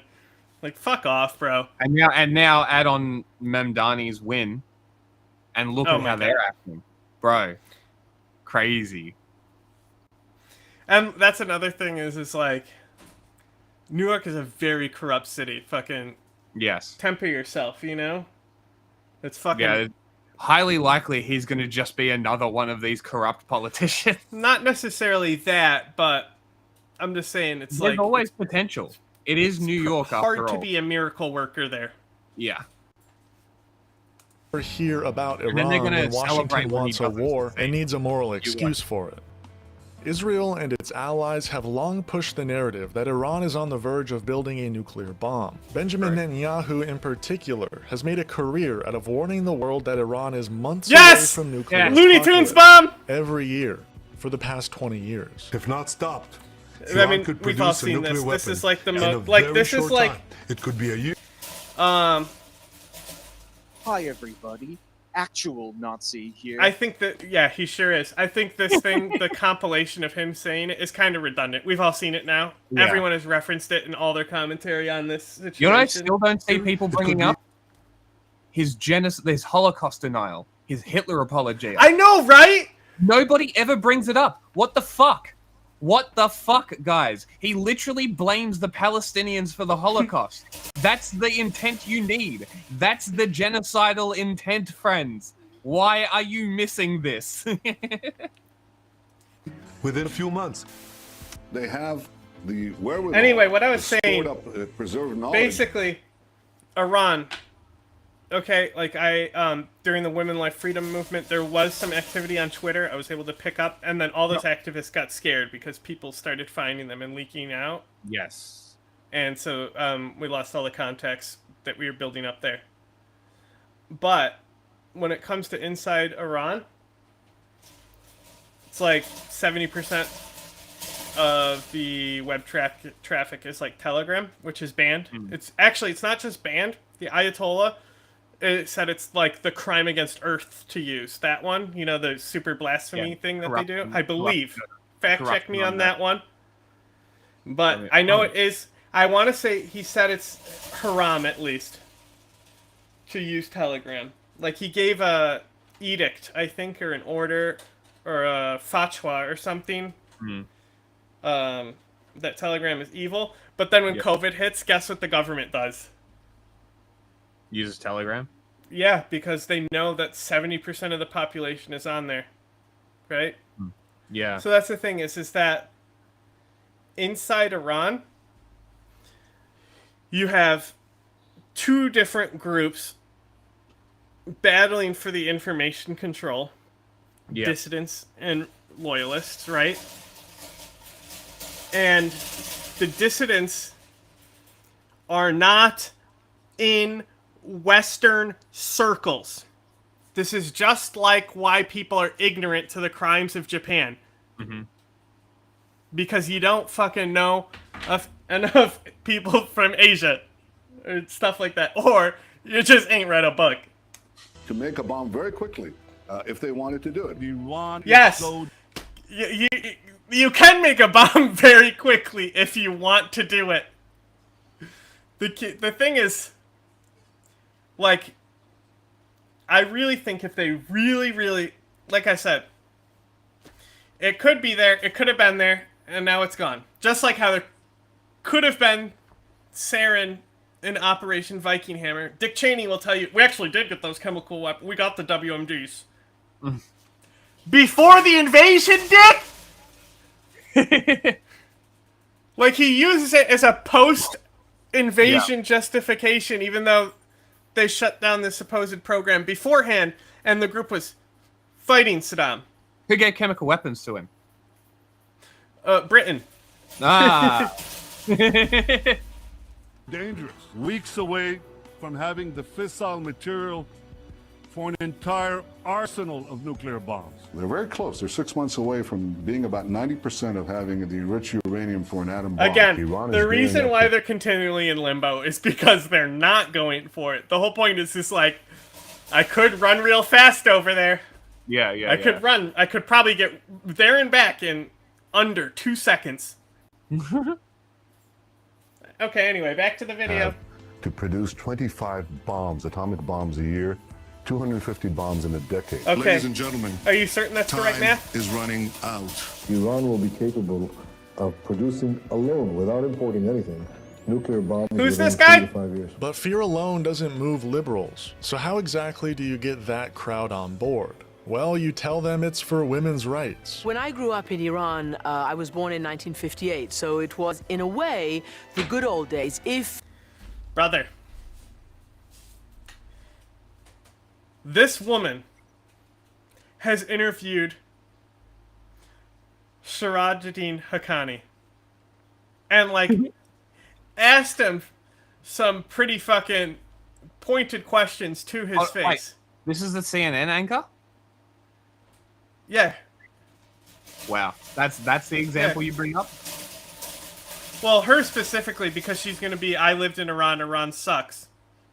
But, like, this woman, fucking, the fact, you know, so many, there's so much Talib cope on this, but the fact that Sirajuddin Haqqani couldn't even look at her in the face because she like just didn't fear him at all. Yeah. Like, this woman got some like fucking G credentials, bro. If you want to assume that under the Shah and the development and the progress that he brought to Iran were the good old days, for women they were, because women were not forced to wear the hijab or the chador.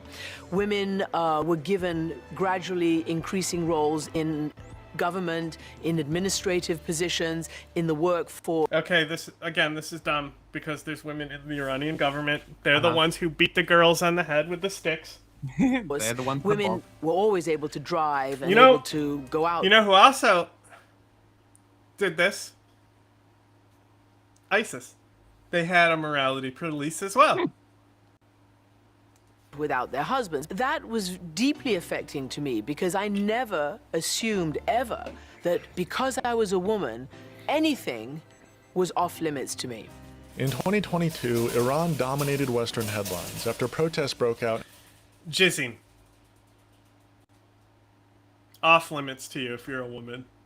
Not all women, but her specifically, you know, the kind of woman she is. In response to the can't make the chunky dick snot. Death of Mahsa Amini. These are the videos Iran doesn't want you Jinnah money to see. Police firing in the streets, women cutting their hair, burning hijabs in rage, students' demonstrations. People have taken to the streets across Iran, angry. Wasn't Jinnah her Iranian name? Jinnah is her Kurdish name. Oh, that was her Kurdish. She didn't go by Masha. Okay. I was mixed up. That's You okay. know, I don't even know if that's how you pronounce it. Masha, Misha, Masha. I don't know. I don't use Mas- it. I heard Masa that. I always say Jinnah money. Yeah. No, I do as well. And even Amani, that's not necessarily the correct pronunciation, but like pronunciation is secondary to getting the name right. Yes. Like, you can't sit here and make a video criticizing the media's framing of Iran and not even know the actual name of the girl killed because you're using the fucking Iranian media name. quotes that were fucking Persianizing her name, because even in the dissident network that the media works with, Persian nationalist. Yeah. So you don't even know the girl's name. Nobody knows the girl's name, right? Yeah, very few, So yeah. it's very hard to look at a position like this seriously when you just like throw that in there. I mean, not to mention, let me see if I can get her name right. Who? It was Nika, not Nina. Nika Oh Shakarov. yeah, the girl who was thrown out the 16-year-old building. The After 16-year-old she girl. died, I think, right? She was already Yeah. killed, and then she was thrown out the building. Something Yeah. like that. Yeah, She might have been that one sexually that one brought a assaulted lot of as well. attention, I'm not sure. only because of like her story, like but I believe because the K-pop idols got in there because she was Yeah. Yes, she was a K-pop K-pop. fan. Yes. So that amplified her too. Blunt force trauma, according to a document, Iranian document leaked by the Normally news. how it happens.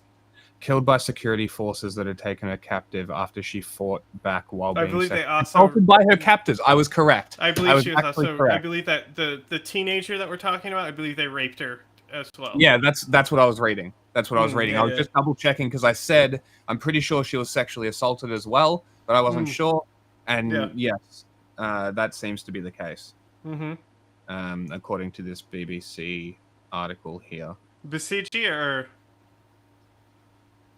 it doesn't say specifically. I'm not sure. I'll bring up the article. Because like, it's the same thing with like the PMF and stuff. Mm-hmm. Like, the more connected to the government the forces are, the Yeah. you know, it's normally the loose cannons are the militias. They just send in to eradicate villages and stuff. Yeah, body was found 9 days later. Government claims she killed herself. We put reports out. The reports. So like, allegations for to the anyone who Iran doesn't government. know, They didn't they respond. tried to stage her death. They went to a Yeah. building that she was that her cell phone was pinned to beforehand, and then they threw her off the building and said she jumped. Yeah. The report summarizes a hearing on Nika's case held by the IRGC, the security forces that defend the country's Islamic establishment. It includes what it says are the name of her killers and the senior command who tried to hide the truth. It contains disturbing details, events in the back of an undercover van in which security forces were restraining her. Yeah, that's right, it was in a van. One of the men molested her while he was sitting on her lap. Despite being handcuffed and restrained, she fought back, kicking and swearing, an admission that this provoked the men to beat her with batons. And that's probably what caused their head trauma to kill her. Yes. Yeah. So when we're talking about women in Iran, if we could avoid downplaying what the regime does, that would be fucking great. Because you can simultaneously admit and acknowledge the crimes of the Islamic regime and talk about how the West and Israel weaponizes women and women's rights and women's lib to justify this shit. Yeah, you know, like, fucking Israel for Israel Pride Month is just fucking propaganda agenda month. Yeah. They're like, we're the only country in the Middle East where Ubisoft still changes their logo. Nobody changes their logo anymore because fucking rainbow capitalism is dead. Yeah. No, I found a guy who had changed the logo, and I was like, no fucking way, you also changed it. Happy death to corporate Pride Month. Because it's like, great. Now I know that if somebody has one, that it's genuine. You know what I mean? Mm-hmm. It's dead. It's great. This is great. This is really good. Anyway, video. People have taken to the streets across Iran, angry at the government after a woman... Also, that one girl, like, we have total open source intelligence stuff where we can, like, see her actions in that night and everything that happened. Was that the girl at the school? No, Nikita? What's her name, actually? That she went by? Was it Nikki that she went by? The 16-year-old? Mm-hmm. It was Nika. N-I-K-A. Nika, the N-I-K-A. Yes. I once you said it, I could see it in my head again. Mm-hmm. Died while in police custody. The BBC has been tracking and analysing hundreds of videos, mapping the unprecedented spread of this protest movement. Dude, that shit was insane. It was nuts, and nothing happened. They didn't nobody capitalized on it. If they really wanted fucking regime change, you want to know why? Because they're fucking Israel's too busy fucking trying to fucking get Kalk to be a thing. Kalk has never been a fucking thing, bro.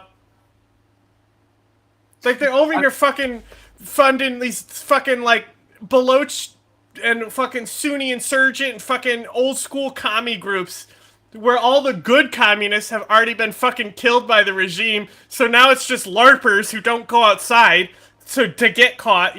They have done attacks. There's videos of them doing attacks, especially rifle attacks, things like that. But the point is that they're not a thing. They are not a fucking force that is gonna rise up and do regime change, right? Meanwhile, oh my god, those protests where it's like fucking literal, you had actual fucking, you didn't have for a while the whole like Persian national crackdown on it that was dividing shit, because that's the thing is Iran is just ethnic groups in that fucking northern territory where those protests are going on. Mm-hmm. And if you don't fucking start dividing the protest with your nationalist sentiments, oh boy. So like, of course nobody did anything because nobody had the intelligence assets in place to weaponize it. And Iran has plenty of assets in place on using information to fucking destroy things. Like, even the whole, like, green gas thing.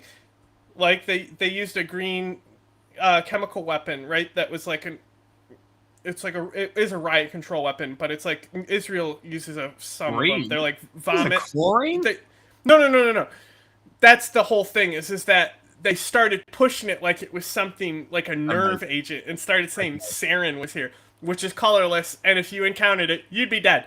Like, the video is literally a guy able to walk through it, but it's like the nausea stuff that Israel will use. It's an anti-riot munition and stuff like that, but like, that whole disinformation thing was just around them using these advanced chemical riot munitions on protesters. Yeah. They put out that it was sarin themselves on a bunch of copy pastas to just completely destroy the legitimacy of the claims that they were using any munitions.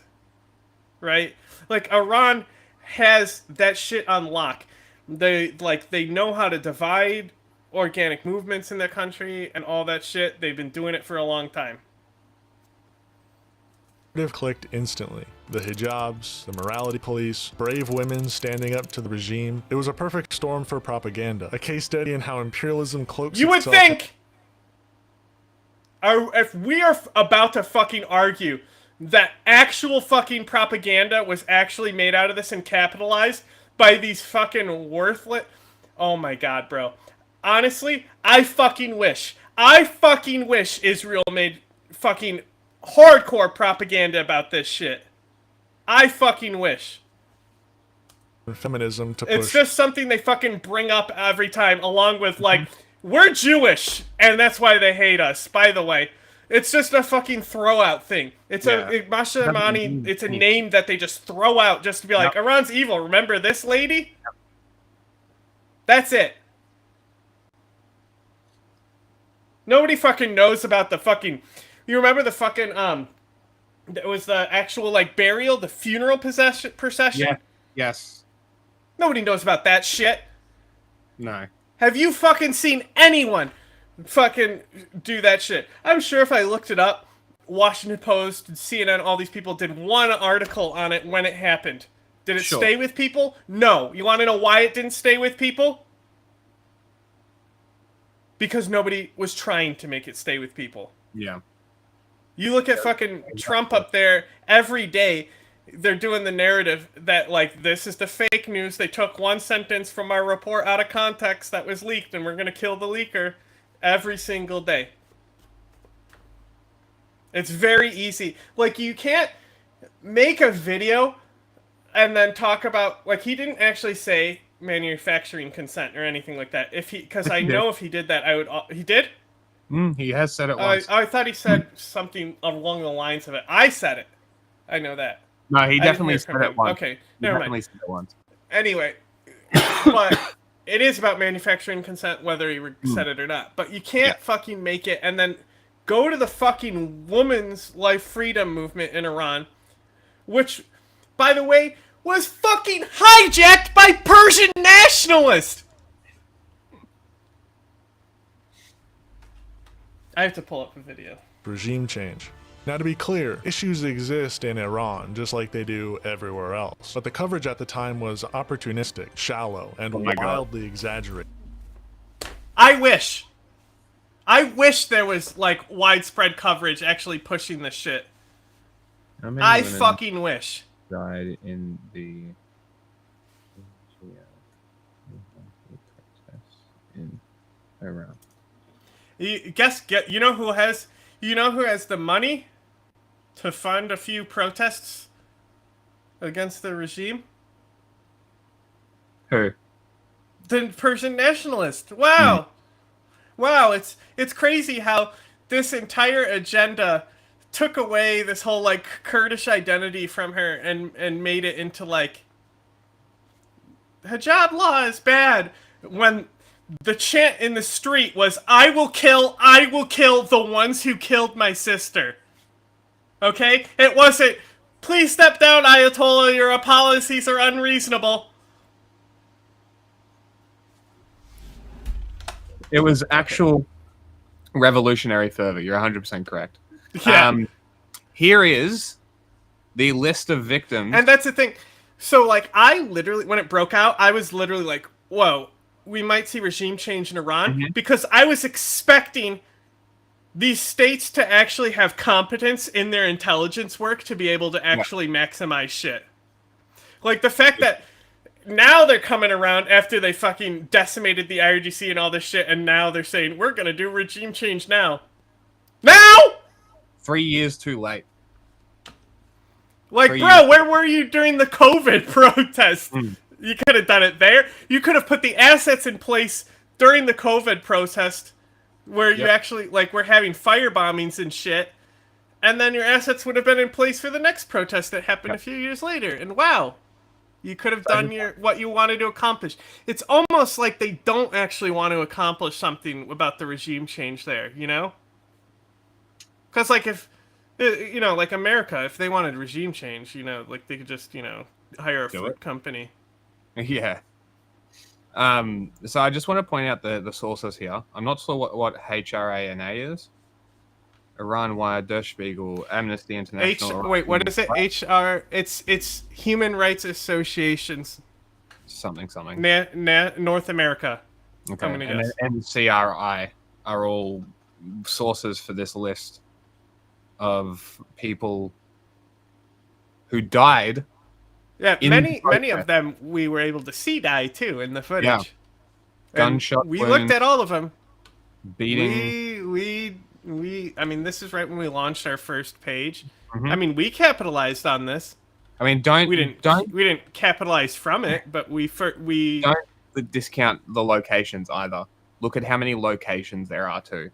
This was not isolated. This was countrywide, and there are lists of victims. You are justifying police brutality because you are so anti-US that you are susceptible to alt-state propaganda. That is what's happening here. You are so susceptible to propaganda because you are so anti-US. You live in an unreality, and this is the problem. Like,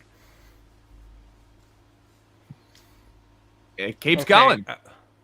I'm getting close. In my keep going. Found the video I was looking for. Haven't stopped yet. Still going. Still scrolling. Okay, check this out.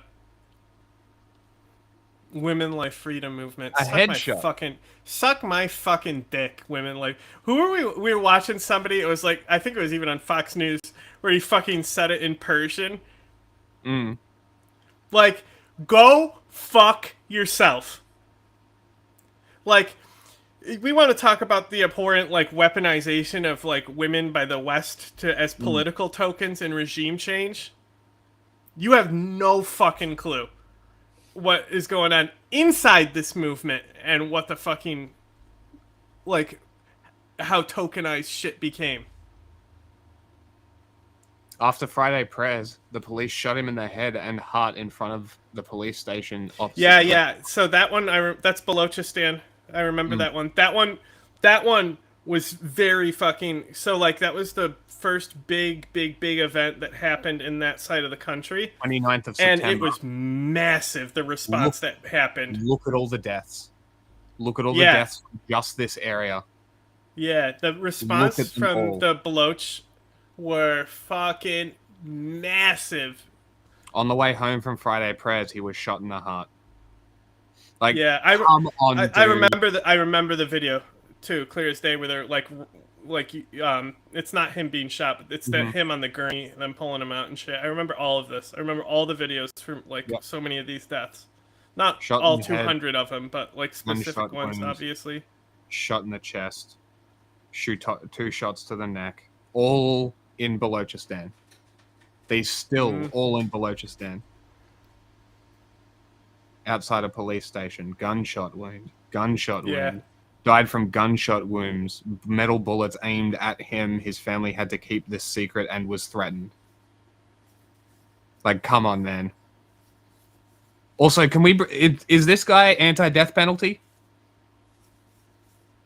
I would assume. Okay. You should not support Iran purely based on your anti-death penalty position, because they are the largest per capita state executions on Earth, only beaten by China in raw number. So you should not support them simply based on that position, let alone everything that we've spoken about so far. The list still goes, by the way. It's 400. It's 422. I wish there was a way to like. Here, if I send this link to you, can you make that as big as possible? Because you can't like full screen Instagram. No, videos. it doesn't work on Instagram.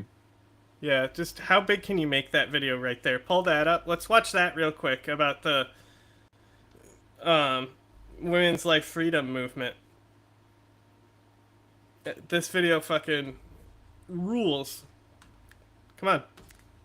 باشه میدونم که نیست ولی تو مسیر انقلابیم به زودی حال هممون خوب میشه زیاد وقتتون رو نمیگیرم این ویدیویی که میگیرم به دست 2 نفر برسه یک خانم فرح پهلوی اگه اشتباه نگفته باشم 2 آقای خالد عزیزی یکی از سران حزب دموکرات از خانم فرح پهلوی میپرسن که معنی زن زندگی آزادی چیه ببینید خودتون زن زندگی آزادی خب زن همیشه در تاریخ ایران مهم بوده زندگی هم برای که زن مادر بچه ها رو به دنیا میاره Move the things. So I was just saying pause it. So she's like women life freedom it's important because women have children and gotta clean the house. I fucking kid you not. Look at the screen. That's literally what she's saying. She said she's like we came up with this shit about women cleaning the house. آزادی هم که خب الان اینا با تمام شجاعت آمدن و این شعارها رو میدن. I invented the taco ball. Fucking crazy. No, go back. This is the best part in the video. It restarted. What do you mean? No. She starts losing her shit. It cuts back to her. She was just putting in the clip to show that the fucking literal fucking Shah family are pushing this. It's a Persian thing that we invented. ولی تو مسیر انقلابیم به زودی حال هممون خوب میشه زیاد وقتتون رو نمیگیرم این ویدیویی که میگیرم به دست 2 نفر برسه یک خانم فرح پهلوی اگه اشتباه نگفته باشم 2 آقای خالد عزیزی یکی از سران حزب دموکرات از خانم فرح پهلوی میپرسن که معنی زن زندگی آزادی چیه ببینید خودتون زن زندگی آزادی خب زن همیشه در تاریخ ایران مهم بوده زندگی هم برای که زن مادر بچه ها رو به دنیا میاره و آزادی هم که خب الان اینا با تمام شجاعت آمدن و این شعارها رو میدن زن همیشه در تاریخ ایران مهم بوده Women have always been important in the history of Iran. History of Iran. Qajar King. خیلی قبلیش رو یادم نیست I don't remember more than that now. ولی خب میدونم که برده بودن منظور برده بودنشون They were slaves, yes. منظورت کالا بودنشه They were goods. آها زندگی یعنی زن بچه رو به دنیا میاد وای مرسی که گفتی آزادی هم دیگه بچه ها میاد خیابون یعنی آزادی دیگه خواب دیدی خیر باشه رهبر عبدالله اوجلان واسه اولین بار زن رو به عنوان اولین ملت به اسارت گرفته شده در تاریخ معرفی کرد و پس از آن ایدئولوژی زن رو در تاریخ 1998 میلادی ارائه داد زن زندگی آزادی یا همان ژنژیان آزادی یعنی تا زن آزاد نشود جامعه آزاد نخواهد شد خانم فرح پهلوی حالا شما از ناآگاهی بوده من میخوام از مجریتون سوال کنم حداقل یه هماهنگی میکردی که این بیچاره اینجوری ضایع نشه و شما آقای خالد عزیزی شمایی که تو صدای آمریکا لم دادی این شعار زن زندگی آزادی که الانم بهش اشاره کردید برای شما چه معنایی داره؟ عده‌ای میگن که برشک این شعاری بود که عبدالله اوجلان برای اولین بار این رو مثلا مطرح کرد. نه اتفاقا هیچ مربوط به عبدالله اوجلان و این مسائل نیست. Is this video the best? Unfucking real. خیلی پرروانه داره میگه نه اتفاقا اینجور نیست شعار اون نیست همه مثل دوروبریات احمق که نیستن نمیگم کتاب بخون به هر زبونی که تو سرچ کنی تو گوگل تو اینترنت اینو بالا میاره چی میگی؟ نمیتونید با دروغ مردم رو جذب کنید نمیتونید با دروغ یارگیری کنید بس دیگه در آخر یه چیز دیگه یادم نره که خیلی مهمه زن زندگی آزادی، جنجیان آزادی، نتیجه حضور پررنگ گریلاهایی که دارن می جنگن و جون میدن واسه آزادی. دارن با دیکتاتورای ترکیه و ایران می جنگن. به خصوص علل خصوص گریلاهای زن. نه شماهای 2000، نه شماهایی که تو این تیوی های بی سر و پا، تیوی های 2000 نشستید دارید زر مفت میزنید.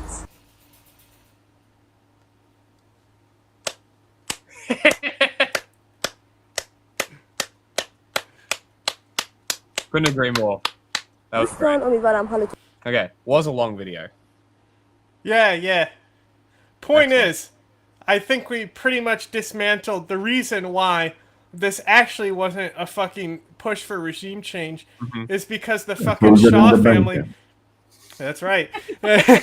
So Shah's family, the fucking even the Voice of America guy is on there fucking helping push it, right? Like, what happened to those people? Are they in Iran? How the socialists doing that Israel is backing? Are they relevant? You know? Like, why the fuck is a girl like that gonna fucking believe in any of that shit that you're pushing? That shit was not to fucking liberate Iran. The hijacking of this movement by fucking Israel and all that stuff, as limited as it fucking was, had nothing to do with Iran. It had everything to do with justifying more terror by the Israeli regime. That's all it was for. At the end of the day. Because the who fucking benefits more than the Shah's family than fucking opposition bullshit? You know? The real opposition doesn't have a fucking voice because they're on fucking Telegram. Iran had already relaxed many of its dress code laws, and the Fuck off! Fuck off! No, they did not. Go fuck yourself. Also, this is like being like, yeah, but stop and frisk wasn't really a problem. The morality law is not about the fucking hijab, you fucking idiot. It's about justification for police to grab whoever they want. It is a stop and frisk policy of genocide. Cells fizzled out in a matter of weeks, but the Pentagon already got. No, they didn't. A liberal moral panic dressed up as solidarity. 3 years later, during the current escalation, the same liberal feminist playbook is back. This time through influencers. The same one being weaponized by the fucking millionaires who fled Iran. Let's get the fucking Bhutto family to talk about Pakistan next. Honestly, look, man. Wasn't a good picture to be tattooed. Phenomenal tattoo. It is a really good. I didn't realize it's fucking. It's a phenomenal portrait. It's so well done. I just would not have chosen that picture. And I guess she doesn't like this picture either and was like, why would you choose this? I hate this picture.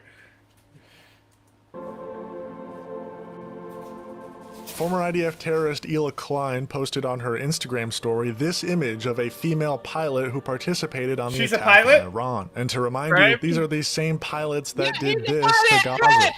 The caption read, "Israeli women are heroes. This is the feminist war machine in action." Okay. She later had to apologize, which was really just a justification, explaining how she said it for feminist reasons. She said, quote, "I would like to apologize for my recent story reshare about the female Israeli pilot being a hero."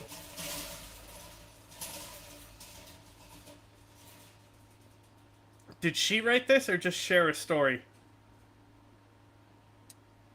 I think she said, bro, the extra if she just if we're now over a fucking repost, like, she had to have fucking said it. She had to have written the words. It's the only way that you can justify this kind of point being Like, brought into a video. Well, I mean, she's gonna apologize for it if she's being attacked anyway, I guess. Okay. It came off as glorifying violence, which wasn't at all my intention, but I understand that's how it came off.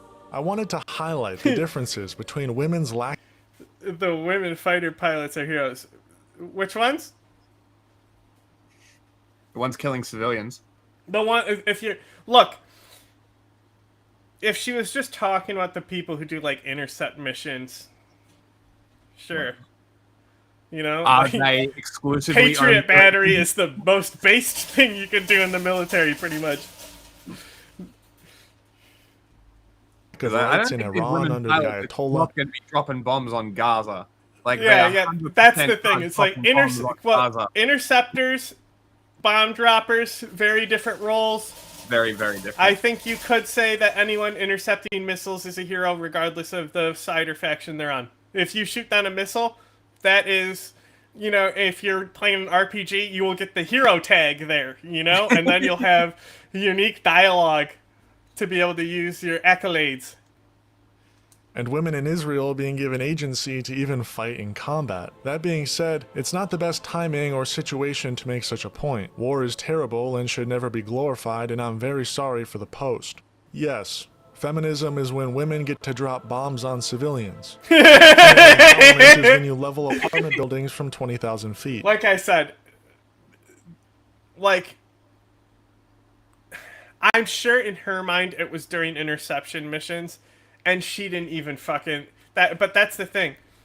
That's kind of the real thought crime, right? That she wasn't thinking about the bombs being dropped on fucking children. She was only thinking about the Israelis in the bunkers under the threat of the missiles being intercepted, not the Palestinians crushed under the rubble. That's the real issue. That's the real crime, not anything else. Mm-hmm. All right, the crime is ignorance and wrong to be able place, to buddy. forget. What was that? Something about Jesus? Yeah, something about Jesus. Just Hmm. Jesus freak typing weird, unprompted Jesus shit as per usual. Hmm. Because you know what everybody really loves about religion? Being preached to. Go on. Ela Klein is the literal embodiment of this meme. I love this meme. The best was, like, I want to say there was something literally with Kamala that involved this, where it was like a rollout where they had that. I think that's where like the first she oversaw first some came out. operation. Mm-hmm. Something like that. No, the meme was way before her, but they brought it back and were just dunking on something she did. Hilarious. Ela posted this to her story on June 14th, just after Iran had begun their first wave of retaliatory fire. This wave of Iranian missiles conveniently took place during that day's H3 podcast episode, and boy did Ethanit Kleinzing have a lot to say. Wait. So she did say this specifically when missiles were being intercepted? Yeah, Okay. it looked like it. Come on, bro. Like, if we haven't already made the case against Ethan and Ela Klein, we really... It's specifically... Like, I already... Before we even got here and learned that, yes, that was in fact what happened, I laid out the case on, like, I can see why you would be ignorant and say something like that when missiles were being intercepted. Be like, thanks to our heroes. I mean, like, listen to them talk about the fucking Patriot fucking batteries. At they did a press conference with Pete. They had to do it in the morning before he got drunk. And they were just like, you know how I talk shit, like NASA's like, oh, we trained exactly for this job and it went well. Yeah. Wow, the exact thing we trained for. I can't believe it. But like, they're just out there being like, and they were down here for this many years and blah, blah, blah. And it's like, sure, the fucking people doing the Patriot missile system that's intercepted missiles are heroes, I guess. Like, I understand how easy it is to repeat something like that. It's, you know, it's like not on the same scale of like support our troops, which was everywhere, right? You know, like in the pre-2010, you know? It was like, remember the fucking magnets on cars where they were the like ribbons? Yeah. Support our troops, autism awareness. Those are the only ones. You know, it's just regurgitatory bullshit. Yeah. They're sending ballistic missiles and they're hitting. Well, pull it up, guys. Oh, that I was The thing gonna is that look up the how many. IDF has I literally not to have share it footage in a tab because pulled they up. don't want How many Iran missiles to they've see hit. where exactly And I things are haven't hitting, so finished there the isn't a search. lot of like. Well, I don't want to see the footage impact. being I just want to shown. see what's happening like on the skies. Yeah. Okay. Did he say that it was convenient that Iran was responding while their show was live? Come on, dude. It's Really? a joke. It's a joke. It fucking better be. I mean, of course it is, man. He doesn't actually think that Iran cares about his show or know who he is. But see, here's Turkey. At least 50 Iranian missiles hit Israel during the 12-day conflict. At least, right? So that's the thing is that like we were watching a lot of the pedophile Richie Medhurst. Like this is what he was really stuck on, is that Israel's supposed to be a free country, but they won't let people post the bomb sites on their phones. Yeah. We kept going over that, like returning to that point. It was very weird. But yeah, so that's why I said it might be in the hundreds. Because we're looking at least 50. So, like, plausibly, we might be able to add another 25 to that. Mm-hmm. So, it's getting up there. More impressive than just fucking killing some Bedouin kid. That's true.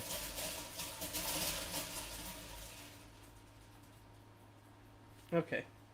I want to say that whatever you think about Israel, Iran is bad or worse. They are the fucking evil. They are the evil. They are the reason. Okay,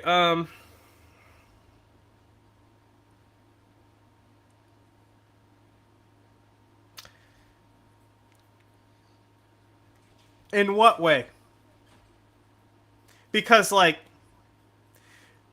you know, we hear the same shit. Like, Tim Pool was doing a video basically about how, yeah, Hitler may have been bad and did the Holocaust, but the communists killed way more people, so they're actually worse than the fat. We've all heard that shit, you know? Mm-hmm. Mm-hmm. We are not gonna fucking argue that Stalin is worse than Hitler because of, like, this whole, like, black book of communism shit, you know? Yeah. Like, the way that genocide was organized is not comparable to, like, any other genocide. No. No, Like, no, it's, it really wasn't. it's pretty fucking wild. And And, it's like, there's comparable things. Obviously, what Israel does, but you know what I mean? Like, everything about it.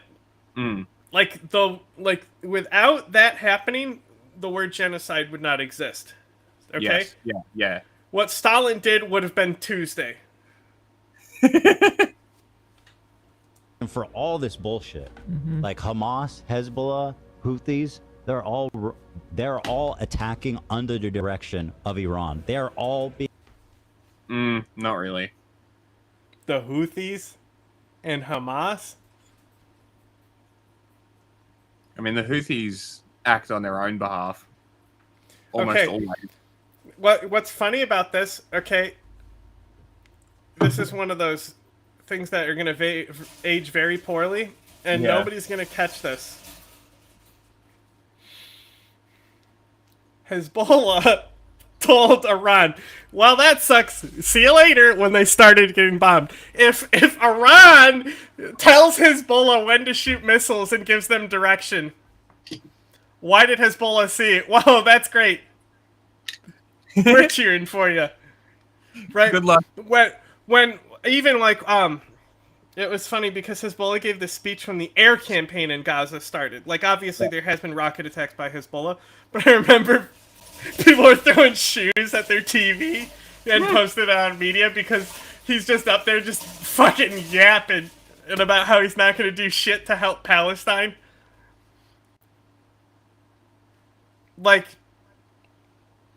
learn some new group. Maybe we're talking about a Kataib Hezbollah, which may have attacked an American base on behalf of, you know, they may be more under Iran than Hezbollah. Possibly. But the Houthis, to think that like anyone could tell them what to do. But also, like, Hezbollah and most of the IRGC things, like, even we missed this, is, like, what Israel was doing. They're gone. They're irrelevant. Oh, yeah. Shit. Okay, I was saying Hezbollah is but, yeah, that's the thing. It's just, like, obviously it was, like, I've said it multiple times about how... regime change would be difficult in Iran because you would have to appease the IRGC. The IRGC controls the region, and you would have to give them some sort of base inside the government, you know? Like, look at Myanmar, where it's like the military and the civilian forces battling through there. So, yes, Iran funds and arms them. Okay. It doesn't mean anything. Like, No! You fund and arm Hezbollah. You ever fucking sold a car before to a used car lot? That's Hezbollah's pocket change now. You support Hezbollah, bitch. Like, what? Yeah, they're the used car. It's a joke. The Hezbollah's big because we classify them as a crime nexus, not a terror nexus. Yes. Sometimes they do terrorist attacks and for political agenda and shit, but they're a crime nexus. And the big way they launder money is they fucking sell used cars in Africa. Oh, that's. They import them to the like Sahel region and stuff. Crazy. So all the Hiluxes came from them. No.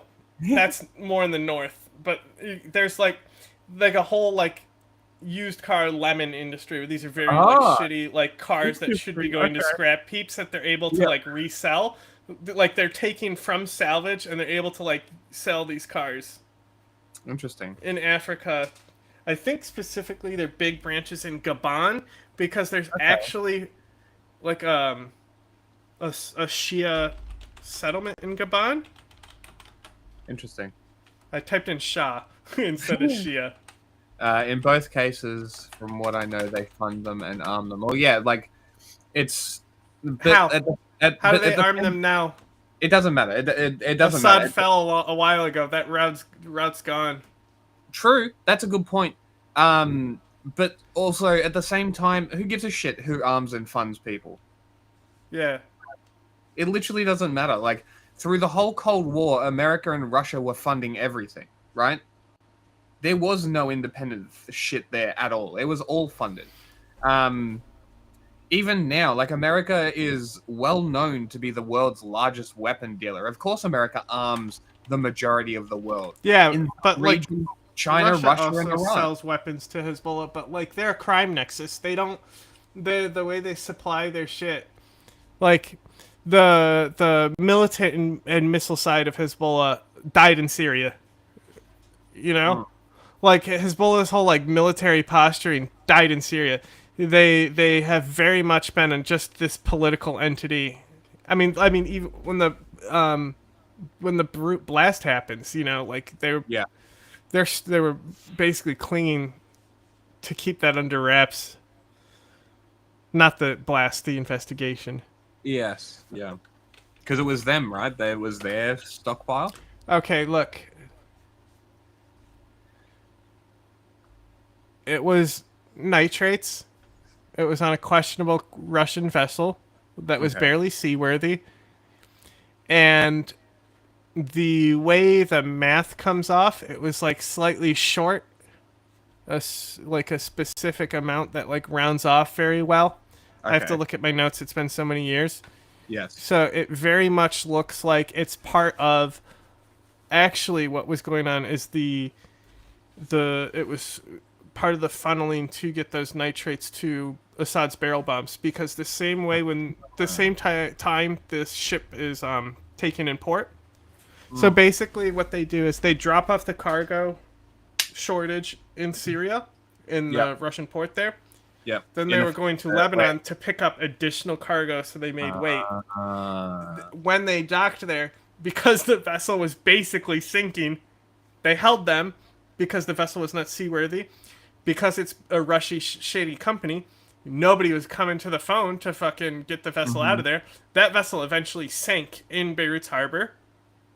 Oh. And so the nitrates were confiscated off of it, and they decided to put it next to where they were confiscating other illegal things like fireworks. Oh. So, but the nitrates had been known about for years. There's multiple government reports saying that they should have been moving them a long time ago. Yeah. But Hezbollah controls that port, and they were the ones who were silencing the investigation into it. That's when the clashes happened, where they have the Metal Gear Solid video where the sniper fucking domes that guy for running out in the street. Those clashes were a result of the Hezbollah and Amal groups blocking a court decision, right? So the protest marched to that courthouse. Yeah. They were then confronted by various things. There might have even been like someone designed to escalate it by shooting people. That's a possibility. But Gambia and Gabon both have Shia. Okay. But very, very small. Okay. Interesting. I didn't know that. That's very interesting. All right, video. Jihadists, fucking Islamists, like mega, like these ultra, you know, I don't even know how to say it, militant, super religious zealots, right? This is all coming from Iran. You talking about Israel? Under their direction. You know who hates the Iranian government the most? Iranian. The people. Every Iranians. Iranian you ask is like, them. I can't wait for them to be gone. At least he's not saying Israelis and Iran. Iranians actually have like a really good connection. They dude. always cheer for each other. Cause, See? I mean, a lot of Jewish. These fucking Pavaltis. Fucking. That's what happened. Like, they brought the Shah over here and he was able to build his little fucking empire. You know? Where everyone thinks he's great now. Well, it's like, the fucking Chinese cult that does the fucking weird dance about communism. You know? Like, Li Keqiang or whatever. What's his fucking name? You know, the runner. Lee, it's definitely Lee. But you know, Lee it's like that Keqiang. type of shit. You get your compound, you're able Lee to fucking Keqiang, I get your think, is followers come over, all that I think shit. he's an official. Li Keqiang. I think he's like the foreign ministry or something. Huh? Persians are in Israel from Iran. Yeah. And so it's a very there's a strong bond between the people. Mm-hmm. He's the Some premier. of my best friends are in Israel are Persian. I see a lot of activists supporting Israel who are Iran, or supporting Israel in this conflict against Iran specifically. Oh, the Ayatollah is evil. Everybody hates that. Okay, I love this. The people I know are Persian. Okay. Are they Persian or Iranian? Alright. Because, like, wow, you mean there's Persians in the Middle East? Next you'll tell me you know Turkish people. Like, no shit. It's one of the fucking greatest empires in history. Are they Persian or are they fucking Iranians, though? Because it's a fucking difference. Like, yeah, sure, there's Persians in Iran, but, like, just because someone's Persian doesn't make them Iranian. You know, and then you have Patrick Bet-David, right? Not Persian. He's not? No. He's, what is he? He's, like, Armenian, honestly. I don't know. You have to check. I think he's Christian background, though. So that's why I think Armenia. Maybe something like that.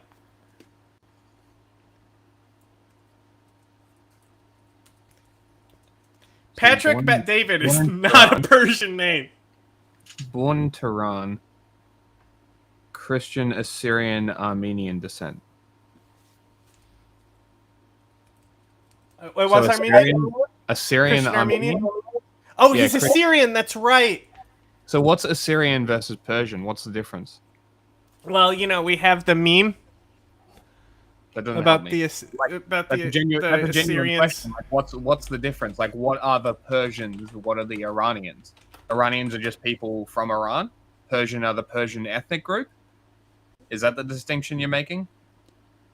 Well, the thing is that just like how there used to be Jews all over the Middle East too. Right? Now all those Jews have to be Israeli. Okay. Right? So maybe not all Persian people have to be Iranian. You know, because there's like many. You know, it was a big empire.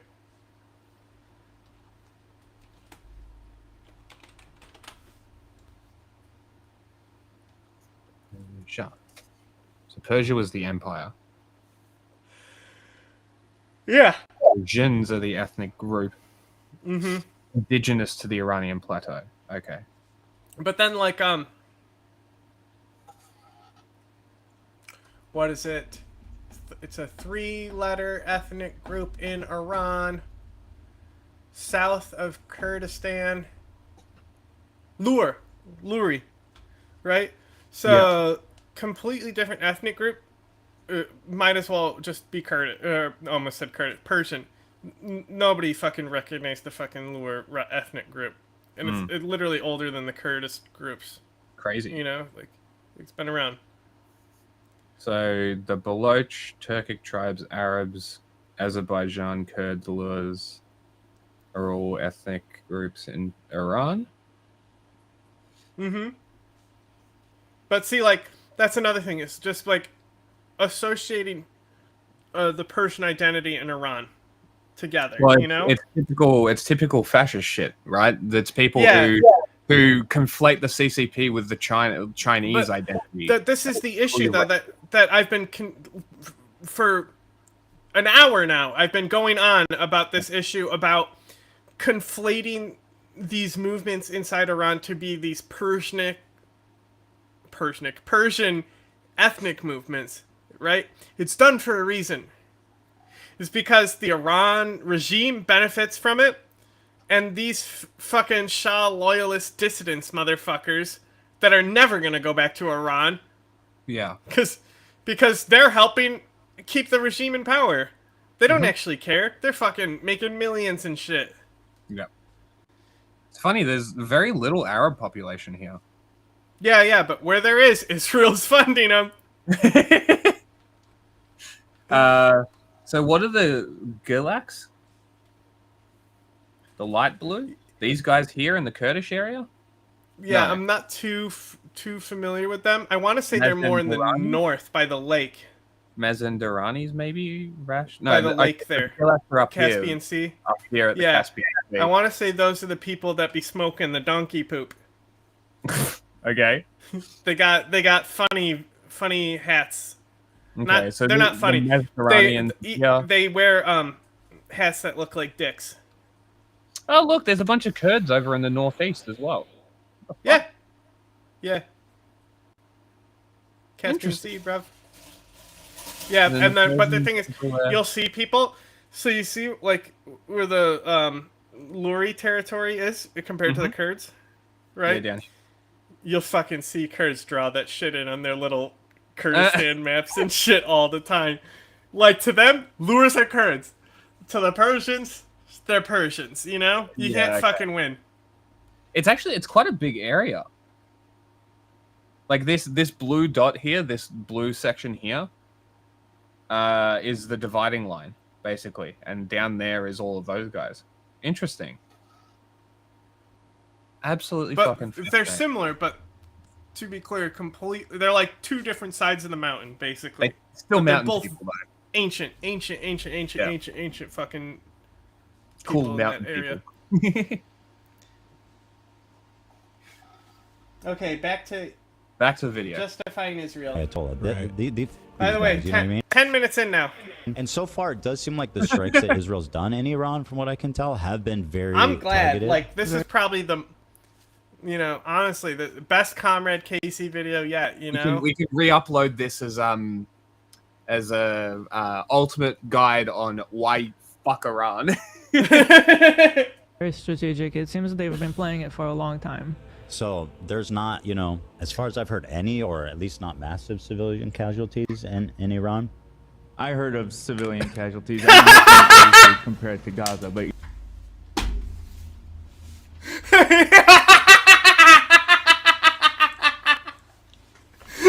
Imagine thinking a bomb was dropped and no civilians died.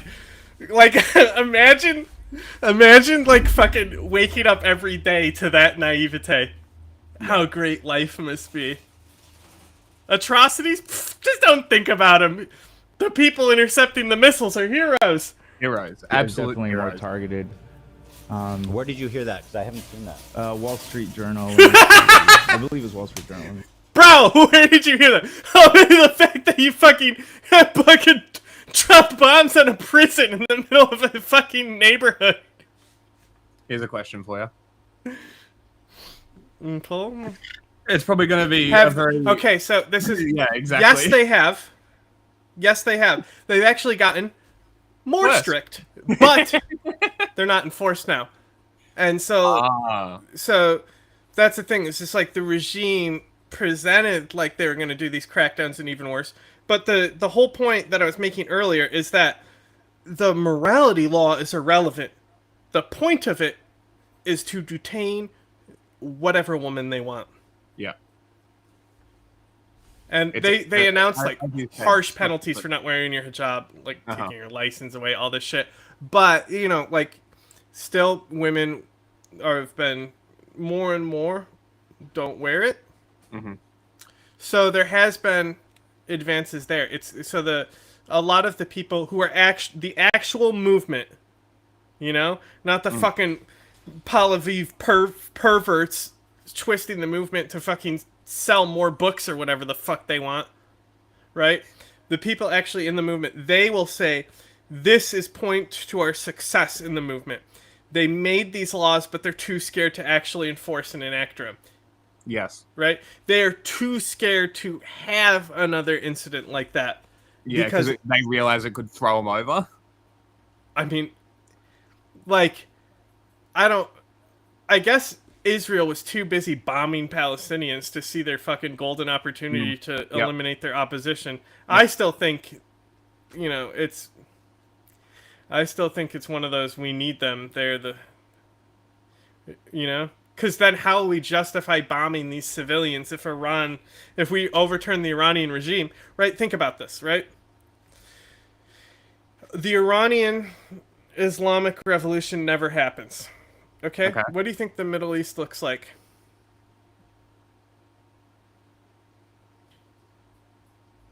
Honestly, I think it would have doubled down on the Arab support. I think they would have doubled down on Egypt, and they probably would have supported Iran even harder. Israel may never have gotten support. I disagree.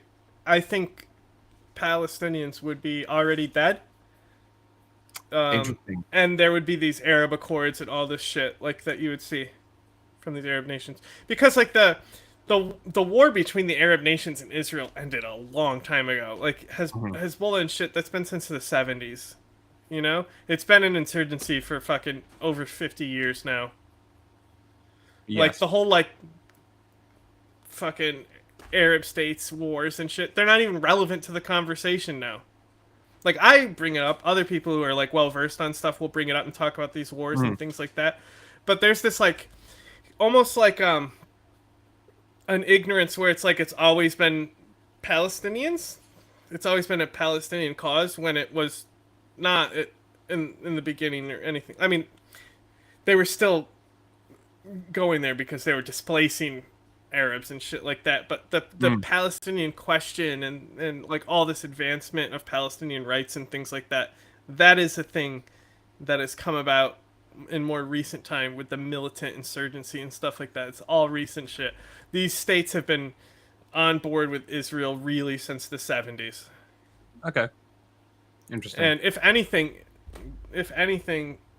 Iran was one of the ones who would still do like weird shit to show that he totally wasn't owned, and he was his own fucking thinker. Like his party in the desert with his exotic birds. No. Like he would tell the U.S. to fuck themselves and join in on like that's a really cool base thing that happened in the 70s before it got really militant and shit. OPEC fucking basically told the United States to go fuck themselves and made it so he had gas lines around blocks and shit. Cool. And the Shah was part of that. Interesting. But he's supposed to be America's man. So Right? what? He caused the gas crisis. No. He's part of OPEC. Mm. So like he has ideological and regime differences between Saudi Arabia, but they're still OPEC. They're still a cartel. Yeah. Okay. Right? And they did this because of Palestine.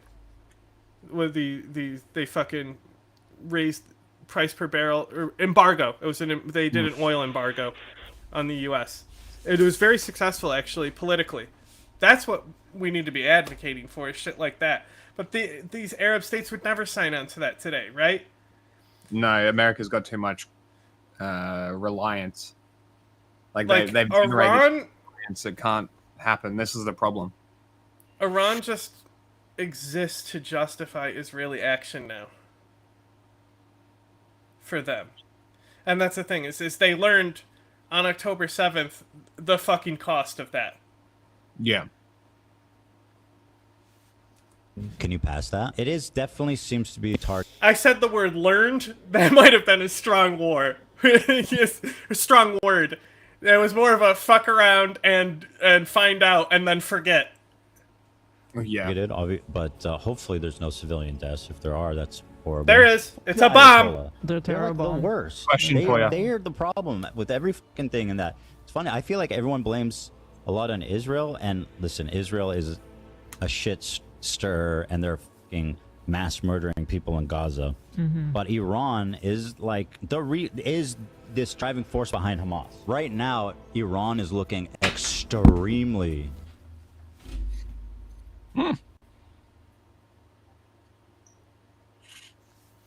Completely removing their agency. I love it when people do this. I love it when people remove all agency from people currently getting oppressed by a big state. It's so great. Hamas. Okay, let's just. Like, this is just Wikipedia here, not official research or anything. like inherently a racist. Now we're telling Ethan he's an idiot. Now we're back on board with Casey.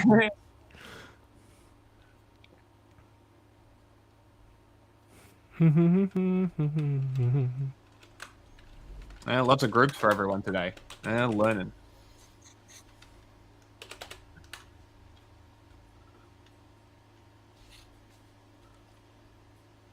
And like this is what I always say. Like I'm not gonna History of Hamas. I can sit here and criticize. Hamas was established, alleged origins in the Muslim Brotherhood.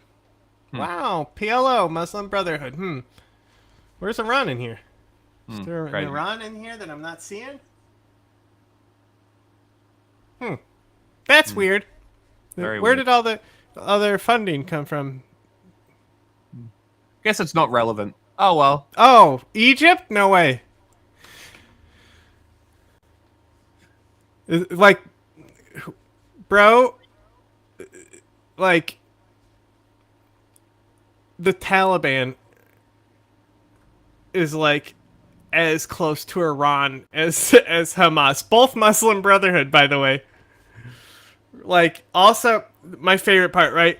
Okay, so they control Hamas and the Houthis. Okay? And Has anyone bothered to see who the Houthis have been fighting? Right? Because they may want to look up the Muslim Brotherhood in Yemen, who are the opposition party against the UN-recognized government in coalition with a Marxist group. Right? With one of the many Islamic Marxist joint coalitions that have we seen, especially since the 70s through this era. Right? So the Houthis are now at war with the government, and the opposition party inside that government is Hamas. Yeah, it was the Hamas wiki. Right? Because it's Muslim Brotherhood, right? So, like, are they all on the same side? I'm confused, Ethan. Like, where does Iran fit into all of this? Like, this whole thing where it's like, you know, Iran funded bad people. Crazy. Everyone. Yeah, welcome to Statecraft. Are you new? Video. Hang on. Okay. While you're I was gonna say, hey, remember these guys? Who were they fighting? What was going on here? Who's that? Who's this Daniel Ortega guy? You think he's a thing? You think he's relevant today? Probably not. Who are these guys fighting? What do you think they were about? What in Guatemala? Christian socialism. What? Yeah. U.S.-backed group known as the Contras was formed to overthrow the Sandinista government. Contra. Oh, it was Guatemala. Okay. What is the Contras associated with here? Oh, wasn't it like called the Persia? No. Iran. No. Contra- Iran, not Persia. No. Yeah. What did America give this terrorist regime missiles? Maybe those missiles were even used on Israel. Uh-oh. Now we figured it out. The reason why America must fund Iran? They're Hamas. Oh, it was in front of me the whole time. Hold on. Political scandal of the U.S. centered on arms trafficking to Iran between 81 and 86, facilitated by Holy North. As Iran was subject to an arms embargo at the time of the scandal, the sale of arms was deemed illegal. The administration hoped to use the proceeds of the arms sale to fund the Contras, an anti-Sandinista rebel group in Nicaragua. Daniel Ortega, I heard he's pretty bad, and he's a dictator who rigs elections, so I'm sure these Contras were based libs. Passed by Congress 411-0, signed into law by Reagan, further funding the Contras by legislative appropriations and prohibited by Congress. Was prohibited by Congress, sorry. So further funding of the Contras was prohibited, but Reagan administration continued funding them secretly. The Egyptian state does not fund Hamas. The funds come from Egypt on the ground, though. Like, Egypt also is against these groups, too, because they're nationalist, and the Muslim Brotherhood was founded by Qutb and shit to kill Abdel Nasser and shit like that. So, military dictatorship in Egypt has a lot of problems with the Muslim Brotherhood, who is also Hamas. So there's a lot of history. They actually shot at Nasser, and it was recorded on radio. And he had his whole fight thing with Trump, except he actually was able to say some crazy, he starts going nuts, being like, "You're a bitch," you know. He goes on a whole fucking rant, and it's said that this assassination attempt, where all the bullets somehow missed, solidified his political legacy and his power in Egypt. It's said. It's a long time ago. I wasn't there. Fair enough. How does Hamas get their arms? Do they do it via smuggling through Egypt? Yes. Also, as I've already pointed out, the ports to the Levant, you have Tartarus. I know it's not called Tartarus. Syria, controlled by Russia. Beirut is Hezbollah. And then, obviously, Hamas is a little more questionable because you have the sea controlled by Israel. That's why it exists, because it's, smuggling shit there, right? You know, the United States fucking took Gaddafi's missiles and shit to Syria. You just fucking, the Mediterranean Sea is the easiest body of water to navigate, right? Yes. So, you can get all kinds of things. But, also, Hamas can make, Israel banned sugar cookies because Hamas can take the sugar to make rocket fuel, you know? That's pretty funny. The missiles and shit that Hamas gets, those come from Iranian purchases because those types of systems, Russia doesn't really it's not like they don't sell under the table. But Russia's a little bit more obvious with their pen. Yeah. But it's Can we talk about how fucking cool this rifle is and that it's made in Palestine? like the Hamas guys are sending Fatah rockets. Where'd they get those from? Like domestically produced in Gaza. These snipers, fucking. They cool. actually Iran stole the Shahed drone design from Hamas. Really? Yeah, Hamas was way ahead on the homemade drones. Ah, that's and shit. awesome. Yeah. They had a bunch of fucking drones, and then we started to see loitering munitions in other places. Well, here we go. I guess None of them were Delta Wing like Iran's Shahed, but like the technology to do that drone shit came from Hamas. Did you see somebody found one in Iraq, crashed in their backyard? They're like, "Can I turn this into a model airplane or some shit?"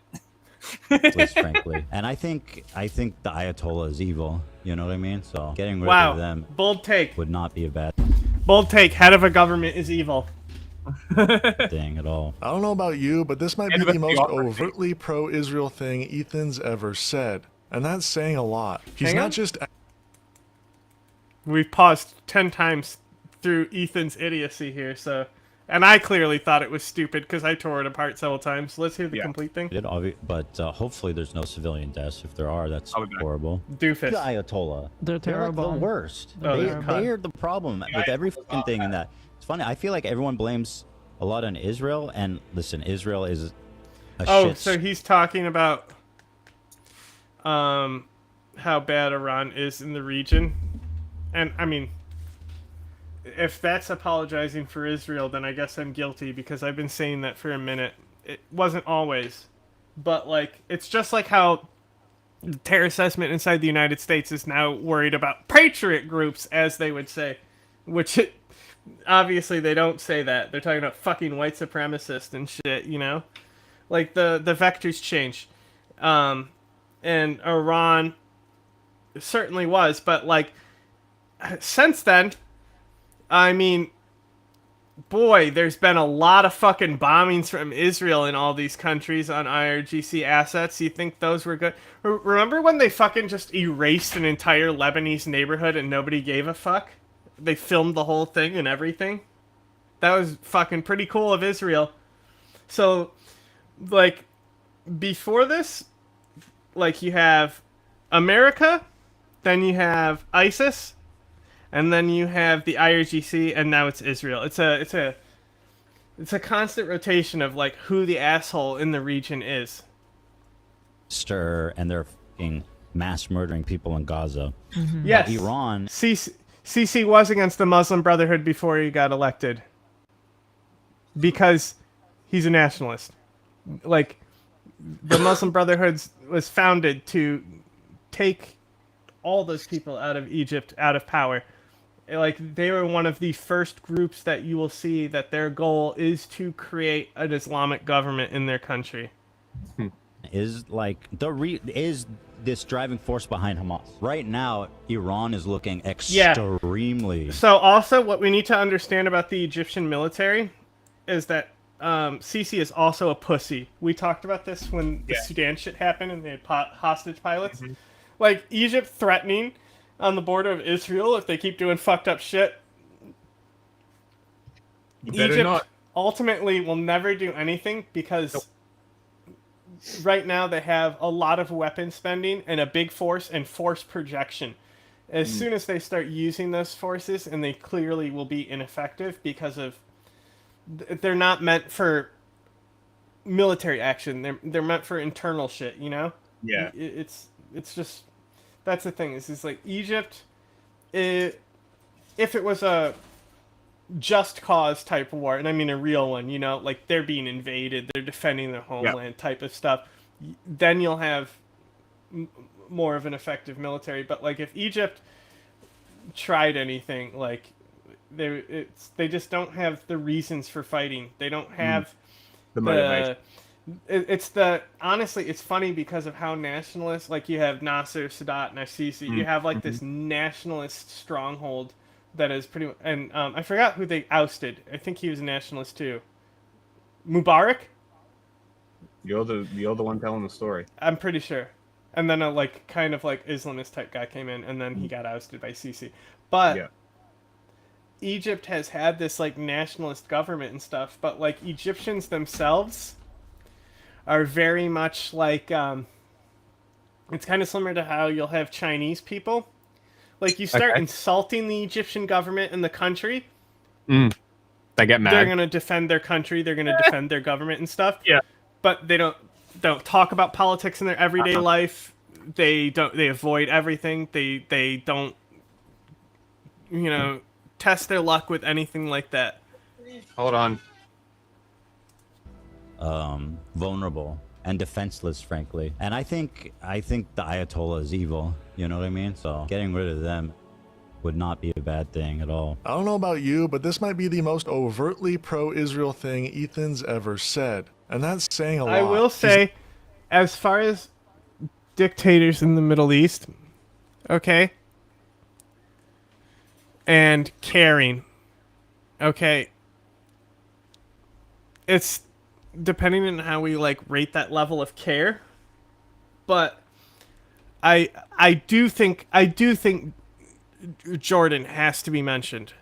Like, they still sign on with things that are going to benefit their own interest and their own power a lot of times, because the US and shit, these will align. But Jordan has a role here, and it's not about caring about people or things like that, because I don't think we should look at government institutions. I mean, maybe it would be nice if they cared. I just don't expect them to. I don't put that on them. It's just not something that, caring's for doctors. Governments, therefore either killing people or giving you money to go see the doctor that gives you care. Not because they care, but because it's they cheaper. need workers. Exactly. Like Russia's population is getting older every day, and they're killing all the other guys in Ukraine. You get into the situation where suddenly nobody's paying taxes. So there's a lot of things that go into politics and stuff. Yeah. Where it's like, Jordan has done a lot, especially the Queen, but ultimately, what we want them to do, go up to BB and kick him square in the testicles, it's just not going to happen, unfortunately. If only. Bro. And honestly, the King of Jordan, small guy. He fucking could. He's like Oddjob. You can't aim down at him. You can just run in there. Not just echoing propaganda, he's doing the bidding of the Israeli government on a topic that barely registers with the average American. He clearly only watches Israeli state TV at home. Hila basically confirms. Okay. What? I just don't imagine him going home and watching the news in general. You know what I mean? Let alone Israeli state TV. Yeah. I think this is more of an algorithm question. Right? It's a fair question. They obviously, her family's there. He lived there. Mm-hmm. Obviously, they have friends there. Yep. Those friends there are affected. Yep. Whether they support Gaza or not, we have to understand that when you're in the middle of a war, especially if you're having missiles sent at you, look at the bombing and the Blitz in London by Hitler. It changed the entire attitude about the war. Yes. Right? Yep. So, we need to understand is that while it's funny that, Israel was can you believe they bombed our hospital? Mm-hmm. Everyone is, afraid and reactionary when the fucking missiles are coming. And then those friends that they have in Israel might share these narratives, and they're afraid and reactionary. And it's it's not that he's intentionally seeking out government narratives or government stories or things like that. It's it's a mimetic zeitgeist of things. This is what I was trying to explain to my friend when I was talking to him about Israel, and he was arguing that no, it's not genocide, it's whatever. And he came back to me a couple months ago and was like, I've come to realize that you were right. Mm-hmm. And now I realize how many people around me have exposed me to this narrative. And I'm like, I told you, man. I told you. You don't watch the news, but you are exposed to it. Yeah. Well, And it's just like is this whole perfect thing where people example. talk about, like, you may not watch Fox News, but it affects your everyday life. Mm-hmm. Yeah. They literally decide the narratives for It's crazy. so many things because Yeah. it just becomes the counter Fox News narrative type stuff. It's wild. So that's what I think. It's really ignorant of him, but also at the same time, when you look at a lot of these like opposition protests, like I think the initial points Ethan made in the beginning, he was very emotional and not expressing them well, but I understood where he was coming from. Yeah. But like I also agree with the let's make this genocide about me type shit that people will say, like, this shit is not about you, you know? But he's like, but Jews are under threat. It's like it's like fucking telling somebody all lives matter. Yeah, it is the like same the thing. issue was Black lives. Yeah, it's Black lives at the moment that are currently at the behest of the cops. So if people say a little bit of anti-white stuff that hurts your fifis. Yeah, I'm not gonna. Yeah, but that's the thing is like that's why I said if I had 30 minutes with Ethan, I'd change his life. I'd show him like these info networks and stuff. It'd be like both sides, like just be like how it's like, bro, you think you have control over your brain, you do not. It's also very interesting to talk to people who are like deep in that narrative, like that Black Lives Matter narrative, where they're saying that anti-white shit. I'm like, tell me why, like. That's what I'm curious about. Like, what brought you to this point? For Nazis, I know, right? For black people like that, I kind of understand, but I don't quite get it, right? Explain. Tell me why you are here.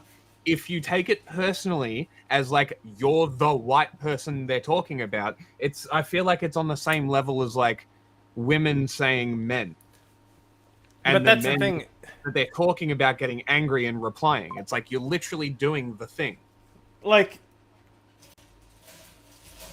we talk about it, like, you know, we can point out specific protests that are IRGC protest funded and stuff like that, you know? But, like,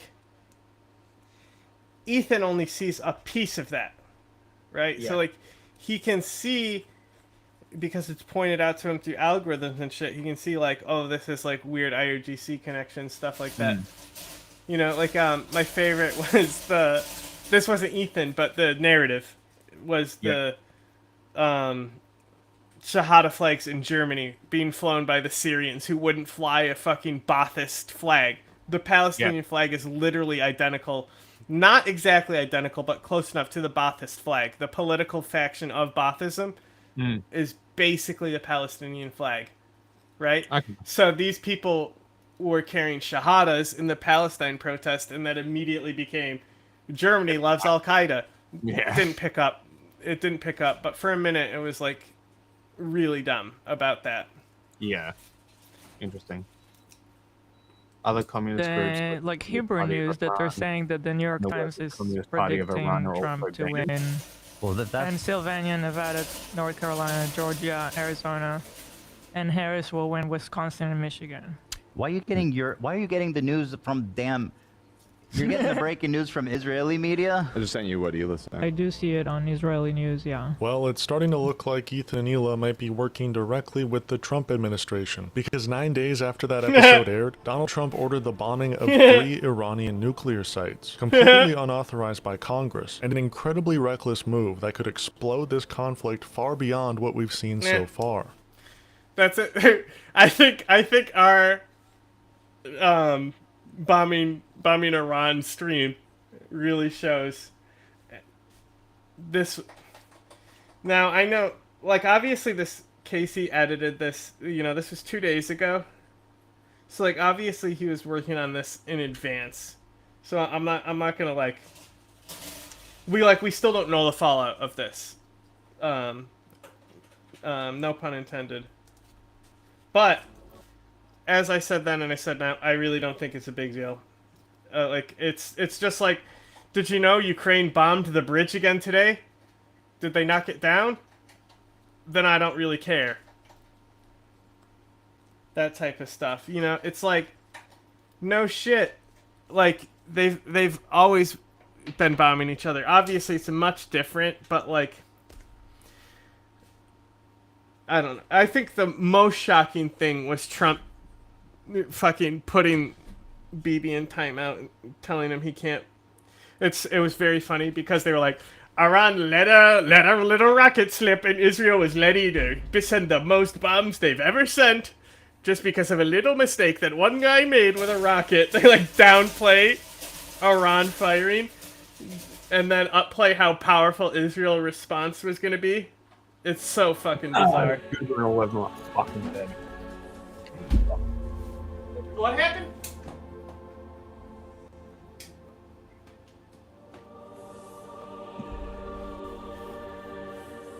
Thank you very much. A short time ago, the U.S. military carried out massive precision strikes on the 3 key nuclear facilities in the Iranian regime, Fordow, Natanz, and Esfahan.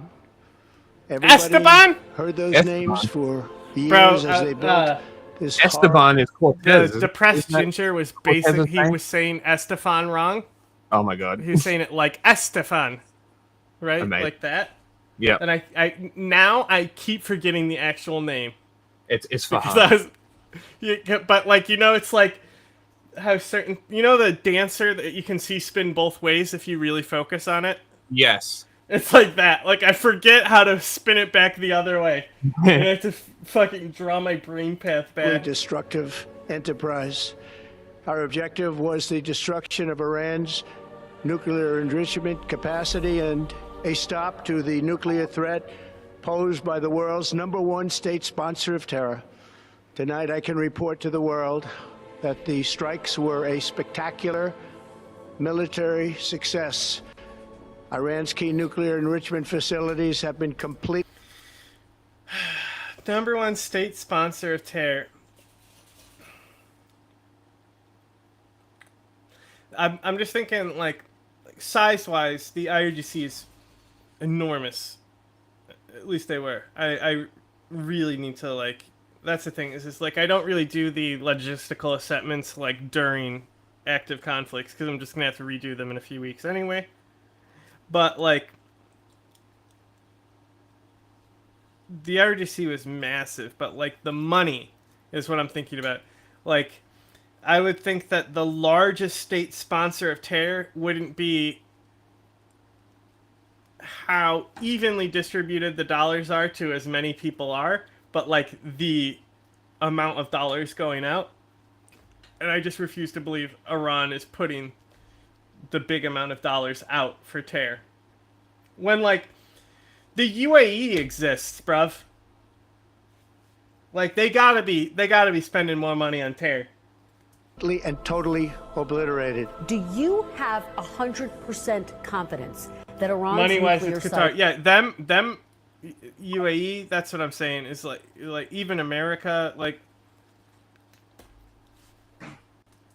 were totally destroyed. The IRGC is large, though. Well, Kristen, I'm not going to get into sensitive intelligence about what we've seen on the ground there in Iran, but we've seen a lot, and I feel very confident that we have substantially delayed their development of a nuclear weapon, and that was the goal of this attack. That's why it was a success. And of course, what happens next, again, Kristen, is up to the Iranians. This isn't even a popular position in the United States. 2/3 of Democrats. We substantially delayed the program that they set, that we have been saying they could do if they wanted to, but they just haven't wanted to, I guess. Democrats oppose war with Iran. Even 53% of Trump supporters don't want it. President Trump's approach to the conflict between Israel and Iran has divided his supporters. Many on the far right do not want the United States to get involved in this conflict, while others who are more right of center believe... I'm just... Trump is a fucking irrational baby, but, like... He is, yes. You know, like, if we were going to go to war with Iran, why now? Because they're weakened by Israel? Like, there was plenty of things that they could have justified, just, you know, but, like, ultimately, you want to know why? America didn't fucking start a war with Iran based on their bases being bombed in the Middle East? They're smart enough to recognize they are occupiers. America. Right? At the end of the day, they're actually recognizing to a degree that Iran is justified in attacking them. Right? Okay. I mean, that's the whole like policy when they started paying the militias in Iraq. Oh. You know? They understood that they were seen as invaders, and they're like, look, we can get out of here if you kill ISIS. Right? Like, they recognize the legitimacy of these attacks against America and why they're happening. Yeah. To a degree. You kind of have to, though. You The can't US must do kind of live in an unreality where you're supposedly this great white savior. Yeah. Like, the thing is like, because, like, just pretend Trump doesn't exist here. You know, Marco Rubio's president. Trump never happened, okay? Marco Rubio, you know, that a pussy stinks. He I wouldn't say that he's a different type of hawk. You know? He's like very he's interesting, honestly. I understand where the information he gets comes from, and then how he twists it to make dumb conclusions. But like a lot of the times, he's one of the guys on the right who's actually hitting when it comes to foreign policy. And this is before Trump, obviously. So he's president, and he's like, wow, Iran attacked our base. It's time for war. You know what the people are going to say? Where was the base? And why was it there? Yeah. Iran can attack American bases all day, especially if they're not killing Americans on them. When they do kill Americans, like, nobody, to show how complacent the U.S. is in this, like, Pod Save America, all these guys, when we were doing the fucking footage review, I was looking for how many actually fucking recognized that the real attack was not the one on Qatar. Right? What attack are we talking about, sorry? The one that fucking was on the, like I showed you the radar sensor in Iraq that they destroyed, and like there's other attacks. The one that killed, Americans died. Yeah, the one not that killed in Qatar. The soldiers and they got drone strike response. No, they got boned. That's right. And they were like, "Oh, we quit. Sorry." Those guys. No. That was Biden. I'm talking about the other day. Oh. We were looking. So when they attacked Qatar, I showed you the pictures of the the radar systems, right? Yes. So like Iran successfully hit a U.S. base and destroyed a radar system in response. And we're gonna act like, oh, Iran is so nice, they wanted us to let us know where the bombs were coming because we own everything and they're afraid of us and they just need to save face for their people. I mean, it's a posturing. You need to save face for your people. Yeah, that's literally what they do. Even the pod libs aren't fucking pointing this shit out. You're anti-Trump and not fucking pointing that shit out? Get out of here. You fucking foreign policy wonks. You fucking, like, they're just so mad that the JOPCA got shredded by Trump. And it's so funny because I don't know who it was, but they're like, Iran is like, we can't trust you. Every 4 years you got a new guy. So what's the point of making a deal? And it was like, it was a Republican guy just like, I can see where Iran's coming from. Why? Why do they think that? Who destroyed the deal to begin with? How did we get here? Everything they can to stop Iran from getting a nuclear weapon. What are you hearing from your sources on this? What's happening right now inside the Republican Party and within conservative circles is indicative of a lot of things that have been developing, not just in recent days. Okay, so like this type of stuff. I've seen claims that Hamas is willing to surrender and leave the government there. Okay, so I've seen things like this. Okay, I as well. Now, my position is that I ultimately kind of don't care. So the example I gave about this the other day is that Iran was like, oh, we're actually open to further discussing a deal with America. They said that after America was like, oh, we're not going to fucking engage with them again. Right? And the other thing that Iran said is that, or America said, is that unless they're going to deal with us in person, we're not interested. Iran won't do that, which means that the deal won't come through, which means them putting the fucking diplomacy card forward is just face. Yeah. You're right? So when it comes to Hamas saying these things, okay, when the fucking document is produced, it has fucking wet ink on it from the fucking signatures and shit, then I'll know. Until then, who the fuck knows? Like the political landscape of a post-genocide concentration camp fucking city. Like, I couldn't fucking tell you what's gonna fucking happen in Gaza, man. Like, is Hamas still gonna be politically... Well, I think Israel's plan is to, there's, it's not warlordism, but it's like, basically the policy is, if you kill enough people, warlords will fight. AKA Haiti. Right? That's what Israel seems to want, is they want to create more of a Haiti situation and get their own barbecue down there. So then all these warlords fight for power, which is fucking hysterical because what happened to Fatah, Israel? What happened to the PLO? And why did Hamas come about? I stepped in my own shit and then said, why did I step in dog shit? Who's dog shit here? Even though I know I shat on the floor and then stepped in it. I lit this bag of dog shit on fire at my And own... now I'm stopping it out.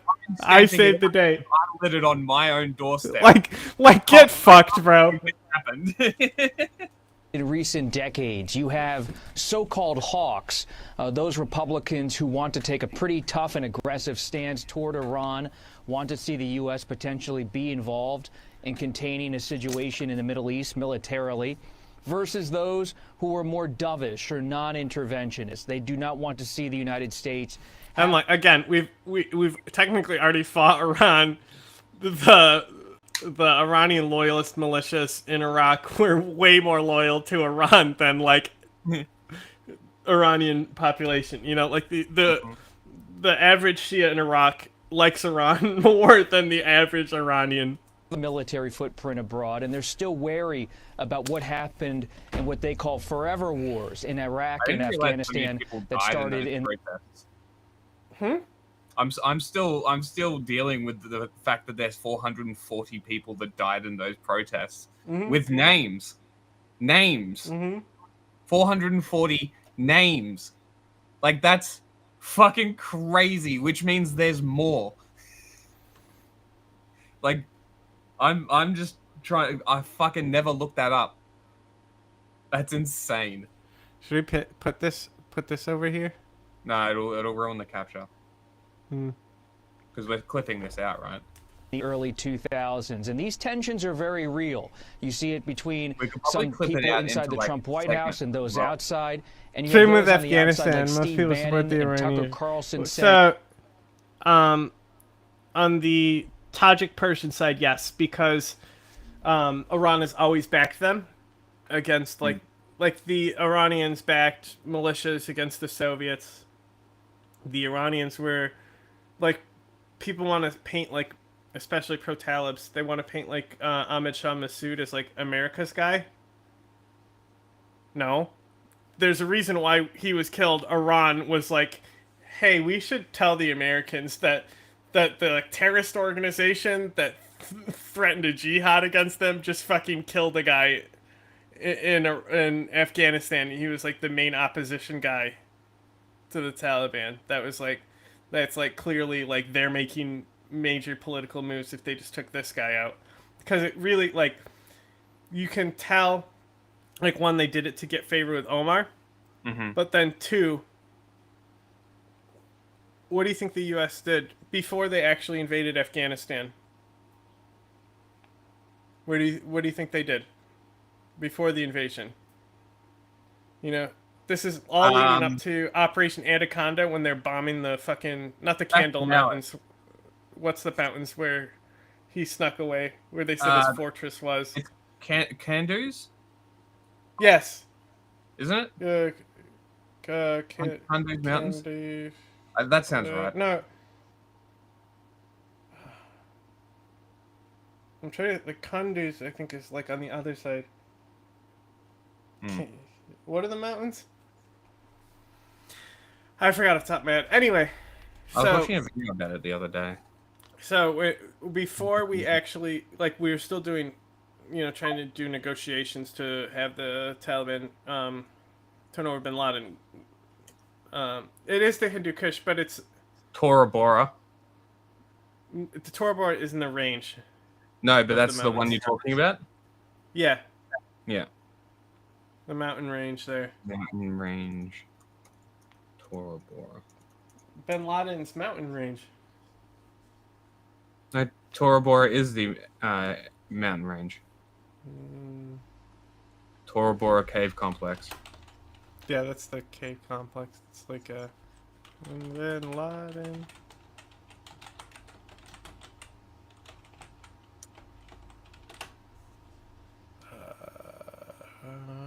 You have to yeah, it's just saying Tora Bora. I thought there was another name.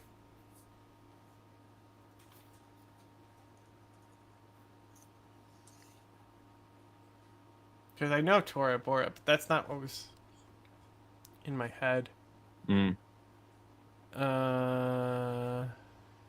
Khyber Pass. Were the mountains just north of Kandahar? Yeah, it's a Fatah. Yeah, it is. It's the White Mountains is the other one that I saw. Leads into Fatah. Yeah. But anyway, leading up to these mountain strikes, the CIA go in. They take basically the same path into the country that the Soviets took to invade. Yeah. And the assets they start working with are Iranian. They're the Iranian-backed militia fighting the Taliban. That's the first thing the CIA did. CIA came in, handed briefcases of money to these guys they knew nothing about. And Masood's dead at this point, so it's like the fucking Dashtun, right? They fucking they're handing cases of money to Dashtun, right? And then immediately he's like has a bunch of people in a shipping container that suffocate because he's literally stuffing anyone he wants who he supposes Taliban. Like, this guy literally already had a genocide under his belt. The CIA was like, oh, you're fighting the Taliban? Here's $10 million. Oh, you're like you're literally worse than the Taliban and one of the worst guys around. And also this guy, Dashtun, the only side he hasn't fought on is the Mujahideen. Against the Soviets. So he was part of the Soviet Afghan government. When they lost power, right, instead of he couldn't join the Mujahideen because they knew his ass. They know what he's done. Yeah. But then the Ahmed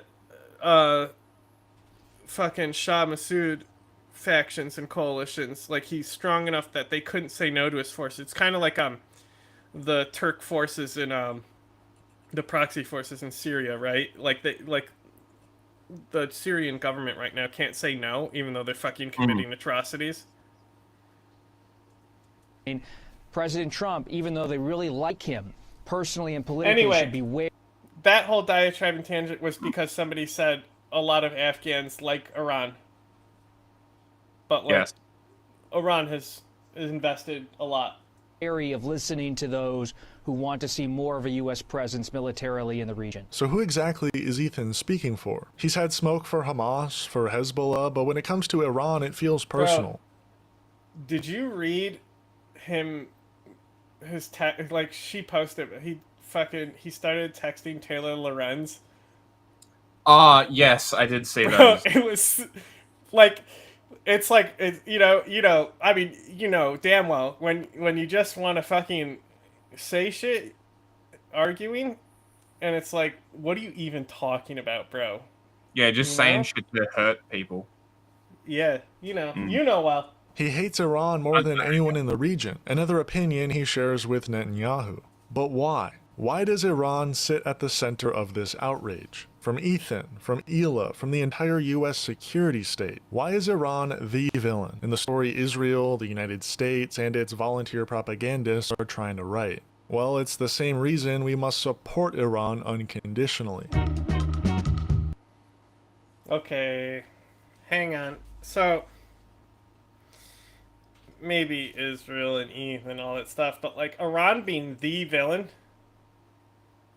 if that was the case, Bolton would have gotten his way a long time ago. Yeah. Why has there been generation and admin after admin telling guys like Bolton to go fuck himself? It's a good question. If Iran is like the big bad, right? If Iran is the big bad, why do we fucking hand over Kirkuk to them and then fucking kill the fucking Quds Force commander who is IRGC, right? True. Because it's almost like they're like different issues here. IRGC in Iran. It's all we need. I almost put that on earlier because I was scrolling to find the Iran video. Amazing. And I scrolled past that one as well. Oh, the video specifically? Yeah. Can you save it? Oh, it's on my Instagram. I was scrolling by it. Excellent. Liberals don't have kids. They abort their kids. They sterilize their kids.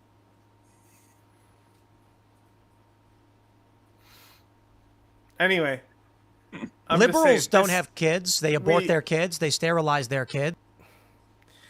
And look, we'll see what his argument is, but making it more of an America thing that they're a big bad. Yeah. Fucking, yeah, the dudes who fucking called us about 9/11 ahead of time. You know what I mean? The dudes who fucking call us before bombing our bases. You know, big bad. So evil and bad, right? They're definitely the villains of the region. You know? Meanwhile, Turkey. Yeah, fucking Turkey. Yeah. Fucking. Hang on. Since we've already side tangented enough,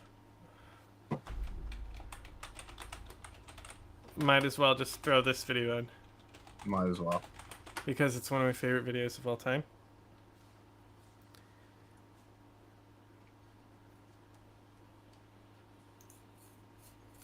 What did Turkey do? Everything. An ad! Fuck Turkey. What did Turkey do? Bro, get out! Like, I'll tolerate a round apology, but don't you fucking start with me. Fuck Turkey. Fuck Turkey. Okay? Like, maybe for a few years, Iran may have been the destabilizing actor, okay? But that doesn't mean Turkey wasn't trying. Iran has more closed focuses. Turkey's fucking, we want the Mediterranean Sea. We want fucking Asia, you know? Everything that we can claim as Turkmen. That's us. You know, like Turkey. And then Turkey's also in NATO. Ugh! The second standard army of NATO. And they're like the biggest fucking cunt military in the world. Yeah. Fuck off. Like... Not to mention the Grey Wolves. Bro, like... A lot of these guys way worse than fucking, like, the Zionists who, like, shoot fucking knees at the fucking March of Great Return to make sure they fucking cripple people permanently. Like, a lot of those guys who coming from the Turkish military are worse than that guy. It is bonkers crazy. Anyway, let's see a cute little ice cream date real quick. Oh my god! Oh, he's paying for it. He's paying for the date. What a nice guy. Why is Putin always shorter? Huh? Short little man.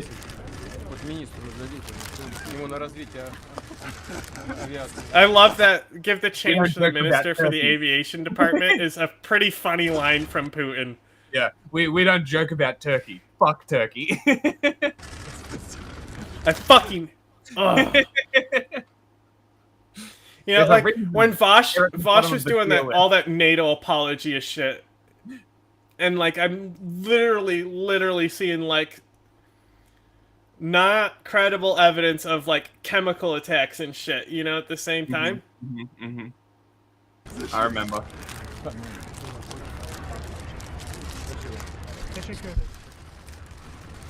Alright, let's see. Putin, a regular human who knows how to eat ice cream, right? Looks like he doesn't know how. What are you doing? Why he eat it like that? You gotta. It's about the angle. The official ideology of North Star Radio is Marxism-Leninism, the synthesis of Karl Marx and Frederick Engels' 19th century critique of capitalism, combined with the revolutionary. Are these the these are the Mount Rushmore guys, right? All right, yes, Mount Rushmore, yes. Which one's Trotsky? He got photoshopped out. Oh, he's the fourth head in the mountain. Got it. Theory and praxis developed by Vladimir Lenin in the early 20th century. Happy fun, la la la, chopping up children's genitals. Happy fun, la la la la la. Marxism-Leninism was the ideological motor of the major socialist revolutions of the last century. Nos hemos declarado dentro del grupo de países.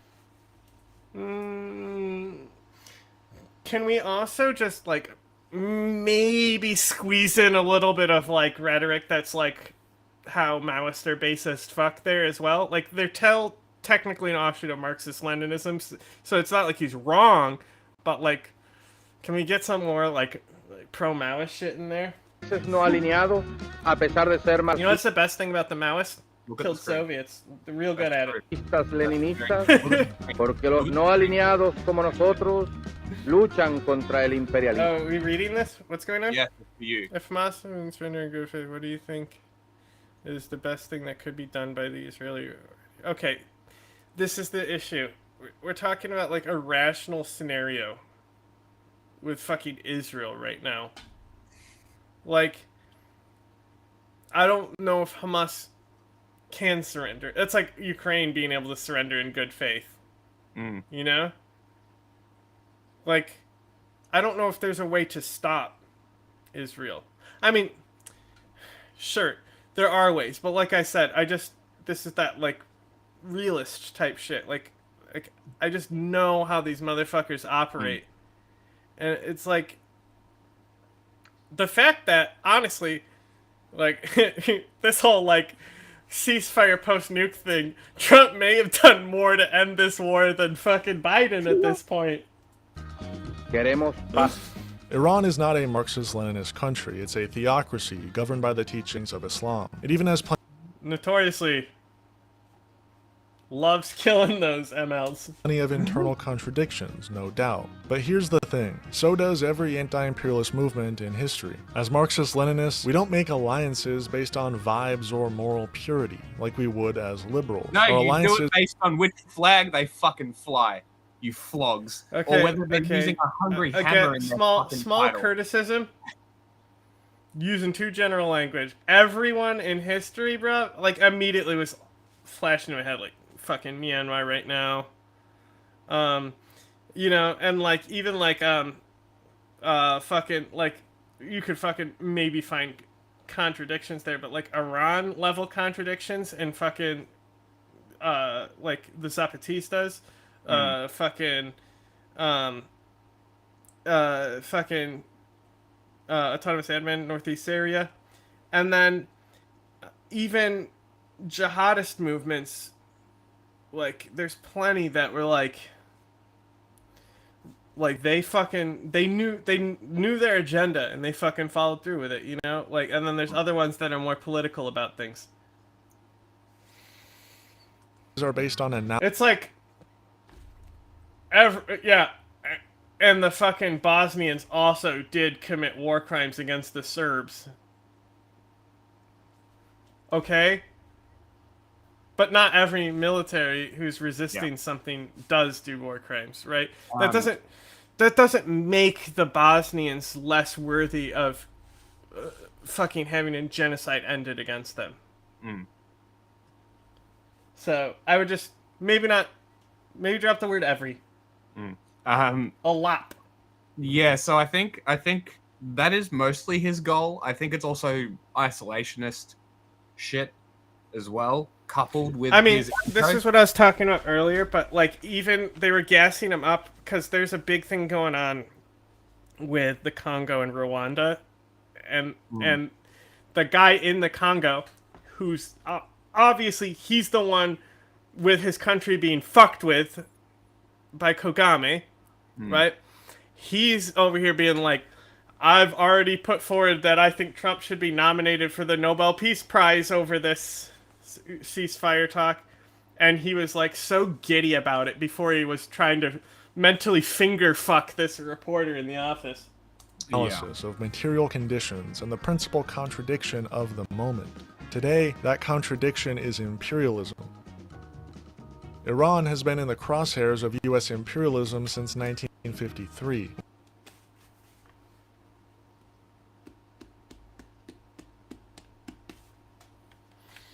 My dude, Iran is like such a fucking imperialist country. Did you not hear the part where I said that they just gave their fucking operatives in Afghanistan to the U.S. and they immediately started doing war crimes? Why were there Iranian operatives functioning inside like these Al-Qaeda branches that then shared intelligence with the U.S.? Are they against the U.S. or I thought this was the whole resistance movement? How come Iran and the U.S. work together to fight ISIS, even though Iran, it could be debated, but like, how come the U.S. then fucking go back, watch Trump, where he's like, well, why would we stand with the Kurds and fight Iraq when we just fought a 10-year war there? And people are like, because it's fucking Iran, not Iraq. They're just using Iraq as a fucking proxy. But Trump is like, we're not getting involved, and essentially gave the fucking keys to the city to the fucking IRGC. Yeah. Literal cuts first. Like there was reports that Soleimani was in Kirkuk when it fell. When the CIA overthrew their democratic meeting with different intelligence ministers and shit. Like, I just don't understand.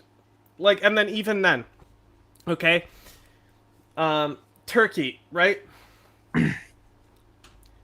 Like, you type in I'm just typing Erdogan and Iranians into the fucking... nuts! Yep. Erdogan... I spelled his name wrong, that's fine. Erdogan and Iranians into the chat. Okay, and... Is this... What happened to them being such an oppositional force against NATO? Is this not NATO's second army that they're shaking hands with in all these photos? So are they the bad guys or the guys working with NATO now? Like, this whole, like, they're actually the anti-imperialists. No, they're not. Shut the fuck up. They're a fucking country, bro. Like, we can say that things were fucking done unfairly. Like, everyone fucking acknowledges fucking Britain, and with help from the CIA, giving, like, a fucking crate of AKs to a fucking group of people, like 15 guys. That definitely, that's why the revolution happened, that crate of AKs. It definitely wasn't a bunch of other shit, especially British involvement. But, like, obviously, like, that wasn't great. But, like, for example, ready for this? The article that we're working on right now.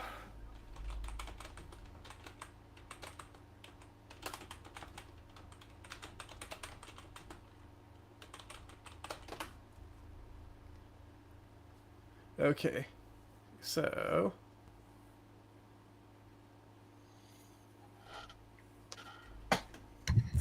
this is 20-minute video. Yeah, I know. I'm actually, because we wouldn't get a lot of fucking reaction content out of his other things because they're about fucking Ethan Klein and dumb shit, you know? Yeah. So this right here, 2 weeks in January, right? So this is like one of the articles written on the intelligence that we're writing our article on. Right? So in here, if we scroll here, here's a CIA report right here.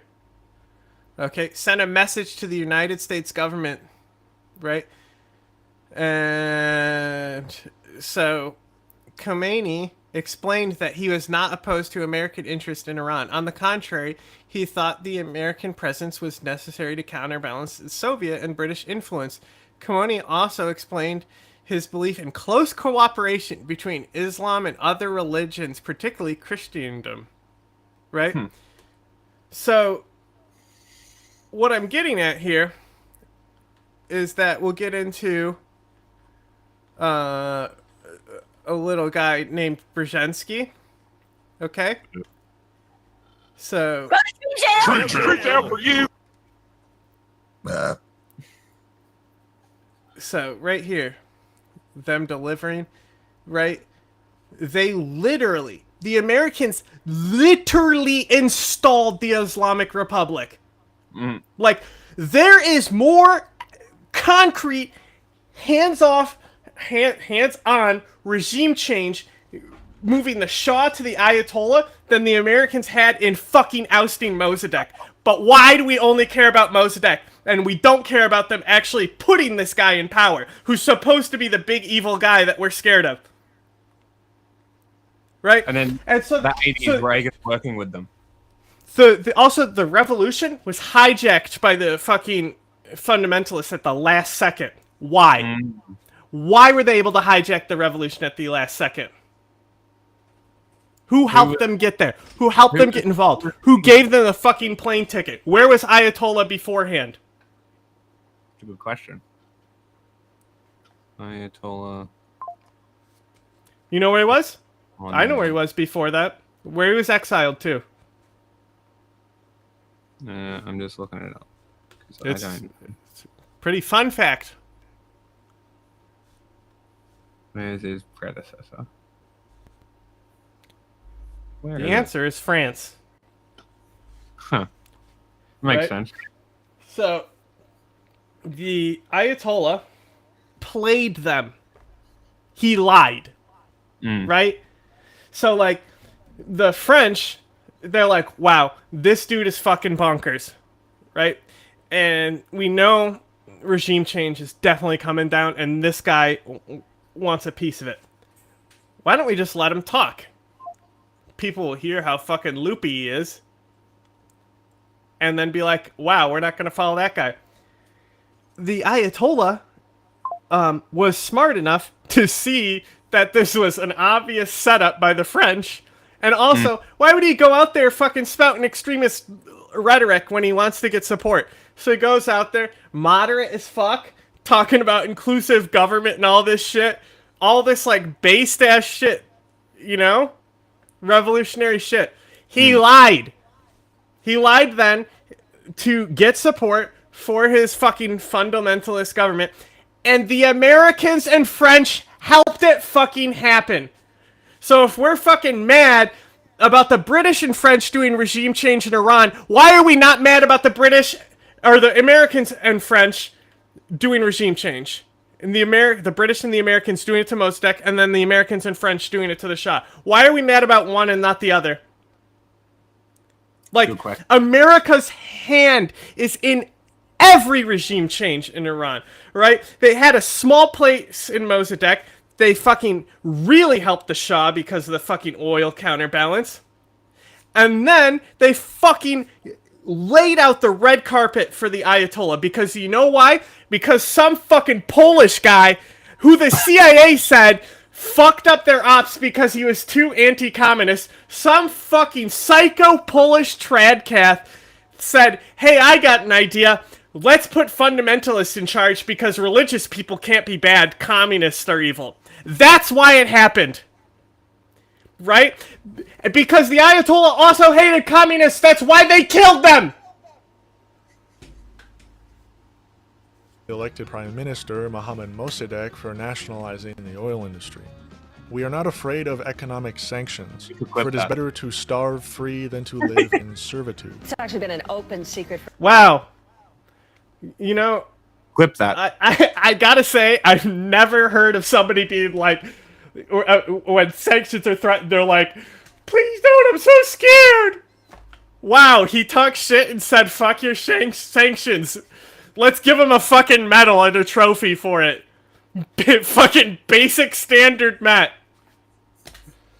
For decades, but for the first time now, the CIA has released documents that show its role in the 1953. They gave a crate of guns to somebody. It was the British.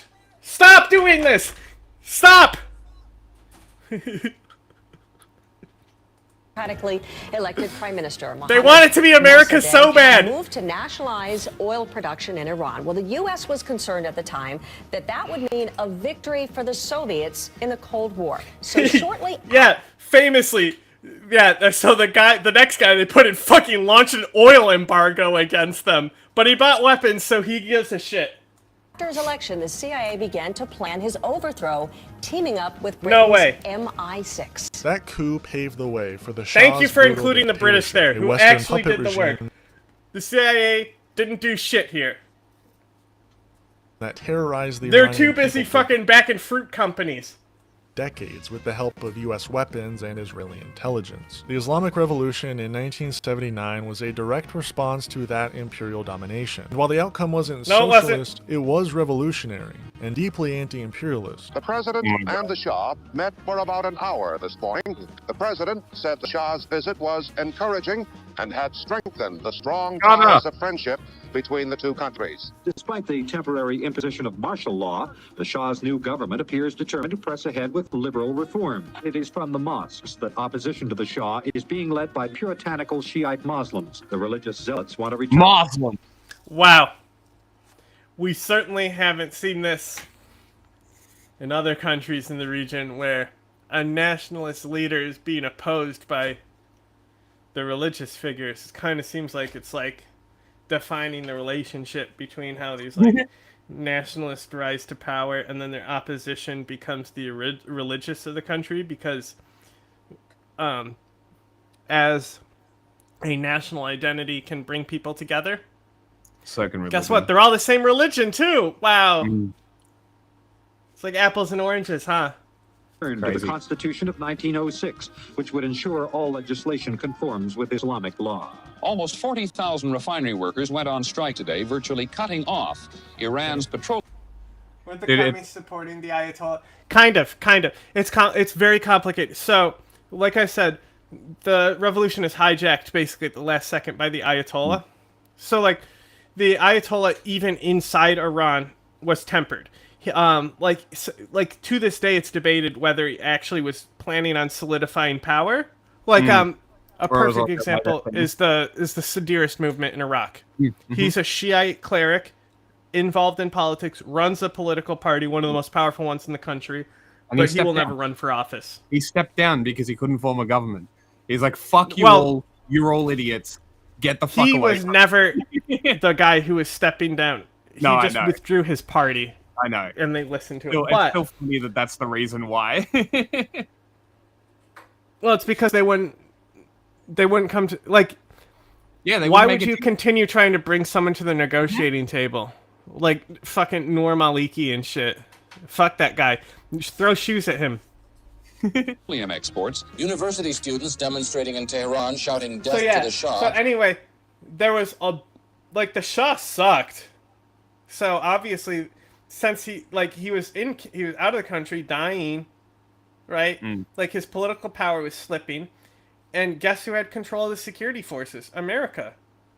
So America, specifically some Pole guy, came in there and he said, don't shoot the protesters anymore. And then the revolution happened. Amazing. Because we controlled the police and told them to stand down. Isn't that weird? Isn't that weird how America fucking put this guy in power who's supposed to be like, you know, like, it's weird how they're all connected and kind of seem to be benefiting each other in different ways. It's still so strange that the communists are supporting a right-wing theocracy. They didn't. It's so the just like how like the fucking movement with the women's movement was hijacked by different forces. I'm talking about now. Oh yeah, modern communists. Yeah. It makes not in Iran. The communists in Iran will tell me. Yeah. I'm talking about whitey. I'm talking about white coming in the white people. Yeah. I truly do not understand. Like, you look at Iran, and you see all of the stuff that we've brought up. And it's just like people are like, Hezbollah is standing up for the Palestinians. Like, when you believe that because they sent a few mortars? Yeah. Like okay, so where's the intervention? Okay, so Iran is these vanguard of Palestinians and stuff. They're the only ones standing up to the evil regime in Israel. As I've already pointed out, how come when they were defending Palestinians, they could only kill one Bedouin, and now when their actual country gets attacked, they land 50 missiles inside Israel? If they were the fucking vanguard of Palestine and they had that ability, where was it? Right? It's almost like they don't care. And because, get this, guess what happens, just like how Israel needs Iran so they can kill Palestinians, guess what happens when a two-state solution happens? You think Iran gets influence over that?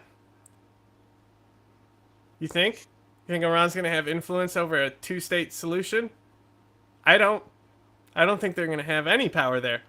It benefits them to not help in these ways, right? One, like the theory is, Israel won't obliterate us. Turns out they still will. But for a while, that was the theory. It's like the Game of Thrones when it's like, I've been staring at this guy every day and he hasn't picked me for execution yet. And then he immediately gets picked. Movement of the Ayatollahs. The number killed in Tehran since the beginning of the month is probably well over 100.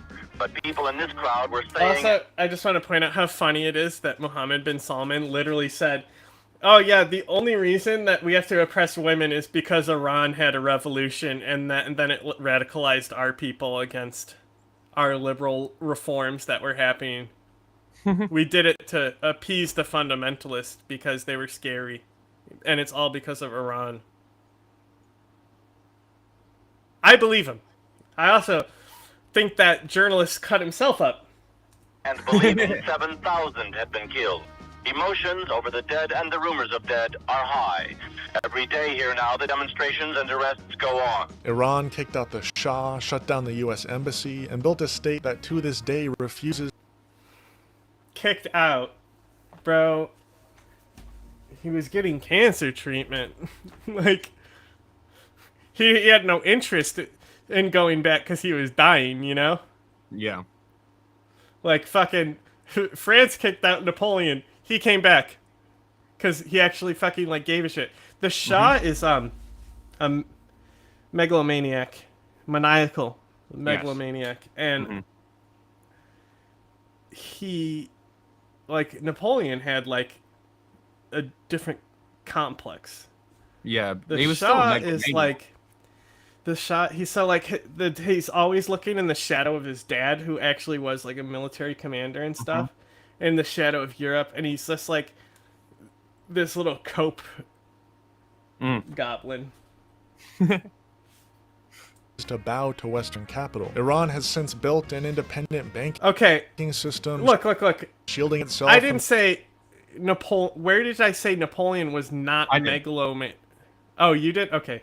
The chokehold of Western finance, the very engine of imperialism. And once again, they've nationalized their oil industry. Like, what kind of asshole crowns himself emperor? Yeah, that's some Donald Trump shit. Walking the same path Mossadegh was overthrown for. Like, Iran is that not a megalomaniac thing to do? I am king now. Like, of course that is. Are you kidding? Attacked. Not because it violates... Well, you said he wasn't. No, I said he was. Oh, well, why do they say Napoleon is not megalomaniac? What a take. No, I just said he's a... I said he was a different kind of crazy. Like, I think he's more similar to MBS. With, like, Napoleon, his fucking complex came from something else, but, like, you know, it's a different guy. He cared more about the rule, while the Shah was more materialist about things. He didn't actually care. Not that Napoleon cared. He's a fucking politician. But you know what I mean. Because it refuses to fall in line. Iran supports Palestine, it supports the resistance in Lebanon, it supports the Houthis in Yemen, it challenges the US and Israel. Again, never said he wasn't a megalomaniac. I said that the Shah of Iran is different than Napoleon. Okay? The reasons what drive them were different. Is far different. It's both of their own interest and greed, But at the end of the day, the Shah said, fuck those people. I'm going to stay over here with this fucking nice-ass hospital. And Napoleon said, I'm going to swim. Big difference. Big difference between the two. And I think the Shah is way more comparable to MBS today. Sure, you could call it Resolve if you want. Yeah, I do think the Shah's a pussy. Like, the French Revolution is basically where nationalism comes from. Like, yeah, but Napoleon wasn't part of that. He just fucking when it was over, and then kicked them over and said, "I'm emperor now. Get out, fucking idiot! These idiot commies hanging each other in my square. I know they're cutting their heads off. Whatever. It's just a joke." I also want to bring this up because he's talking about like a political alignment. I just want to bring up China and Palestine quickly, because China has been positioning themselves as pro-Palestine recently, while also supporting Russia and it's like reverse India, right? It's purely political posturing. These people don't care. China doesn't give a fuck about the Palestinians. Why do you think they only just started talking about it? Because it's a fucking government talking point. The only reason you're seeing it is because it aligns with their anti-US position globally that they're trying to at least project. Well, right? like, it's more Russia that's doing it, and China has their own well, goal. like, you know, Russia, when like this strike on the nuclear facility happened, you know, Russia took America and Israel's side on it. Interesting. Sort of. So, like, they were talking about how, like, they were talking about how the fucking, basically the Bolshevik shit, right? And how many Russians are in Israel, and how that comes first to them. Protecting the Russian ethnic identity and shit. It's almost like they're so basically, it's like, Iran, you didn't let us come in there and do our imperialism, even though that's not what the Bolsheviks were. But you know what I mean? It's just like, it was a very, like, out of fucking left field type of take, where they're like, yeah, we're going to stick up for those Jews. See, okay, an excuse came that's from probably Russia. Okay, that's probably a better way to phrase it. It's an excuse not to help Iran. But Yeah, like, yeah. It was just very funny. Is that not a typical fascist response, though? Like, we've been talking about Mussolini and this myth above, and this nation above all, right? This you are Italian first. Is that not exactly what a fascist would say? We're not going to help because we want to protect the Russian identity? No, that's what's funny about it. That's what I'm saying. Crazy. Like, that's fucking hysterical. Because people like this guy also support Russia. I don't know about that. We'd have to Well, ask maybe him. not him specifically, but a lot of people in his circles, especially around Iran, a lot of them love to retweet. Yes, it's not China. People. It's not Russia and China's interest to let Iran get a nuke. That's why they were part of the fucking JOCPA. Exactly. To have like that's why like when I was doing the advisory stuff when the Mujahideen government came in and shit, I was kept pushing the idea, even though there's like Uyghurs there, right? Yeah. That the olive branch should be extended to China to try and get involved in fucking rebuilding an infrastructure. Like they look at Kenya. You know, Kenya could not be the state it is now if it wasn't for China coming in and doing infrastructure development. Yeah. So that's what I've been saying is that the reason is because if we pull like more people into things like this, like a joint nuclear deal with the 5 fucking people on the fucking Security Council, that's a fucking good policy. Like that, the policy itself, having those people involved, is better than the policy itself. You know what I mean? Like, it doesn't matter how effective the policy is.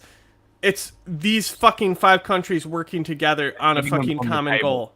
Exactly. It's getting them to the table. So like I said it before, it's not necessarily like if the JOCPA, the Iran nuclear deal, I can't remember the letters half the time. If the Iran nuclear deal is in place, would it stop the invasion in Ukraine? No. But what I was saying is that it was still one of these things that forced. It's just like the UN existing, forced these people to have their communication vectors open. Yeah. You know, it's like a good thing to constantly like engage in these diplomatic deals that tie countries together. It's like the modern day, you know, fucking your family around so you're all intertwined and inbred. That's why the empire hates Iran, and that's why we stand with them in their fight against imperialism unconditionally. Imperialist country. They ain't fighting imperialism, sorry. We don't have to romanticize the Islamic Republic. We don't have to... I mean, like... Bro, you literally have been romanticizing them the whole time. What the fuck are you talking about? I would prefer nobody to get bombed. But, like... the fucking missiles hitting Israel and shit. Like... Hard to have sympathy.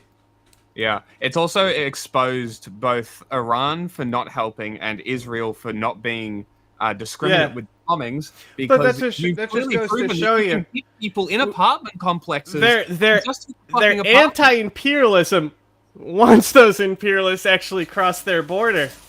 Exactly. That's exactly right. It's self-interest. They're not anti-imperialist. It's self-interest. Yes. They're states. Like, this is your problem, Marxist. Yeah. Like, I'm like, oh yeah, we support this state because it's anti-imperialist. If you were a real fucking anti-imperialist, okay, you'd be able to talk about Al-Qaeda like I do. Like if you don't understand, and you're just like, oh, they're anti-imperialist because they were fighting America. Nope, that's not what I said. It's also not like I said, as we referenced in the beginning, the one guy, Mullah Karaf, that's not his name. It's sure. what I'm just saying Karaf because it's funny.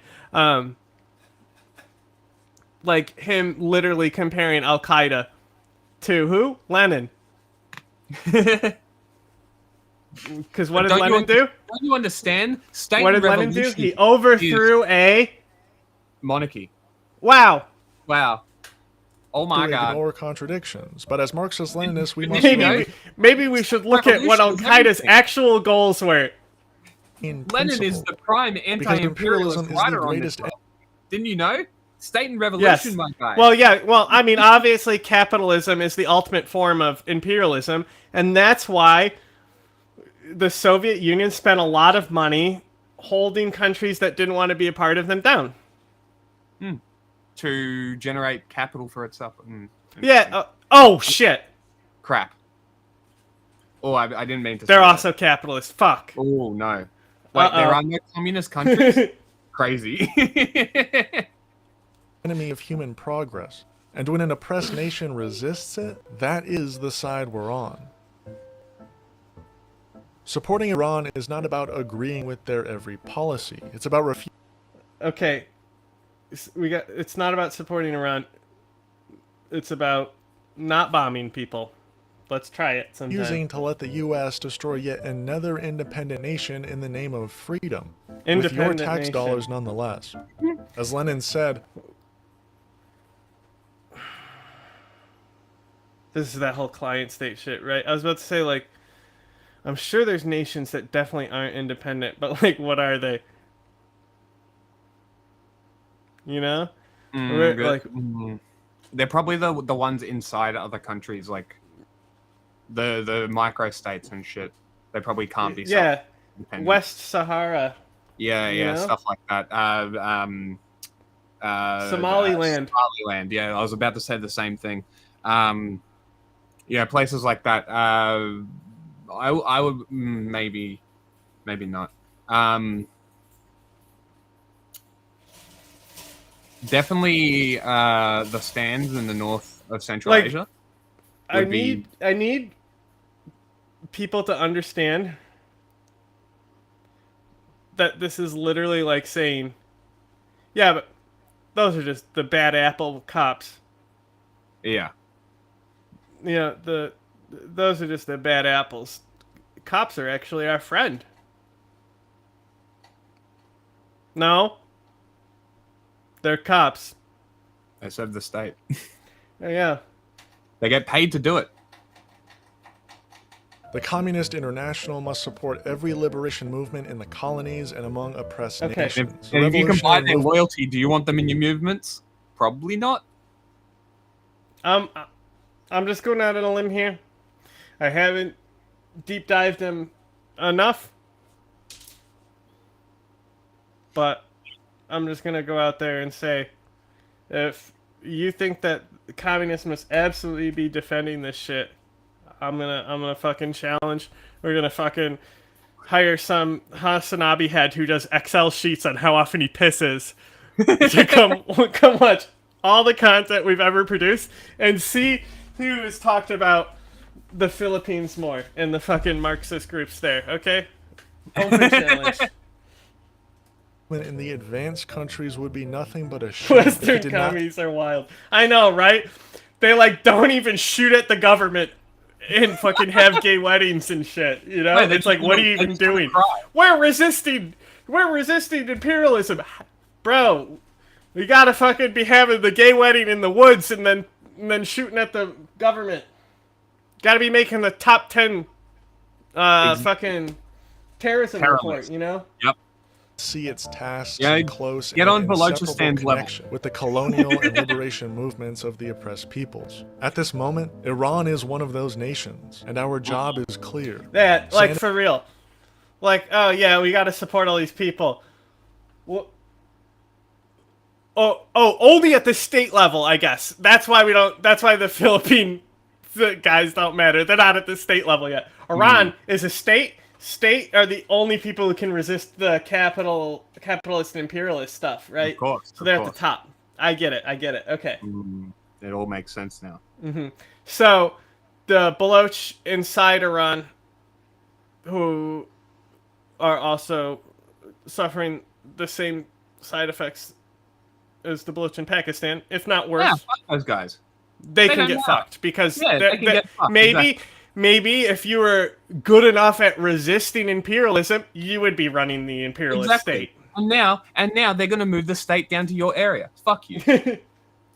Against the war, stand against the lies. Stand with Iran, unconditionally. We share far more with any Iranian walking down the streets of Tehran than we do with any businessman walking down Wall Street. Iran is not the Iranian people.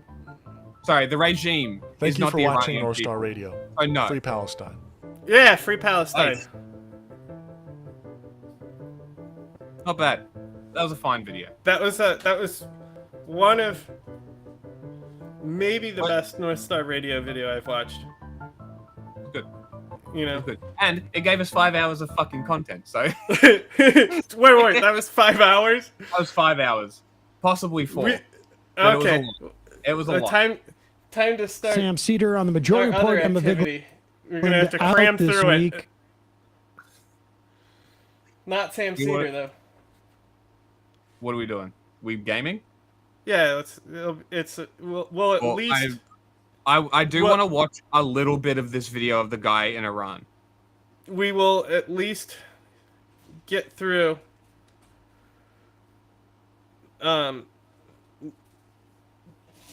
know, we won't get up towards the mountains, but you know, hopefully we'll remember how yesterday how we kind of ended at Lake Knot. Like that's kind of we'll probably get up in that area hopefully today. I need to get a snack though, or else I'm gonna vomit. Okay. Yeah, former U.S. Embassy. Let's go. Good morning, guys. We are in Tehran, Iran. Today is our first full day. I'm just waking up from a really good night's sleep. I was so tired, but I'm so excited to be here. So I'm ready to get out into these streets and see what we find, what we get into. I think it's gonna be a pretty interesting day. So yeah.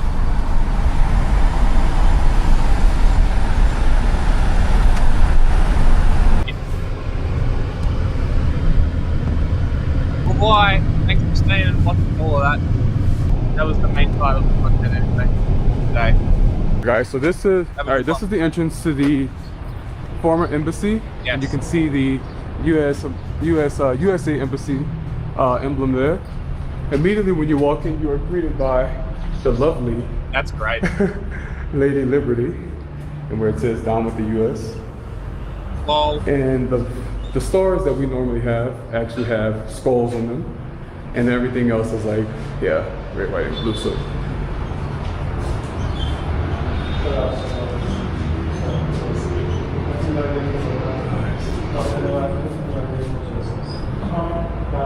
Nice. Oh, we can. Okay. All right. Wait. All right, guys. So we're actually leaving embassy. That's not very anti-imperialist of you, sir. Time to get hung. We couldn't record in the inside, so that's why the video shut off abruptly. Why? No way. Why This can't is you a film? government building. I thought Iran was a free country. Yeah, well, no government building. Which is fine, but yeah, a very interesting place. It was interesting to see everything that I had seen in the movie Argo, right? Just seeing all the documents, seeing the equipment that they were using. That's fucking amazing. Yeah, wow, I'm in Vietnam. It's just like Full Metal Jacket.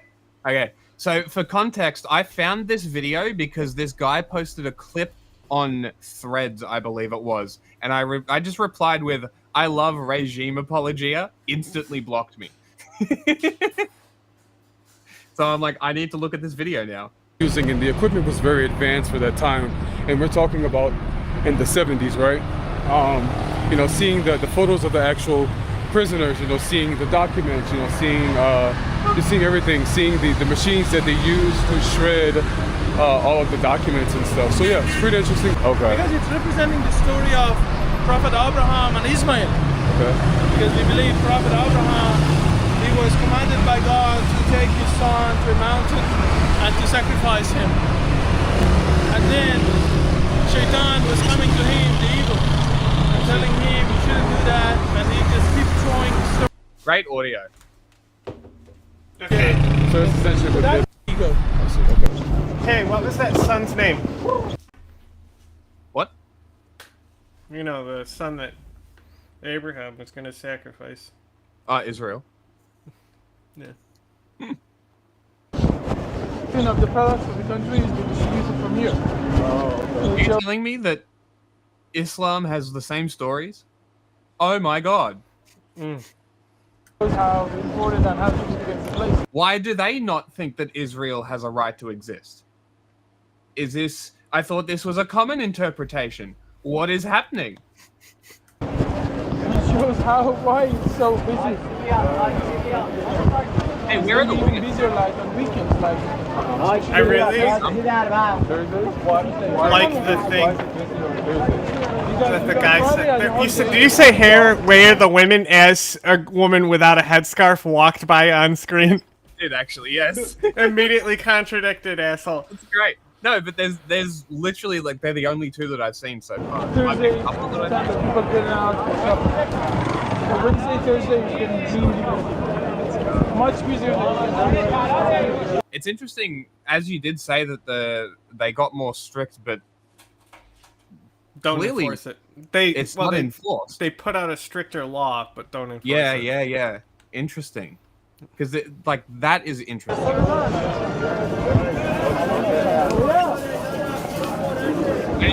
I just want to like this is so reminiscent of every single fucking Xinjiang video I've ever watched. It's just walking around and then they stop and talk about some shit and they're usually government buildings or they're like markets or it's I guess that's just what vlogs are, like travel vlogs. I don't fucking know. Why are you going to government buildings? If I was doing a travel vlog, you know where I wouldn't go? Fucking government buildings. Who gives a shit? They're boring. I went to the US Embassy in Tokyo because I had to get my US visa at the time. And it's just a big concrete building. Boring. Don't be racist. I am a building.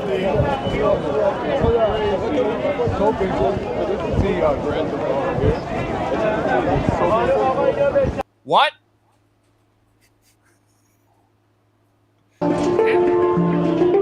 Okay, we got some music.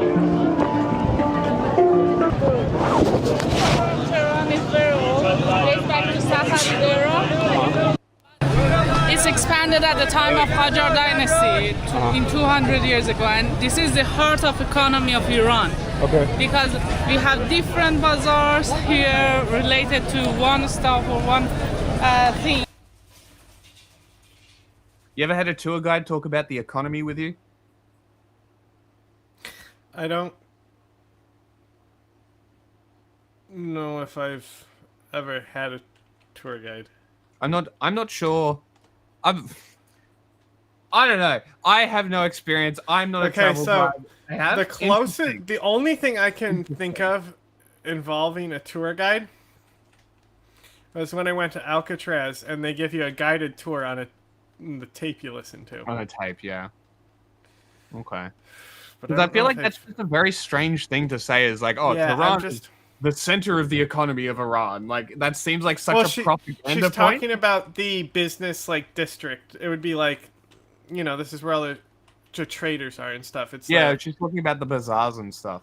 well, it's It just you know, seems- you'll have that type of thing happen where your markets and trade logistic hubs kind of Sure. fucking naturally come out on the main street. You know, they'll say it's Sure, they I'm not literally gonna- call it Main Street. I'm not gonna go in a like if I'm touring someone around Melbourne, I'm not gonna be like, hey, here's our version of Wall Street. Isn't it cool? Here's our big yeah, market. that's not. She's talking about markets. I know, but it's like sure the Queen Vic Wait, you market mean in to tell me Victoria, Iran has in markets? Melbourne.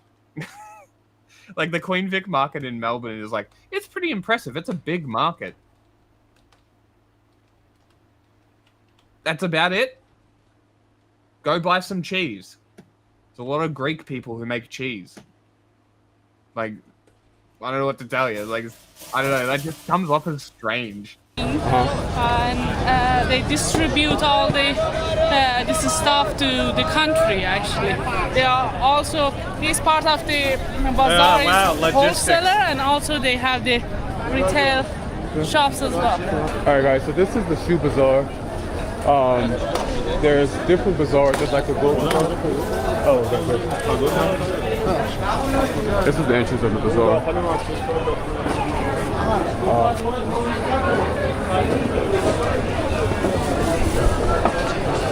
It is kind of these videos are good to kind of show that like Iran really isn't that different to any other country. Like just the people, just sort of existing in the country. Yeah. It's just normal. Like these are normal fucking people that you would meet on the street every single day. There's no difference. That's the real key, is that you see it, especially with like political, like the liberals are your enemy, they're gonna fucking eat your babies type of shit. There's very few people that I'll fucking just be having a random conversation with, right? So like, and then they like turn out to be like, you know, insane or something. Yeah. And like, even this one time, like this guy, he was like really into music, and like he sat in front of me in my English class, right? Yeah. And then like he wrote this like really good essay on like the importance of music and like culture and like developing cultures and stuff like that. Yeah. And then I was saying something, it was around Black Lives Matter. Mm-hmm.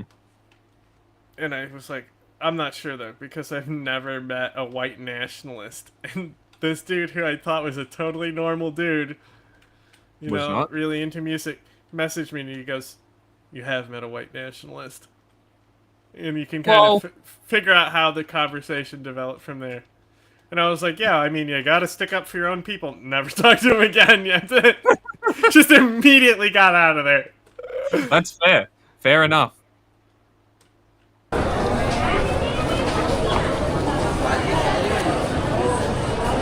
Salam. All right, guys. So this is the this tea house. And cinnamon. Tea and cinnamon. Okay. So we got like special things like vertically. Oh, okay. Going up like that. It's open like a window. Like a window. Okay. Yeah. Nice. That's why we call them Orsi. Orsi. What is this building? All right, guys. So now that I'm finally recording, I can show you the exterior of the palace, because the first time I was not recording, but now I am. It always happens. Happens to the best of us. Take the good with the bad. It is the first tree with bricks in it. Oh, really? Look at the way Oh, they have filled. all right, guys. So they filled this trunk here with bricks. I've never seen anything like this before in my lifetime. It's so unique. Why did they do this? I don't know. I guess maybe to repair it or to hold it up, maybe, or yeah. That's the only thing I could see. I mean, yeah, fuck it. Yeah, because maybe it was split, or and that helped. Yeah. Okay. Look at the way they have this. Game time. I just want to have a look, see what that was about.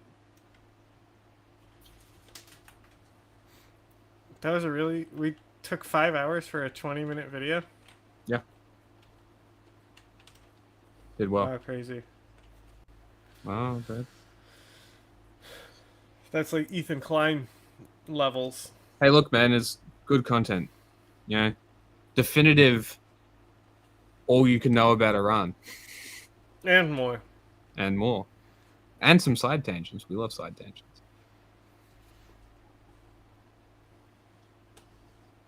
Stranding. Just, you can change the title to Meeting Mama for You can do it. I'm playing games. Beginning scan. No, I'm doing tweets right now. So if you change the name while I do this. ID. Clear. Weapons detected. All weapons will be locked until departure. All clear. Welcome, Sam Porter Bridges.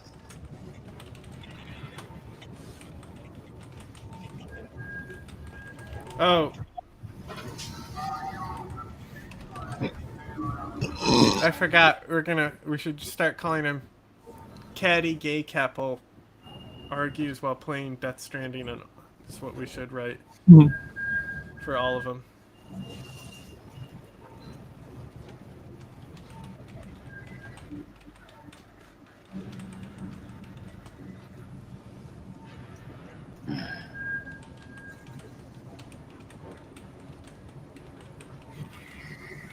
Okay. Change that. I'm gonna go have some drugs. Should have done that while the fucking dumb video was there. Here, you can listen to the baby cry.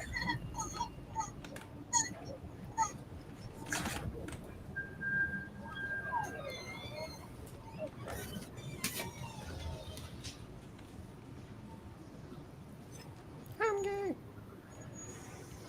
Did you hear Jack say he's gay there? At the end before he walked away?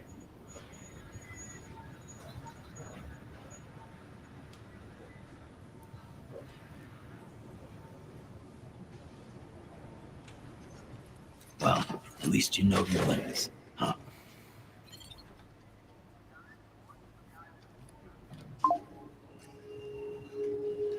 Mm-hmm. He's out of the closet.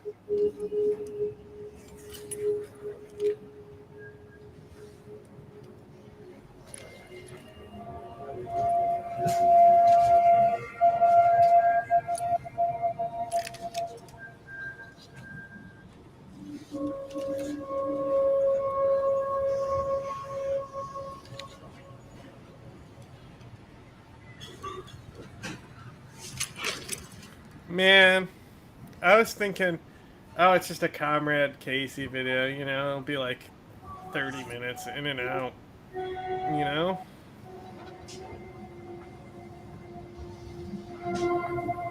No more.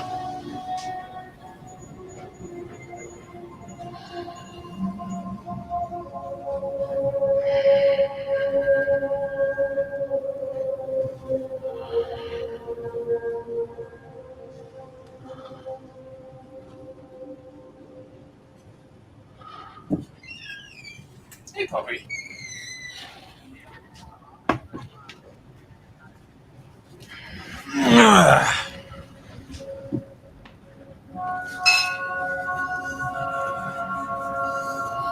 Okay.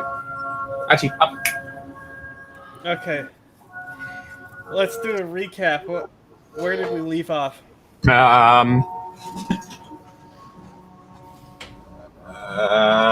Fragile stuff. Yeah?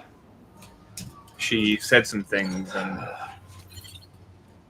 stuff and Higgs and Nuke and tar pits and shit. Found out that she destroyed the city. Hate the city. She got naked and ran in the rain.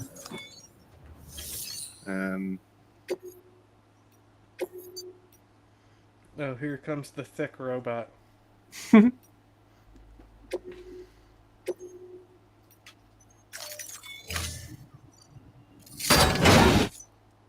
Why'd you skip it? Ha ha ha! Bro, you fucking hate content. It's crazy. First you won't fucking do hot tub content. Now this? No thick robot either? I was thinking at the time it would be like hot tubs, feet pics, and thick robots. Death Stranding.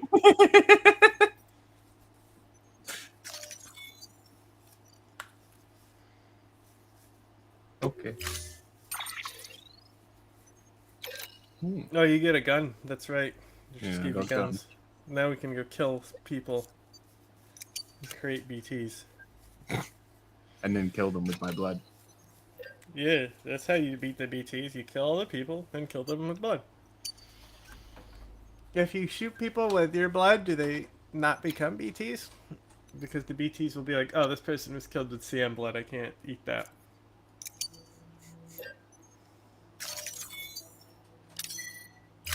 This is literally like Fragile leading up to this as well, like learning her whole story.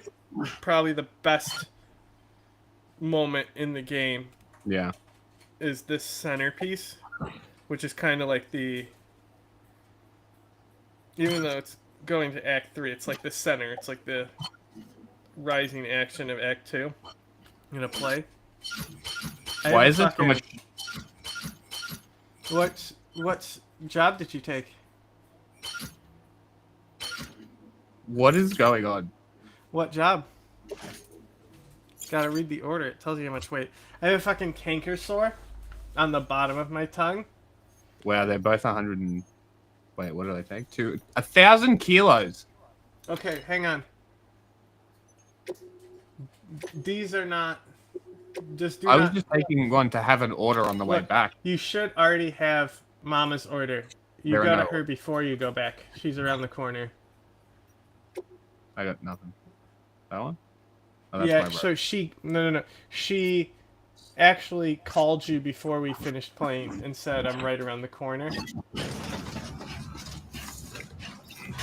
what's this pointing to here?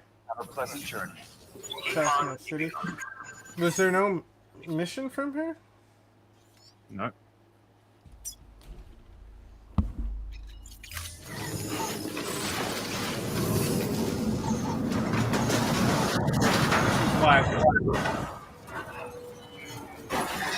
Right. This happens first.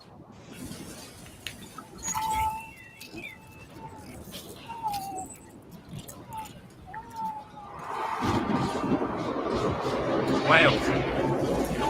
You know what that means. This is what I was talking about, how your Otterhood will go up in dramatic times. This is the exact scene I was talking about. It even made the inflation sound while this happens. Uh-oh. Good thing you didn't take all that junk with you before that delivery.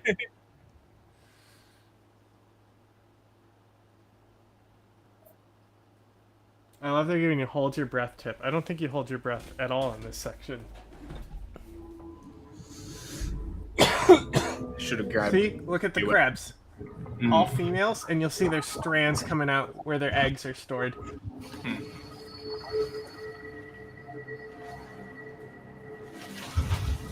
Finally, we're getting to the point they kept showing in the trailer. Because it's badass.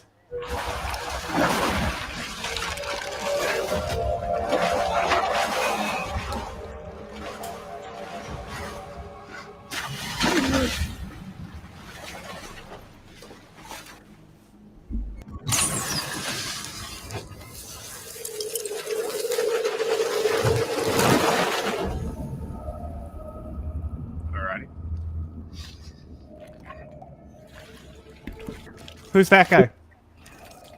Mads Mikkelsen. How'd you know? I don't know. It was a guess. The hair.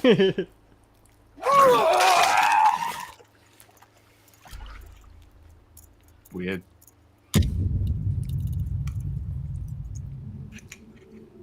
Bro, this little canker sore on the bottom of my tongue is so painful. It's not little, it's a huge, actually. That's the issue.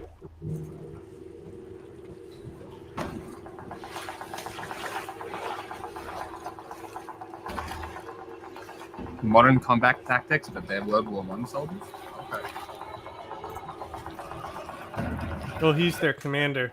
They're Infernal. Maybe Legion.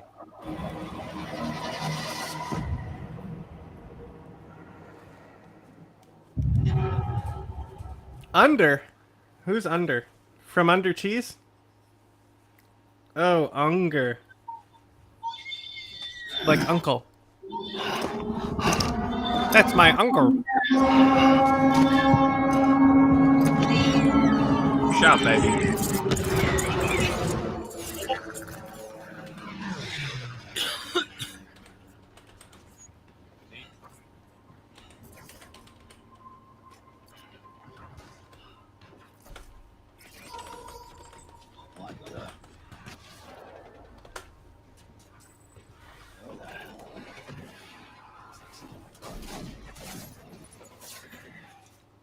Hey, free egg.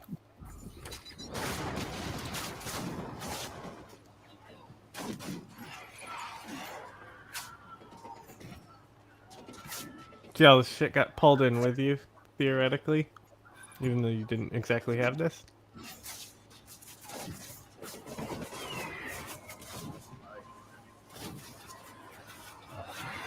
I don't think their bullets can hurt you. For real. Like, I don't think they can kill you, but don't test it.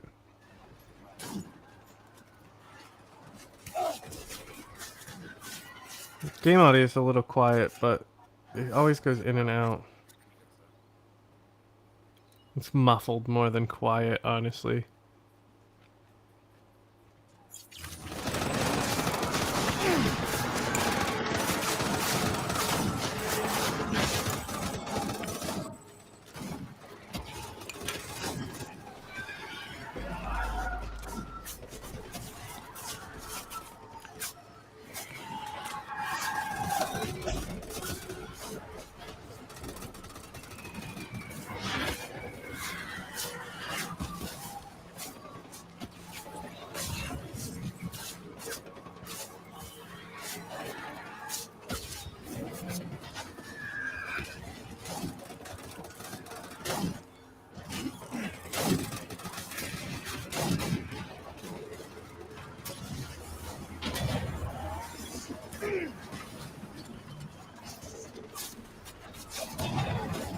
Just like the audio is so bad, and this is like one of the coolest audio sections because there's a little bullet whiz.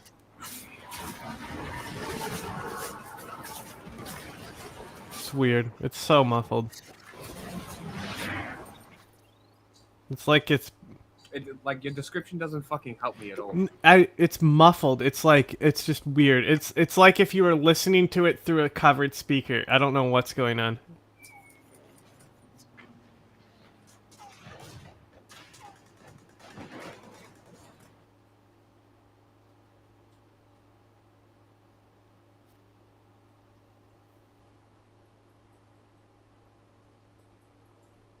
Yeah, sometimes that helps. Just fucking reconnecting the shit to StreamYard. If it do, it do. If it don't, it don't. Whatever. It's no big deal. It's the end of stream, you know. The main content already happened.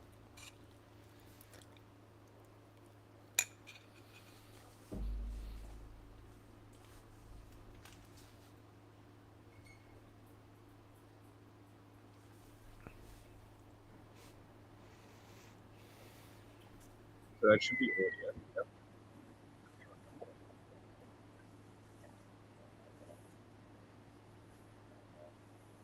It might just be me too. I imagine it's probably just you.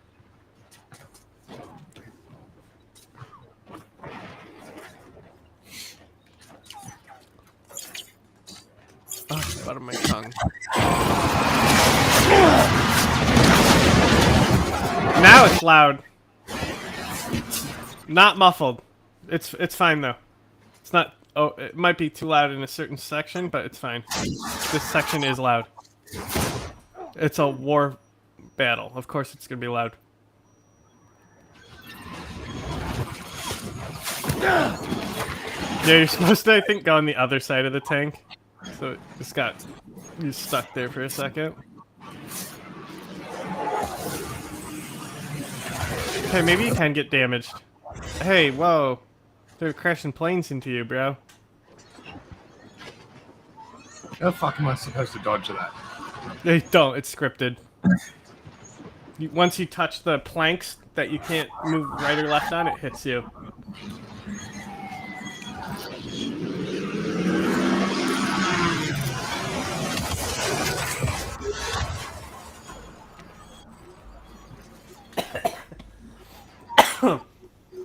Shut up, baby.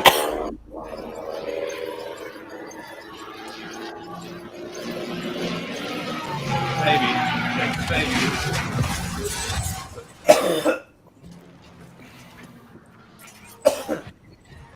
Inhaled the oatmeal because my tongue hurts.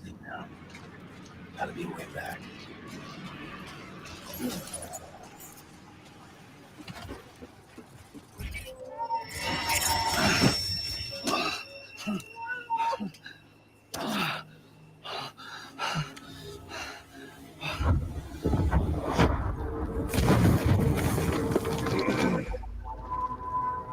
My father!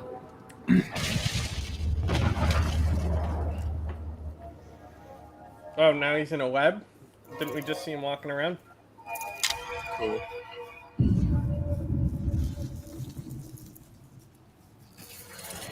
Alright then.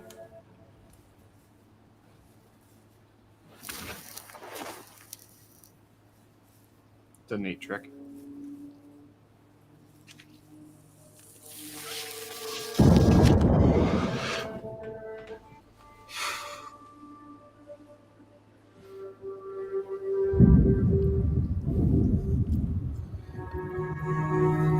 There's a lot of photos of him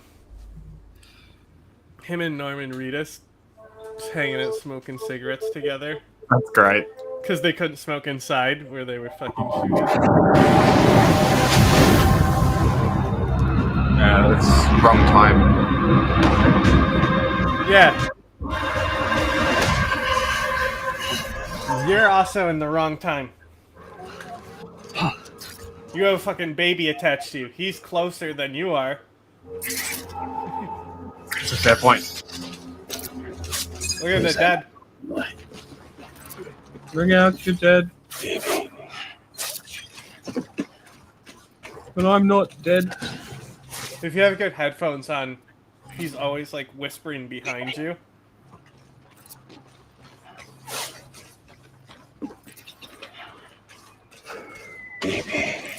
Yeah, he is.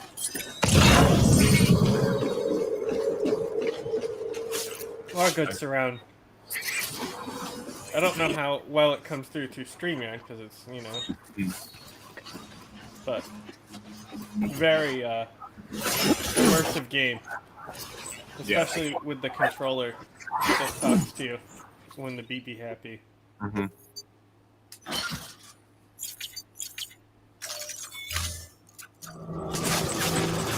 I have a big backpack on. No, chlorine! Did you pull out a bola gun? No. I've had the assault rifle out for a long time. Light him up!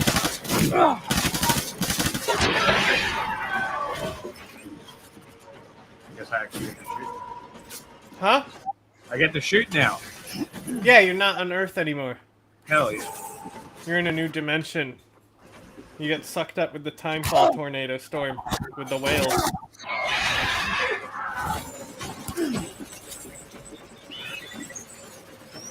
But the fact that you saw whales, right? Like whales like aren't really around, so the fact that you saw whales shows that it's linked to the Death Stranding event. Yeah.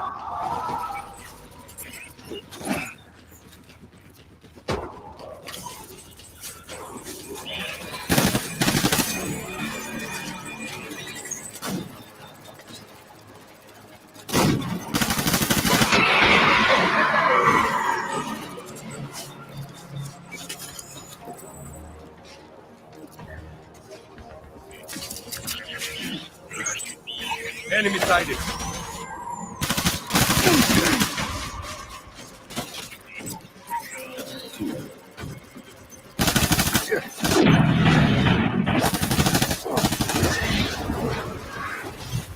Don't let him get away. Gun? They didn't give you a shotgun? Oh, they did. Because I thought this is the first time you get it. They should give it to you before this, along with the assault rifle handgun, but... We need reinforcements.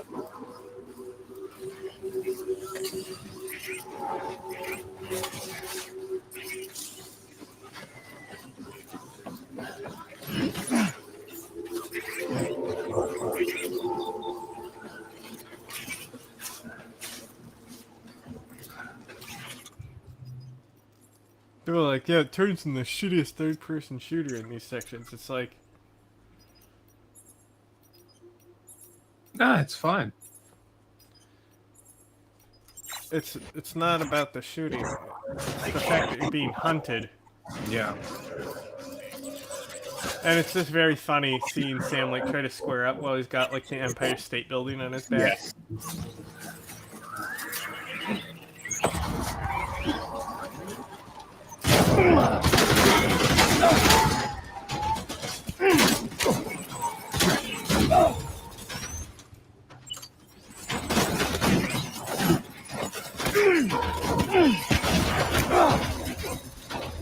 Uh-oh. You're gonna die if you don't get your gun out. Okay. Nah, you're standing around while you're fighting. Oh, I'm dead. It's okay. We'll just restart this section. It's not a big deal. So, when I said difficulty doesn't matter, these are the only sections that I noticed to be actually harder on the hardest difficulty. It's a little bit of a challenge, actually, on the hardest difficulty. You can't just run around. Who's that asshole anyway? Baby.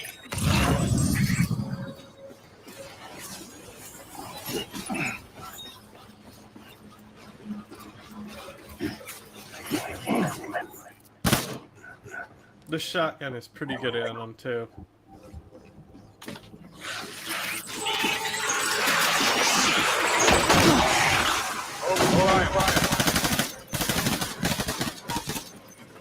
Also, if you killed combat veteran, I think the nope, they stay around. I was gonna say, I think he pulls the infernals with him. He does summon them, but I don't know if the old ones die when he summons the new ones.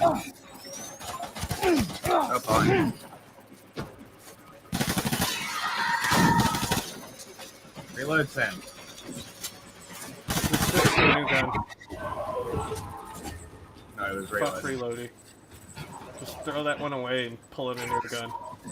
They're disposable. Light him up.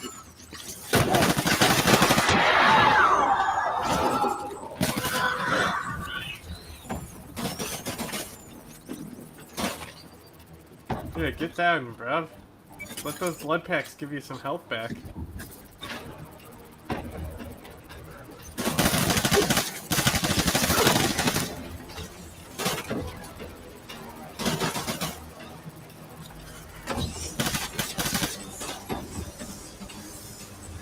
Okay.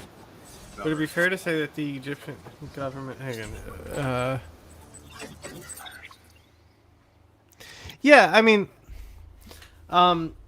ultimately, with any large-scale criminal organization, there is a form of the government allowing it to happen.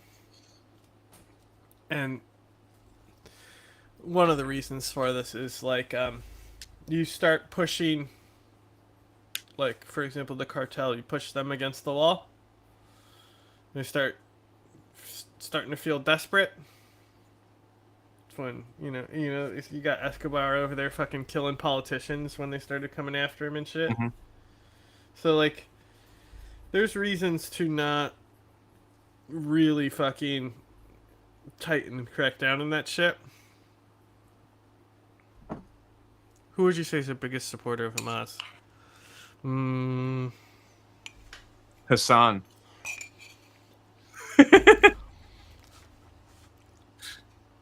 Like, weaponry-wise, Iran. But the Muslim Brotherhood might have more money than Iran. Yeah. You know, it's a fucking... Invested in Hamas. Well, it's just a... It's huge. Mm. You know? It might be not like it used to be because of Al-Qaeda and shit, but the Muslim Brotherhood is a fucking serious organization. Technically not a terrorist organization either. So...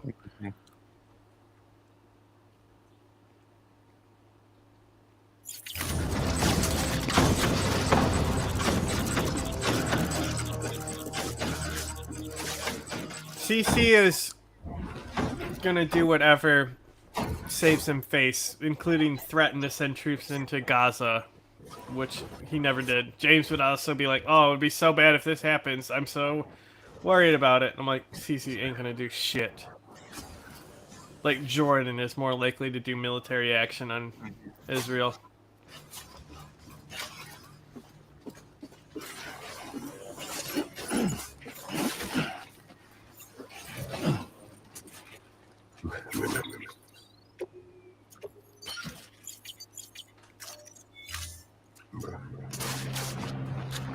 I forgot.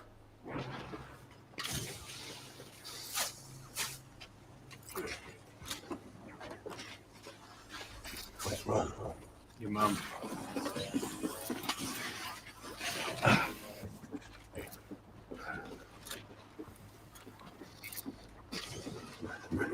Making it so you can see through packages. So you can shoot effectively is so funny.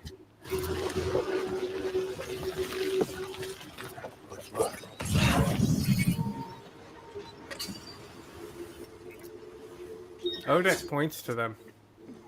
No. It's cool because my headphones are dying. That is cool.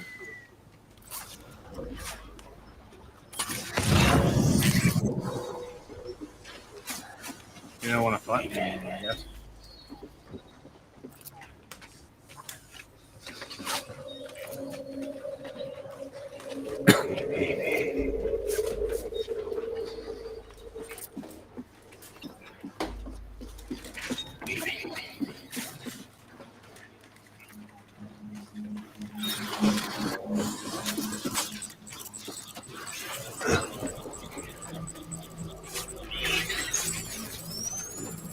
Where that?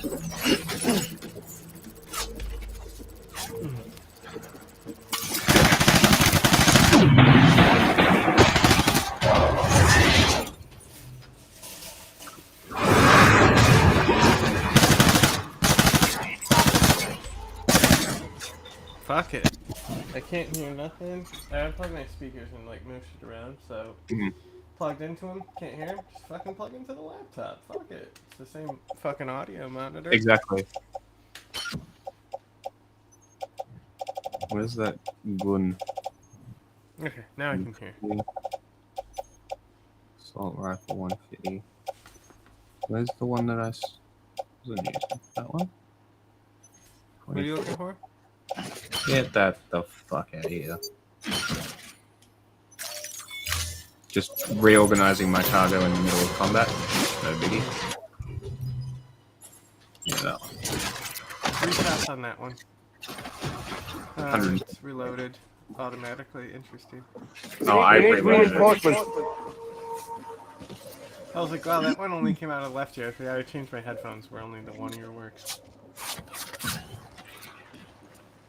Remember. I forgot.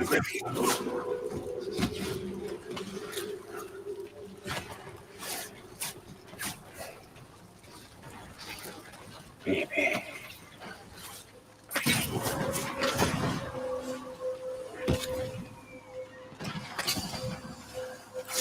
Where am I?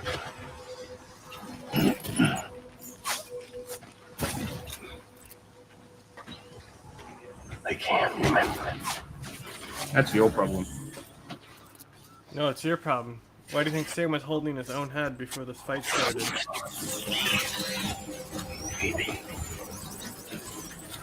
Hey, what?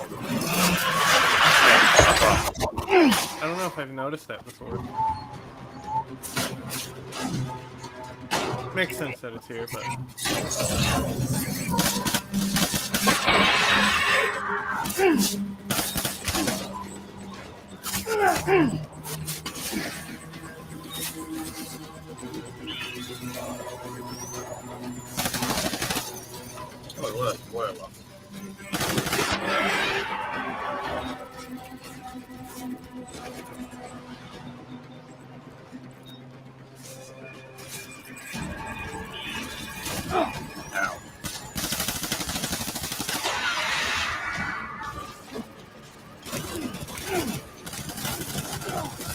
He's the Witch of the Woods. Be quiet.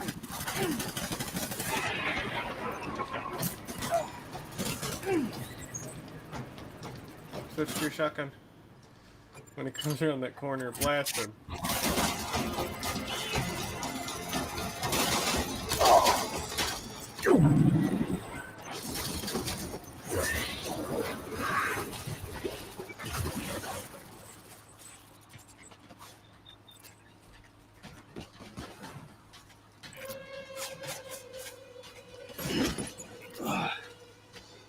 We need reinforcements. Bro has had multiple entire blood transfusions this fight. Yeah, that's what they're there for. I know, right? It's just funny. Like, I don't know if that's how that works. I wish At I least could. it's better than, like, a med kit or healing potion. Mm.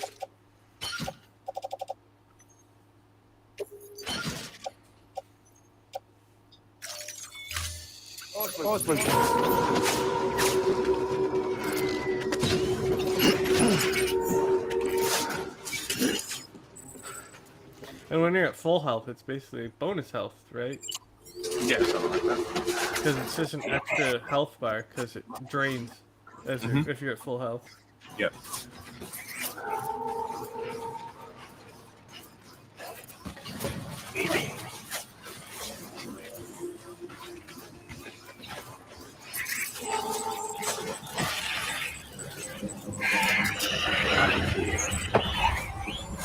I think he's close.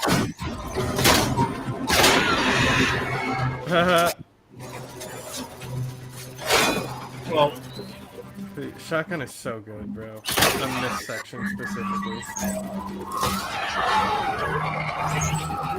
The trench specifically. I just remember. Oh, he's fucking cleaning house.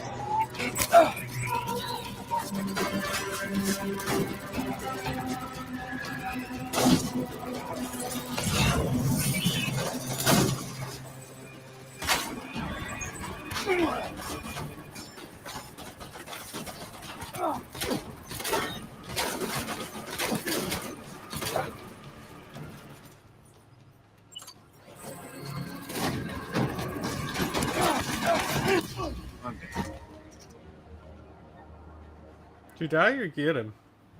Oh, I thought you won. I thought you got the grenades on point.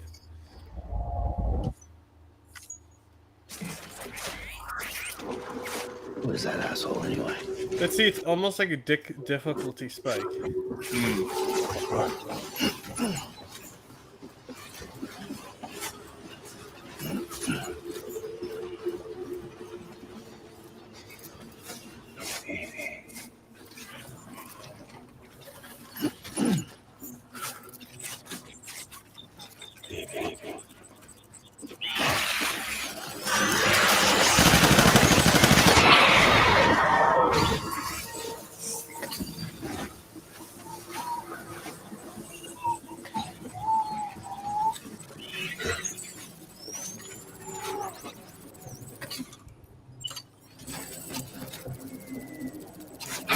Get down!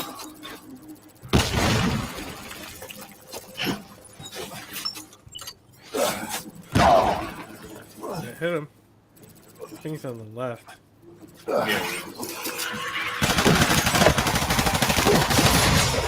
Let's get to work.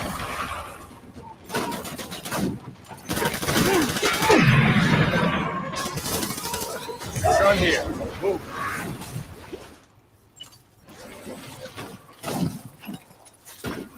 Fuck that up. I fucked that up. Well, I mean, they'll be running away from you as well in that case. You're not going to run over a grenade.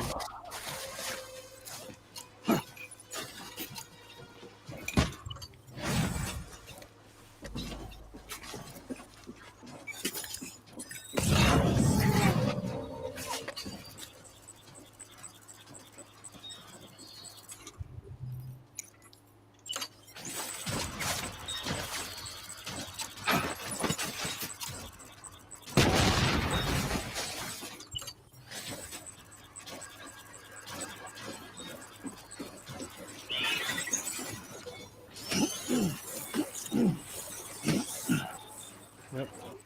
Gotta find those guys for your health.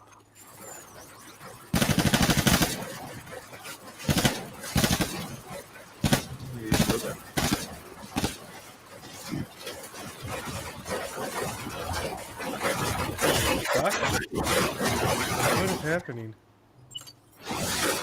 This has got to be a glitch, right? It looks like he got out. This ghost was stuck there. We need reinforcements. There he goes. He respawned. Move. Move.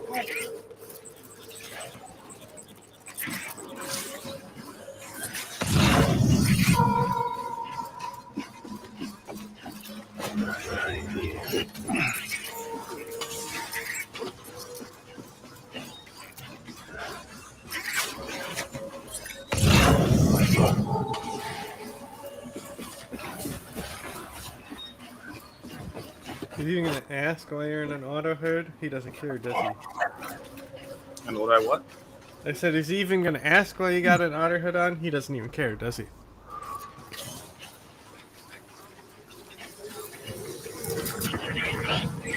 Light him up.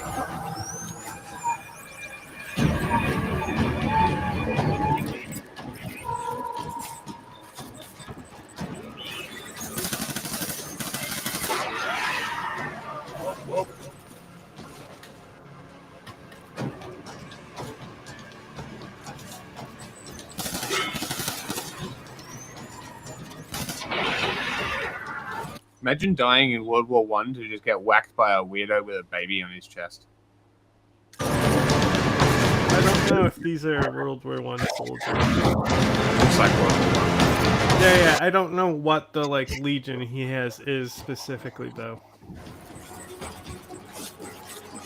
Like if they're even souls, they could be something that's out of his mind or something, like something that's infecting his mind. I'm not really sure. Get back out there.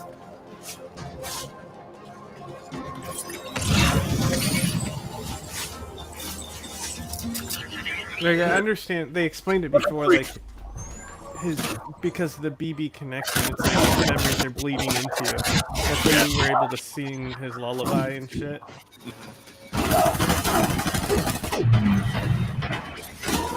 Oh yeah.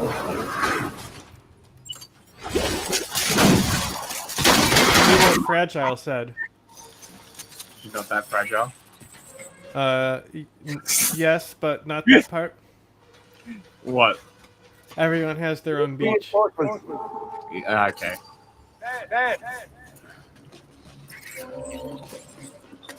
So this could be His beach. some type of thing, like a Valhalla. Reload your shit, bro. Silly. I'm so used to playing Helldivers that I don't. I know, right? You know, like, I searched for hours just to see if there was a realistic mags mod one time for Fallout, because I got in the habit of reloading when I got like one round out of the chamber, and I'm like, it's kind of breaking my immersion that I'm just like muscle trained to reload automatically because of video games. Yeah. Like, I'm so glad Helldivers has a mag system. It's just so much better than counting individual bullets.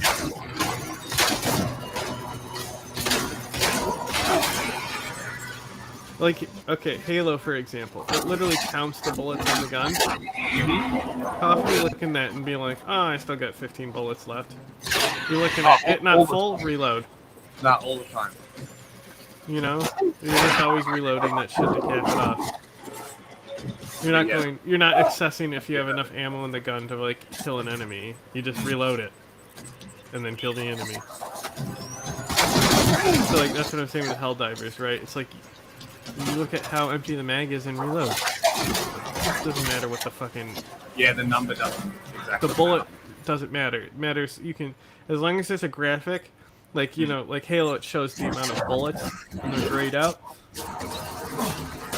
You know, that's fine. Helldivers has a meter that drains. It's the same thing. Mm.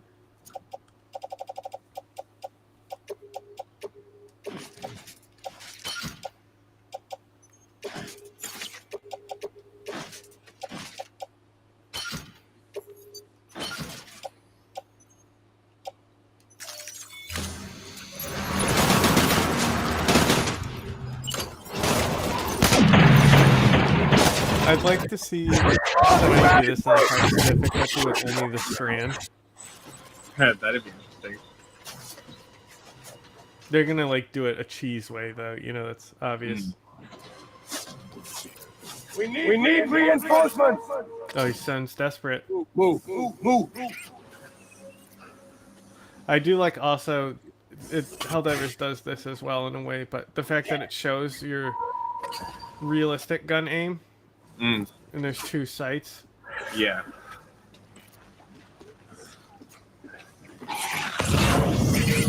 Hey, 11.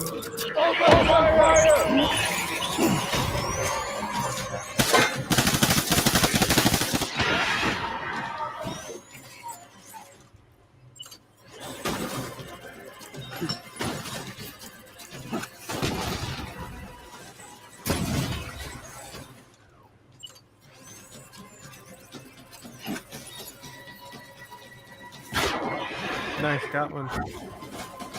Where to go? Give me back my BB.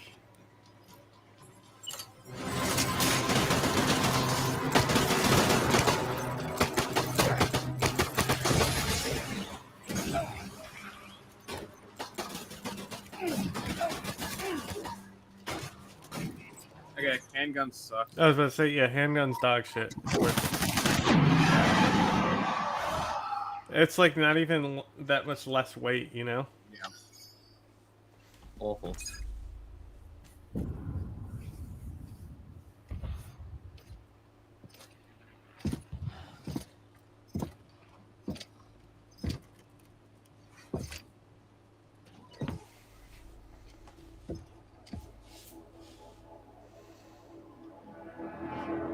Wouldn't it be funny if he also had an otter hat? It would be.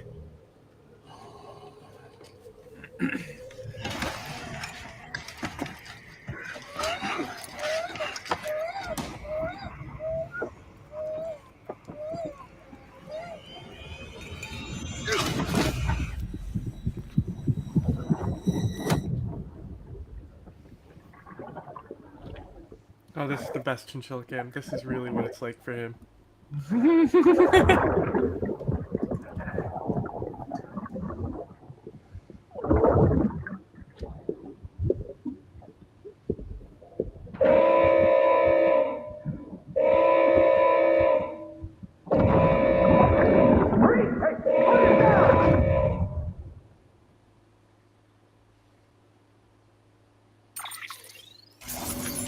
Interesting.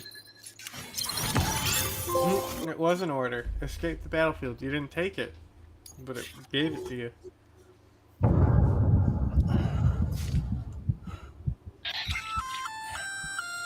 Sam, do you read me? Yeah. Everything okay? No. Where am I? Say again? What happened to me? The second you left the distribution center, the storm blinked out, just like that. Chiral density dropped almost as fast. Interesting. I got caught in the storm and I was in a war zone. You been daydreaming, Sam? Comms were only down for a second. Interesting. No, it was much longer than that. There was this soldier, he tried taking my BB. If you say so. The little one can vouch for me. Sam? It's been less than a minute since we last spoke. That can't be right. I was. It's there funny for, because it's for been like hours days for before us. Maybe you should rest a bit. Never mind. Coming to you. It's a shame I can't meet you halfway. Yeah, I know. Your kid, right? Be careful, Sam. Mm-hmm. I'm looking forward to seeing you. It's been a while since I've had company.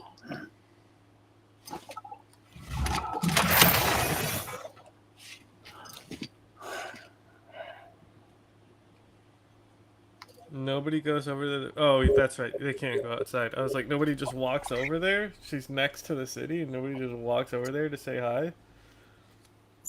That's fucked up. You must be a fucking cunt. Just go talk to her. She'll have a delivery terminal in her base. Oh look, all the stuff from the battlefield you touched. Sam, No, this is what you had before. Mama was part of the Cupid R&D team. However, from the start, she had concerns about its long-term viability. Felt Cupids had fundamental flaws, which might explain the strange phenomenon you experienced and the spike in chiral density. I doubt that. Pay her a visit. See what she has to say. I don't think it has anything to do with it.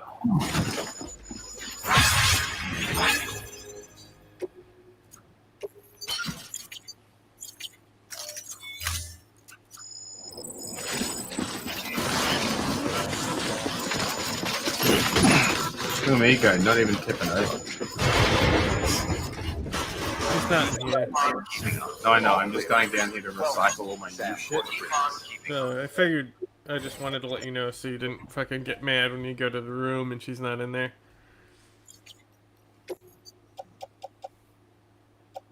I don't want it. I don't want it.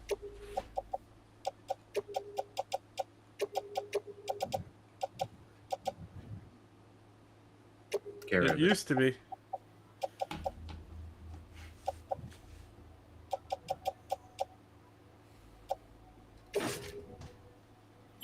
Yes. What's in my product? Ooh. Sure, fuck it.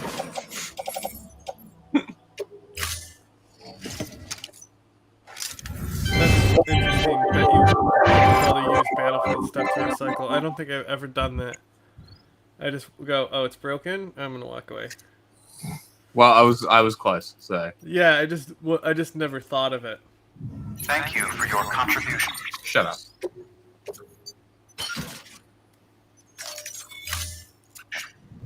Silly machine. Hey, a bike. Owned by some dingus. Beginners, have a pleasant journey. This one. Oh well. Where is she? Does it tell you? Yep. Probably there. It's the foot girl. It is the foot girl.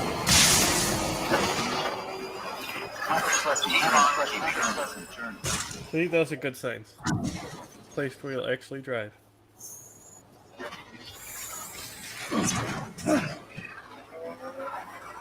Weapons restrictions lifted.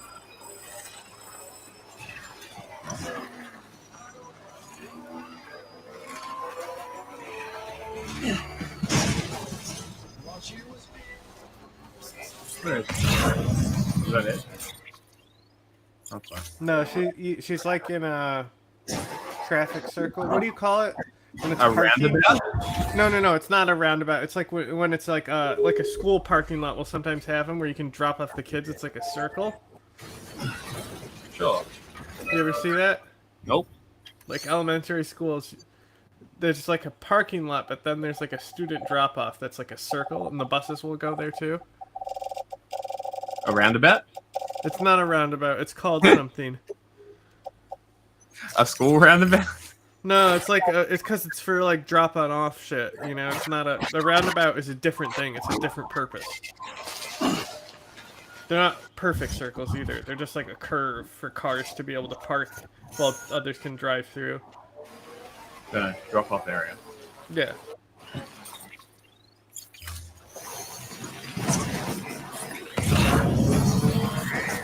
No, that's a building. Yeah. I said it's. I was describing that it's like inside, like you have to go inside the like to drop off your school kids.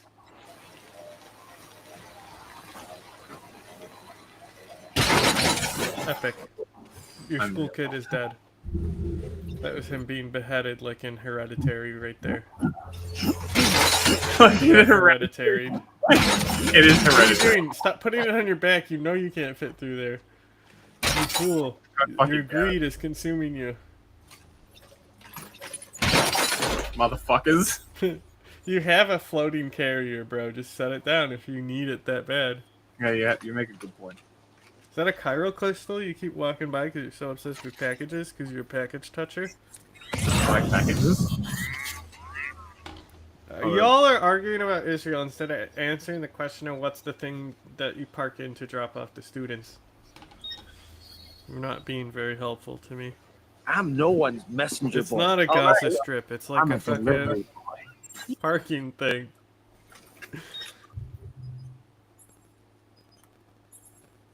I mean, I went to school. They would always say, I'll meet you at the circle or something. Normally they call it the circle, I think. But it had a proper name. No, it's not a parking lot. You don't go there to park. It's like a drop-off at an airport, but it's curved. Right? So you can, like, park to, like, drop someone off or pick someone up, but then traffic moves through. But they're in schools all the time. So the school buses can go in there and get the kids and not be in a parking lot and shit. Sounds like a fantasy. Bro, I will literally pull up a picture of the local school and show you.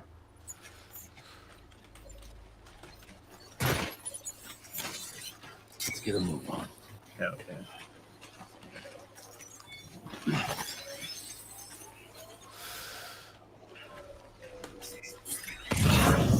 I'll pick up this stupid data drive. There we go.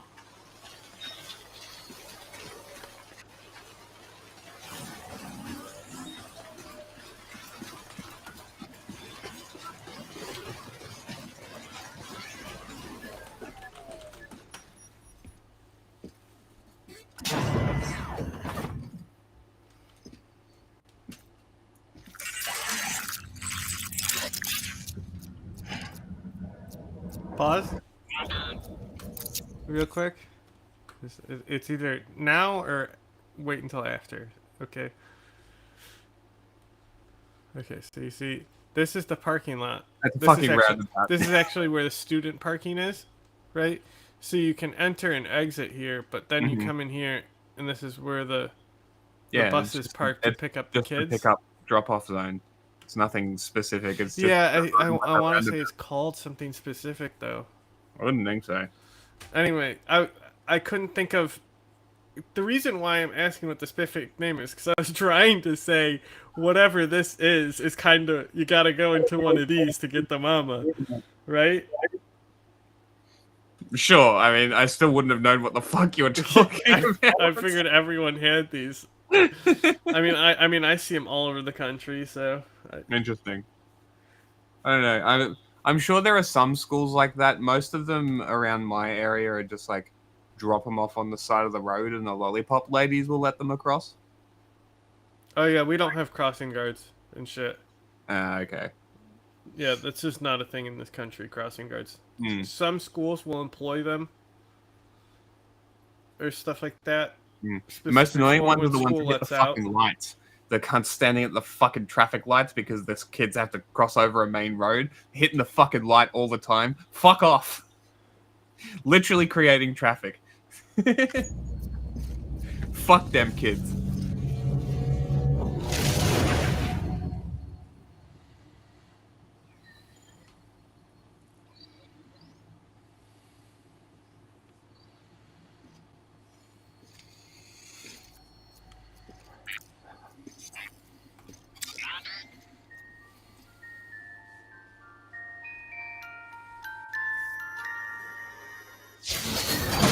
Wales. That's an American failed version of roundabout. No, we have roundabouts as well. But roundabouts are not for parking. Neither of these technically, but you can park there if you're like gonna run in the school and run out and drop something off or something. Glad you made it.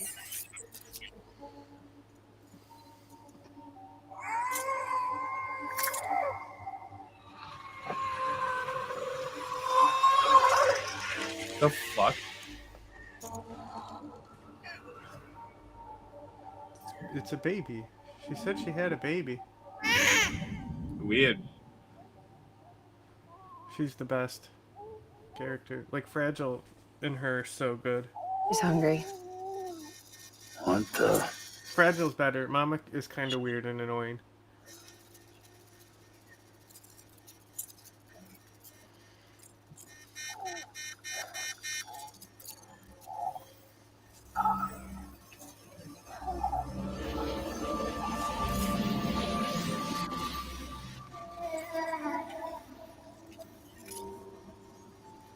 Weird. There, she's down.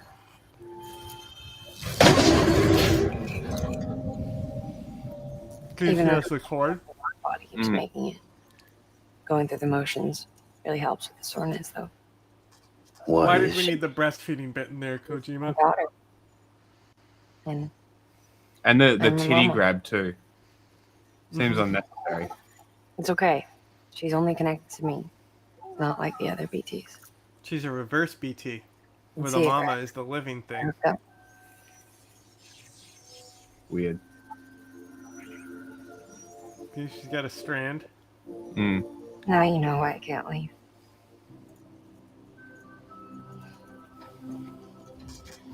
Chills, bruv.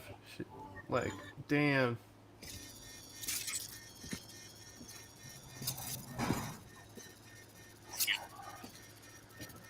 So about the super What if I bleed on it? Probably will kill it. Do you think the grown-ups could talk for a minute? Thank you. Look at this. This was the chiral density when the supercell appeared. But almost immediately after, it dropped to normal levels. In other words, the storm vanished in less than a second. That's impossible. Okay, let's pull the data from your cufflinks and take a look then.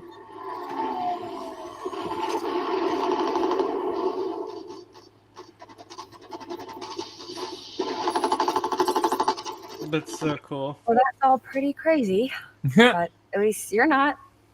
Timestamps in the logs support your story. Best guess I can muster is you were trapped between two different spacetimes. Two different space times. HQ is doing a deeper analysis. All they've got to work with is the frequency spectrum, but with a little effort, they should be able to figure out where you were sent. Another chiral spike.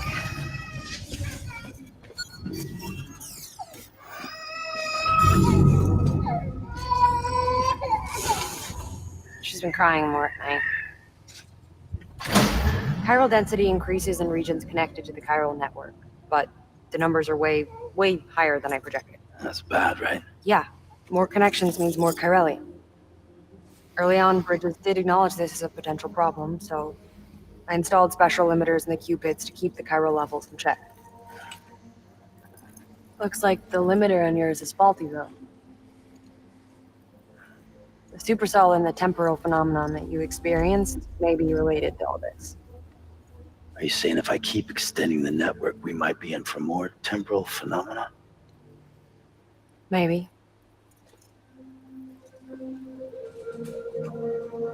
Or worse.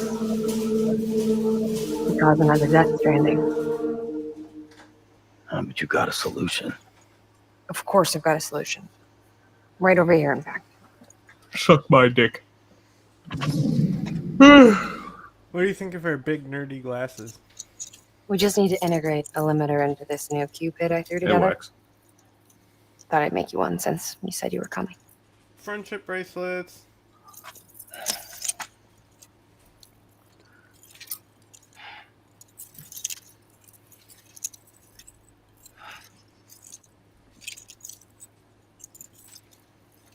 Great. Crisis averted. No, crisis not averted.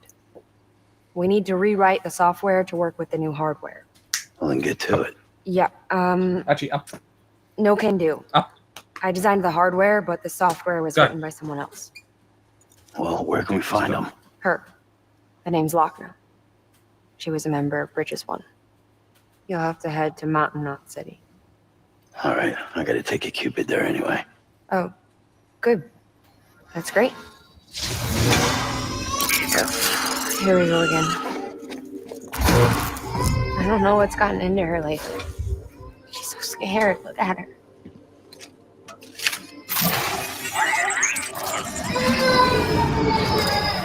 Maybe the other side wants her back.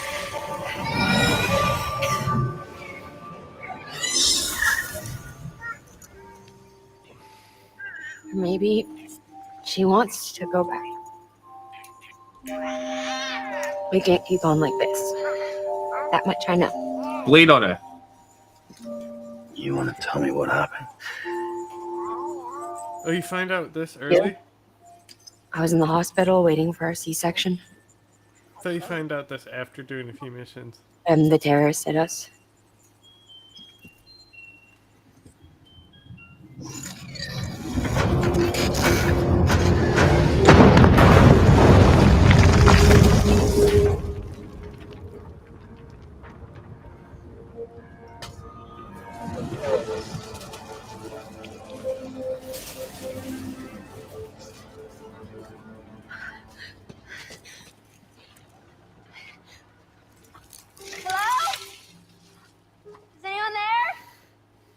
I was pinned under the rubble. Nothing to do but wait and wait. Felt like forever. But no one came. Time falls dripping on her. They said air and water.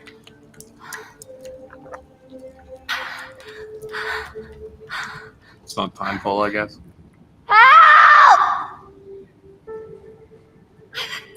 Can someone help me, please? Well, when the timefall settles, it becomes water. Right? I don't know how many days went by. The water ran dry and the cold set in.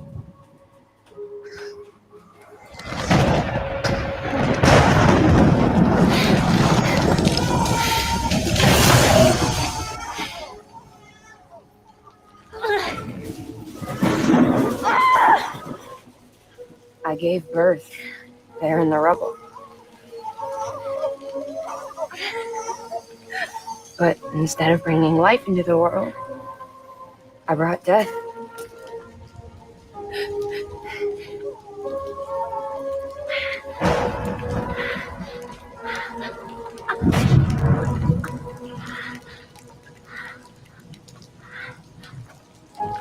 Right.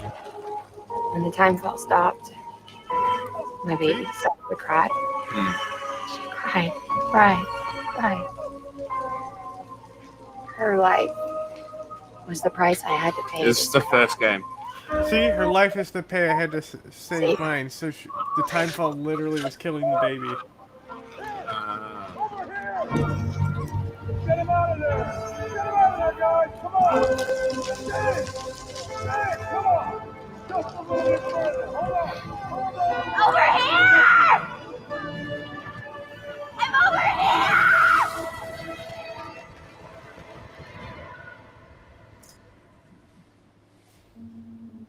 And we've been together ever since. But she's a BT. The ties that bind her to this place bind me too. You could say I've never really been discharged. And you're okay with that? I mean, you know she's gone. You want to live your life in the shadow of the dead? Come on. You, of all people, you chose the dead over the living. Why else would you be here? Suicide. She's saying you killed yourself. Special blood? Mind if I take a sample? If you know type thing, you know? Yeah, but if he didn't want to come back. He already believed me in my sleep. Yes. You chose death over the land of the living. He's saying you should, like, you're the one who killed yourself. There. All done. I want to run a test. Mama, are you?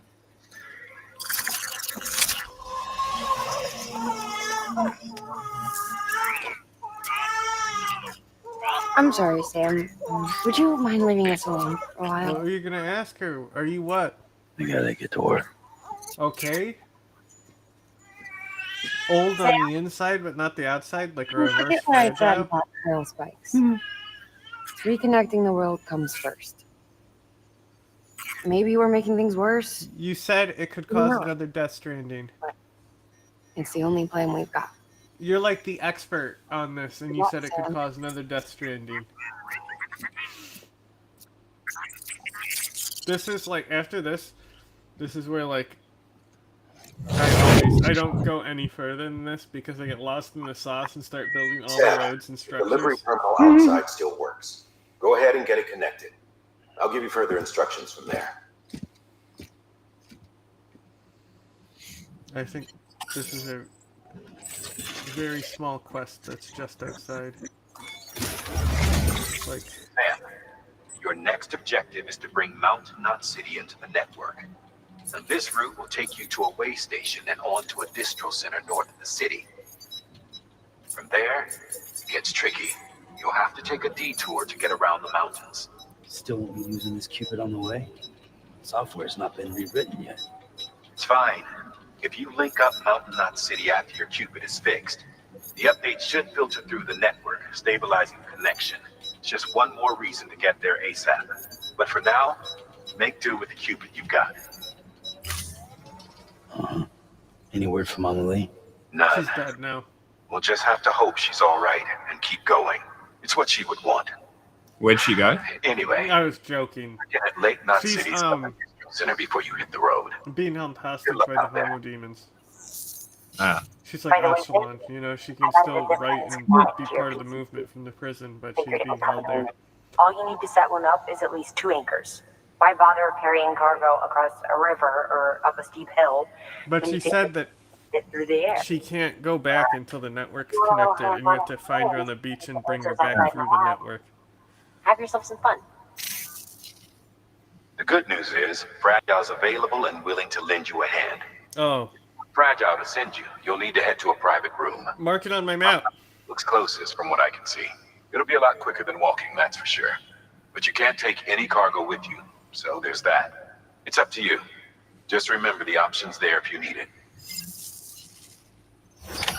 Oh, he's saying to warp. Yeah. So, is there a slingshot quest in this terminal? I think it's blocking it with your cargo.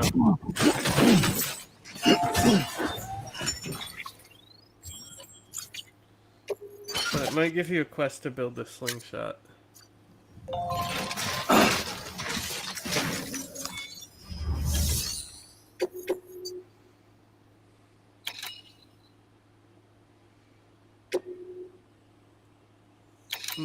Maybe not.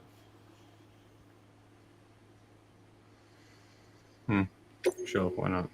Maybe they'll tell you you have it when you go outside anyway. Hey! Did I tell you we added a zipline option Sorry, to your zipline, not slingshot. Slingshot's a different thing. Build a few anchors and link them with a line to travel from A to B in record time. See, these are so cool because if another one spawns in your network, you have to like link them. They can only be so far apart. Okay. So you can link yours off of other people's though. Okay. So like that's what I was saying. I would go to every mountain peak to put one on the peak of the mountain, so it could connect an entire network of cable cars basically. But they're cable boys, like Larry the cable boy.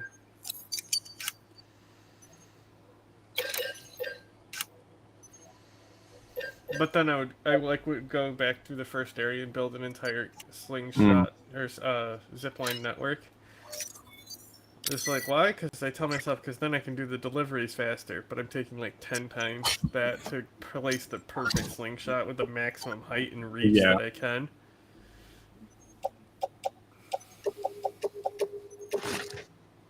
Do we come back to her? Like this lab? This lab? Yes, but not soon. Mission-wise soon, but They're you're only- going across the map, you know? They're only flags, it's fine. So, like, you won't come back here for a little while.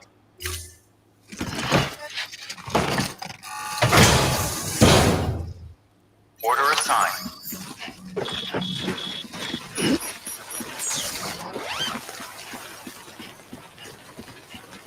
What'd y'all think of Mama? Isn't she fucking crazy? Interesting character. Huh? Interesting character. Yeah. That breastfeeding thing was weird though, right? Bit strange. Dramatic grenades. Yeah, I loved don't- when she was screaming for help. Like, you could see all her teeth. Her teeth were Mm. long as fuck. I didn't know Margaret Qualley had some long ass teeth. She looked like a rabbit. You know? But, like, all her teeth were long as fuck. Yeah, it might have been a capture thing. Nah, I think she just got long teeth. She just be like that. She's great.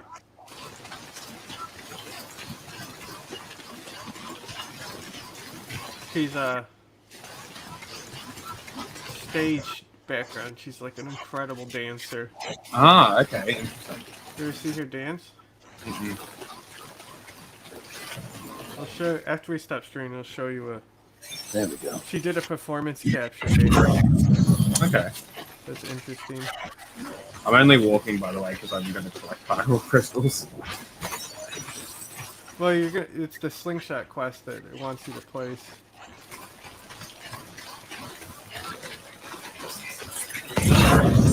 You walked by one. I just saw it before I looked away. It's too far back now. Oh, there's one right there. I know. What is it? You would put yours lower so it connects to this one. Ah. I think it's like 50 meters. There you go. So how far apart are these?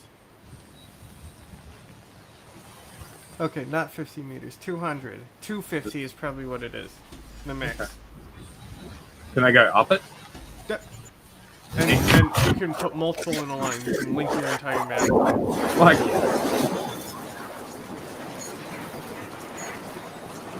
There's a reason why they give it to you right before the mountain mission. Because you climb the mountain once and you're like, wow, I want to die. Don't make me climb the mountain. But you could even go further back to the base. Yeah. That was another option there. This is fun.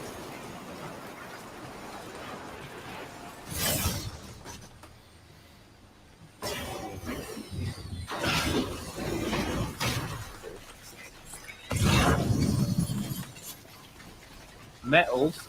I like metals. Oh, fucking. I'm just trying to get me cryo crystals. There we go. I just want me crystals. Nice. Nice. What is that? Is that more metal?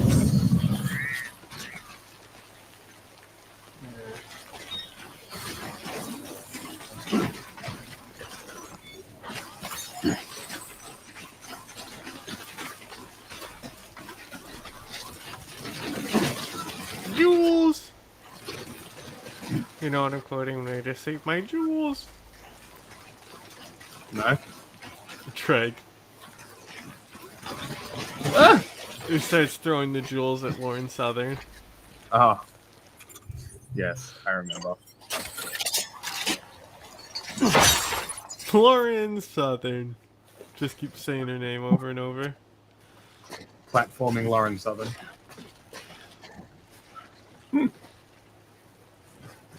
Gives her a literal platform. Hilarious.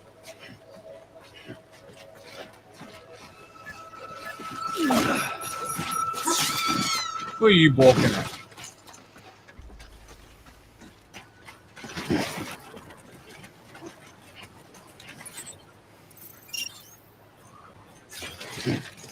So if you put a slingshot, you'll be able to come back up here.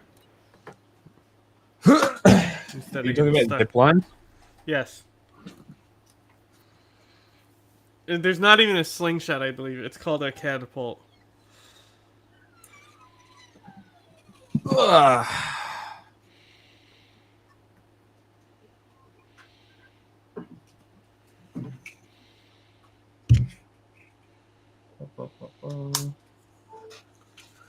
Bing.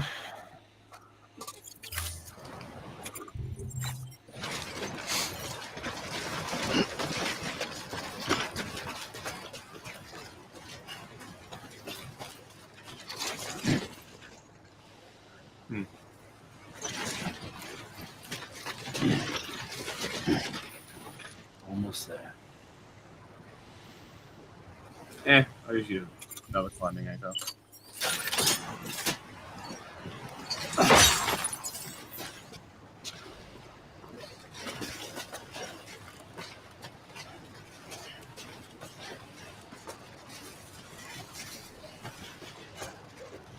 Once I get to South Knot, I'll probably go because it's like 3:15. Yeah. Like I said, we could have ended right after Mama, cause like. Yeah. That like starts this chapter. But Yeah, it's like okay. if we were playing in order, it's like major story beats in a row. Like you have the entire Fragile reveal. Yep. Then you get the first nightmare dream thing, and then Mama, and then it's Oh my god. walk to the other side of the map. Have fun. Goodbye. Like it's. Yeah. You know, you can do this quest and end or something. Right. You don't It's need to left. go up to the city. And fuck off. Get out of there. That's quite a drop. Get the fuck out of here. Shit loud. Let me do a better one. I'm tired.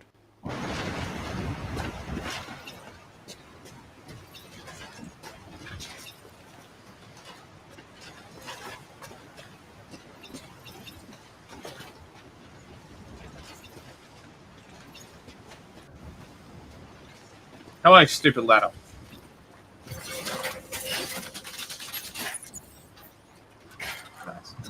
Down. Don't Fucking talk shit about sick my ladder. ladder's intelligence. Sick ladder. It's pretty good, huh? Excellent. Watch you fall off a rock here. Well, there was one down here that was like basically you had to fall off a ledge to get to it. Yeah. So I got rid of that shit. Hey, look. That's handy. I got the toots.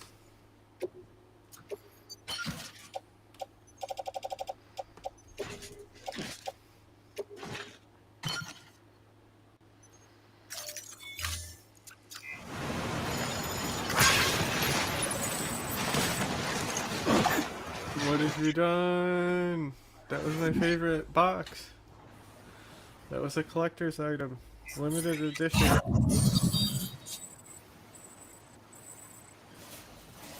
Unreal. Earlier, Well, I guess this is why this is here.